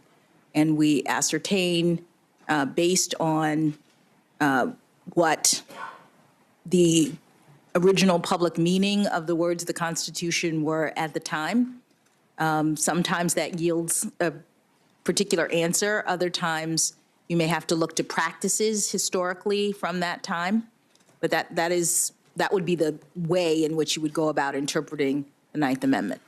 Could it also be that it leaves this to be decided at the discretion of the Supreme Court itself? In other words, not based on any historical precedent, but based on what the Supreme Court justices themselves deem appropriate at the moment? I don't think so. Why is that? Because the way in which the Supreme Court interprets the Constitution is with reference to the meaning of the text at the time, that it is one of the constraints, as I mentioned, in terms of my own way of handling, interpreting the law. One of the constraints is that you're bound by the text and what it meant to those who drafted it. At the time, gotcha, yeah. Now, on February 1st of this year, President Biden said that he was looking for a Supreme Court nominee. This was, as I recall, right after Justice Breyer announced that he would be stepping down and before he had announced whom he might nominate, that he was looking for a nominee, quote, with, quote, a judicial philosophy that's more one that suggests that there are unenumerated rights to the Constitution and all new members mean something, including the Ninth Amendment. So do you share the judicial philosophy that President Biden described in that statement? Senator, I haven't reviewed that statement, but I have not discussed anything about unenumerated rights with the president. Yes. Did President Biden ask you either about your judicial philosophy more broadly, separate and apart from the Ninth Amendment, or ask you about your approach to the Ninth Amendment? He did not. In a primary election debate that he had as a presidential candidate in Nevada in 2007, Joe Biden stated, quote, "I would not appoint anyone who did not understand that Section 5 of the 14th Amendment and the Liberty Clause of the 14th Amendment provided a right to privacy. That's the question I'd ask them. If that is answered correctly, that is the case, then it answers the question, which means they would support Roe versus Wade." I assume his reference to the Liberty Clause, I assume he's referring to the Due Process Clause of the 14th Amendment.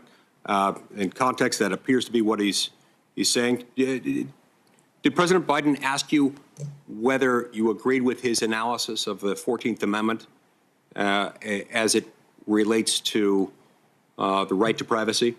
He did not.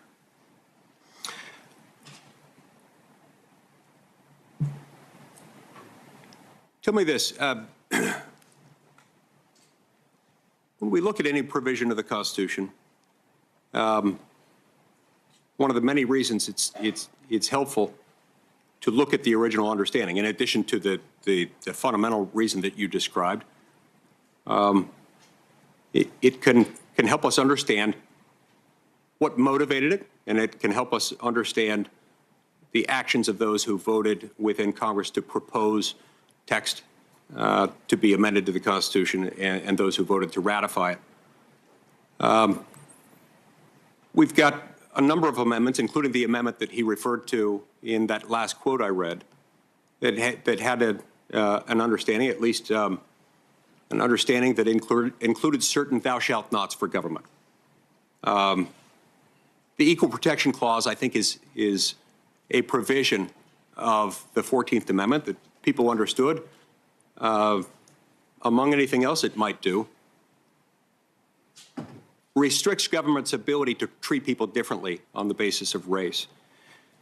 Consistent with the Equal Protection Clause of the 14th Amendment, when is it permissible for government to treat a person differently on the basis of race?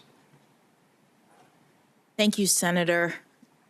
The Supreme Court has interpreted the Equal Protection Clause, as you say, to generally prohibit classifications on the basis of race. And it says that those classifications are to be rigorously scrutinized. They are strict scrutiny, which is a standard that applies, that looks at the purposes of the government and the means by which the government seeks to achieve any end related to such classification. The government would have to have a compelling interest in making that classification, and the means that it selects would have to be narrowly tailored to achieve that interest. And so those compelling interests can't be for light or transient reasons. They can't just be something like we feel like it, in other words.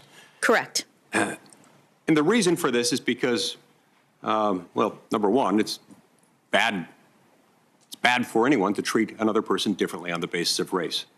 It's especially bad when government does it, because there's not exactly equal bargaining power when you're dealing with the relationship an individual has with government. By definition, it's a particularly unfair form of discrimination when it's government doing it. Governments have enforcement officers, they have armies, they have the means of enforcing their will and their laws, and that's one of the reasons why it's so important. What about under statute? Consistent with Title VII of the Civil Rights Act of 1964, when is it permissible for an employer to treat an employee or a prospective employee differently on the basis of his or her race? By statute, under Title VII, it is generally impermissible. And permissible only in very narrow circumstances. I believe so. And the statute itself has some restrictions in terms of to whom it applies, right. The employers. And some exclusions in terms of religious employers, for example, not being able to discriminate on the basis of race, but it exempts religious employers within certain spheres in order to be able to protect that religious employer's discretion to operate within its faith and the rules of its faith. And by doing that, it makes that much clearer. By making that distinction, it makes that much clearer that discrimination on the basis of race in employment is not something that the law smiles upon, nor should it. Let's talk about the Commerce Clause for a minute, if that's all right. Now, at the time of the founding, our founding fathers didn't foresee and almost certainly could not have foreseen the invention of radios, televisions, airplanes, the internet, and telephone networks. And yet, all of those things are governed by federal law and not by state law. Why is this constitutional? Well, Senator, the Commerce Clause was initially interpreted by the Supreme Court to be very broad, to allow for federal regulation of interstate commerce and the growth of the economy in this country. But over time, the Supreme Court has made clear that the Commerce Clause limits the federal government, that there is limited authority under the Commerce Clause. The state of the law now is such that the federal government, through the Commerce Clause, is only permitted to regulate channels of interstate commerce, instrumentalities of interstate commerce, and activities that substantially affect interstate commerce. And with respect to the third category, the Supreme Court has made clear in the Lopez case and in Morrison that non-economic activities are not covered by Commerce Clause authority. And in the NFIB case, the ACA case, the Supreme Court made clear that inactivity is also not covered and not authorized under the Commerce Clause. Right. And most of the items that I identified in my question, in fact, all of them, I believe, would fall into the category of channels and instrumentalities of interstate commerce. We're dealing with interstate airways, waterways, networks, things like that, things that depend for their existence, for their effectiveness on their operation interstate, such that they couldn't no one could effectively regulate them and preserve their core function unless that was federal. Those fit into the category of the channels and instrumentalities. With the the third item that you described, the substantial effects interstate commerce, is there much of a limiting principle there? I mean, you referred to Lopez and Morrison and NFIB versus Sebelius. To my knowledge, those are the only three cases the Supreme Court has decided since its ruling in 1937 on NLRB versus Jones and Laughlin Steel, which essentially created the modern substantial effects case, the modern substantial effects standard. Those are the only three instances in which the Supreme Court identified as outside the Commerce Clause authority something that Congress had enacted. Are these meaningful constraints in your view, or are they examples of Congress just getting reckless and sloppy in the way it drafted things? Some have argued, for instance, that as long as Congress doesn't get reckless and sloppy, it can do whatever it wants under those. Do you have any view on that? Well, these cases come through the courts, so I'll be general. The fact that Congress is limited in its authority under the Commerce Clause is established law. It is a fundamental principle of our constitutional order. And those limits that the Supreme Court has recognized do carve out categories of activity that Congress is not permitted, the federal government is not permitted to regulate. Non-economic activity is a category. Inactivity is a category. Now, the Supreme Court has also, through the Commerce Clause, established rules for things that the states may not do. This is referred to as the so-called dormant Commerce Clause. The dormant Commerce Clause acknowledges the power of Congress, the exclusive domain of Congress as being regulating interstate commerce. But there's no federal cause of action to allow for the invalidation of a state law under the Commerce Clause. It's been something that's been adopted by the courts. Is that an appropriate exercise of the court's judicial power, or does that amount to de facto legislation on the part of the courts? Well, Senator, I wouldn't characterize it. I know that that's what the Supreme Court has permitted. The dormant Commerce Clause is a principle that supports the interstate nature and regulation and authority of the federal government. And so states are not permitted under that doctrine to discriminate against other states, to preference their own commerce in a way that interferes with interstate commerce. I want to turn back for a moment to a line of inquiry you had with Senator Durbin earlier today when you were talking about your sentencing in these child pornography cases. I want to make sure that I understand your answer there. If I understand it, you were making the argument that your concern was that the laws in this area didn't adequately take into account the transfer of these materials by electronic means to be transmitted, received, and stored through computers. Is that, am I understanding that correctly? Well, Senator, the point that I was making was that the Sentencing Commission, back when I was part of it and even since, tasked with the responsibility to evaluate and make recommendations and look at the data and information about cases, has looked at the operation of the child pornography guideline, not so much the statute, but the guidelines, which the Congress has tasked the Sentencing Commission with developing. And there are aspects of the child pornography guideline that Congress in legislation has required. It required certain enhancements to be included in the guideline. And some of those enhancements, the data is now revealing,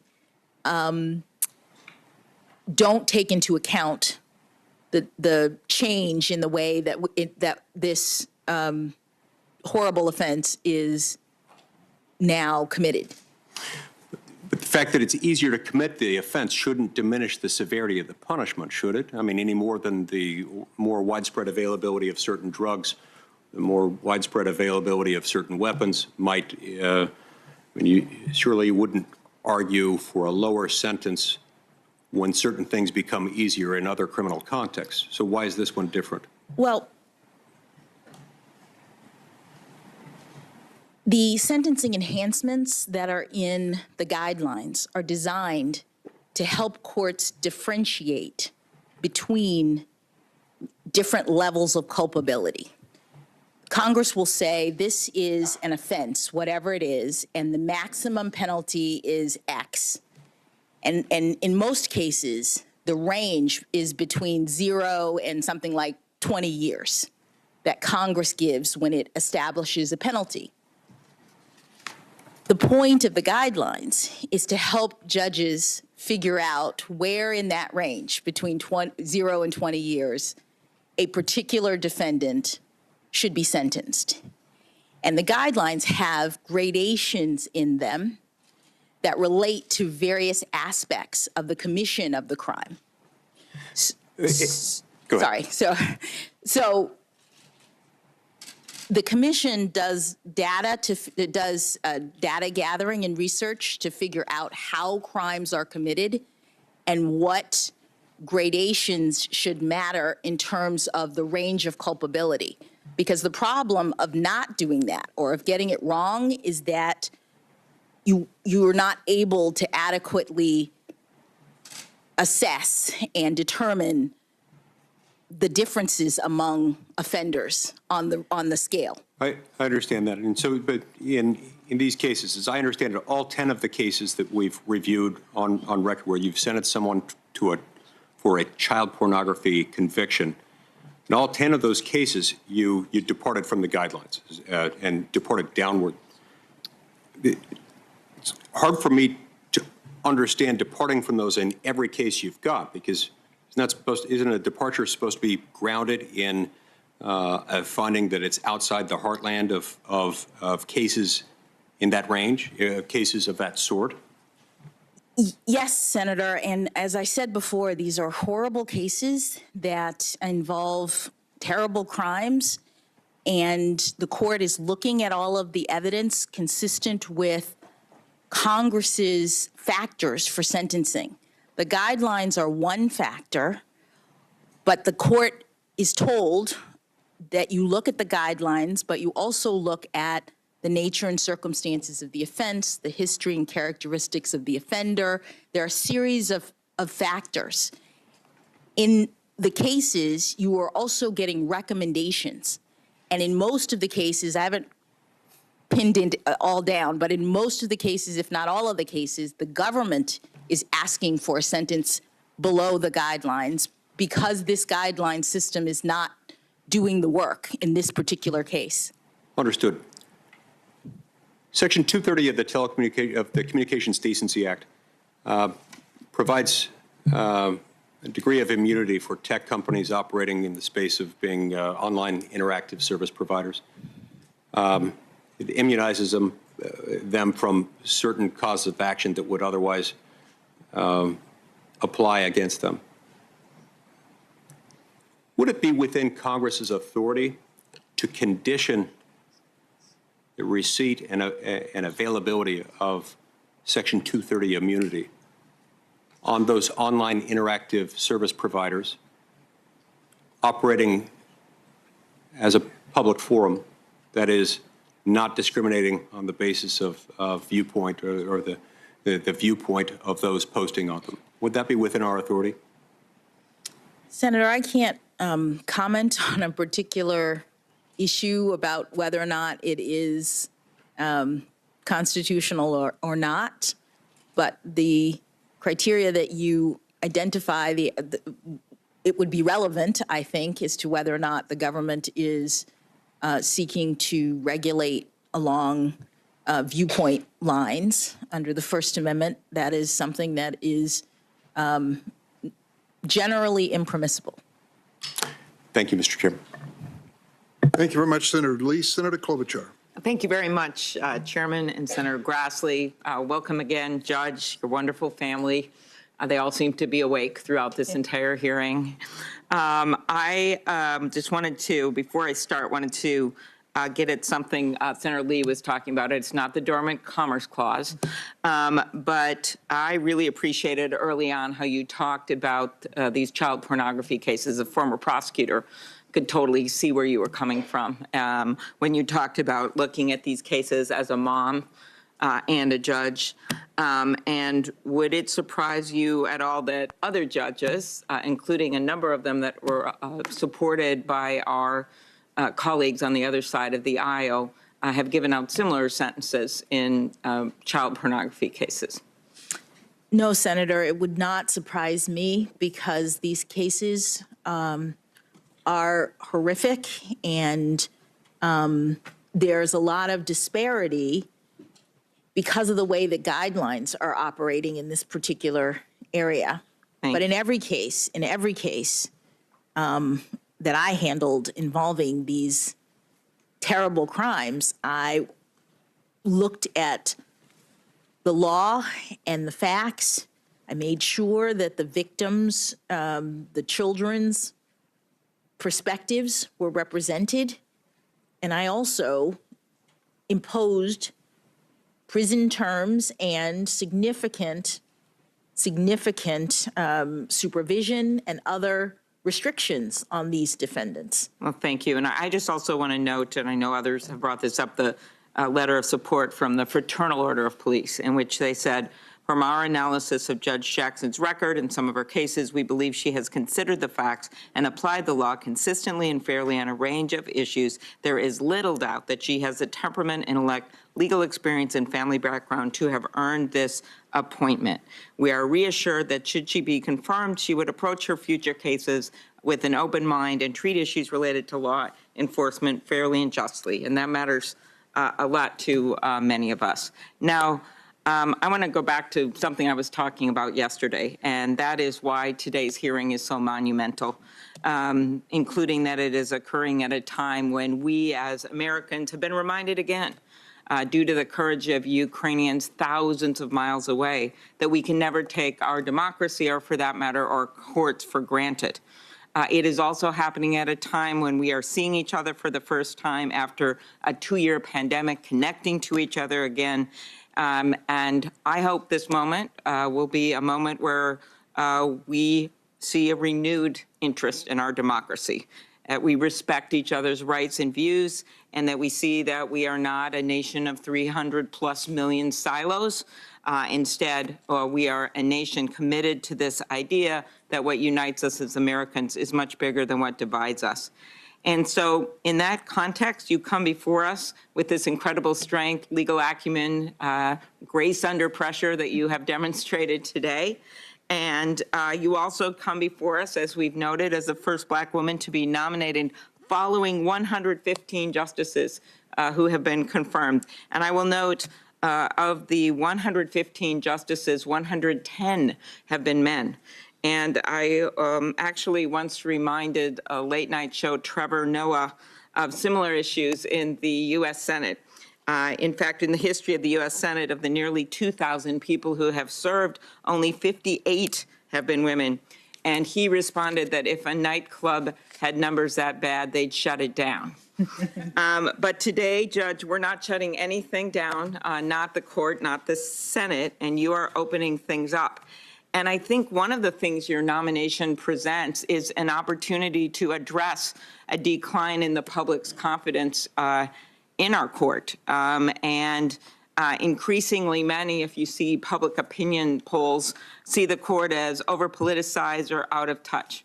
At the same time, we've seen an alarming rise in threats targeting members of our judiciary for just doing their jobs. How do you think we can work to maintain the public's confidence in the court? What do you see your role in that? Thank you, Senator. Public confidence in the court is crucial. As has been said here earlier, the court doesn't have anything else, that is the key to our legitimacy in our democratic system. And I am honored to accept the president's nomination in part because I know it means so much to so many people. It means a lot to me. I am here standing on the shoulders of generations of Americans who never had anything close to this kind of opportunity. From my grandparents who had just a grade school education, but instilled in my parents the importance of learning. And my parents, who I've mentioned here many times already, who were the first in their families to get to go to college. So this nomination, against that backdrop, is significant to a lot of people. And I hope that it will bring confidence. It will help inspire people to understand that our courts are like them, that our judges are like them, doing the work, being a part of our government. I think it's very important.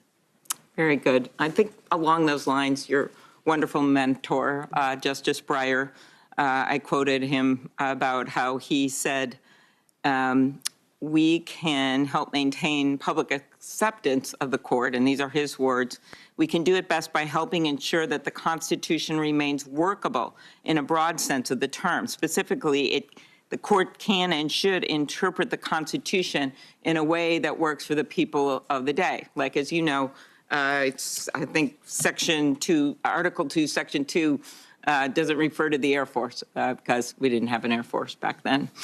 So are there things about the Constitution that, of course, as we've gone along, have been interpreted to meet the moments of our time? What do you think Justice Breyer means when he says the Constitution should be interpreted in a way that works for the people of today?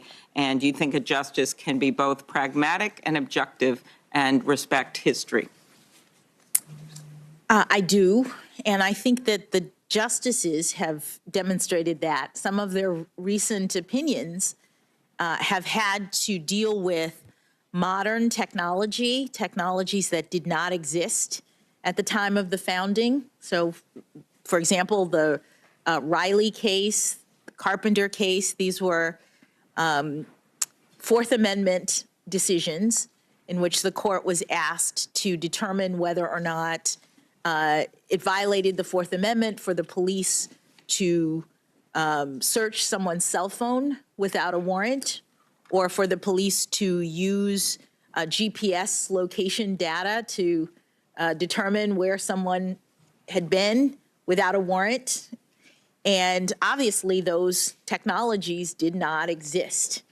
But what the court did was it looked back at the time of the founding and determined what the reasonable expectations of privacy were related to the term unreasonable searches and seizures, which appears in the Constitution.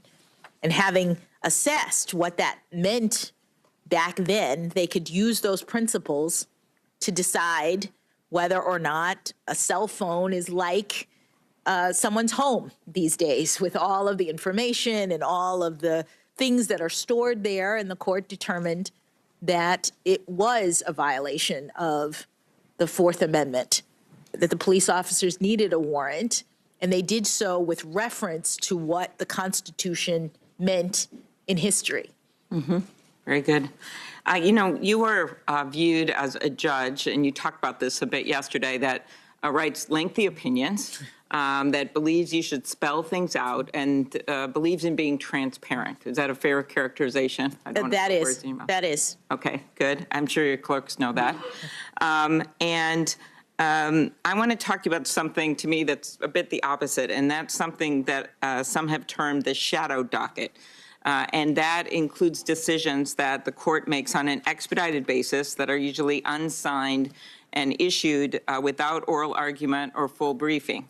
In the last few years, we've seen the court increasingly deciding cases in this way, often over the dissent of maybe 3 or 4 of the justices. Last term, the court granted 20 requests for emergency relief, a historically high number. 10 years ago, in the October term of 2011, the court granted only 6 requests in an entire year. When do you think it's appropriate for the Supreme Court to grant emergency relief, use this docket? When are the circumstances that warrant this? And I think you know these decisions have a profound effect on people's lives. I'll just use one example. Last fall, in a 1-paragraph decision, a majority of the court refused to stop the enforcement of a Texas law that severely restricts a woman's access to abortion. In that case, even Chief Justice Roberts objected to the court's decision to let the law take effect, calling the statutory scheme not only unusual but unprecedented. As someone who believes in transparency, could you talk in general about when you think this shadow docket should be used, when emergency relief should be given, and how, if it's overused, it could undermine public confidence in the court? Thank you, Senator. Well, there's a balance that the court has to consider, and that it, insofar as, on the one hand, it has always had an emergency docket, the need for flexibility, the ability to get answers to the parties at issue is something that's important in our system. On the other hand, the court has also considered the interest in allowing issues to percolate, allowing other courts to rule on things before they come to the court. And I am not privy at the moment to the justices' views and why and how they're using the emergency docket in these cases. If I was fortunate enough to be confirmed, I would look at those issues.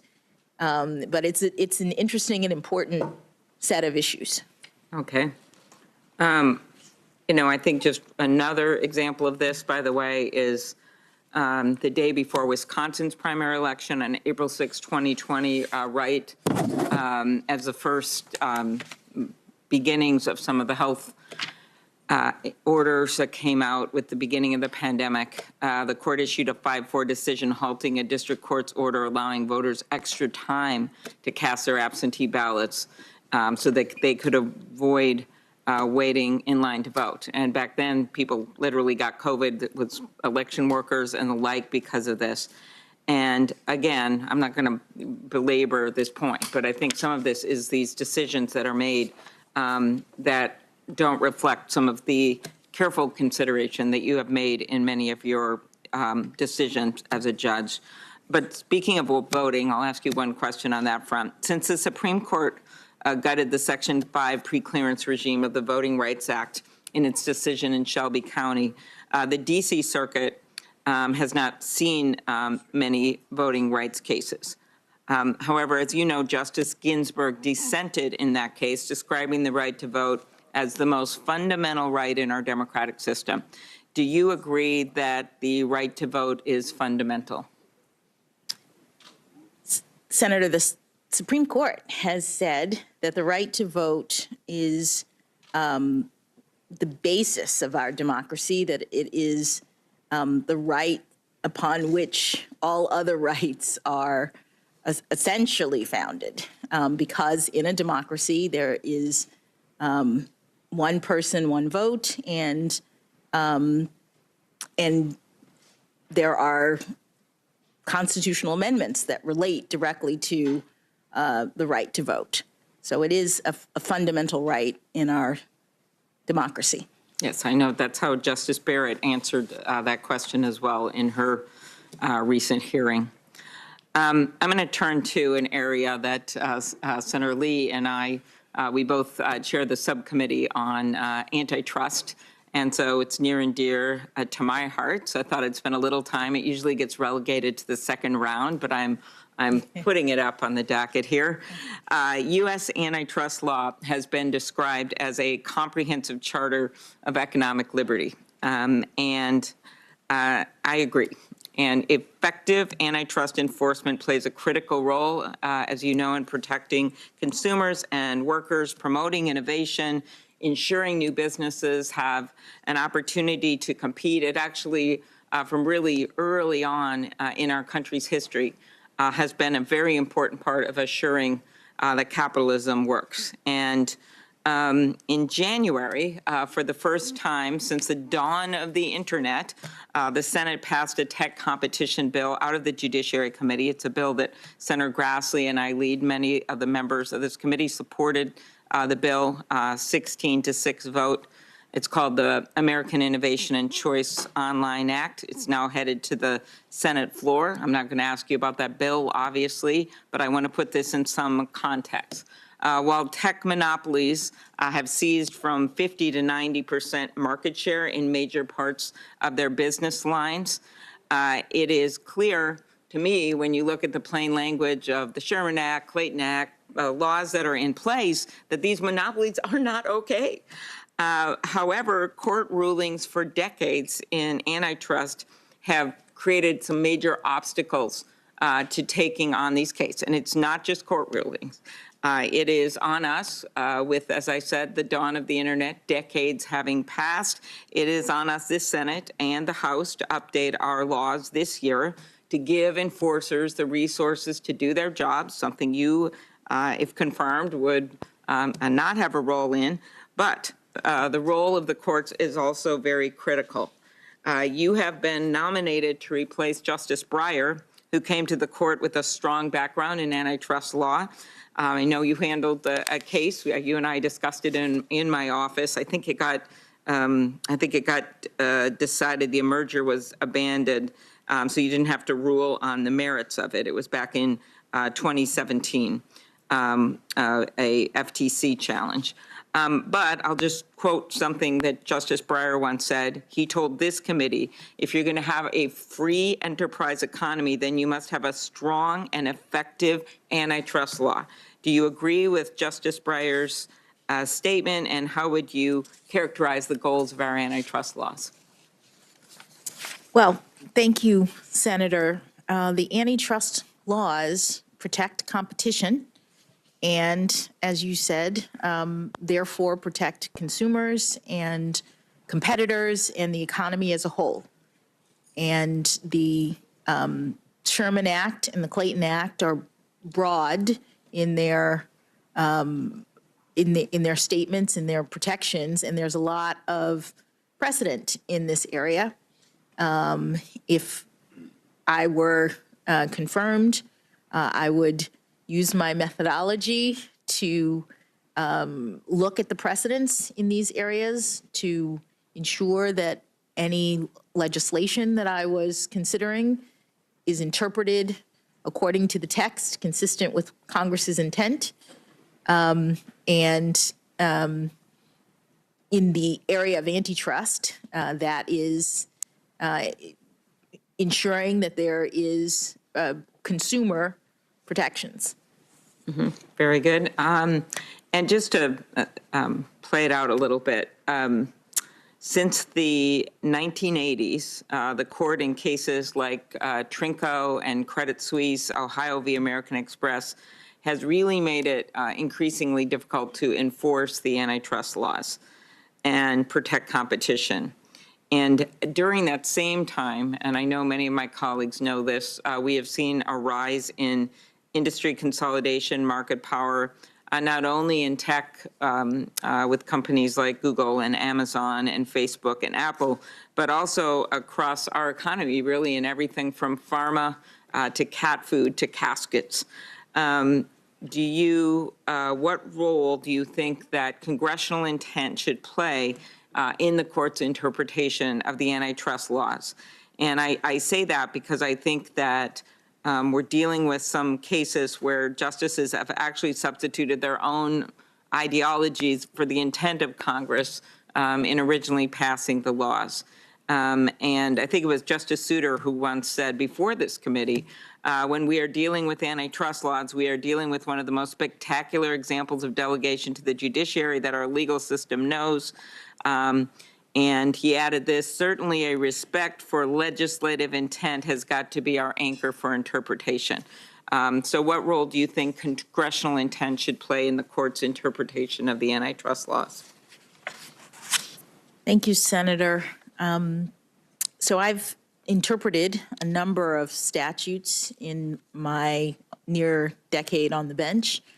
And in every case, the text of a statute is what the court looks at in order to ascertain what the legislature intended. And that is important because, as I've said, courts are not policymakers, and judges should not be importing their own policy preferences. Judges are restrained in our constitutional scheme in order to affect the will of Congress in terms of their interpretation of the laws. Okay, thank you. I'm going to turn to another topic, and that's freedom of the press, New York Times v. Sullivan, 1964 case. We have recently witnessed, as you know, unprecedented attacks on journalists and journalism, whether it's violence overseas, recently losing, sadly, members of the press just in the last month in Ukraine, or threats and intimidation at home. This is very concerning to me, given the important role of the First Amendment. My dad was a newspaper reporter, so the issues hit home for me. Can you talk about your view of the role of journalists in our democracy? Thank you, Senator. Journalists, freedom of the press is protected by the First Amendment. It is about the dissemination of information, which is necessary for a democratic form of government. The Supreme Court has held as much, and that was the basis for the court's determinations in protecting the press from liability in New York Times versus Sullivan and its progeny. Okay. As you know, that ruling was a unanimous ruling in support of the First Amendment, and the court held that when newspapers report on public officials, they're only liable for untrue statements that are published with knowledge or reckless disregard for whether the statement was false. The court in Sullivan based its decision on our country's, quote, profound national commitment to the principle that debate on public issues should be uninhibited, robust, and wide open. That's their quote. And it recognized that, quote, erroneous statement is inevitable in free debate, end quote, must be protected if the freedoms of expression are to have the breathing space that they need to survive. Do you agree that those principles are just as relevant today as they were when the Supreme Court first decided New York Times v. Sullivan? New York Times v. Sullivan is the continuing binding precedent of the Supreme Court, and it does state the principles that the court has determined are undergirding the First Amendment right to free press.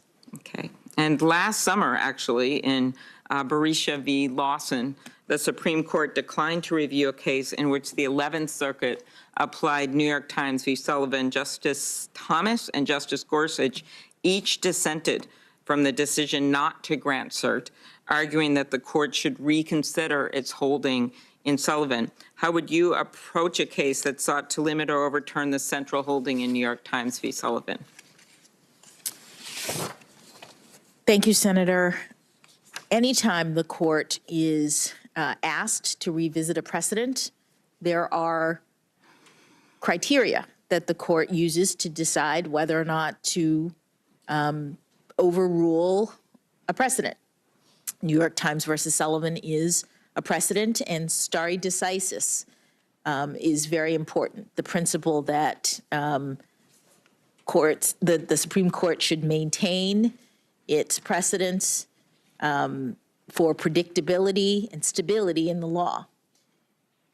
If the court is asked to revisit a precedent, its criteria, what it looks at, are whether the precedent is wrong, and in fact egregiously wrong, the court has said, whether there's been reliance on that precedent, whether there are other cases that are similar to the precedent or that relied on the precedent that have now shifted so that the precedent is no longer on firm footing.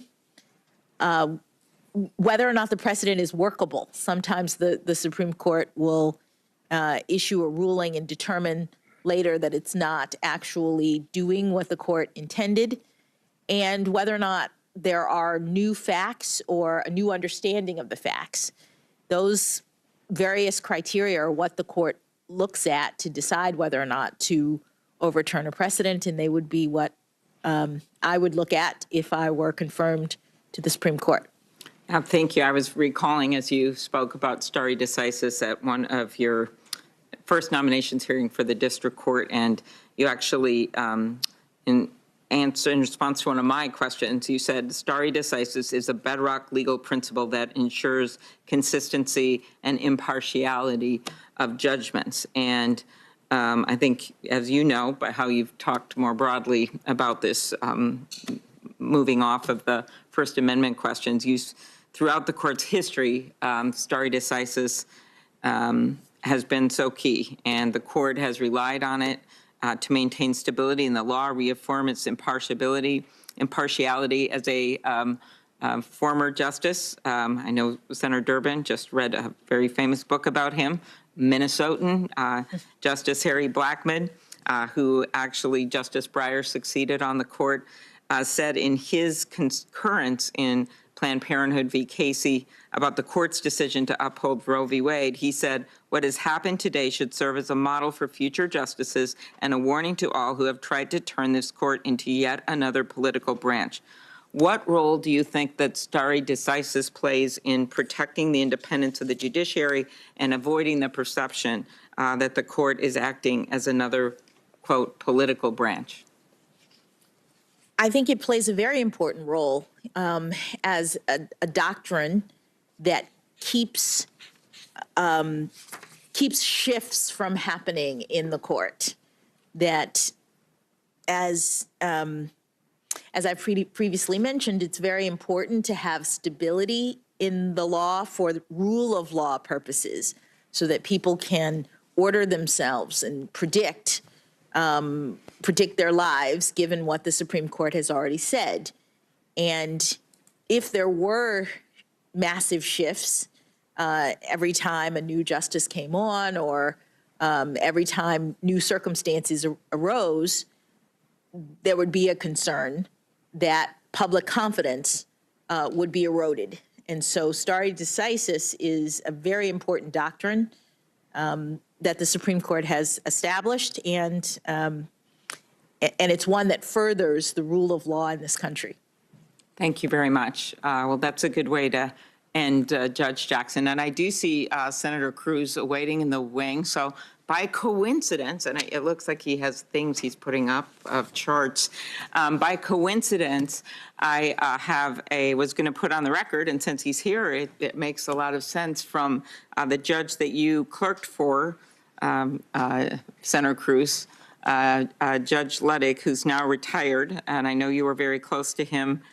And he actually submitted a letter on your behalf, Judge Jackson, and said in this letter, and he's an appointee of George H.W. Bush, similar to Judge Griffith, who introduced you yesterday, and I've been very impressed by the support you've had from retired judges, obviously not appropriate for current judges, but retired judges appointed by both Democratic and Republican presidents, as well as the bipartisan votes that you have gotten through the U.S. Senate for your other positions. But in this letter, the former Judge Ludwig says that you are eminently qualified to serve on the Supreme Court of the United States. And then he actually says Republicans and Democrats alike should give their studied advice and then their consent to the president's nomination. And he adds Republicans in particular should vote to confirm Judge Jackson. So I thought that might be a good segue Senator Cruz, to your question. So I asked Chairman that the letter of support from former Judge Ludwig, who employed Senator Cruz as a trusted law clerk, be admitted to the record. Without objection. Thank you very much, Judge Jackson. Thank you. Senator Klobuchar finds a Minnesota connection to almost everything. Very proud of the fact, but Justice Blackmun was born in Nashville, Illinois. Okay, he was a lawyer at the Mayo Clinic, as we know, and spent a lot of time. I'm going to lose this battle. A lawyer in Minnesota when he was chosen to the Supreme Court, but thank you for pointing that out. And now to the great state of Texas, Senator Cruz. Thank you, Mr. Chairman. Judge Jackson, welcome. Thank you. Congratulations. Thank you. You and I have known each other a long time. We have. We went to law school together. We were on the law review together. We were a year apart. Happily so, I hope, Senator. We were not particularly close, but we were always friendly and cordial. We were. And you and I had a very positive and productive meeting in my office where we discussed a number of things, including you were there with former Senator Doug Jones. And we discussed how he and I and a number of other senators had, for 2 different years, participated in reading aloud on the Senate floor Dr. Martin Luther King Jr.'s letter from a Birmingham jail, which is one of the truly great advocacies for civil rights our nation has seen. And you and I talked together about our shared admiration for Dr. King. When Senator Grassley questioned you earlier, he asked in particular about Dr. King's speech on the steps of the Lincoln Memorial, where he said most critically, "I have a dream that my 4 little children will one day live in a nation where they will not be judged by the color of their skin, but by the content of their character." Do you agree with what Dr. King said in that speech there? I do, Senator.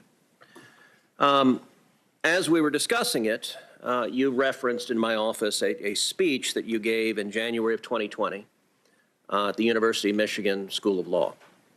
And after our discussion, I pulled a copy of your speech and read the speech in its entirety. And there were elements of the speech that I thought were really powerful. And let me say, your opening remarks yesterday were powerful and inspirational as well. And I think you and your family, the journey you have taken to becoming a federal judge, to becoming a federal Court of Appeals judge, I think demonstrates the incredible promise and the incredible opportunity this nation offers all of us. As I read your speech at the University of Michigan Law School, however, there was a portion that surprised me. And in particular in that speech, you referenced the work of, quote, acclaimed investigative journalist Nicole Hannah-Jones, and her, and again, this is a quote from the speech, provocative thesis that America was born in, provocative thesis that the America that was born in 1776 was not the perfect union that it purported to be.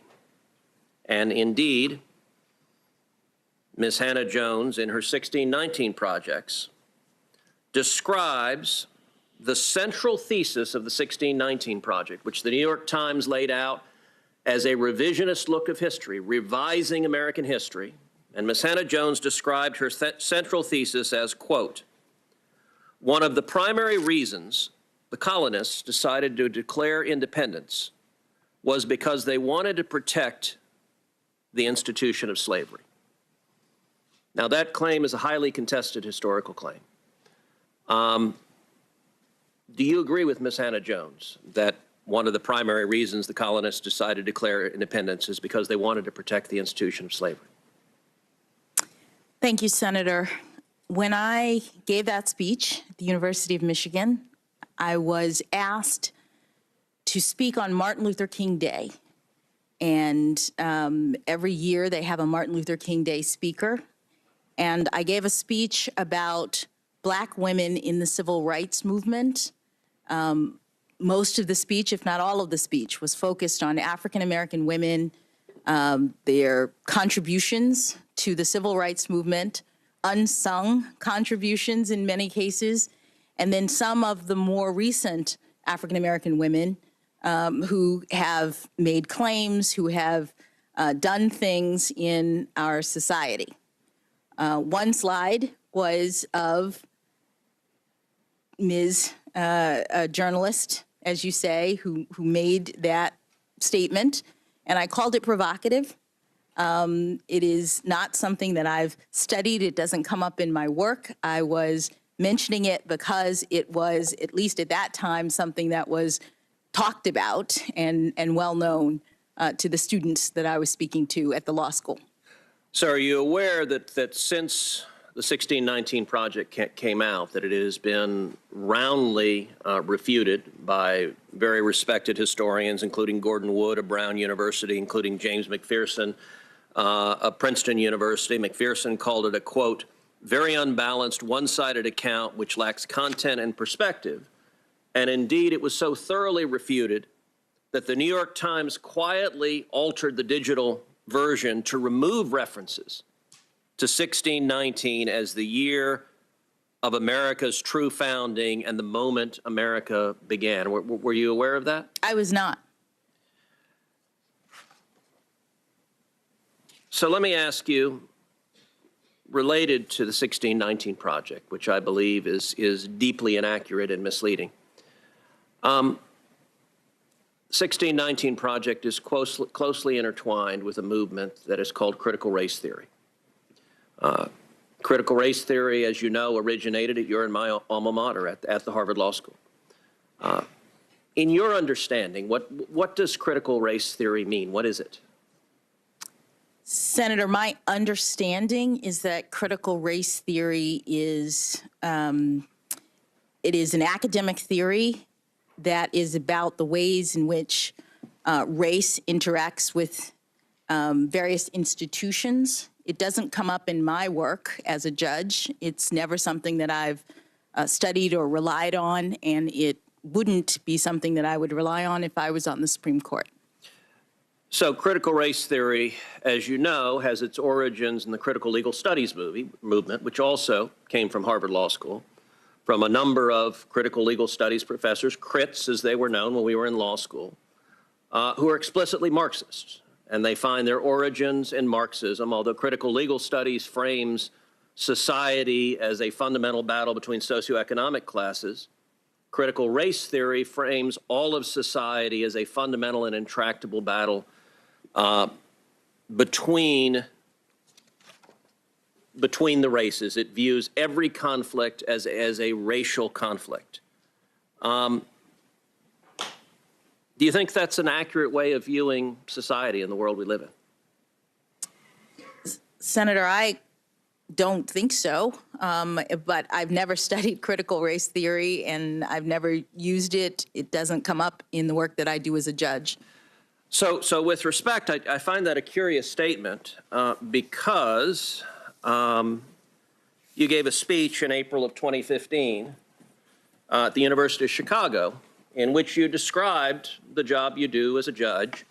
And you said sentencing is just plain interesting because it melds together myriad types of law, criminal law, and of course, constitutional law, critical race theory. So you described in a speech to a law school what you were doing as critical race theory. And so I guess I would ask, what did you mean by that when you gave that speech? With respect, Senator, the quote that you are mentioning there was about sentencing policy. It was not about sentencing.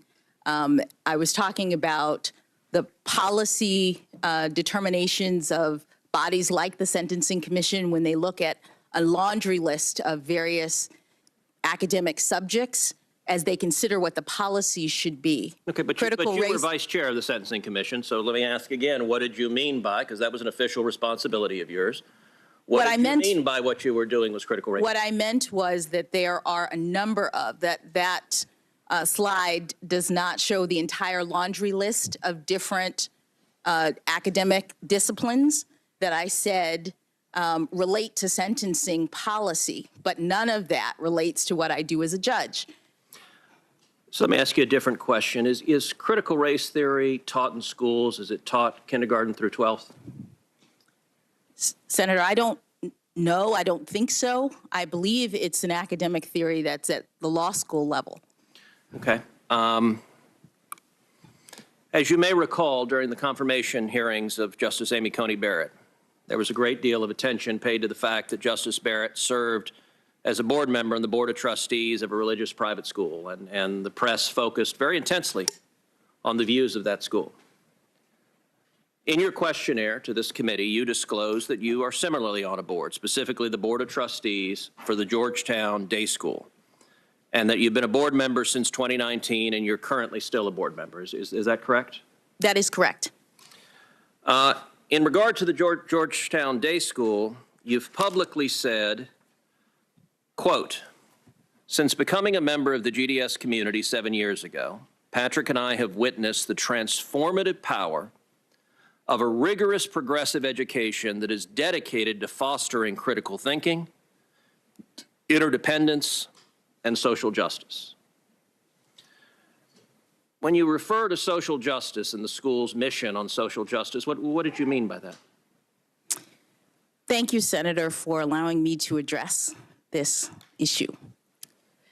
Georgetown Day School has a special history that I think is important to understand when you consider my service on that board.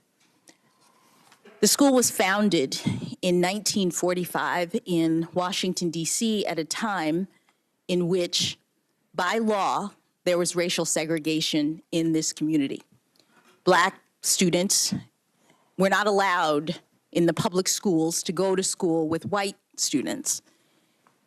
Georgetown Day School is a private school that was created when 3 white families, Jewish families, got together with 3 black families and said that despite the fact that the law requires us to separate, despite the fact that the law is set up to make sure that black children are not treated the same as everyone else, we are going to form a private school so that our children can go to school together. The idea of equality, justice, is at the core of the Georgetown Day School mission, and it's a private school such that every parent who joins the community does so willingly with an understanding that they are joining a community that is designed to make sure that every child is valued, every child is treated as having inherent worth, and none are discriminated against because of race. So, Judge Jackson, all of us will agree that no one should be discriminated against because of race. When you just testified a minute ago that you didn't know if critical race theory was taught in K through 12, I will confess I find that statement a little hard to reconcile with the public record, because if you look at the Georgetown Day School's curriculum, it is filled and overflowing with critical race theory. That among the books that are either assigned or recommended, they include Critical Race Theory, an introduction. They include The End of Policing, an advocacy for abolishing police. They include How to Be an Anti-Racist by Ibram Kendi. They include literally stacks and stacks of books, and I'll tell you 2 of the ones that were most stunning. They include a book called Anti-Racist Baby by Ibram Kendi.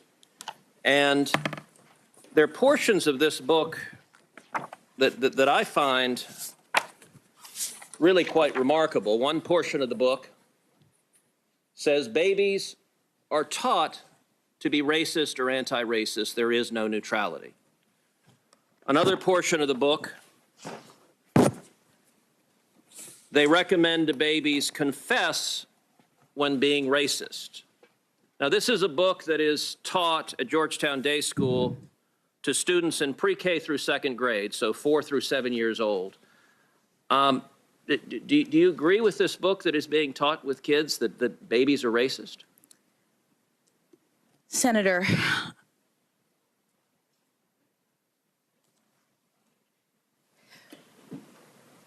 I do not believe that any child should be made to feel as though they are racist, or though they are not valued, or though they are less than, that they are victims, that they are oppressors. I don't believe in any of that. But what I will say is that when you asked me whether or not this was taught in schools, critical race theory, my understanding is that critical race theory as an academic theory is taught in law schools. And to the extent that you were asking the question, I understood you to be addressing public schools. Georgetown Day School, just like the religious school that Justice Barrett was on the board of, is a private school. Okay, so you agree critical race theory is taught at Georgetown Day School? I don't know, because the board is not, the board does not control the curriculum. The board does not focus on that. That's not what we do as board members. So I'm actually not sure. Well, and I'll note that the board is chaired by Professor Fairfax, your college roommate who introduced you yesterday. So the two of you serve on the board together. Another book that is on the summer reading for 3rd through 5th grade is a book called Stamped for Kids, again by Ibram Kendi. I read the entirety of the book, and I will say it is an astonishing book. On page 33, it asks the question, can we send white people back to Europe? That's on 33. That's what's being given to 8 and 9 years old. It also, on page 115, says the idea that we should pretend not to see racism is connected to the idea that we should pretend not to see color. It's called color blindness. Skipping ahead, here's what's wrong with this. It's ridiculous. Skin color is something we all absolutely see. Skipping ahead, so to pretend not to see color is pretty convenient if you don't actually want to stamp out racism in the first place. Now, what this book argues for is the exact opposite of what Dr. King spoke about on the floor of the Lincoln Memorial. And are you comfortable with these ideas being taught to children as young as 4 in respect to the first book, as young as 8 and 9 in respect to the second book? Senator, I have not reviewed any of those books, any of those ideas. They don't come up in my work as a judge, which I'm respectfully here to address. In my work as a judge, which is evidenced from my near decade on the bench. Okay, good. Then let's go back to your work as a judge. As was noted in the first slide, you discussed sentencing as being related to critical race theory. And earlier there's been some back and forth as Democratic senators have tried to address your sentencing patterns as it concerns child pornography. And I'll confess, Judge Jackson, as I listen to your testimony, I believe you are someone who is compassionate. I believe you care for children, obviously your children and other children. But I also see a record of activism and advocacy as it concerns sexual predators that stems back decades and that is concerning. You wrote your note on the Harvard Law Review on sex crimes. Your note is your major academic work on the Law Review, and yours is entitled Prevention versus Punishment Towards a Principled Distinction in the Restraint of Released Sex Offenders. And in it, you argue, and I quote, a recent spate of legislation purports to regulate released sex offenders by requiring them to register with local law enforcement officials, notify community members of their presence, undergo DNA testing, and submit to civil commitment for an indefinite term. Although many courts and commentators herald these laws as valid regulatory measures, others reject them as punitive enactments that violate the rights of individuals who have already been sanctioned for their crimes. Under existing doctrine, the constitutionality of sex offender statutes depends upon their characterization as essentially preventative rather than punitive. And what you go on to explain is if they're viewed as punitive, they are unconstitutional. If they're viewed as preventative, they are not. And throughout the course of your note, you argue they should be viewed as punitive and therefore unconstitutional. Indeed, in the second to last page, you go through each of those 4 categories. You say requirements that sex offenders register may or may not be unconstitutional, depending upon whether, quote, in which sex offenders have no privacy right in registration information or blood samples. So you suggest that may or may not be constitutional, although you raise doubts about it. And then you raise very significant doubts about community notification, and you heavily suggest that civil commitment for sexual predators is unconstitutional. Do you still agree with the sentiments you expressed in your law school note? Respectfully, Senator, those are not the sentiments that I expressed in my law school note. My law school note was about sex offender registration laws, which at the time were relatively new. As you know from our time in law school, one of the things that law school students do is they look for new developments in the law and they try to analyze them. That's something that makes for good fodder for a law school note. My note, which came out in 1996, was shortly after there were new Megan's laws. And the point that I was making was not that the laws were bad, that the laws were wrong. I was trying to assess something that is sort of fundamental in terms of the characterization of the laws. I didn't say that they were unconstitutional one way or the other. What I was trying to assess was how they are characterized. Some courts would look at those laws and call them preventative, and that has a certain set of consequences. Some courts would call them punitive, and that has a certain set of consequences. And what I was trying to do is figure out how to make the determination whether they were punitive or preventative. Well, your note argued that they were punitive, and I would note that that view, there have been some on the bench that have advocated that. The Supreme Court in 1997 decided a case called Kansas versus Hendricks, in which it upheld Kansas's civil commitment statute. That was a 5-4 vote. This has been a question that has been close at the Supreme Court. And I would note beyond that, that in terms of the prevalence of these statutes, all 50 states and D.C. have registry requirements. 47 states have community notification requirements. All 50 states have DNA or blood banks for sex offenders requirements. And 20 of the states, the federal government in D.C., have laws that allow for the indefinite detention of sex offenders. I would note in the state of Texas, a state court of appeals, relying on very much the same sort of reasoning you advocated in your note, struck down Texas's sexually violent predator civil commitment law. At the time I was the Solicitor General of Texas, I personally argued that appeal in the Texas Supreme Court. And the Texas Supreme Court unanimously reversed the Court of Appeals and upheld our statute. And if the views you advocated in law school prevailed, civil commitment laws across the country would be struck down, releasing sexual predators. And under the argument, community notification and DNA bank laws could well be struck down as well. Is that an outcome that should concern people? Senator, my note wasn't advocating for the striking down of those laws. My note was trying to identify criteria that I thought could be applied consistently to determine whether the laws were punitive or preventative. But with respect to Jackson, you argued that they were punitive, and you further say in the note, if they're punitive, they're unconstitutional. I was looking at 4 different kinds of laws, and not all of them, did I say, were punitive. Okay, so let's take civil commitments laws. If you look at civil commitment laws right now, the UCLA School of Law Williams Institute estimates more than 6,300 sex offenders are currently detained in civil commitment programs. If the view you advocated prevailed, presumably those 6,300 sex offenders would be released to the public. Is that an outcome that should be concerning? Senator, in law school, when I was writing a note, I was looking at a brand new set of laws that had not previously been enacted in any jurisdiction. They were new.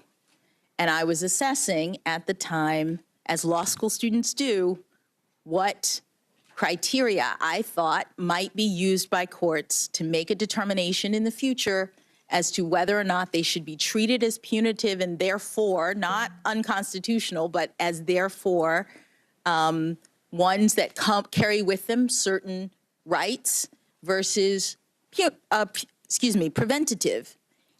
Judge Jackson, so you've pointed that these were views in law school, and listen, I will recognize that all of us, when we are students, may have views that as time and maturity passes on, we may change. But what troubles me is this was not just a law school view, it's one that has continued. So when you were vice chairman of the Sentencing Commission, you expressed significant concerns that the White House has argued that your quotes were taken out of context. So I want to provide the full context of your quote, because you said, yes, I want to ask you about the means by which we can distinguish more or less serious offenders. I know that all of you have sort of touched on that. Mr. Futrell, you talked about going from singular to one-on-one to group experience.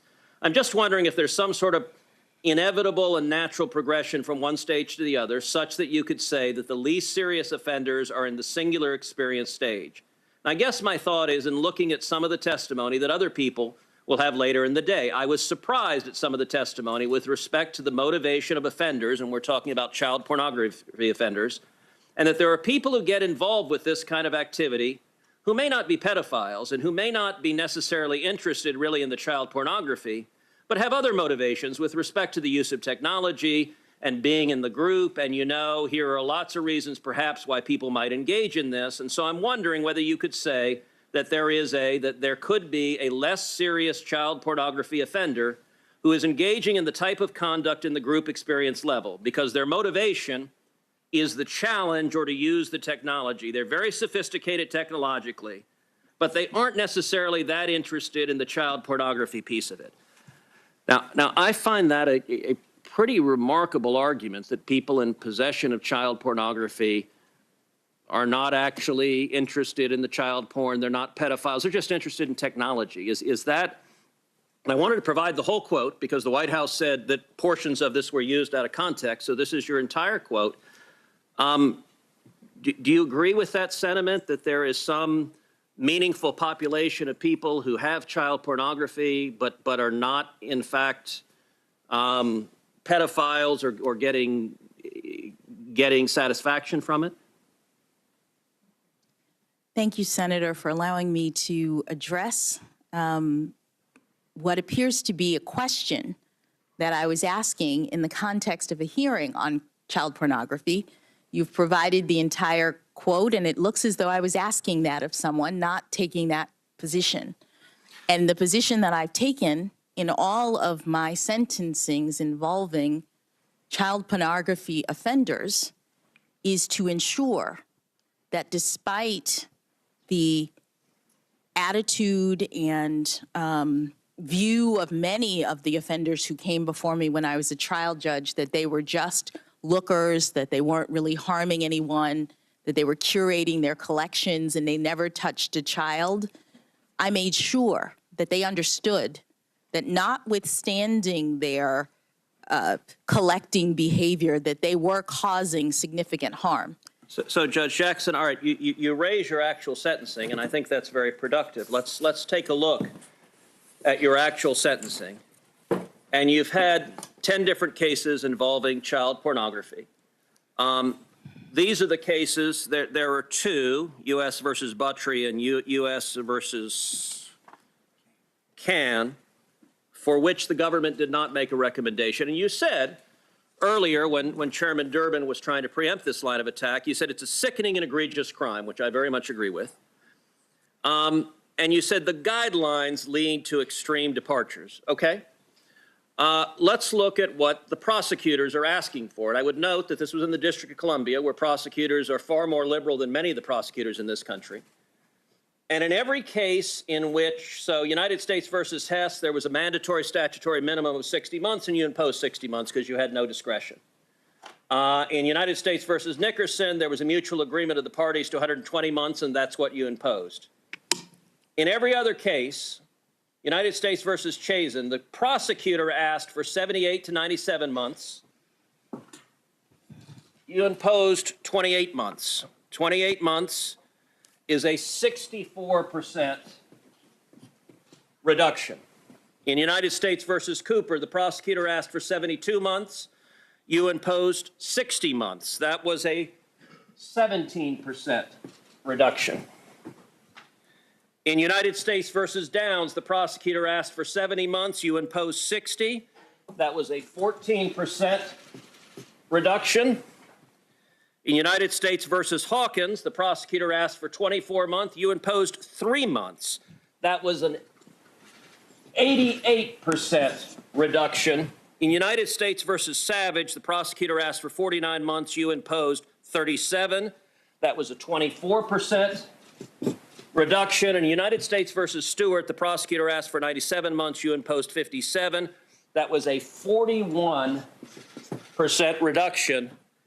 Every single case, 100% of them, when prosecutors came before you with child pornography cases, you sentenced the defenders to substantially below, not just the guidelines, which are way higher, but what the prosecutor asked for on average of these cases, 47.2% less. Now, you said you made sure the voice of the children was heard. Do you believe in a case like United States versus Hawkins, where the prosecutor asked for 24 months and you sentenced the offender to only 3 months? Do you believe the voice of the children is heard when 100% of the time you're sentencing those in possession of child pornography to far below what the prosecutor's asking for? Yes, Senator, I do. Could you explain how? I will.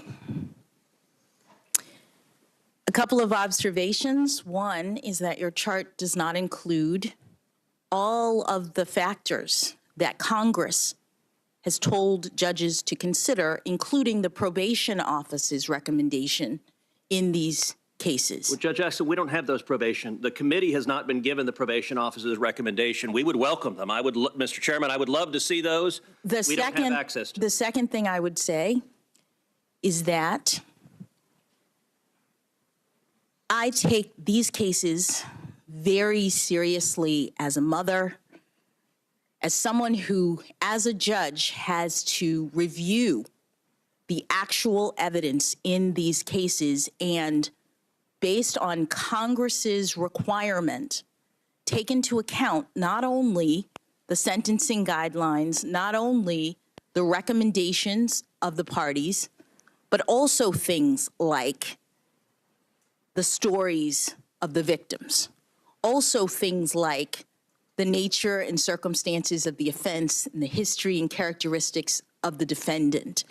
Congress is the body that tells sentencing judges what they're supposed to look at. And Congress has said that a judge is not playing a numbers game. The judge is looking at all of these different factors and making a determination in every case based on a number of different considerations. And in every case, I did my duty to hold the defendants accountable in light of the evidence and the information that was presented to me. In 100% of the cases, was the evidence less than the prosecutors asked for? Senator, the evidence in these cases are egregious. The evidence in these cases are among the worst that I have seen, and yet, as Congress directs, judges don't just calculate the guidelines and stop. Judges have to take into account the personal circumstances of the defendant because that's a requirement of Congress. Judges have to consider things like the victims, and when I was talking about making sure that victims' circumstances are heard, it was about my sentencing practices that I show victims being heard with respect. Thank you, Mr. Chairman. In 2012, the Sentencing Commission, on a unanimous bipartisan basis, issued a report recommending changes to sentencing for non-production child pornography, which is the subject at hand. Offenses because of widespread concern among judges and other stakeholders. For example, 70% of surveyed judges said the guideline ranges for possession and receipt offenses were too high. 71% said the mandatory minimums were too high. Notably, the report was supported by every member of the commission. I believe the question which Senator from Texas was referring to was part of the proceedings that led to that commission report, unanimous convention, bipartisan basis commission report. Mr. Chairman, very briefly, I would ask unanimous consent that the books I referenced be entered into the record. Without objection. Senator Coons. Thank you, Chairman Durbin, Ranking Member Grassley. Judge Jackson, good to be with you. Good to be with you, Senator. I'd like to take a few minutes, if I could, and just give you a chance to address some of the issues just raised. My colleague suggested that you've never sentenced a defendant in a child pornography case consistent with what the government requested, what the prosecution requested. But according to my staff's research, that's just not true. So let me briefly ask you about 3 specific sentencing cases. Do you remember U.S. v. Nickerson? You sentenced Charles Nickerson Jr. to 10 years in prison, exactly what the government requested. I do, Senator. Do you remember U.S. v. Fife? You sentenced him to 20 years in prison, exactly what the government requested. I do, Senator. And do you recall U.S. v. Nguyen? You sentenced him to 37 months in prison, exactly what the prosecution requested. I do, Senator. So in these 3 cases, it's also true that the government, the prosecution, requested below guidelines sentences. Would that seem surprising to you at all? It would not. And is that because overwhelmingly nationwide, in 70% of cases, and in your district, 80% of cases, downward departures from the guidelines are the norm? That is correct, Senator. So to the extent there seems to be some concerted effort to try and characterize you as being soft on crime or somehow unconcerned about child safety, I just wanted to take another moment and give you a chance to respond to that. As a parent, as the member of a family that's had several members who've served your brother, your uncles in law enforcement, could you share a bit about how having loved ones who serve as law enforcement officers, in one case a detective on a sex crimes unit, has had an impact on your sense of the balance of justice and mercy in the case of ensuring that we hold to account those who commit crimes against children? Thank you, Senator. As a mother, these cases involving sex crimes against children are harrowing.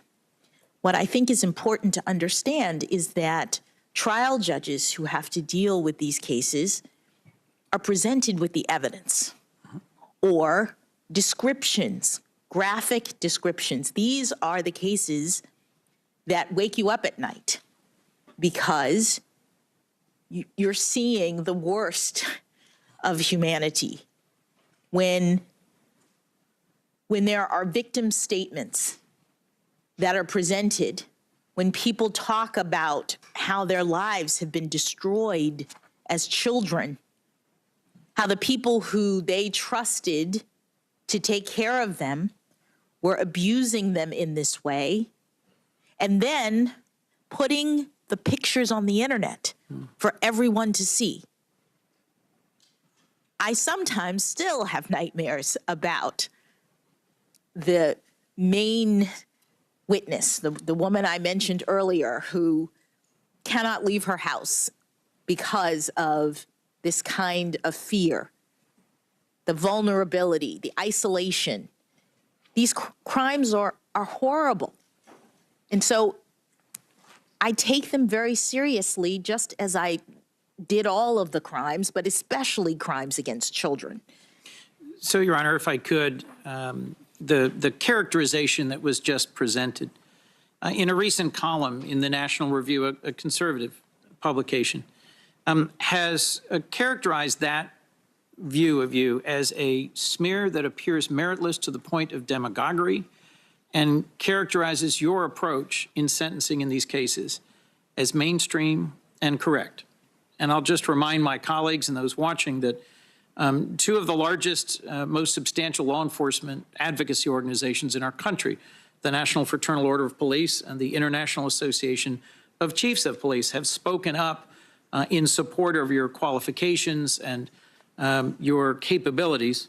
The FOP letter says there's little doubt you have the temperament, intellect, legal experience, and family background to have earned this appointment.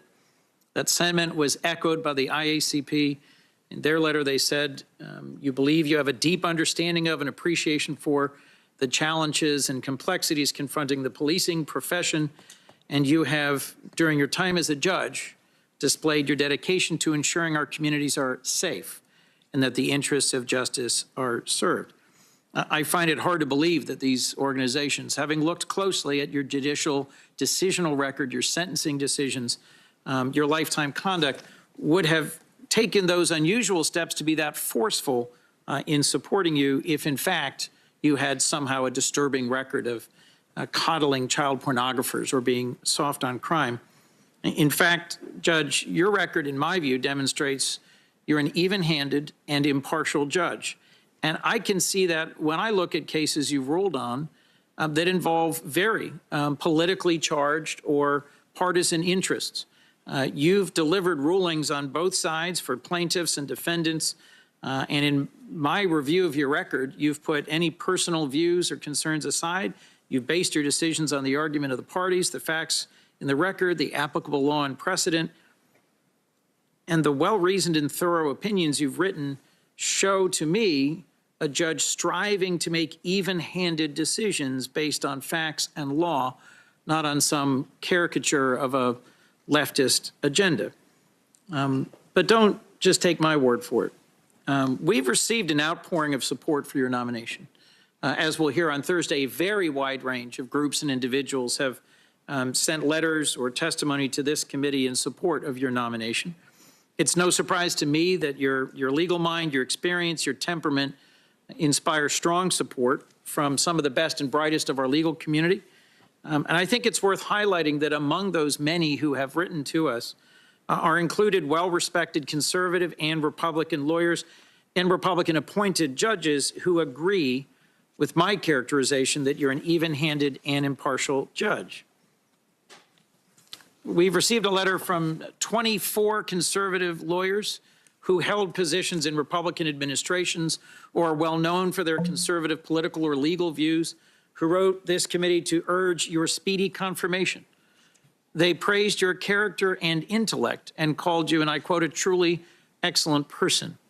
I'd like to focus, though, on the way that these conservative lawyers characterized your judicial decision-making, which is, after all, the core issue before us, is whether you are the sort of judge at the district court, circuit court, that should be elevated to the Supreme Court. And they note in this letter that in nearly 10 years on the bench, as a district judge and then in the Court of Appeals, Judge Jackson has been involved in thousands of cases running the full range of federal law. You're approximately 500, I think it's more than 570 now. Opinions written during this time have, and I'm quoting, demonstrated complete command of the legal subject matter, a judicious and even-handed approach, a fine ability to express yourself with force and great clarity. They've also demonstrated, and I'm quoting, another attribute essential for a judge, a sense of empathy for the situations of others. Judicious and even-handed. These prominent conservative lawyers want this committee to know you're judicious and even-handed and recommend you for the Supreme Court without reservation, despite having noted they differ with you concerning some political or partisan issues. And they're not alone. Judge Griffith, in a letter to this committee, and then followed up with personal testimony in your introduction yesterday, a judge appointed by former President George W. Bush enthusiastically supports your nomination. I was struck by his description of your intellectual capacity, your keen legal mind, as well as your character and judicial approach. And now I'm quoting from his testimony to this committee yesterday. Judge Jackson, he told us, is an independent jurist who adjudicates based on the facts and the law, not as a partisan. He went on, as Justice Scalia taught us, an indispensable feature of the republic the Constitution created is an independent judiciary of judges who've taken an oath not to a president or a party, but to the American people and to God, that they will be impartial. And he concluded that you, Judge Jackson, have demonstrated an unwavering commitment to that oath. That's a conservative judge appointed by a Republican president who told this committee he's confident you'll decide cases based on the facts and the law, not as a partisan. Now, I value the working relationships I have with my colleagues on both sides of the aisle. We can and do at times have fierce policy disagreements, but we also work together to try and find ways as lawmakers and individuals to respect each other. And I take it as a personal sort of badge or a source of pride when someone with whom I really disagree on one issue is able to legislate with me on another. And so I imagine, Your Honor, it must be gratifying to know that a judge who literally sat in judgment of, reviewed dozens and dozens of your opinions. In fact, I think he reversed you once. Oh, more than. More than. Here is someone who closely read and reviewed your decisions, and as a circuit judge sat in review of your work over years as a district, hundreds of opinions as a district court judge, and has such unequivocal praise for the even-handed, impartial, thorough, and nonpartisan way you've approached judicial decision-making. Could you just briefly share with me what it means to you to hear that someone like Judge Griffith has such confidence you would make an excellent member of our highest court? Thank you, Senator. It means the world to me to have the support of Judge Griffith. His coming here yesterday and testifying on my behalf was so gratifying. I have tried in every respect to follow my methodology that enables me to rule impartially in every case and to understand the limits of my own judicial authority and thereby reach decisions without fear or favor. My record demonstrates that I am not proceeding from any sort of preconceived notion about how a case comes out. I'm not ruling consistent with any sort of ideology. I'm doing what impartial and fair judges do, which is to decide in every case based only on the facts and the law of that case. And I'm very, very pleased that Judge Griffith has seen that in the years that he supervised me effectively as a Court of Appeals judge when I was a district judge. And I think it's wonderful that he was able to come here and testify to that. Well, Judge, for those watching and for those following this, that they might be puzzled because my colleague, the junior senator from the state of Texas, has tried to ascribe all sorts of views to you in his recent questioning that try to paint you as some kind of an activist with a radical agenda. And in my review of your experience and your record, these letters from judges and scholars, I don't see anything that remotely substantiates that claim. We are here to evaluate your qualifications, your judicial decision-making. But so let me get at a few of these points specifically, if I could. I've heard references to the 1619 Project and critical race theory, but I didn't hear that cited in any reference to your opinions as a judge. In your 9 years on the bench as a district court judge, more than 570 decisions, have you ever cited the 1619 Project? No, Senator. In your 9 years on the bench and more than 570 opinions, have you ever cited the journalist or principal author of that 1619 Project, Ms. Hannah Jones? I have not. And in your 9 years on the bench and more than 570 decisions, have you ever used, employed, relied upon critical race theory to determine the outcome of any case or to impose any sentence or as a framework for your decision-making? No, Senator. Would you just explain to us briefly what sort of factors you do, in fact, consider in your analysis? Senator, when I analyze a case, I am looking at the arguments that the parties raise in the case. I'm looking at the record, which is the facts of the case developed, if I'm on the Court of Appeals, developed below. And I'm looking at the law. I'm looking at any statutes. I'm hewing to the text. I'm looking at constitutional provisions to the extent that they are applicable. and any precedents related to the case at issue. Those are the inputs that are appropriate for a judge to consider, and those are the only things that I use in my decision-making.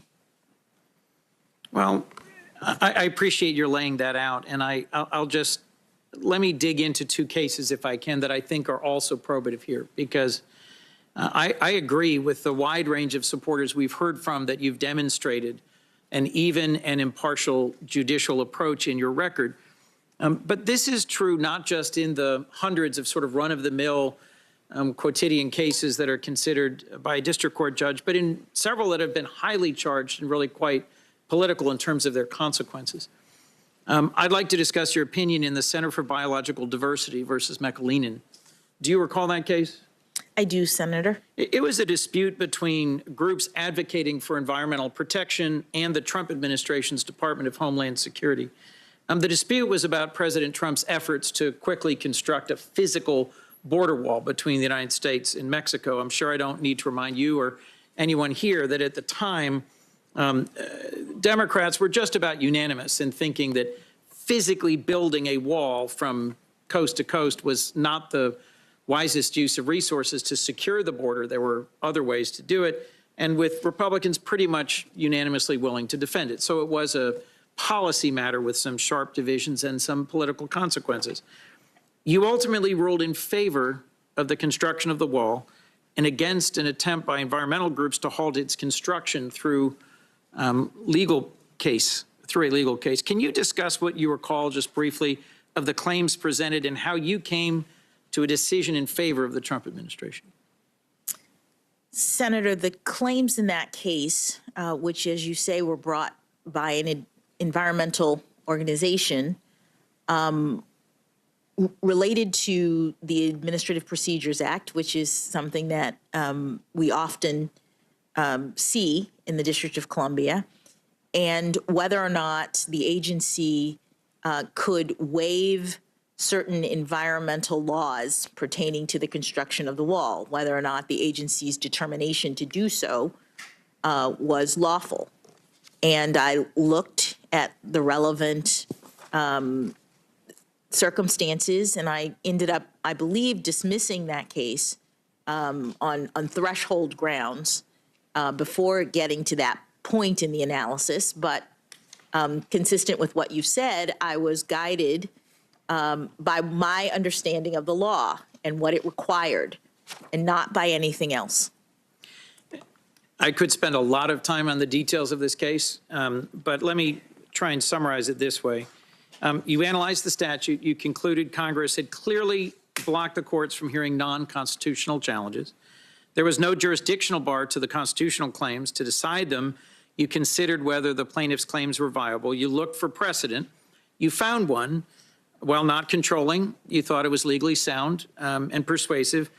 But there was no controlling circuit court or Supreme Court precedent that stopped you. If you were in fact an activist judge, a motivated partisan determined to let these plaintiff environmental groups proceed, you certainly could have. There was no clear precedent that barred that from happening. You analyzed the statute. You applied the best precedent you could find, and you reached a result without regard to the political consequences. That is correct, Senator. So in my view, I wanted to talk about this case because there's really nothing unusual or special about it from your perspective.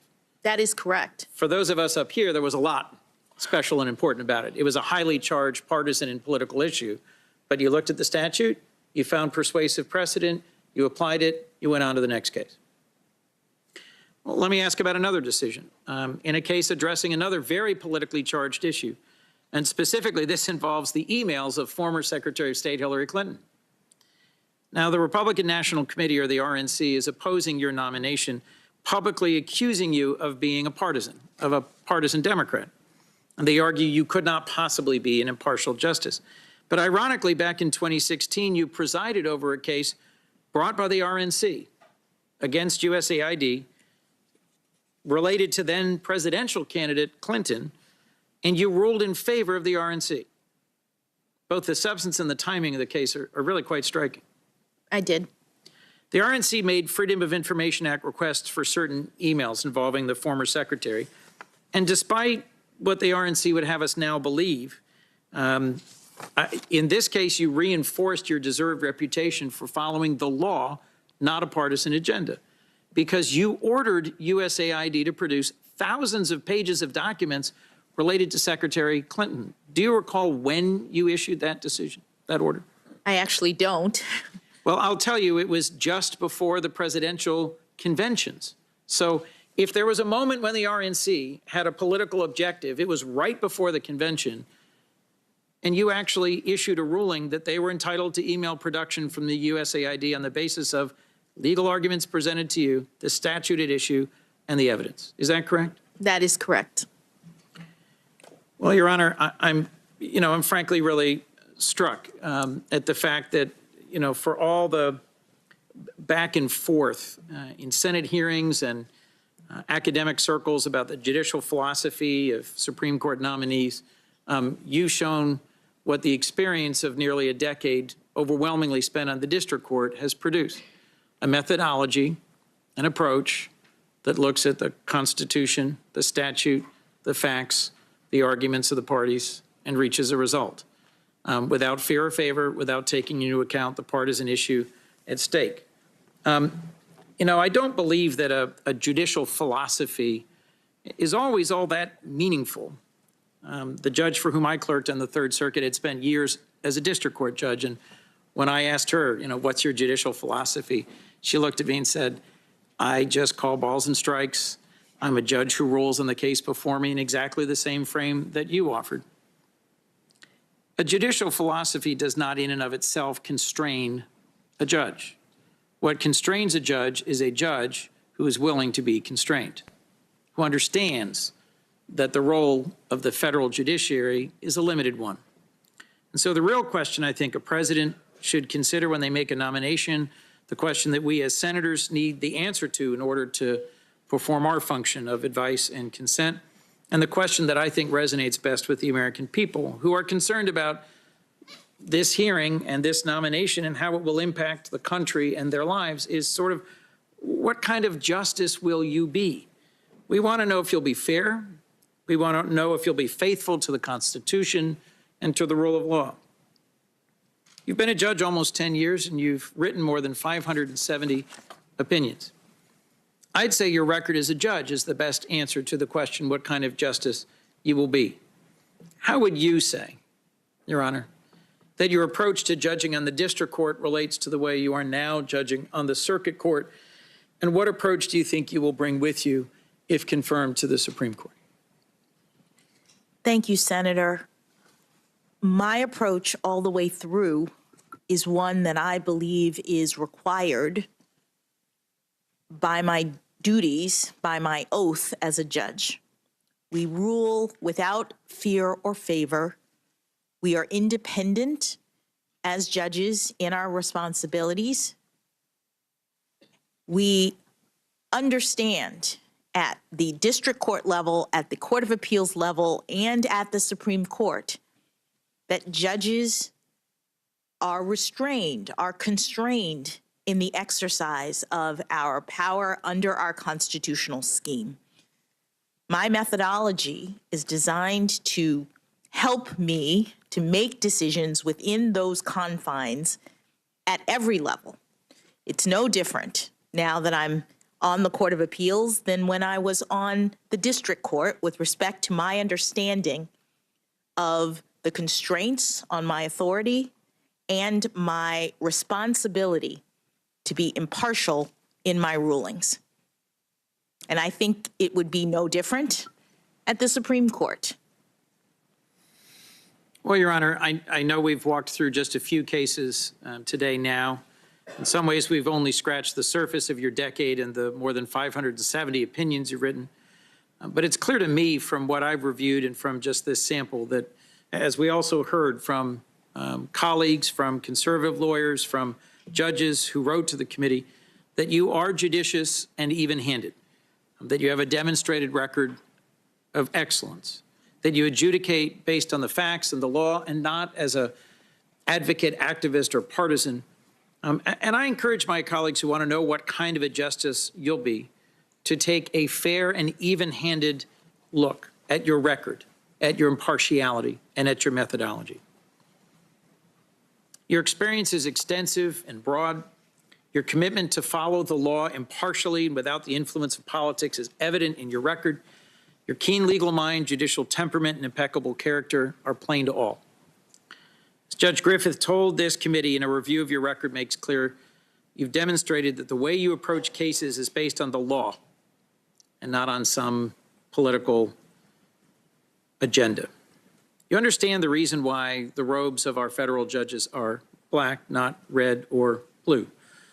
The American justice system, as many have said, is rooted in the impartiality, the independence, and the reliability of our federal judicial system. It is one of the most critical bulwarks of our system of ordered liberty. No wonder that when you came before this body to be confirmed for the district court, then the circuit court, you earned and received bipartisan support. I know President Biden counts nominating a Supreme Court justice among the most significant decisions of his presidency, and our role here in the Senate in confirming a justice to our highest court is among our most solemn obligations and greatest privileges. So in nominating you, I believe our president has met his mission, and it will be my honor to join, I hope, the overwhelming majority of my colleagues in supporting your confirmation as an Associate Justice of the United States Supreme Court. Thank you, Your Honor. Thank you, Senator Coons. Last week, the committee received a letter, Judge, from the National Coalition Against Domestic Violence, representing survivors of domestic violence, urging the Senate to swiftly confirm you to the Supreme Court. The committee also received a letter about your nomination from 9 separate organizations representing both survivors of domestic violence and sexual assault. The letter said, and I quote, Judge Jackson is highly qualified for the position as her career and record demonstrate. Her historic confirmation as Supreme Court's first black woman and the 6th woman overall will represent monumental progress toward a nation it is charged to serve, and that values all of its citizens equally. The organizations also noted, quote, Judge Jackson's rulings reflect the judicial consensus. I move to enter these letters into the record. Without objection, they will be.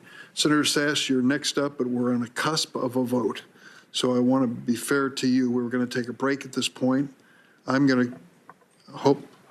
I thought we were taking a break and going to go vote, but if you want me to go first, I'm good. No, I think we ought to go over there and okay. Pray that it comes along and we can return quickly. So why don't we declare this break time for 20 minutes, 4:05, back in the room.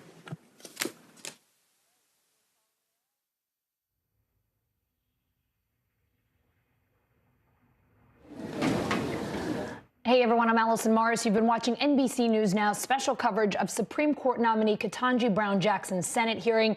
The Senate Judiciary Committee taking a short break right now, about 20 minutes. If you're just joining us, here's Judge Jackson earlier in the hearing talking about the importance of diversity on the court and why she believes politics needs to stay out of the judicial branch. I'd really like you to tell us all, what are your thoughts on what it means for our country to have women serve in meaningful numbers on the federal bench, and in particular, what it would mean to have 4 women serving on the Supreme Court for the first time in history. One of the things that having diverse members of the court does is it provides for the opportunity for role models. Since I was nominated to this position, I have received so many notes and letters and photos from little girls around the country who tell me that they are so excited for this opportunity and that they have thought about the law in new ways. Because I am a woman, because I am a black woman. You've talked about staying in your lane, not making policy decisions, not being seen as political. Do you agree with Justice Breyer that, or with Professor Tribe?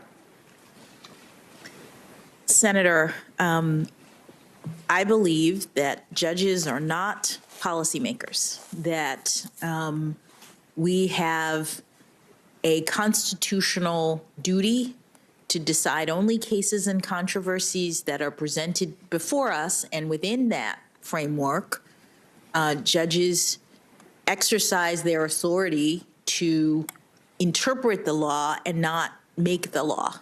Do you see that when the Supreme Court makes a dramatic pronouncement about the invalidity of state marriage laws, that it will inevitably set in conflict between those who ascribe to the Supreme Court's edict and those who have a firmly held religious belief that marriage is between a man and a woman?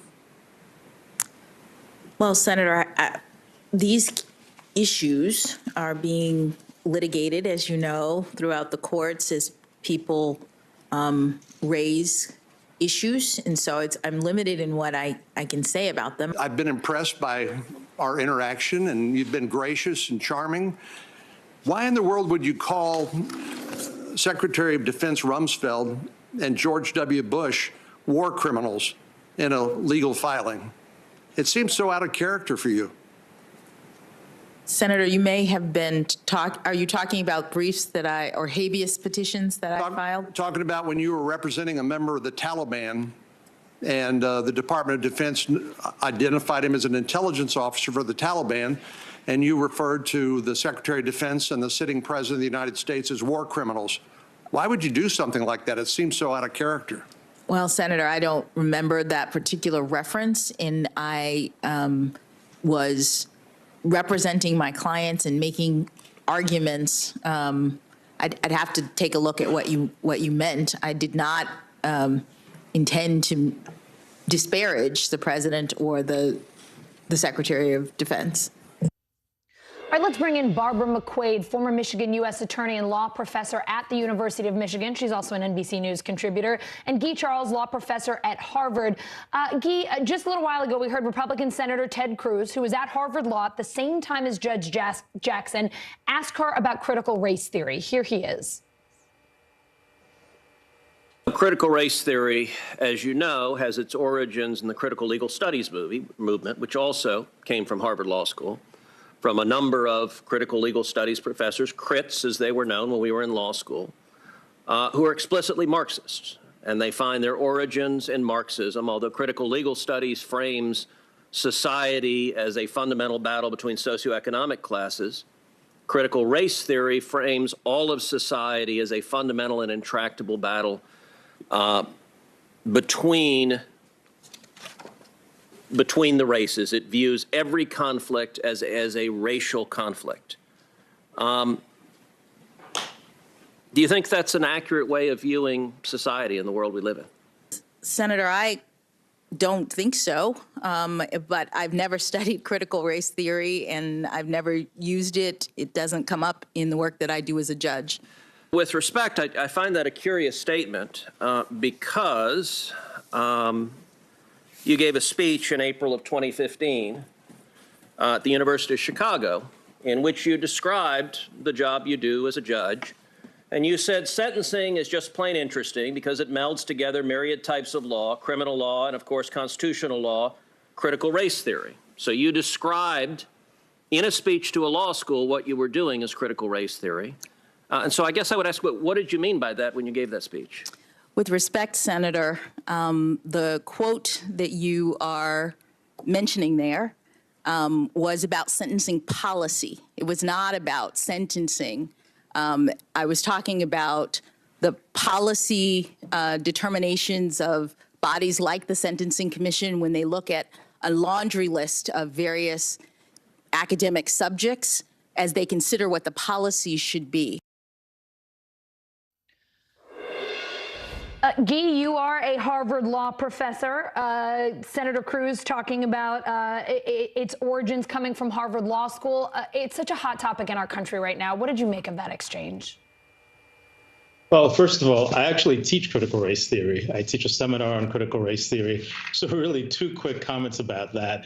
Senator Cruz got his basic facts wrong. Critical race theory does not view everything as a conflict about race. It is simply trying to explain the role of racial inequality, where it manifests itself, and the role that law plays in structuring equality, both liberation and oppression. The second thing is the attempt to paint Judge Jackson as a critical race theorist or as an extremist. And I think she held her own really well there in explaining her position and explaining her judicial philosophy and not tying herself to sort of the broader dispute that is going on about critical race theory in 1619 and all of those things. Barbara, Senate Judiciary Committee Chairman Democrat Dick Durbin asked Judge Jackson about sentencing in child porn cases. Senate Republicans have criticized her for being too lenient. Here's part of that exchange. We're hearing the charges that your implementation of this law, sentencing, endangered children. Could you tell us what was going through your mind at that point? Thank you, Senator. As a mother and a judge who has had to deal with these cases, I was thinking that nothing could be further from the truth. These are some of the most difficult cases that a judge has to deal with because we're talking about pictures of sex abuse of children. We're talking about graphic descriptions that judges have to read and consider when they decide how to sentence in these cases. And there's a statute that tells judges what they're supposed to do. Barbara, what'd you think of Judge Jackson's answer there and Durbin's strategy trying to beat Republicans to the punch on that topic? Yeah, always a good strategy to try to diffuse an issue before it comes up. And then we later saw Ted Cruz ask her some questions on that very topic. So I think it was effective to have laid that groundwork. And then Ted Cruz, of course, did what lawyers do. They cherry pick. He showed some specific cases where Judge Jackson imposed a sentence that was below the sentencing guideline range and the sentence that was requested by the prosecution. But then later we saw Senator Coons ask about some other cases where Judge Jackson did give a sentence that was the sentence that was requested by the prosecution. And so, you know, they're trying to use selectively pieces of the record to try to paint her as someone who is somehow pro-child predator, which, as her answer there gave, she most certainly is not.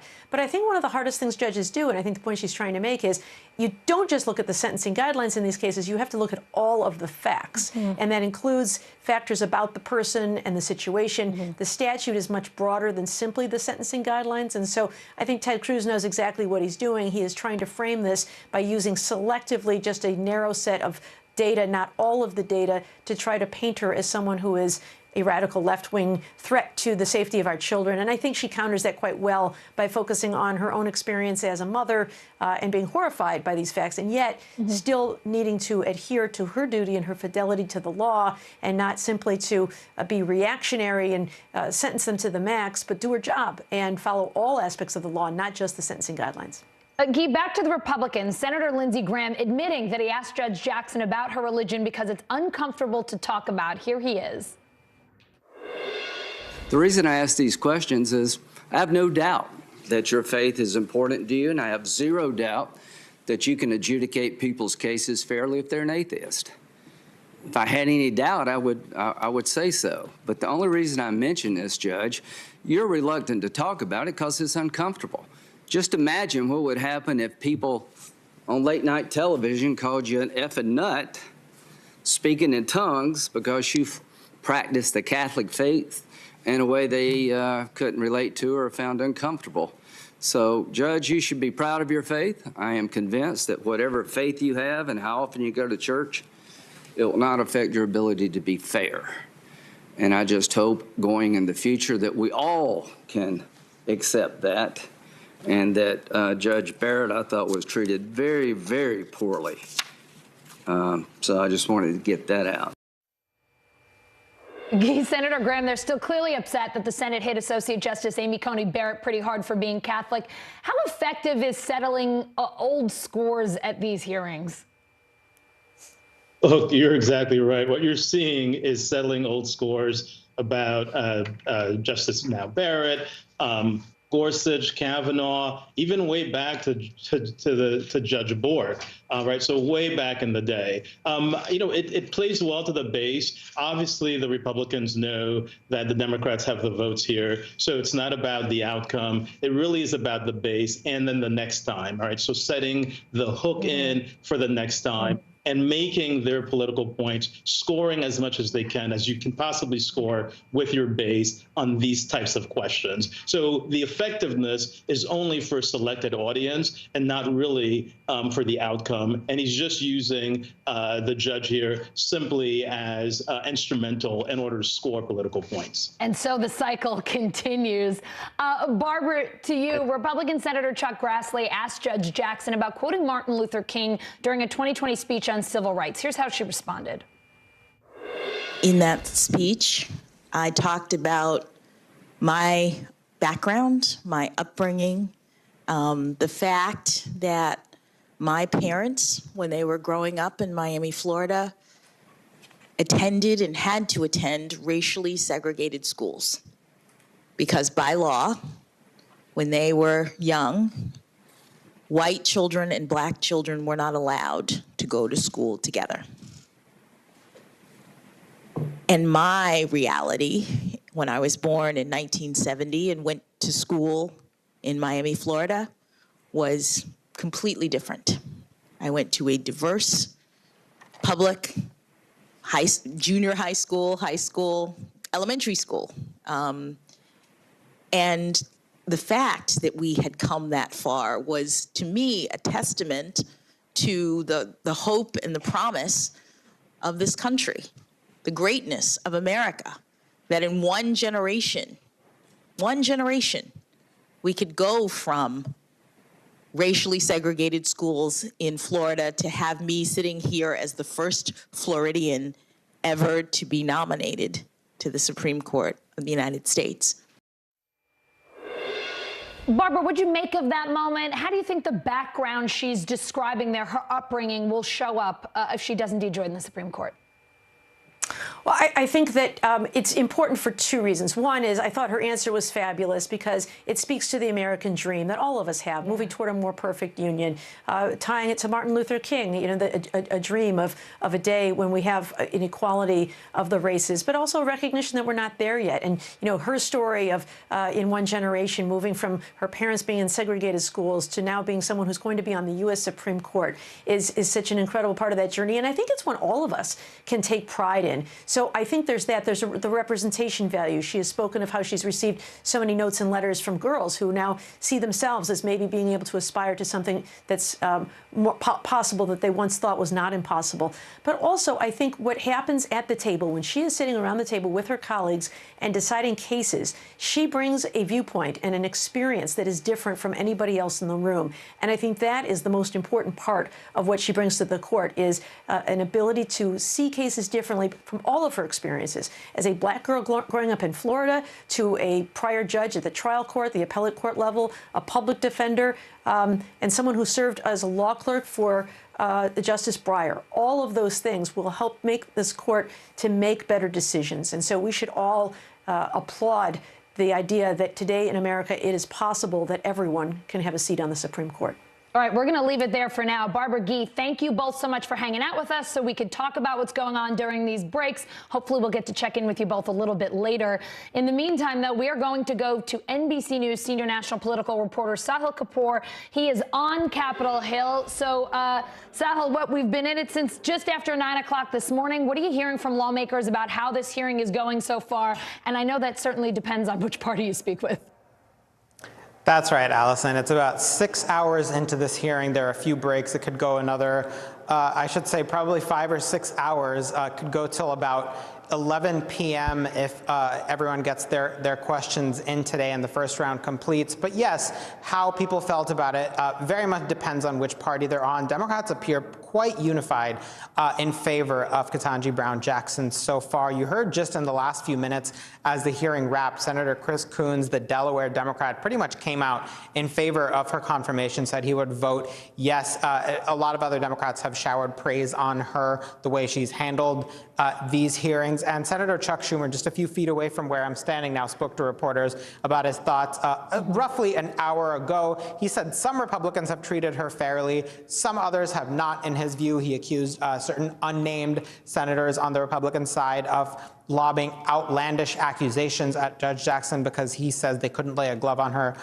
So that's essentially where we are with Democrats. With Republicans, it's much more of a mix. They're tougher to read. I think some Republicans, like Senator Chuck Grassley, were much more lighthearted, much more outwardly respectful in their questioning, whereas others were sharper. A very awkward exchange with Senator Lindsey Graham early on, a very tense exchange with Senator Ted Cruz about issues of race and critical race theory, and grilling her repeatedly on CRT, as it's known, as well as her sentencing practices, bringing a chart showing the various percentages of sentences, lower sentences than under official guidelines, forcing her to answer for all of that. So the Republican support is still very much in question at this point. Sahil, I want to ask you about a couple of big issues. Let's start with abortion access. It's a major issue in our country right now, also for the future Supreme Court. What did Judge Jackson say on that today? A major issue that the current Supreme Court is considering. We could be looking at a landmark decision that many court watchers expect to sharply curtail abortion rights, if not fully overrule Roe and its precedent, Casey. Senator Dianne Feinstein early in this hearing asked Judge Jackson about the issue of abortion, and the judge emphasized the issue of precedent and stare decisis. Let's play what she had to say. Does Roe v. Wade have the status of being a case that is a super precedent? Senator, all Supreme Court cases are precedential, they're binding, and their principles and their rulings have to be followed. Roe and Casey, as you say, have been reaffirmed by the court and have been relied upon, and reliance is one of the factors that the court considers when it seeks to revisit, or when it's asked to revisit a precedent. And in all cases, the precedents of the Supreme Court would have to be reviewed pursuant to those factors, because stare decisis is very important. Now, Jackson did go on to note that Supreme Court justices are not actually bound by legal precedent in a way that lower court judges are. That is the enormity of the position that she's being chosen for. The Supreme Court has overturned its own precedents in many cases and might do so on abortion, but she was cautious to point out that when precedents have been relied upon for many years, many decades perhaps, then there's a value to stability in the law that the Supreme Court should consider when deciding whether to revisit it. Sahil, if she's confirmed, Judge Jackson won't change the balance of the court. We know that. It'll still have a 6-3 conservative leaning, but adding seats could change that balance. What did she say about court packing today? That's right. This has been a theme of the Republican questioning, in particular, trying to pin down Judge Jackson on some of the views of left-leaning courts groups that say add seats to the Supreme Court. They view that as justified in retaliation to Republican tactics over the last 6 years, specifically blocking President Obama from filling a seat and then nuking the filibuster to add Neil Gorsuch to the Supreme Court and confirming Amy Coney Barrett just the week before the 2020 election, which some Democrats thought was a violation. Nonetheless, this is not an issue that's going to happen. The votes simply aren't there in Congress. But there is some appetite on the left to do this, and Judge Jackson was asked about it. She cited the same answer that then Judge Amy Coney Barrett gave in October 2020 at her Supreme Court hearing, saying that this is the decision left to Congress, and she is not able to opine on it. Let's play what Judge Jackson had to say about that. The reason I ask these questions is I have no doubt that your faith is important to you, and I have zero doubt that you can adjudicate people's cases fairly if they're an atheist. If I had any doubt, I would say so. But the only reason I mention this, Judge, you're reluctant to talk about it because it's If a senator were to ask you today about proposals about changing the current size of the Supreme Court, what would your response be? My North Star is the consideration of the proper role of a judge in our constitutional scheme. And in my view, judges should not be speaking to political issues, and certainly not a nominee for a position on the Supreme Court.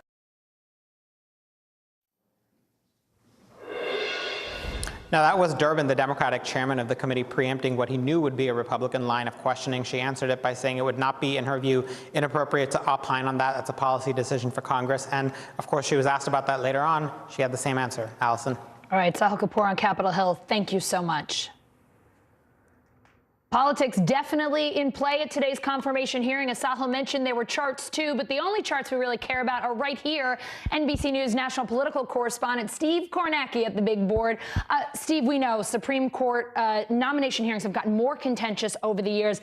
How does this one stack up historically? Yeah, we're going to find out when the votes actually get taken on this confirmation, but there has certainly been, that was not where we were supposed to start. Let me go back to the beginning. There's certainly been a change in evolution here over the last several decades where the votes on nominations to the Supreme Court have gotten more and more almost predictably partisan. Let me just show you we'll start here going back to the beginning of the Reagan administration. That takes you back more than 40 years right now. And what you're seeing on the screen here, again, not sure why this is changing. What you're seeing on the screen right here are the number of no votes that were cast for these various confirmations, for these various Supreme Court picks. And you see, again, during Reagan's presidency, he had a couple there, Sandra Day O'Connor, Antonin Scalia, that sailed through without opposition. There was a bit of a fight when William Rehnquist was nominated to be the Chief Justice. The big one in the Reagan era, still talked about to this day. It's come up, I think, at this hearing even a little bit. Robert Bork, Reagan nominated him. There were 58 no votes. That nomination was actually rejected by the Senate. But you see, things didn't really begin to pick up in terms of the rise in no votes until about here, until George W. Bush's presidency. And by the time George W. Bush was president, the backdrop was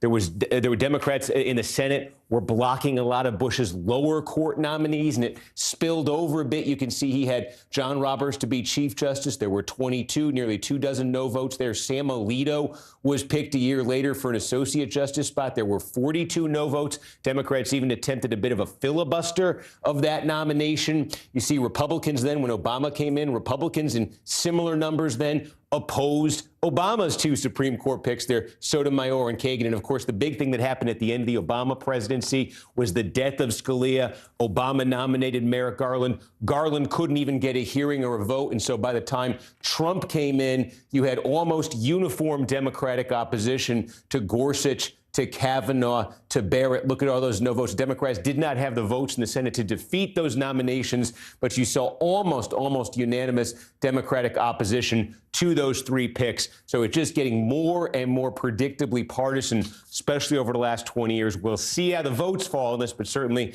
looking at those hearings today, you see a pretty stark partisan divide. Steve, just given our political climate, it is hard to look at that and see that under Reagan, O'Connor, Scalia, Kennedy all got 0 no votes. It's hard even to imagine something like that happening today. It is, and like I said, even, people talk about the Bork one as a huge turning point, but, you did have, Ruth Bader Ginsburg and Stephen Breyer, two Bill Clinton nominees there, a favorite of the liberal wing there, Ruth Bader Ginsburg, only 3 no votes, only 9 votes for Breyer. When it really gets more predictably partisan, the last 20 years, I'd say. All right, Steve, always great to have you on the show. Thank you. Thanks a lot. Lawmakers going after Judge Jackson's record and her personal ideology. MSNBC chief legal correspondent Ari Melber's on the Hill. Ari, thanks so much for being with us. I just want to get your take, some of the breakout moments. What really grabbed you today so far?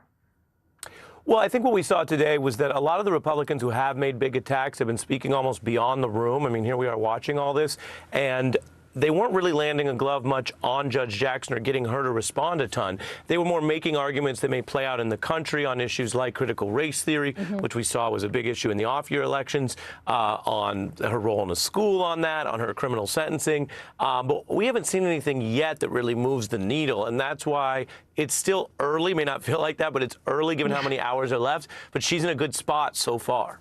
Yeah, for people who've been watching this thinking, man, this must be over soon, we still have a ways to go. Republican Senator John Cornyn brought up the Dred Scott decision in Plessy versus Ferguson, asking Judge Jackson about Supreme Court precedents. Take a listen. You're going to be presented with a case, and the argument's going to be made. This is an unenumerated fundamental right, and the voters, whatever they've said is irrelevant, because we, 5 members of the Supreme Court, are going to decide what the law of the land should be, and anybody who disagrees with us will be labeled a bigot or be accused of discrimination, even if their beliefs happen to flow from sincerely held religious conviction, like the definition of a marriage between a man and a woman. But you've already told me that you see why this is a concern. I see why it is a concern, and I would just say that although the Supreme Court is not, bound in the sense of having to apply prior precedent, there is stare decisis in our system. There are now standards in the stare decisis world that the Supreme Court applies when it's asked to. Thank goodness the Supreme Court has been willing to revisit its precedent, or we'd still be living with Plessy versus Ferguson or Dred Scott.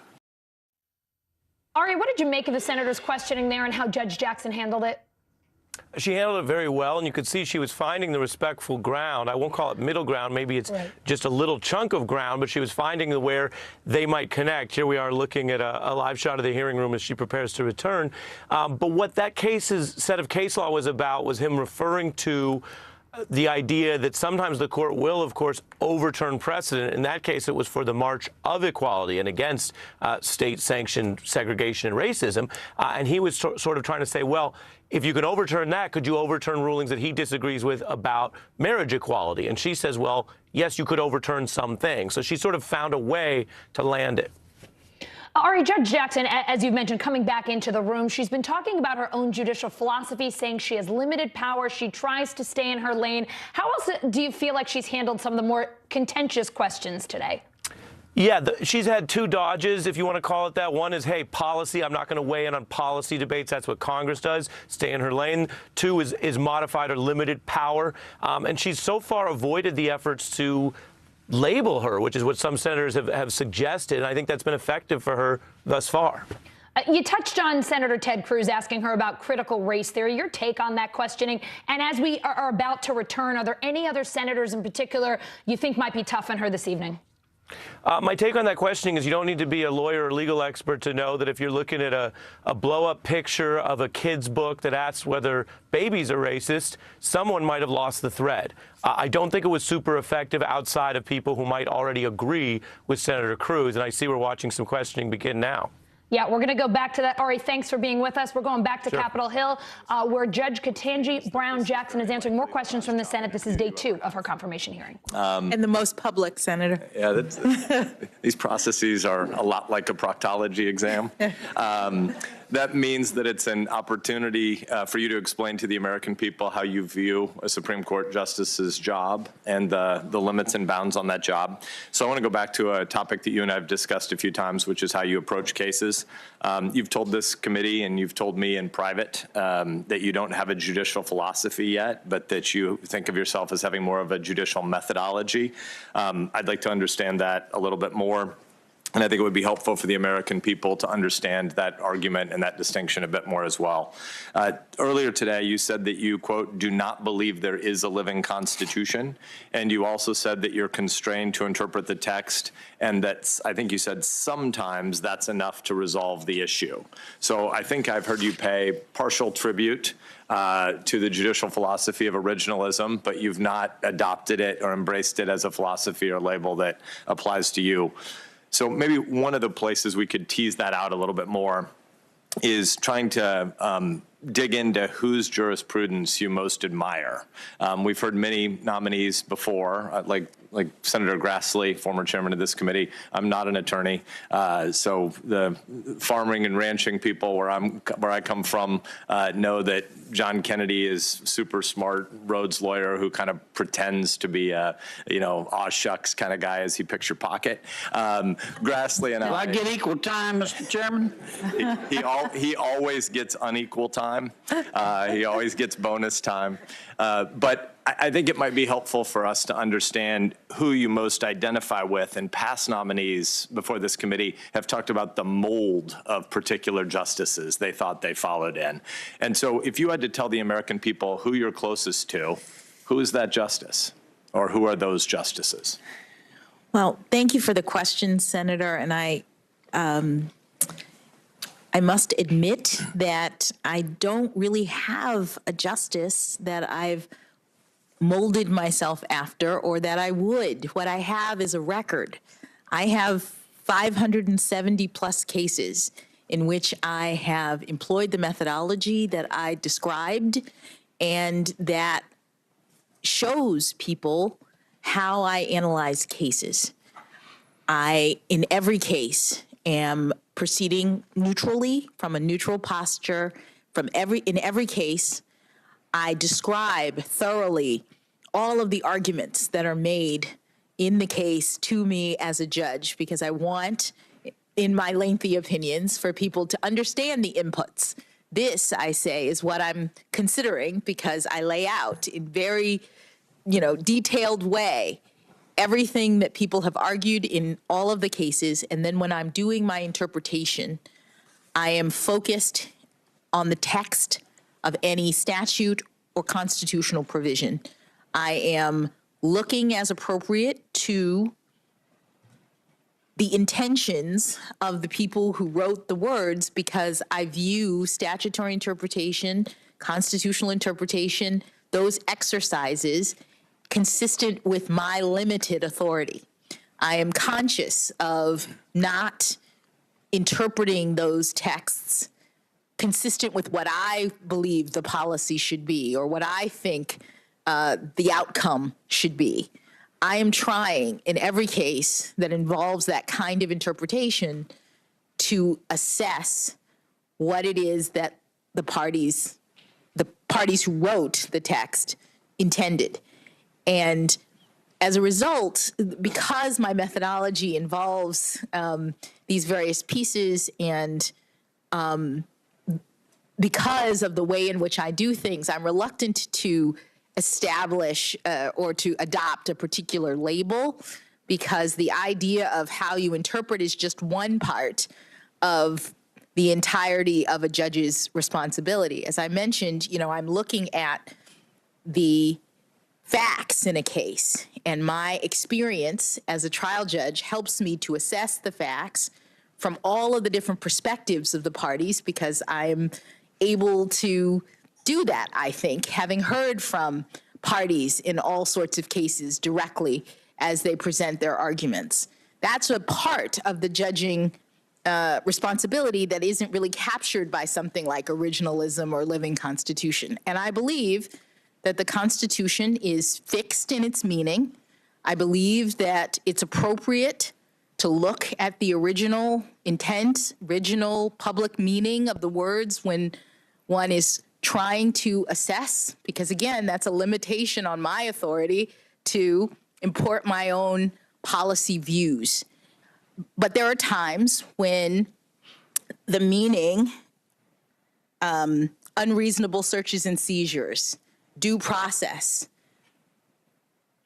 looking at those words are not enough to tell you what they actually mean. You look at them in the context of history, you look at the structure of the Constitution, you look at the circumstances that you're dealing with in comparison to what those words meant at the time that they were adopted, and you look at precedents that are related to this topic.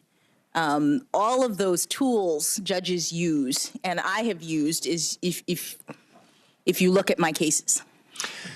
But when you say that you look at the intent of the authors of a statute, sometimes courts have to say the people who wrote this statute, whether they meant to or not, have done something that we, the judiciary, decides, speaking in the voice of you, is unconstitutional.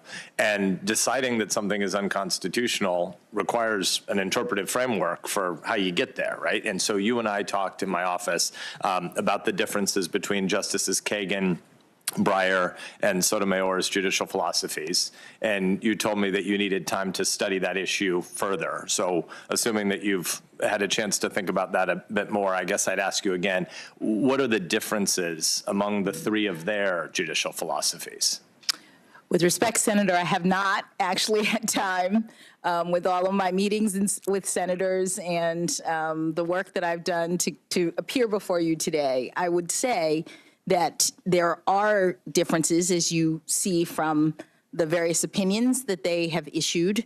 I'm not sure which one I would necessarily follow because it depends on the case. I think their differences indicate that they are looking at different provisions. They are using the various tools that judges use and that I have used in my cases.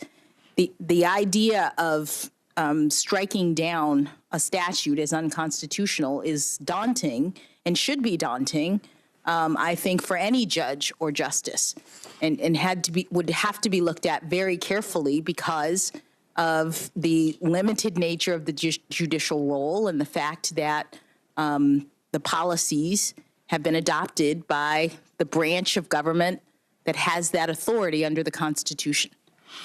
So I guess I'm surprised after 9 years on the bench that, I mean, you're super smart. Nobody disputes that. And having worked for Justice Breyer and knowing of some of the fights, some of the philosophical arguments he and Justice Kagan had, it just seems surprising that you wouldn't be able to at least not speculate, but reflect a little bit on the nature of those disagreements. Because to say it depends on the particular case, that's fine, but they have different philosophical and hermeneutic approaches to the text. So maybe another way to get at it. I think Justice Breyer, again, for whom you clerked, and Justice Scalia used to travel together and have lively debate circuit conversations. Can you tell the American people a little bit about what Breyer-Scalia roadshow looked like? What were they arguing about? Well, my understanding is they were arguing, or at least presenting, two different viewpoints as to how the Constitution should be interpreted. And I would say, just as an aside before talking about their positions, that while I have been on the bench for 9+ years, the issue of constitutional interpretation in that sense doesn't come up very often. It comes up to the Supreme Court for sure, but it doesn't come up very often in the lower courts. What Justice Scalia and Justice Breyer, I believe, were debating was Justice Scalia's notion of originalism, meaning that the words of the Constitution should be interpreted as they were written by the founders in the founding era, and that they should not be considered to essentially to establish principles that modern justices could now apply based on their own view of the needs of society. And that Justice Breyer's position was more toward that latter view, that the idea of the Constitution needing to be interpreted in a way that is consistent with modern sensibilities about the principles that the document reflects. And I would just say that it appears now that the Supreme Court has taken Justice Scalia's view that the prevailing interpretive frame for interpreting the Constitution is now very clearly looking back through history. So we see that even in the Heller case, where the justices, even the justices in dissent, were all analyzing the issues in the Second Amendment through a historical lens, what was meant at the time of the founding. So that is now the way in which constitutional interpretation is done. But do you identify with that position? I identify with the position insofar as that's how the text is interpreted of the Constitution. That I am a strong believer, as I said, in precedent, in stare decisis, in predictability, in the rule of law, and the way that the law now interprets the Constitution is through this historical frame. I'm grateful for your last couple of minutes because I think that it's in the American civic interest for us to understand these different schools. Again, non-lawyer here, but my simple way of summarizing some of what I think I heard you just say is that Scalia argues hard that the Constitution has a fixed meaning and justices aren't really free to depart from it without a constitutional amendment passed by the political branches so that the voters get to hire and fire the people or have a role at the state level in the ratification of a constitutional amendment.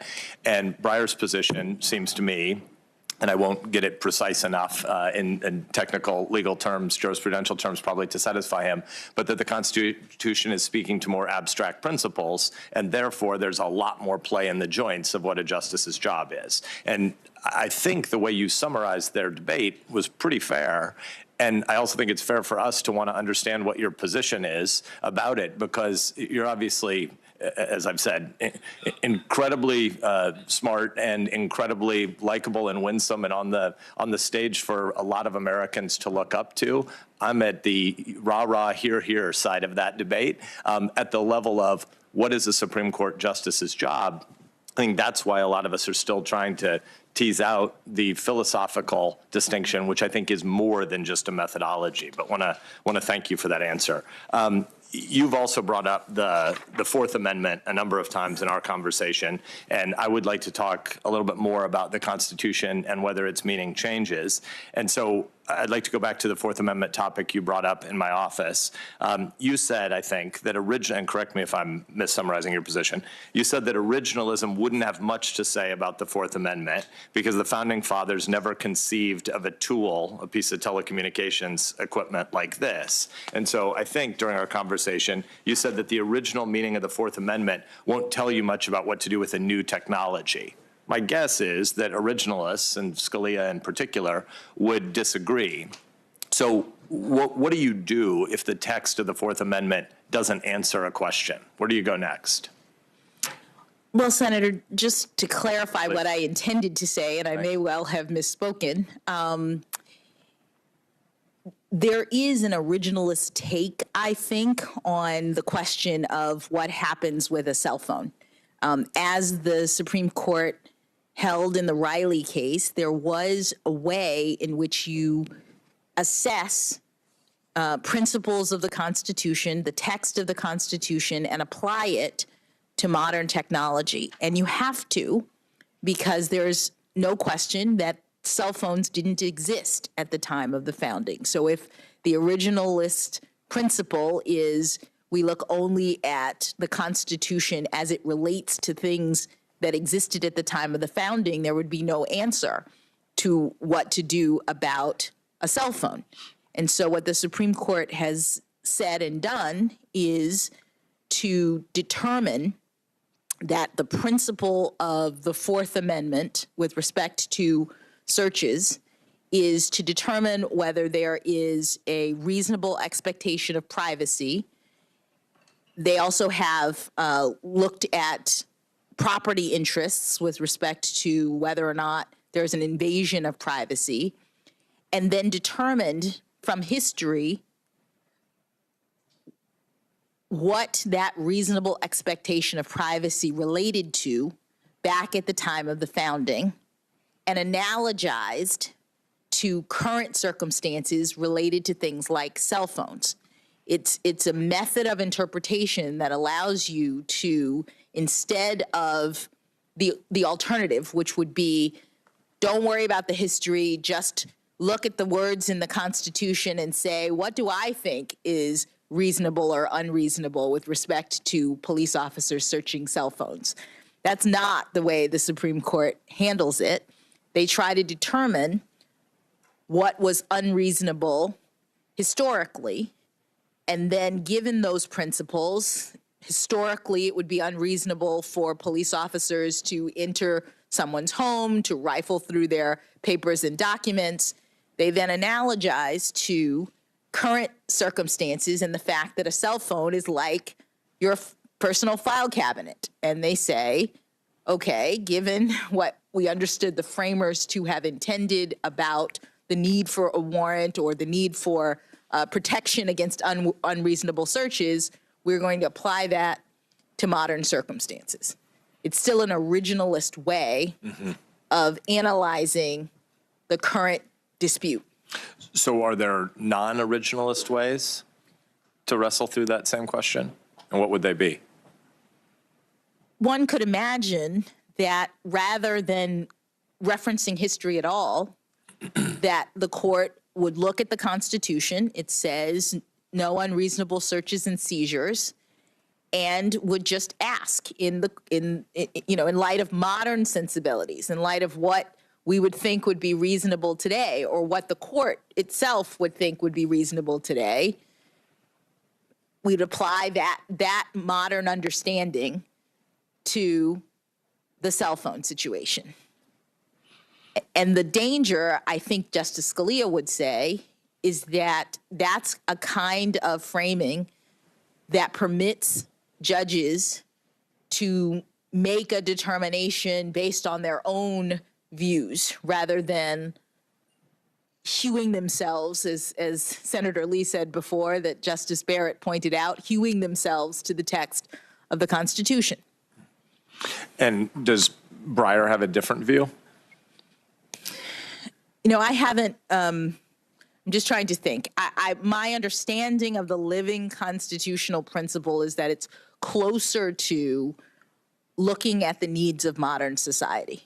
But I'm not well versed in it, in part because the Supreme Court has now so clearly taken the historical perspective, the originalist perspective in its interpretations. You brought up the cell phone example with me, but I know you have others. What are some other areas of life where the original meaning seems to be 2.5 centuries removed? What are places that the Constitution seems to not speak to? Well, Senator, I'm reluctant to spell out different circumstances. What I will say is that when you look at the language in the Constitution, there are some provisions that are completely clear on their face without any question of what was intended. The age of, the required age of senators, the required age of the minimum age of the president. These kinds of provisions, all you need is the text, and there you are.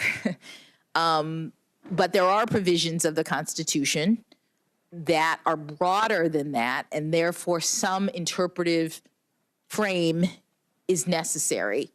And to the extent, every question the Supreme Court gets that involves new technology, for example, that relates to constitutional provisions will require some kind of analogy, I think. But, I can't speak to anything more than that. You have described Justice Breyer's constitutional approach as pragmatic. What does that mean?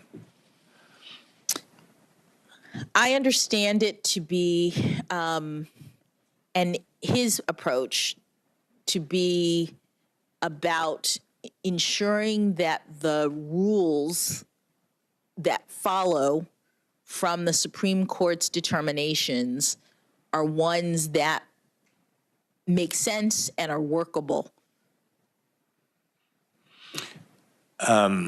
He said recently, explaining his approach to interpreting a statute, you're not going to go outside the words, but it often doesn't give you the answer.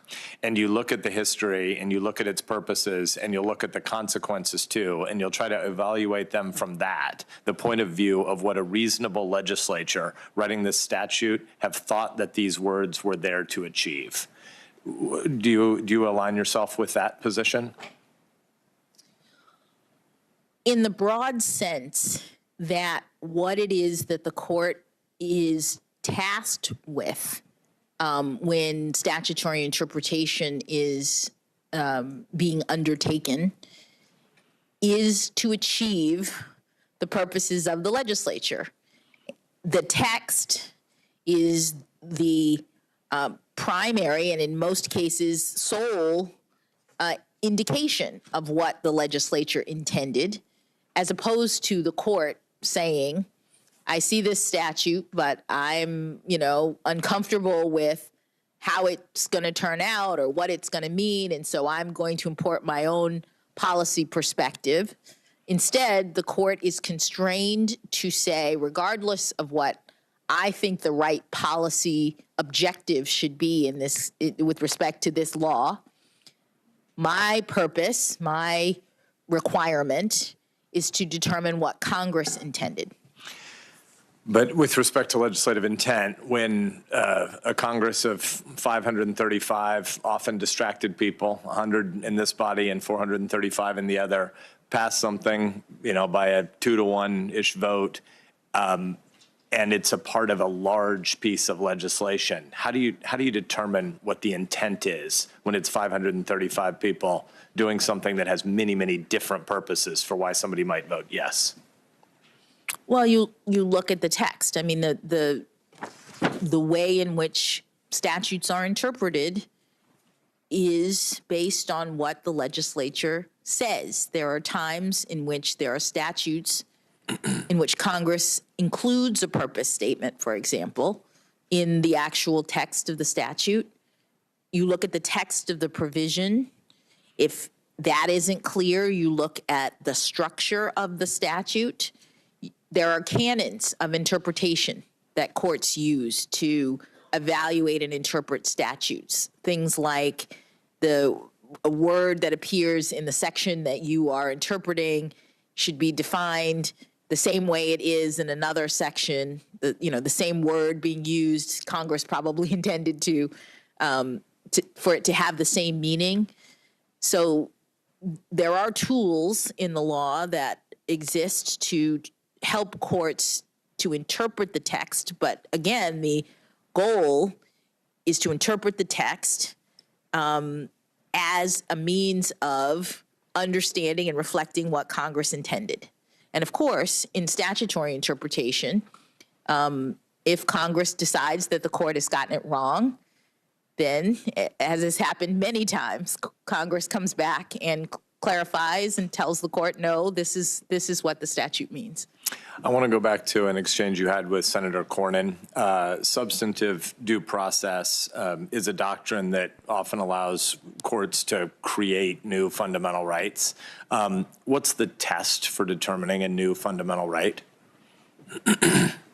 The Supreme Court has said in the Glucksberg case that the fundamental rights that are recognized or that are included in substantive due process are those that are deeply rooted in the nation's history and tradition. In a case prior to that, the court had defined it as the rights that are implicit in the ordered concept of liberty or the concept of ordered liberty. So there are standards for the courts to use to identify these types of rights. So did the Supreme Court use this test in Roe or Casey? In Roe and Casey, I don't know that the court used that formulation. I know that after Casey, the court has determined not so much that the right to terminate a woman's pregnancy is fundamental.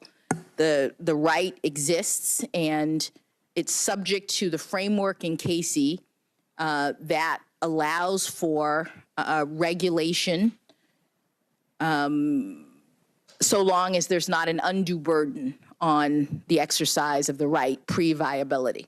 I think some of what we're wrestling with here is the question of, and I think what Senator Cornyn was driving at, is how particular the concept of deeply rooted goes and how that really is a bound on what the judiciary can do. But I want to thank you. We're nearly at time. I want to thank you for engaging in the back and forth. I want to think more about what you've said and look forward to further discussion tomorrow. It still appears to me that there's a very basic difference between a judicial philosophy and a judicial methodology and how you go about applying that when you're interpreting a law and making a determination about constitutionality or non.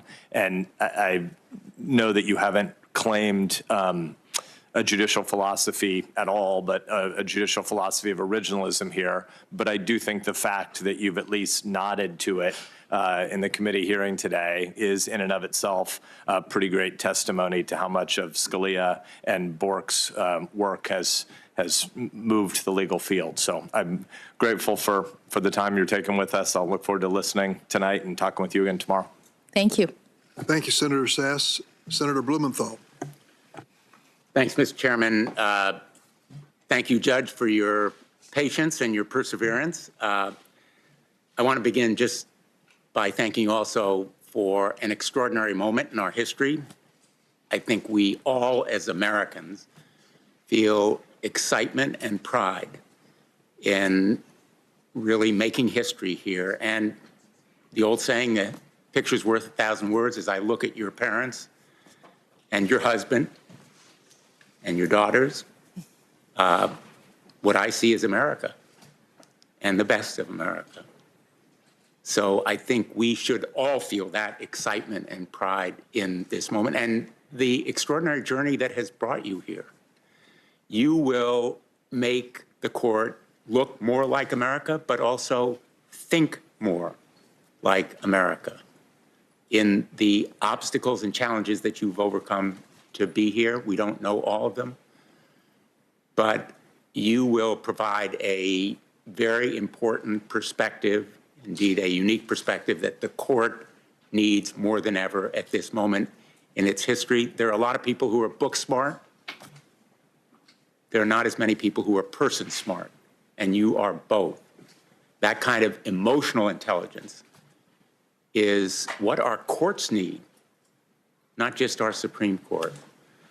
So I want to really begin by asking you, as a role model for others, to talk a little bit to the young women and girls of America, particularly Black young women and girls, about those challenges and obstacles that you've had to overcome to be here and what's helped you do it.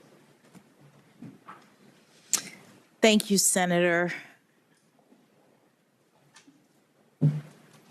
I am humbled and honored to have the opportunity to serve in this capacity and to be the first and only Black woman to serve on the United States Supreme Court. I stand on the shoulders of generations past who never had anything close to this opportunity, who were the first and the only in a lot of different fields. My parents, as I said, were the first in their families to have the chance to go to college. I've been the first and the only in certain aspects of my life. So I would say that I agree with you that this is a moment that all Americans should be proud. Now, you've never been a prosecutor.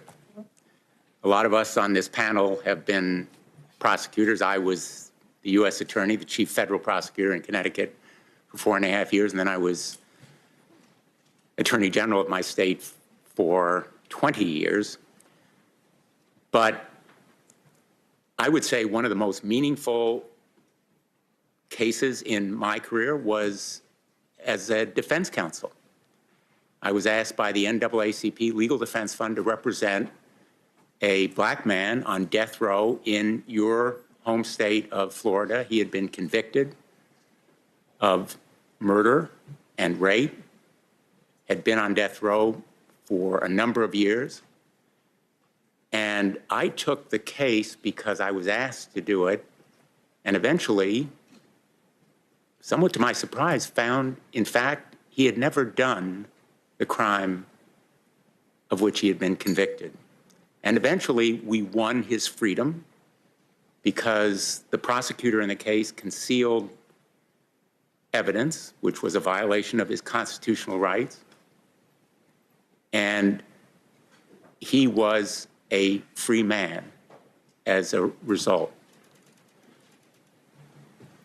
Your husband, as a surgeon, saves lives. Lawyers don't do it often. But I know from personal experience the importance of having a good representative, an advocate, a counsel, because in that case, he had been denied it when he originally went to trial. And only after years in both state and federal courts was the truth vindicated. So I want you to talk a little bit about why it is important for defendants to be represented by zealous, really aggressive and energetic advocates who tell the truth to the court, put on the evidence, and present the best possible case for a defendant accused of a crime. Thank you, Senator. The idea is one that is rooted in our Constitution. The framers were concerned about government overreach in a lot of different areas. The provisions of our Constitution are protecting individual liberty from government overreach. This is why we have provisions about limited government. And there are many provisions in the Constitution that are limiting government action when it comes to the deprivation of liberty, because the framers understood how important liberty is to our society. And so there's the Fourth Amendment, there's the Fifth Amendment, there's the Sixth Amendment, there's the Eighth Amendment.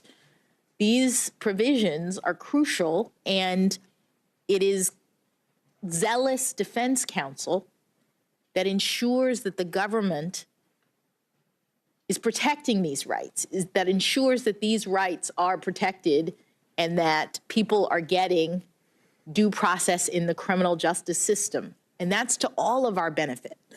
That helps everyone in America when we ensure that liberty cannot be denied without due process.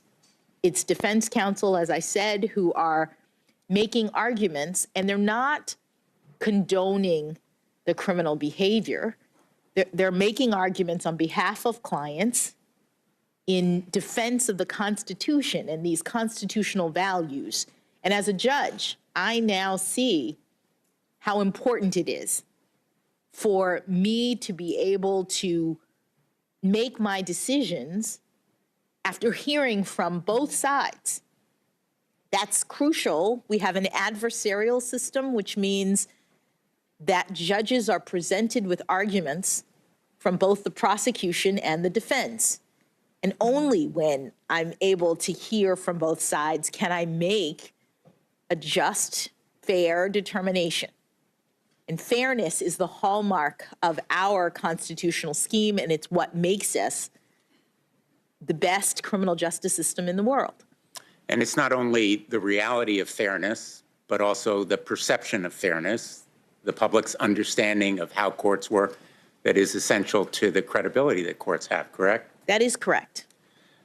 And so I feel very strongly, I know that a number of us on the committee agree, that more transparency, more visibility is important for the public to understand what goes on in the courtroom. I know you feel transparency is a good thing. You've been asked about cameras in the courtroom.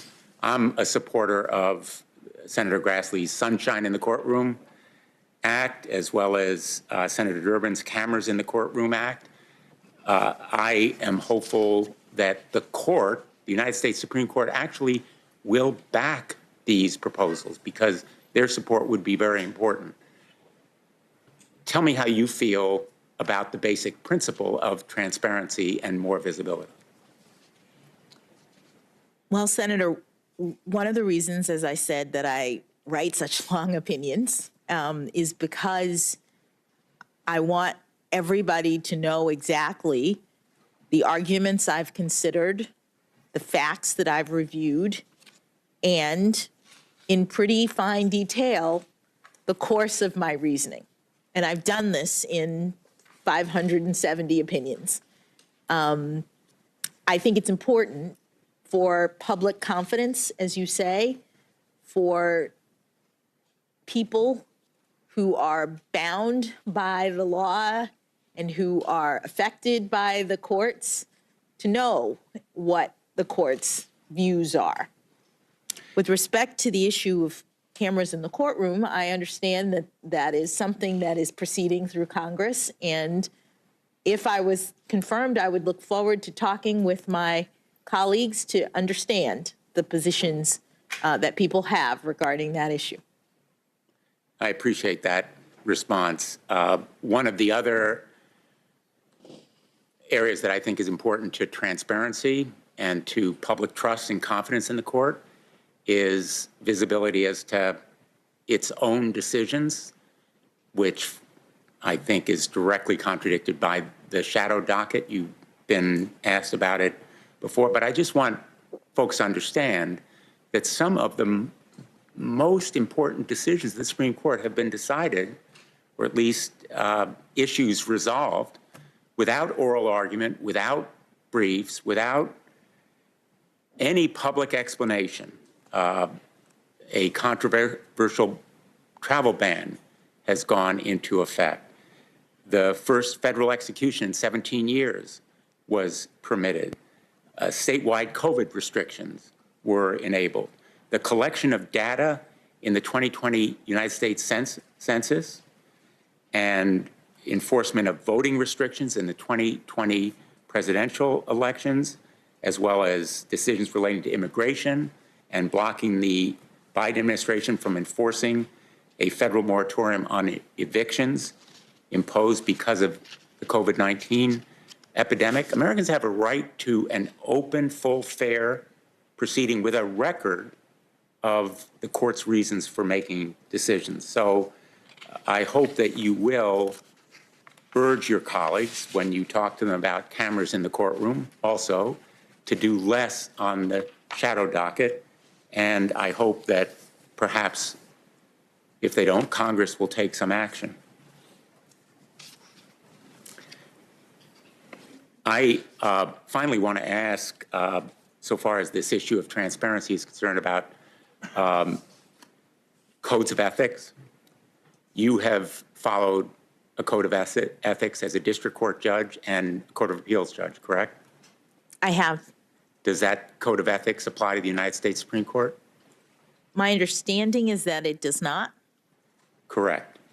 And my hope is that you will perhaps urge your colleagues as well to support a code of ethics. They haven't done so as yet, but I think we have an obligation in the Congress to set forth a code of ethics, and I hope they'll support it. Senator Durbin and others of us have supported that kind of measure as well.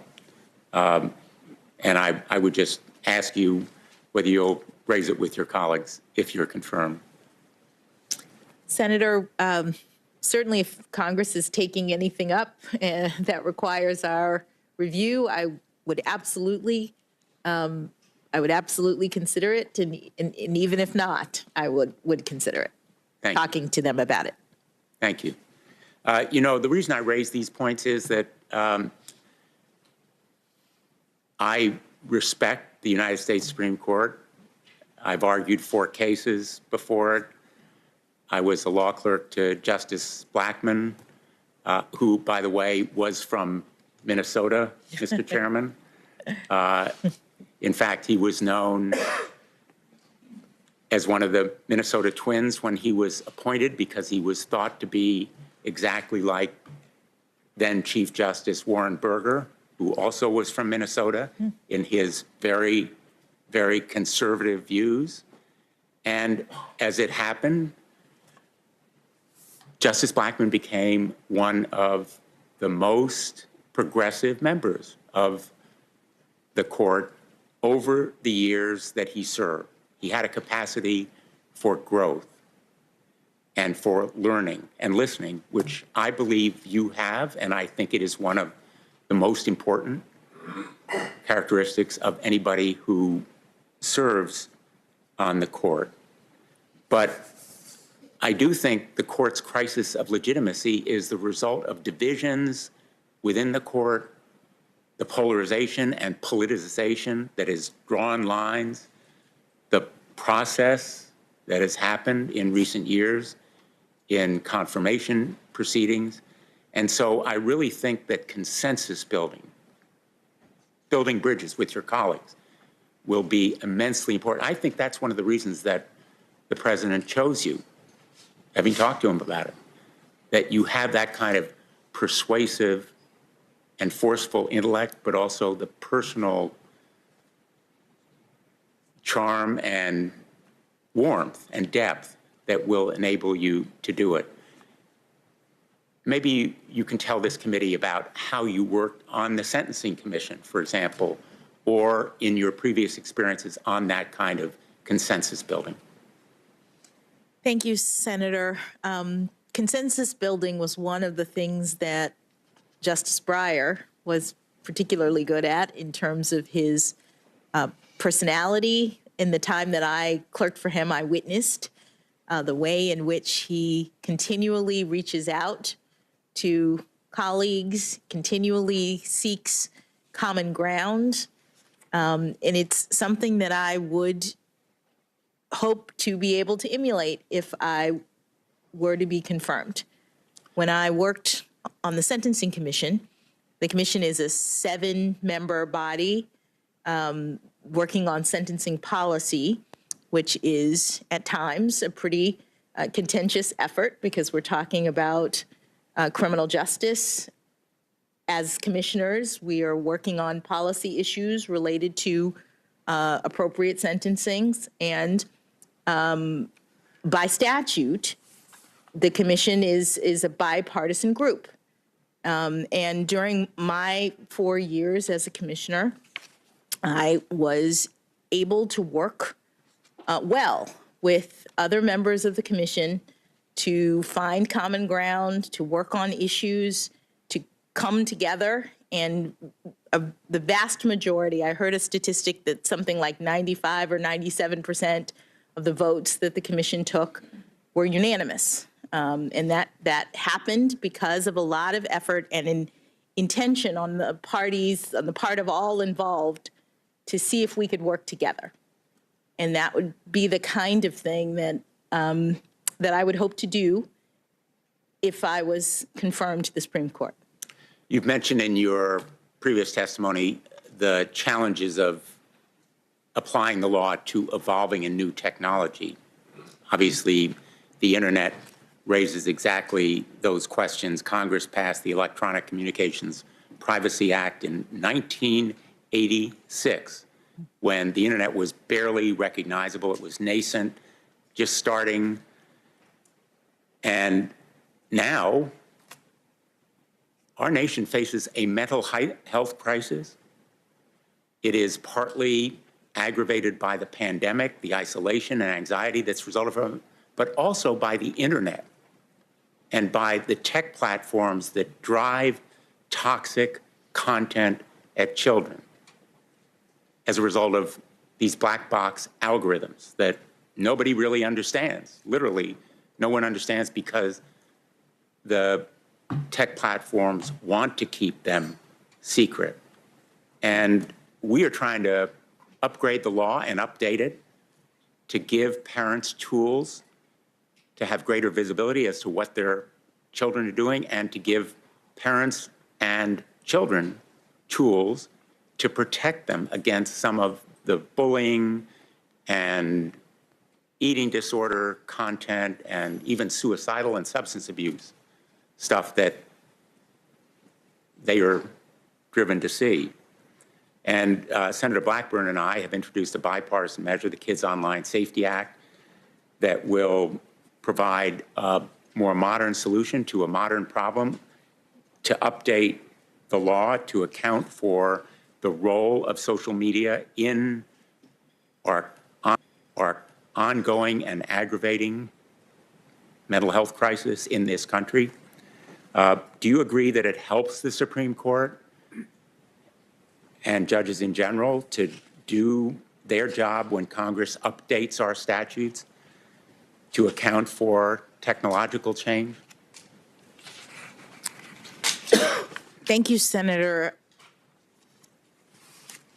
The role of the court is to interpret statutes when there are disputes related to the statutes, and in circumstances in which statutes have not been updated, I don't think it's surprising to note that there are disputes about the meaning of the statute, about how it applies. And so to the extent that Congress undertakes to make amendments and make the changes, I think it helps courts. Maybe there'll be fewer disputes or easier disputes to resolve. Easier disputes to resolve in the sense that, and I've seen it happen, a judge will say, I don't know what Congress meant to do in this kind of situation because this law was written at a time when none of this stuff now existed. I'm sure you face that situation. I think it's true of social media and the dangers to children as a result of the toxic content that they often find and often seemingly are addicted to use again and again and again because it's part of the business model of those social media and big tech platforms. Yes, I have faced this situation. One of my cases, the Alliance of Artists and Recording Companies versus General Motors, is a case that I ended up writing a couple of opinions about. It involved a statute of Congress related to digital recording audio devices and whether or not royalties were required for the purchase of those kinds of devices. And it was enacted at a time in which recording technology was at a different stage than it is now. And disputes arose that came before me regarding whether or not to apply the royalty requirement in that statute to modern recording devices, and in particular, the recording devices that are now in automobiles. When you take your CD and you put it in your own car and record onto the hard drive of your car, is that the same thing as putting your CD in one of those machines that records from CD to CD? And you give the second recording to all of your friends? That was what the statute was originally meant to cover. And the question was whether recording to your own car's hard drive counted. And it was a very interesting interpretive exercise. But again, it was the kind of thing in which I was focused on trying to ascertain what, based on the text of the statute and the definitions in the statute, what Congress intended this statute to cover. And cars, other devices, appliances at home collect huge amounts of data, don't they? And as consumers, we feel we own that data. It's ours. But it can be bought and sold, exchanged and mined in a way that right now consumers have no consent over.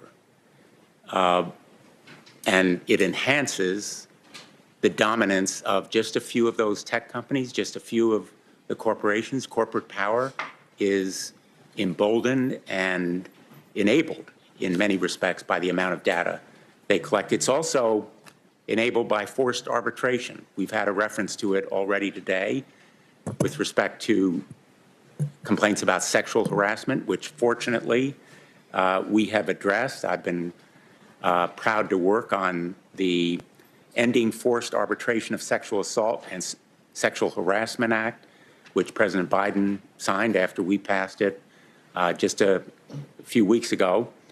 I've heard harrowing stories from survivors of sexual assault and victims of workplace harassment who were silenced and denied justice by forced arbitration.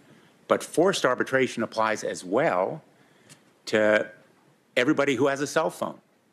You have a forced arbitration agreement.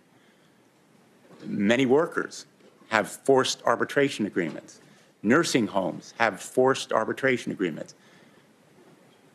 The point is that you have dedicated your life to access to the courts, the right of a trial, the right to a jury, the right to a judge. None of it is possible where there is a forced arbitration agreement. That's why I've worked on a measure called the FAIR Act that would make any forced pre-dispute arbitration agreement invalid and unenforceable. If both sides want arbitration, that's fine, but access to the courts should be available to everyone. I know that you're limited as to what you can say about measures that are before us and policy issues, but I hope that you will consider the trend that the court has adopted in support of forced arbitration and denial of rights like class action and review whether they are appropriate. Let me just finish with a couple of quick points. First of all, on the Harvard Law Review article on registration of sex offenders, convicted sex offenders, I must say I read this article several times. In my view, it is analysis, not advocacy. Would you agree? Absolutely, Senator. As a law school student, I was trying to do what law school students do, which is analyze a new set of legal provisions. These laws were new, and I was trying to assess what criteria courts could use to look at them. I was not making an argument about them at all. Exactly. And by the way, one of those statutes was in Connecticut. It was challenged on constitutional grounds, double jeopardy. It went to the United States Supreme Court. I defended it there. It was upheld 9-0. I don't know whether your article was cited, but I would put this law review article very much in the category of analysis, the distinction between prevention and punishment. I would call it protection, not punishment or prevention. That's the argument that I made to the Supreme Court. I ask that this article be put in the record, Mr. Chairman. Without objection. By the way, it took me 2 or 3 times to get through it, so no disrespect to you or the Harvard Law Review. The issue of child pornography, you mentioned, I think, that in your decisions on these sentencing cases involving child sexual abuse material, which, by the way, I agree is absolutely horrific, abhorrent. It's the reason that Senator Graham and I have actually sponsored a measure called the Earn It Act that addresses it. But you said that you imposed a sentence that matched the recommendation by either the prosecution or the probation office in most of the cases where you did that sentencing. Is that right? Do I have that in mind? Yes, Senators. In looking back at the records concerning my cases, it looks as though I had 14 cases that involved either child pornography, interstate travel to meet up with a child for sex, the sex crimes related to children. And in 10 of those 14 cases, I imposed a sentence that was consistent with or greater than what either the government or the prosecution requested. The probation office. Excuse me, sorry, the government or the probation office. And let me just ask you, the probation office is an independent arm of the court that investigates the defendant, looks at the crime, the defendant's background, his family situation, all of the relevant factors involved in sentencing, including the sentencing guidelines, and then independently and impartially makes a recommendation, presumably to serve the interests of justice in that particular case based on the individual facts there. Is that roughly a correct description? That is correct, Senator. The probation office works within the court system. They are independent of the parties, and they investigate and make recommendations in cases concerning what the probation office thinks is an appropriate sentence. Thank you. Let me just finish by saying much of America is watching these proceedings on a split screen. On one hand, they are literally seeing the death and destruction in Ukraine, Russia's brutal, barbaric assault on individual rights, basic freedoms that we often take for granted here. And we are exercising those rights right here. You are a teaching lesson. This proceeding is a teaching lesson about the importance of democracy. The people of Ukraine are fighting for it. They are dying in their neighborhoods and streets and their homes. They are huddled in basements. Their men and women are resisting valiantly and bravely against a huge military force that Russia has unleashed and a reign of terror from the skies simply because they believe in the ideals of freedom and law that we are seeking to preserve here. And so on this side of that split screen, I think it's important that we do our best to honor the norms and the rules that you've sought to uphold throughout your life. And I'm proud and excited to be here with you and your family as we go through this process. And I look forward, as I hope many of us do, to a bipartisan majority in support of your candidacy. Thank you. Thanks, Mr. Chairman. Thank you, Senator Blumenthal. I'd like to bring everyone up to date. We have several considerations. The remaining senators for questions, the endurance of our witness, Judge Jackson, votes on the floor, requests for compassionate release by a number of people in the audience. Here is where we stand. We're going to have Senator Hawley, followed by Senator Hirono. Then we're going to take a 20-minute break because that's when we think there'll be some votes on the floor. We can take care of those and get back in 20 minutes. Then we will return from that break to Senators Cotton and Booker.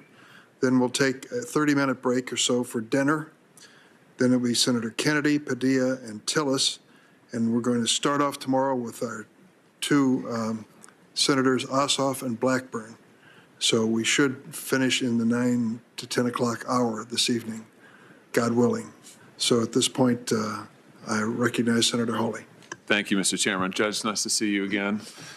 Thank you again for being here. Congratulations again on your nomination. I want to start where Senator Blumenthal left off. I want to talk with you about some of these cases. I mentioned them yesterday, so I know you know which ones I want to talk about.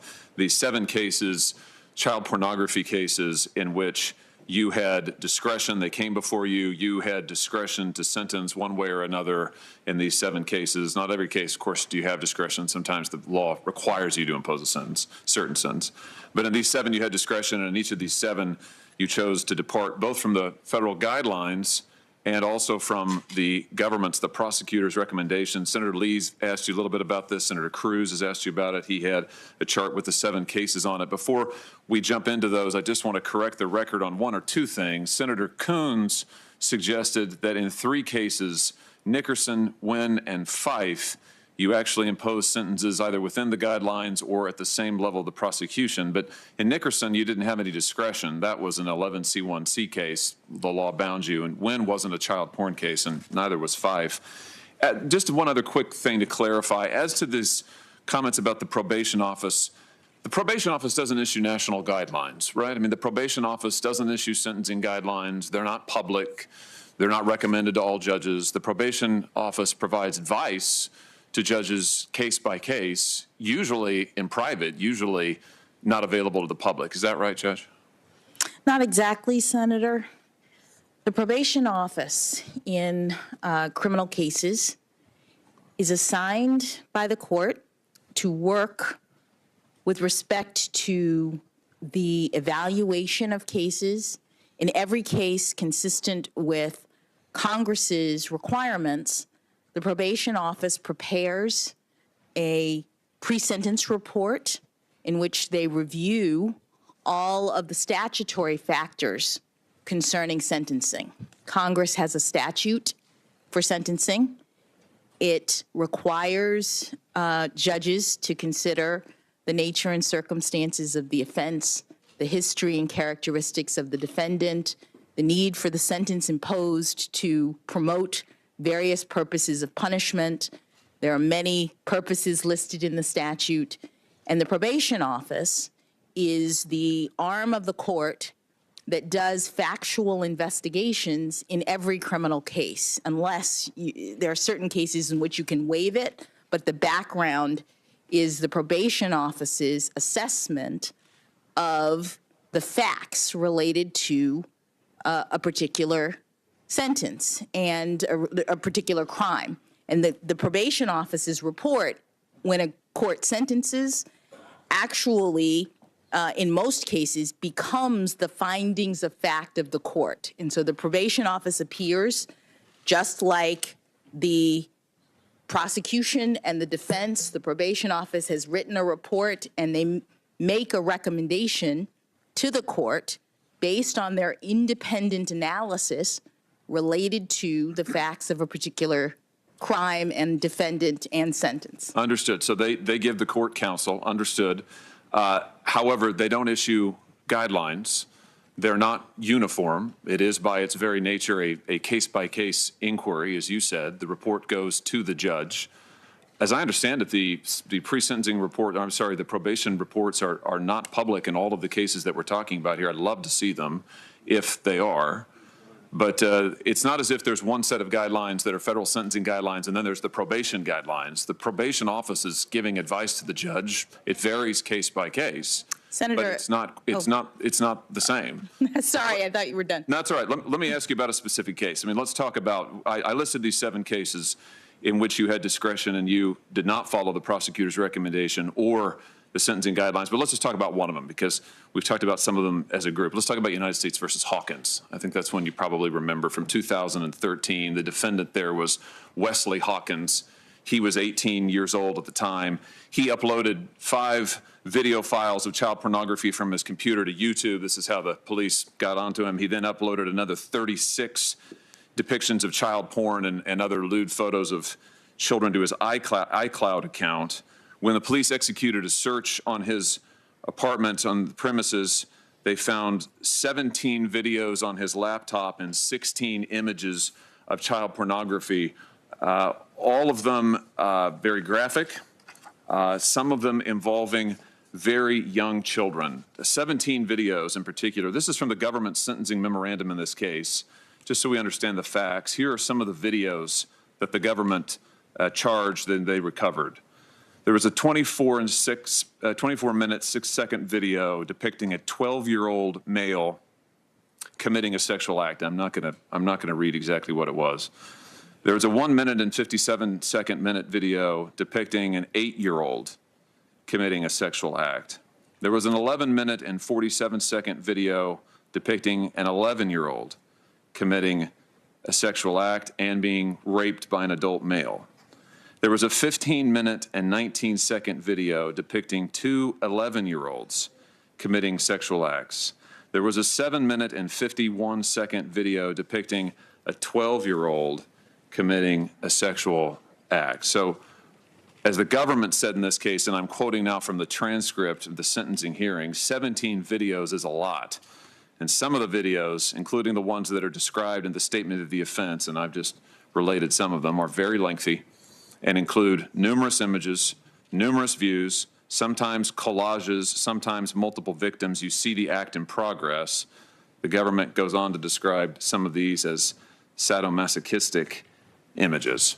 So this is a tough case. This is one of those tough cases you were referencing earlier. You talked about it this morning. Said these cases are terrible. This is one of them. This is terrible stuff. This is not a good guy who's doing this stuff. Guidelines recommendation in the case was 97 to 121 months. So if I'm doing my math right, that's up to 10 years. And in this case, the guidelines recommendation was essentially written by Congress because in the PROTECT Act of 2003, Congress specified what they wanted the range to be in these kind of cases. And Congress also specified what they wanted the mandatory minimums to be. I know you remember the PROTECT Act because you've talked about it. You've given lectures on it. And it was enacted, as I said, in 2003. It was 84-0 was the vote here in the Senate. The reason the PROTECT Act was put into place is the Senate was concerned over lenient sentences by judges in child porn cases, which is what you described. You said about it, there was an increasing perception on Capitol Hill and within DOJ that liberal judges were to blame for the downward pressure on federal sentences and that legislation was necessary to rein them in. That's you in 2011 describing this law. So Congress has set the guidelines here, 84-0 in the Senate. I noticed the chairman voted for it, as did a number of other members of this committee. So the Congress sets the range. Essentially, it's 97 months up to 10 years. Now, the prosecutor in this case, this is in D.C., of course, you're on the federal district court. The prosecutor in this case, it's a liberal administration, I think it's fair to say. This isn't the state of Texas. See my colleague from Texas next to me here. The prosecutor in this case, nevertheless, still asked for 2 full years in prison. You gave the defendant 3 months. Guidelines called for 10 years. Prosecutor wanted at least 2. You gave him 3 months. And when you did, you made a number of arguments and statements in the record, and I'd like to go through some of them because I've read them all. And the first argument you made was that the federal guidelines that punished child porn offenders, the ones that Congress wrote, were, and I'm quoting you now, are in many ways outdated. That's your quote. And you went on to say about why you thought they were outdated. I'm going to quote you again. You say, and I quote, "I don't feel that it's appropriate to increase the penalty on the basis of the number of images or prepubescent victims," meaning little kids, "as the guidelines require, because these circumstances exist in many cases, if not most, and don't signal an especially heinous or egregious child pornography offense," end quote. I just want to ask you about that because I just have to tell you I'm having a hard time wrapping my head around it. We're talking about 8-year-olds and 9-year-olds and 11-year-olds and 12-year-olds. He's got images of these, the government said added up to over 600 images, gobs of video footage of these children, but you say this does not signal a heinous or egregious child pornography offense. Help me understand that. What word would you use if it's not heinous or egregious? How would you describe it?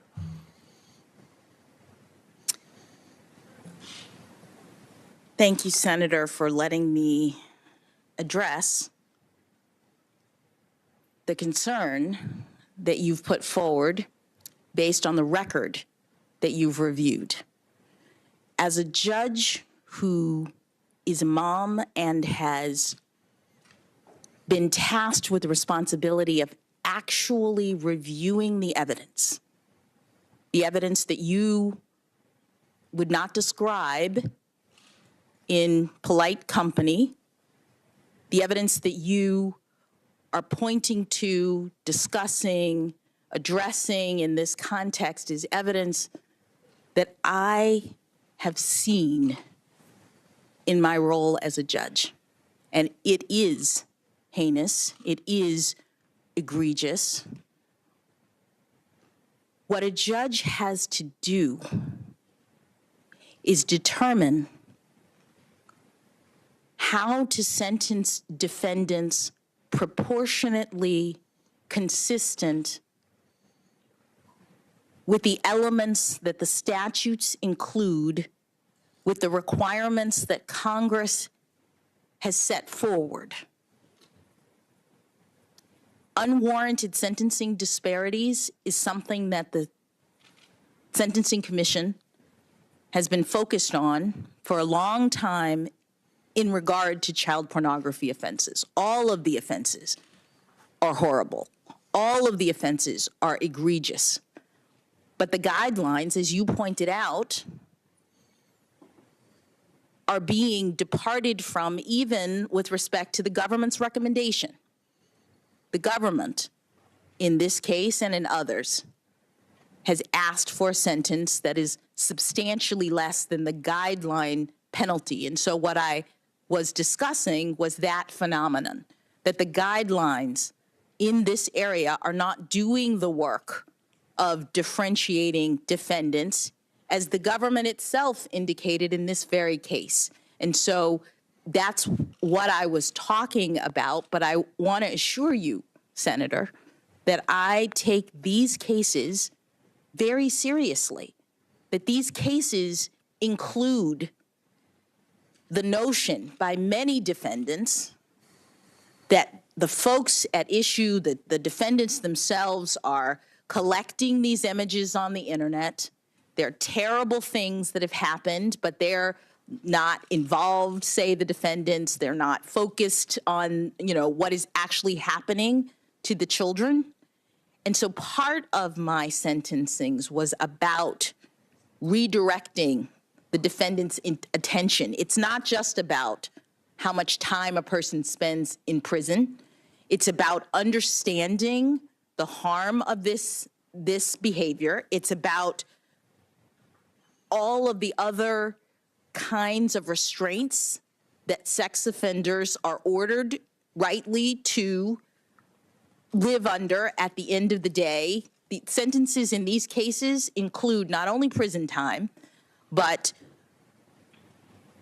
restraints on computer use, sometimes for decades, restraints on ability to go near children, sometimes for decades. All of these things judges consider in order to affect what Congress has required, which is a sentence that is sufficient but not greater than necessary to promote the purposes of punishment. Yeah, well, let me just ask you about that last point, because you've said this a couple of times now, the sentences that Congress require. Congress wanted the guidelines to be mandatory. Congress wrote the guidelines in this case. They wanted them to be mandatory. They gave the courts factors to consider to choose between the sentencing range. Congress wanted you to choose between 97 and 121 months. That's what Congress wanted. The Supreme Court in Booker said that the sentencing guidelines would be discretionary. So the Supreme Court gave you the discretion. But if we're talking about what Congress has wanted, Congress wanted them to be mandatory. My only point in raising that is just to say that you had discretion in these cases, and you used your discretion to choose the sentences that you did. Let me ask you about some of the things, though, that you said, because you said this morning, and I appreciated it, how you want to direct the defendants. You want to get them to own up to what they've done in these cases. And I thought that was powerful, and I thought it was right. But let me just ask you about what you said to this defendant. You said to this defendant, for whom you sentenced to only 3 months in prison, that your collection, I'm quoting you, your collection at the time that you were caught was not actually as large as it seems. Now, the government felt the need to respond to you on the record. They said the government doesn't believe that it's appropriate to just disregard the number of images, that the number of images can be appropriate. And indeed, in this case, the defendant has amassed an extremely large collection of child pornography. But you disregarded that. You also told the defendant, you said this seems to be a case where you were fascinated by sexual images involving what were essentially your peers. And then you went on to say the defendant was merely trying to satisfy his curiosity. Curiosity is your word. One more thing on this, same idea. You said you were viewing, this is you to the defendant, you were viewing sex acts between children who were not much younger than you. And this whole discussion is about why you're only giving him 3 months. Judge, he was 18. These kids are 8. I don't see in what sense they're peers. I've got a 9-year-old, a 7-year-old, and a 16-month-old at home, and I live in fear that they will be exposed to, let alone exploited, in this kind of material. I don't understand you saying to him that they're peers and that therefore you were viewing sex acts between children who are not much younger than you, and that's somehow a reason to only give him 3 months. Help me understand this.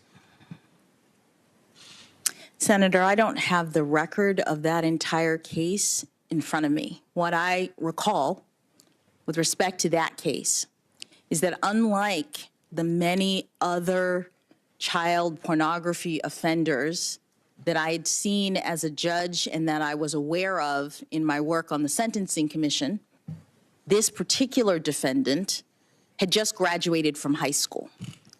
And some of, perhaps not all when you were looking at the records, but some of the materials that he was looking at were older teenagers, were older victims. And the point, Senator, is that you said before the probation office is making recommendations and they do so on a case-by-case basis. That is what Congress requires. This is not done at the level of. But you had discretion, Judge. You admit that, right? I just want to be clear. Senator, sentencing is a discretionary act of a judge, but it's not a numbers game. It's not. I understand that Congress wanted the guidelines to be mandatory.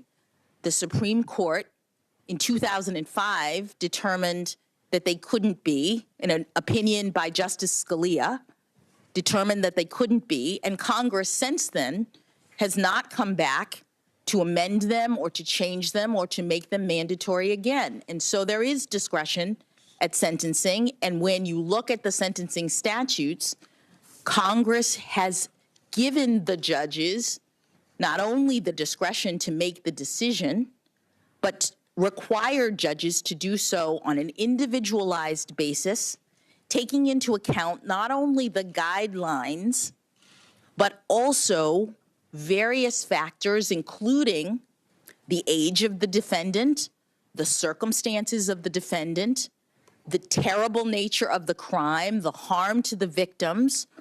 All of these factors are taken into account, and the probation office assists the court in determining what sentence is sufficient but not greater than necessary. And I appreciate, Senator, that you have looked at these from the standpoint of statistics, that you're questioning whether or not I take them seriously or I have some reason to handle them in either a different way than my peers or a different way than other cases. And I assure you that I do not.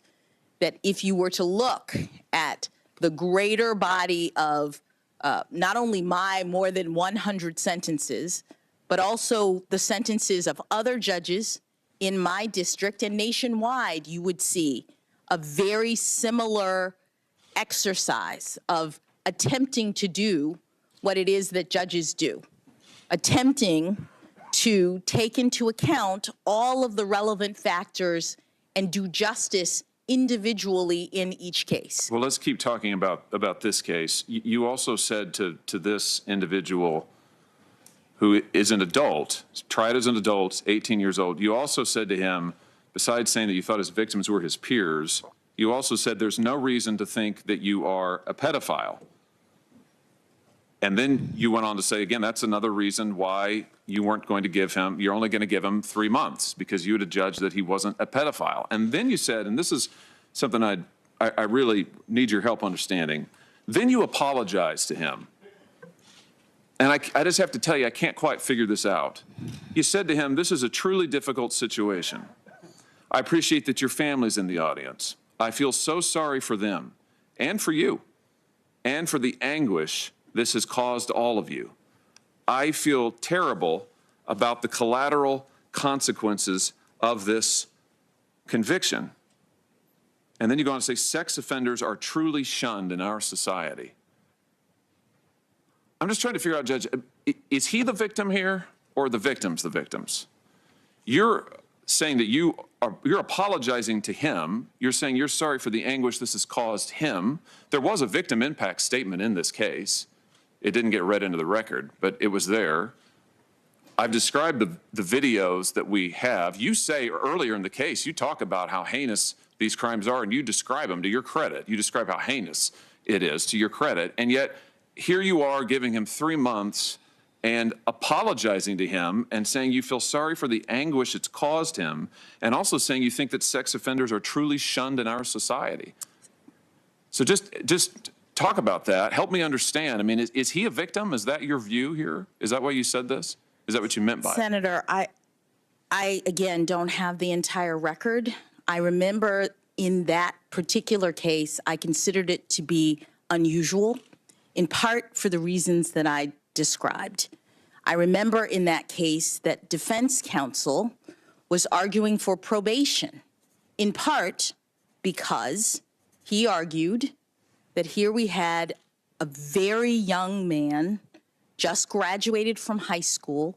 He presented all of his diplomas and certificates and the things that he had done, and argued, consistent with what I was seeing in the record, that this particular defendant had gotten into this in a way that was, I thought, inconsistent with some of the other cases that I had seen. Part of what a judge is doing, as required by Congress, is thinking about this case, thinking about unwarranted sentencing disparities, that's in the statute, other cases, other determinations that a judge may have made about this.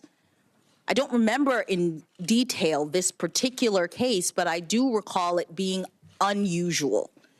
And so my only point to you is that judges are doing the work of assessing in each case a number of factors that are set forward by Congress, all against the backdrop of heinous criminal behavior.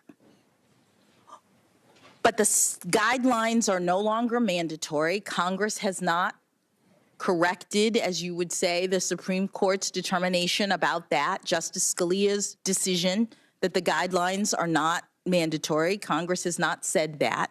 And Congress has given judges factors to consider. This, in my view, was an unusual case that had a number of factors that the defendant was pointing out, that the government was pointing out, that the probation office was pointing out. And I sent this 18-year-old to 3 months in federal prison under circumstances that were presented in this case because I wanted him to understand that what he had done was harmful, that what he had done was unlawful, that what he had done violated the law and needed to be punished, not only by prison, but also by all of the other things that the law requires of a judge who is sentencing in this area. But Judge, with all due respect, and I'm telling you what, I'll be direct with you. I am questioning your discretion, your judgment. That's exactly what I'm doing.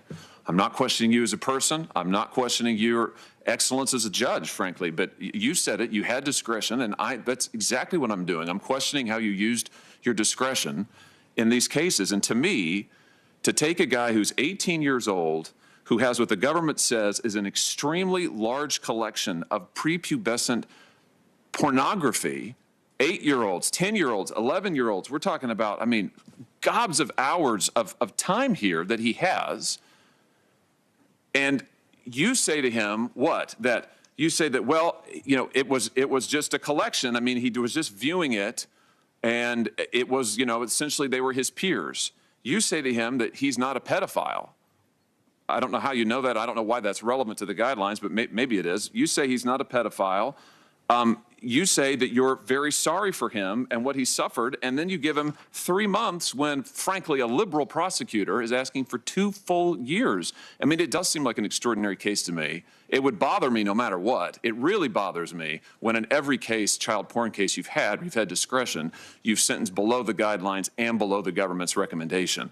And saying that sex offenders are truly shunned in our society, as you said to him, it reminds me, it echoes what you said as early as law school on that Harvard Law Review article Senator Blumenthal was just talking about. There you say, and I'm quoting you now, in the current climate of fear, hatred, and revenge associated with the release of convicted sex criminals, courts must be especially attentive to legislative enactments regarding these sex criminals. I guess like this, the enactment here, the PROTECT Act that Congress enacted. So I want to try to understand here, is it your view that society is too hard on sex offenders? You say they truly are shunned in society. You wrote that many of these laws are products of a climate of fear, hatred, and revenge. So just is that still your view? I mean, do you think that these laws are too tough, that we're too tough on sex offenders? Explain what you meant in this case in 2013, and it seems to be the same thing you said many years ago. Senator, it's not the same thing I said many years ago. Many years ago, as a law school student, I was evaluating a new set of legislation, state laws about registration, and I was analyzing them as law students do. Wasn't about the sex crime, it was about the characterization of the law.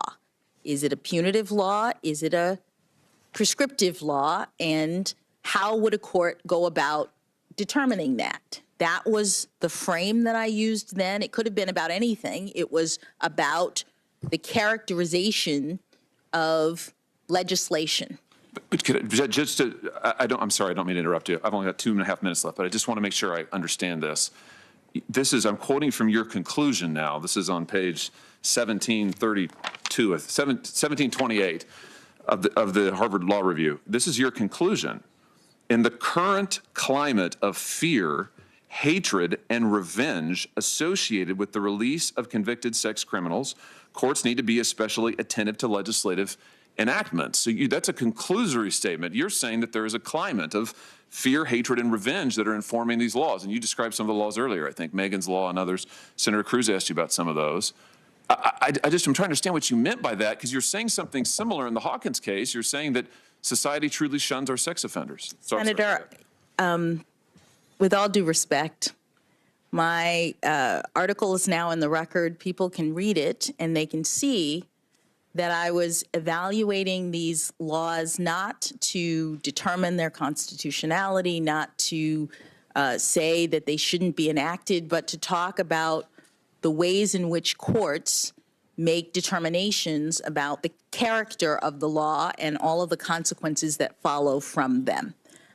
In law school, I had not had any experience in terms of the criminal justice system, and I was doing what law students do, which is seeking to analyze in a creative way new legislation. With respect to Mr. Hawkins, I was doing what judges do, which is look at the statute, 18 U.S.C. 3553A, exercise discretion as Congress has required us to do, take into account all of the various aspects of a particular case, and make a determination consistent with my authority, my judgment, and understanding fully the egregious nature of the crime. As you said, even the prosecutors in these cases are not recommending guideline sentences. The probation office, which is an independent authority, looking at these cases and the facts related to them, are not recommending guideline sentences. This is a particular area where the Commission has seen an enormous amount of disparity and has in fact asked Congress to come back and address to help judges who are looking at these cases to be able to rely on the guidelines. Which Congress has declined to do. Senator, in that case, we have the statute that Congress has enacted concerning penalties, and we have judges who are doing their level best to make sure that people are held accountable as they need to be in our society in a fair and just way. Mr. Chairman, my time's expired. Thank you, Judge. I have no further questions at this time. Just checking with my staff. So the original statute was passed in 2003, the Scalia decision 2005, the Booker decision? So the original statute that I'm talking about, I'm just thinking, I felt like it was in the 80s.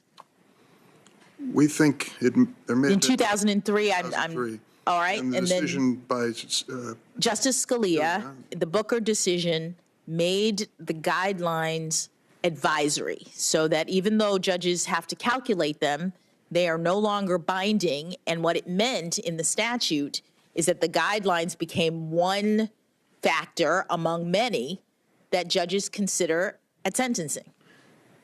I'm not going to opine on Justice Scalia and his conduct and decision as it relates to the overall topic. I hope we all agree that we want to do everything in our power, reasonably within our power, to lessen the incidence of pornography and exploitation of children. You have made that clear. That is your position, too. But I just want to tell you, Congress doesn't have clean hands in this conversation. We haven't touched this now for 15, 16, or 17 years. And you aren't the only one who faced this kind of a challenge with the cases before you. I said this morning, and it bears repeating, in United States versus Klotz, Trump appointed Judge Sarah Pitlick, Senator Hawley's choice for the Eastern District of Missouri, sentenced an individual convicted of possession of child pornography to only 60 months, well below the 135 to 168 month sentence recommended by the guidelines. Mr. Chairman, you've mentioned Let me now. finish. I'll finish, and then of course I'll recognize you. Senator Hawley, you've said some very powerful things in support of this judge, but clearly she faced a situation where she decided she would not follow the guidelines and took a sentence of less than half of what they recommended. We have created a situation because of our inattention and unwillingness to tackle an extremely controversial area in Congress and left it to the judges. And I think we have to accept some responsibility for that, Senator. I just wanted to say, Chairman Durbin, since you mentioned Judge Pitlick in the Klotz case, she followed the prosecutor's recommendation in that case. As I've said over and over, part of my concern with Judge Jackson is that she has not followed the prosecutor's sentences. She didn't in the Hawkins case we were just talking about, or the guidelines. And I'm happy we can have a policy debate about whether or not the guidelines are too lenient. I would argue in this era of exploding child pornography, they're not too lenient at all. I think you were right the first time when you voted in 2003 to make them tougher. I will just say that I don't know if you sponsored a bill to change this. I'll be looking for it. But I will tell you that there isn't a long line of people waiting to co-sponsor this controversial issue. If we're going to tackle it, we should, but we should concede in the meantime that we've left judges in the lurch in many of these situations. There is no clarity in this situation, and I think to hold this judge responsible for the overall situation is to ignore our nonfeasance, malfeasance, whatever it might be, and lack of responsibility in dealing with this. Senator Hirono. Thank you, Mr. Chairman. Judge Jackson, as you may know, I ask the following two preliminary questions of every nominee who appears before any of the committees on which I sit, so I will ask you these two questions first. Since you became a legal adult, have you ever made unwanted requests for sexual favors or committed any verbal or physical harassment or assault of a sexual nature? I have not. Have you ever faced discipline or entered into a settlement related to this kind of conduct? I have not. Judge Jackson, my colleague from Missouri seems to think that it's appropriate for federal judges to sentence individuals below inappropriate. to sentence individuals below the sentencing guidelines in these kinds of cases, horrific cases. And so I think it's important to offer a couple of clarifications for the record. Judge Jackson, when the U.S. Sentencing Commission first addressed the issue of sentencing in this area in 2012, do you remember that only 40% of convicted offenders in this category were receiving sentences within the guidelines? Senator, I don't remember exactly the number, but I do know that there was a great deal of variance from the guidelines. 40%. Would you be surprised to learn that the Department of Justice, which prosecutes these cases, sent a letter to the U.S. Sentencing Commission in 2013 stating that the existing sentencing guidelines for child pornography offenses do not accurately reflect the current landscape of child pornography offense conduct? I don't remember that particular letter, but there was a lot of concern about this guideline from all sides. And now the Sentencing Commission issued another report just last year on this topic. And do you know that as of that report, an even lower percentage of convicted offenders were receiving sentences within the guidelines? Did you know that? I'm not surprised. It was 40% before, now it's even less. I didn't know, but I'm not surprised. Did you know that as of last year, it was just 30% of non-production offenders who were sentenced within the guidelines? I did not know, but I'm not surprised. My Republican colleagues made a big show yesterday of promising a fair process. And to me, that means ensuring that you are treated no differently than any other federal judges that have nominees that have come before us. See, there was an article recently that highlighted the fact that many of President Trump's circuit court nominees who were previously district court judges had also issued below guideline sentencing to child pornography cases.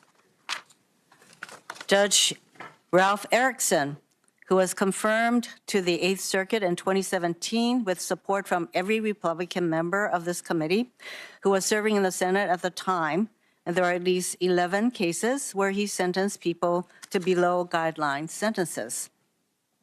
Does that surprise you? It does not, Senator. I'm not sure if you know Judge Erickson, but do you have any reason to believe he's soft on child pornography based on these sentences? I don't have any reason to believe that. Do you think my Republican colleagues are soft on child pornography just because they voted for Judge Erickson to become a federal appellate judge even after he issued these 11 sentences? Senator, I'm not in a position to evaluate whether your colleagues are soft on crime because of their votes. I have no reason to believe that. They voted for this person, but I think it would probably be quite unfair to characterize him as being soft on child pornography. I would also like to talk to you about Judge Joseph Bianco, who was confirmed to the Second Circuit in 2019 with support from every Republican member of this committee who was serving in the Senate at the time, including Senator Hawley. In the case United States v. Bowen, Judge Bianco sentenced a defendant to 60 months in prison when his guidelines range was 151 to 188 months. And here's what Judge Bianco said in the sentencing transcript for that case, quote, "And the guidelines here are just way disproportionate under the facts of this case, and I don't view them as particularly helpful in this case. I believe the probation department got it right in terms of the statutory mandatory minimum being sufficient, but not greater than necessary to achieve the factors of sentencing." Quote, I'm not sure if you know Judge Bianco, but do you have any reason to believe that he's soft on child pornography based on that sentence or those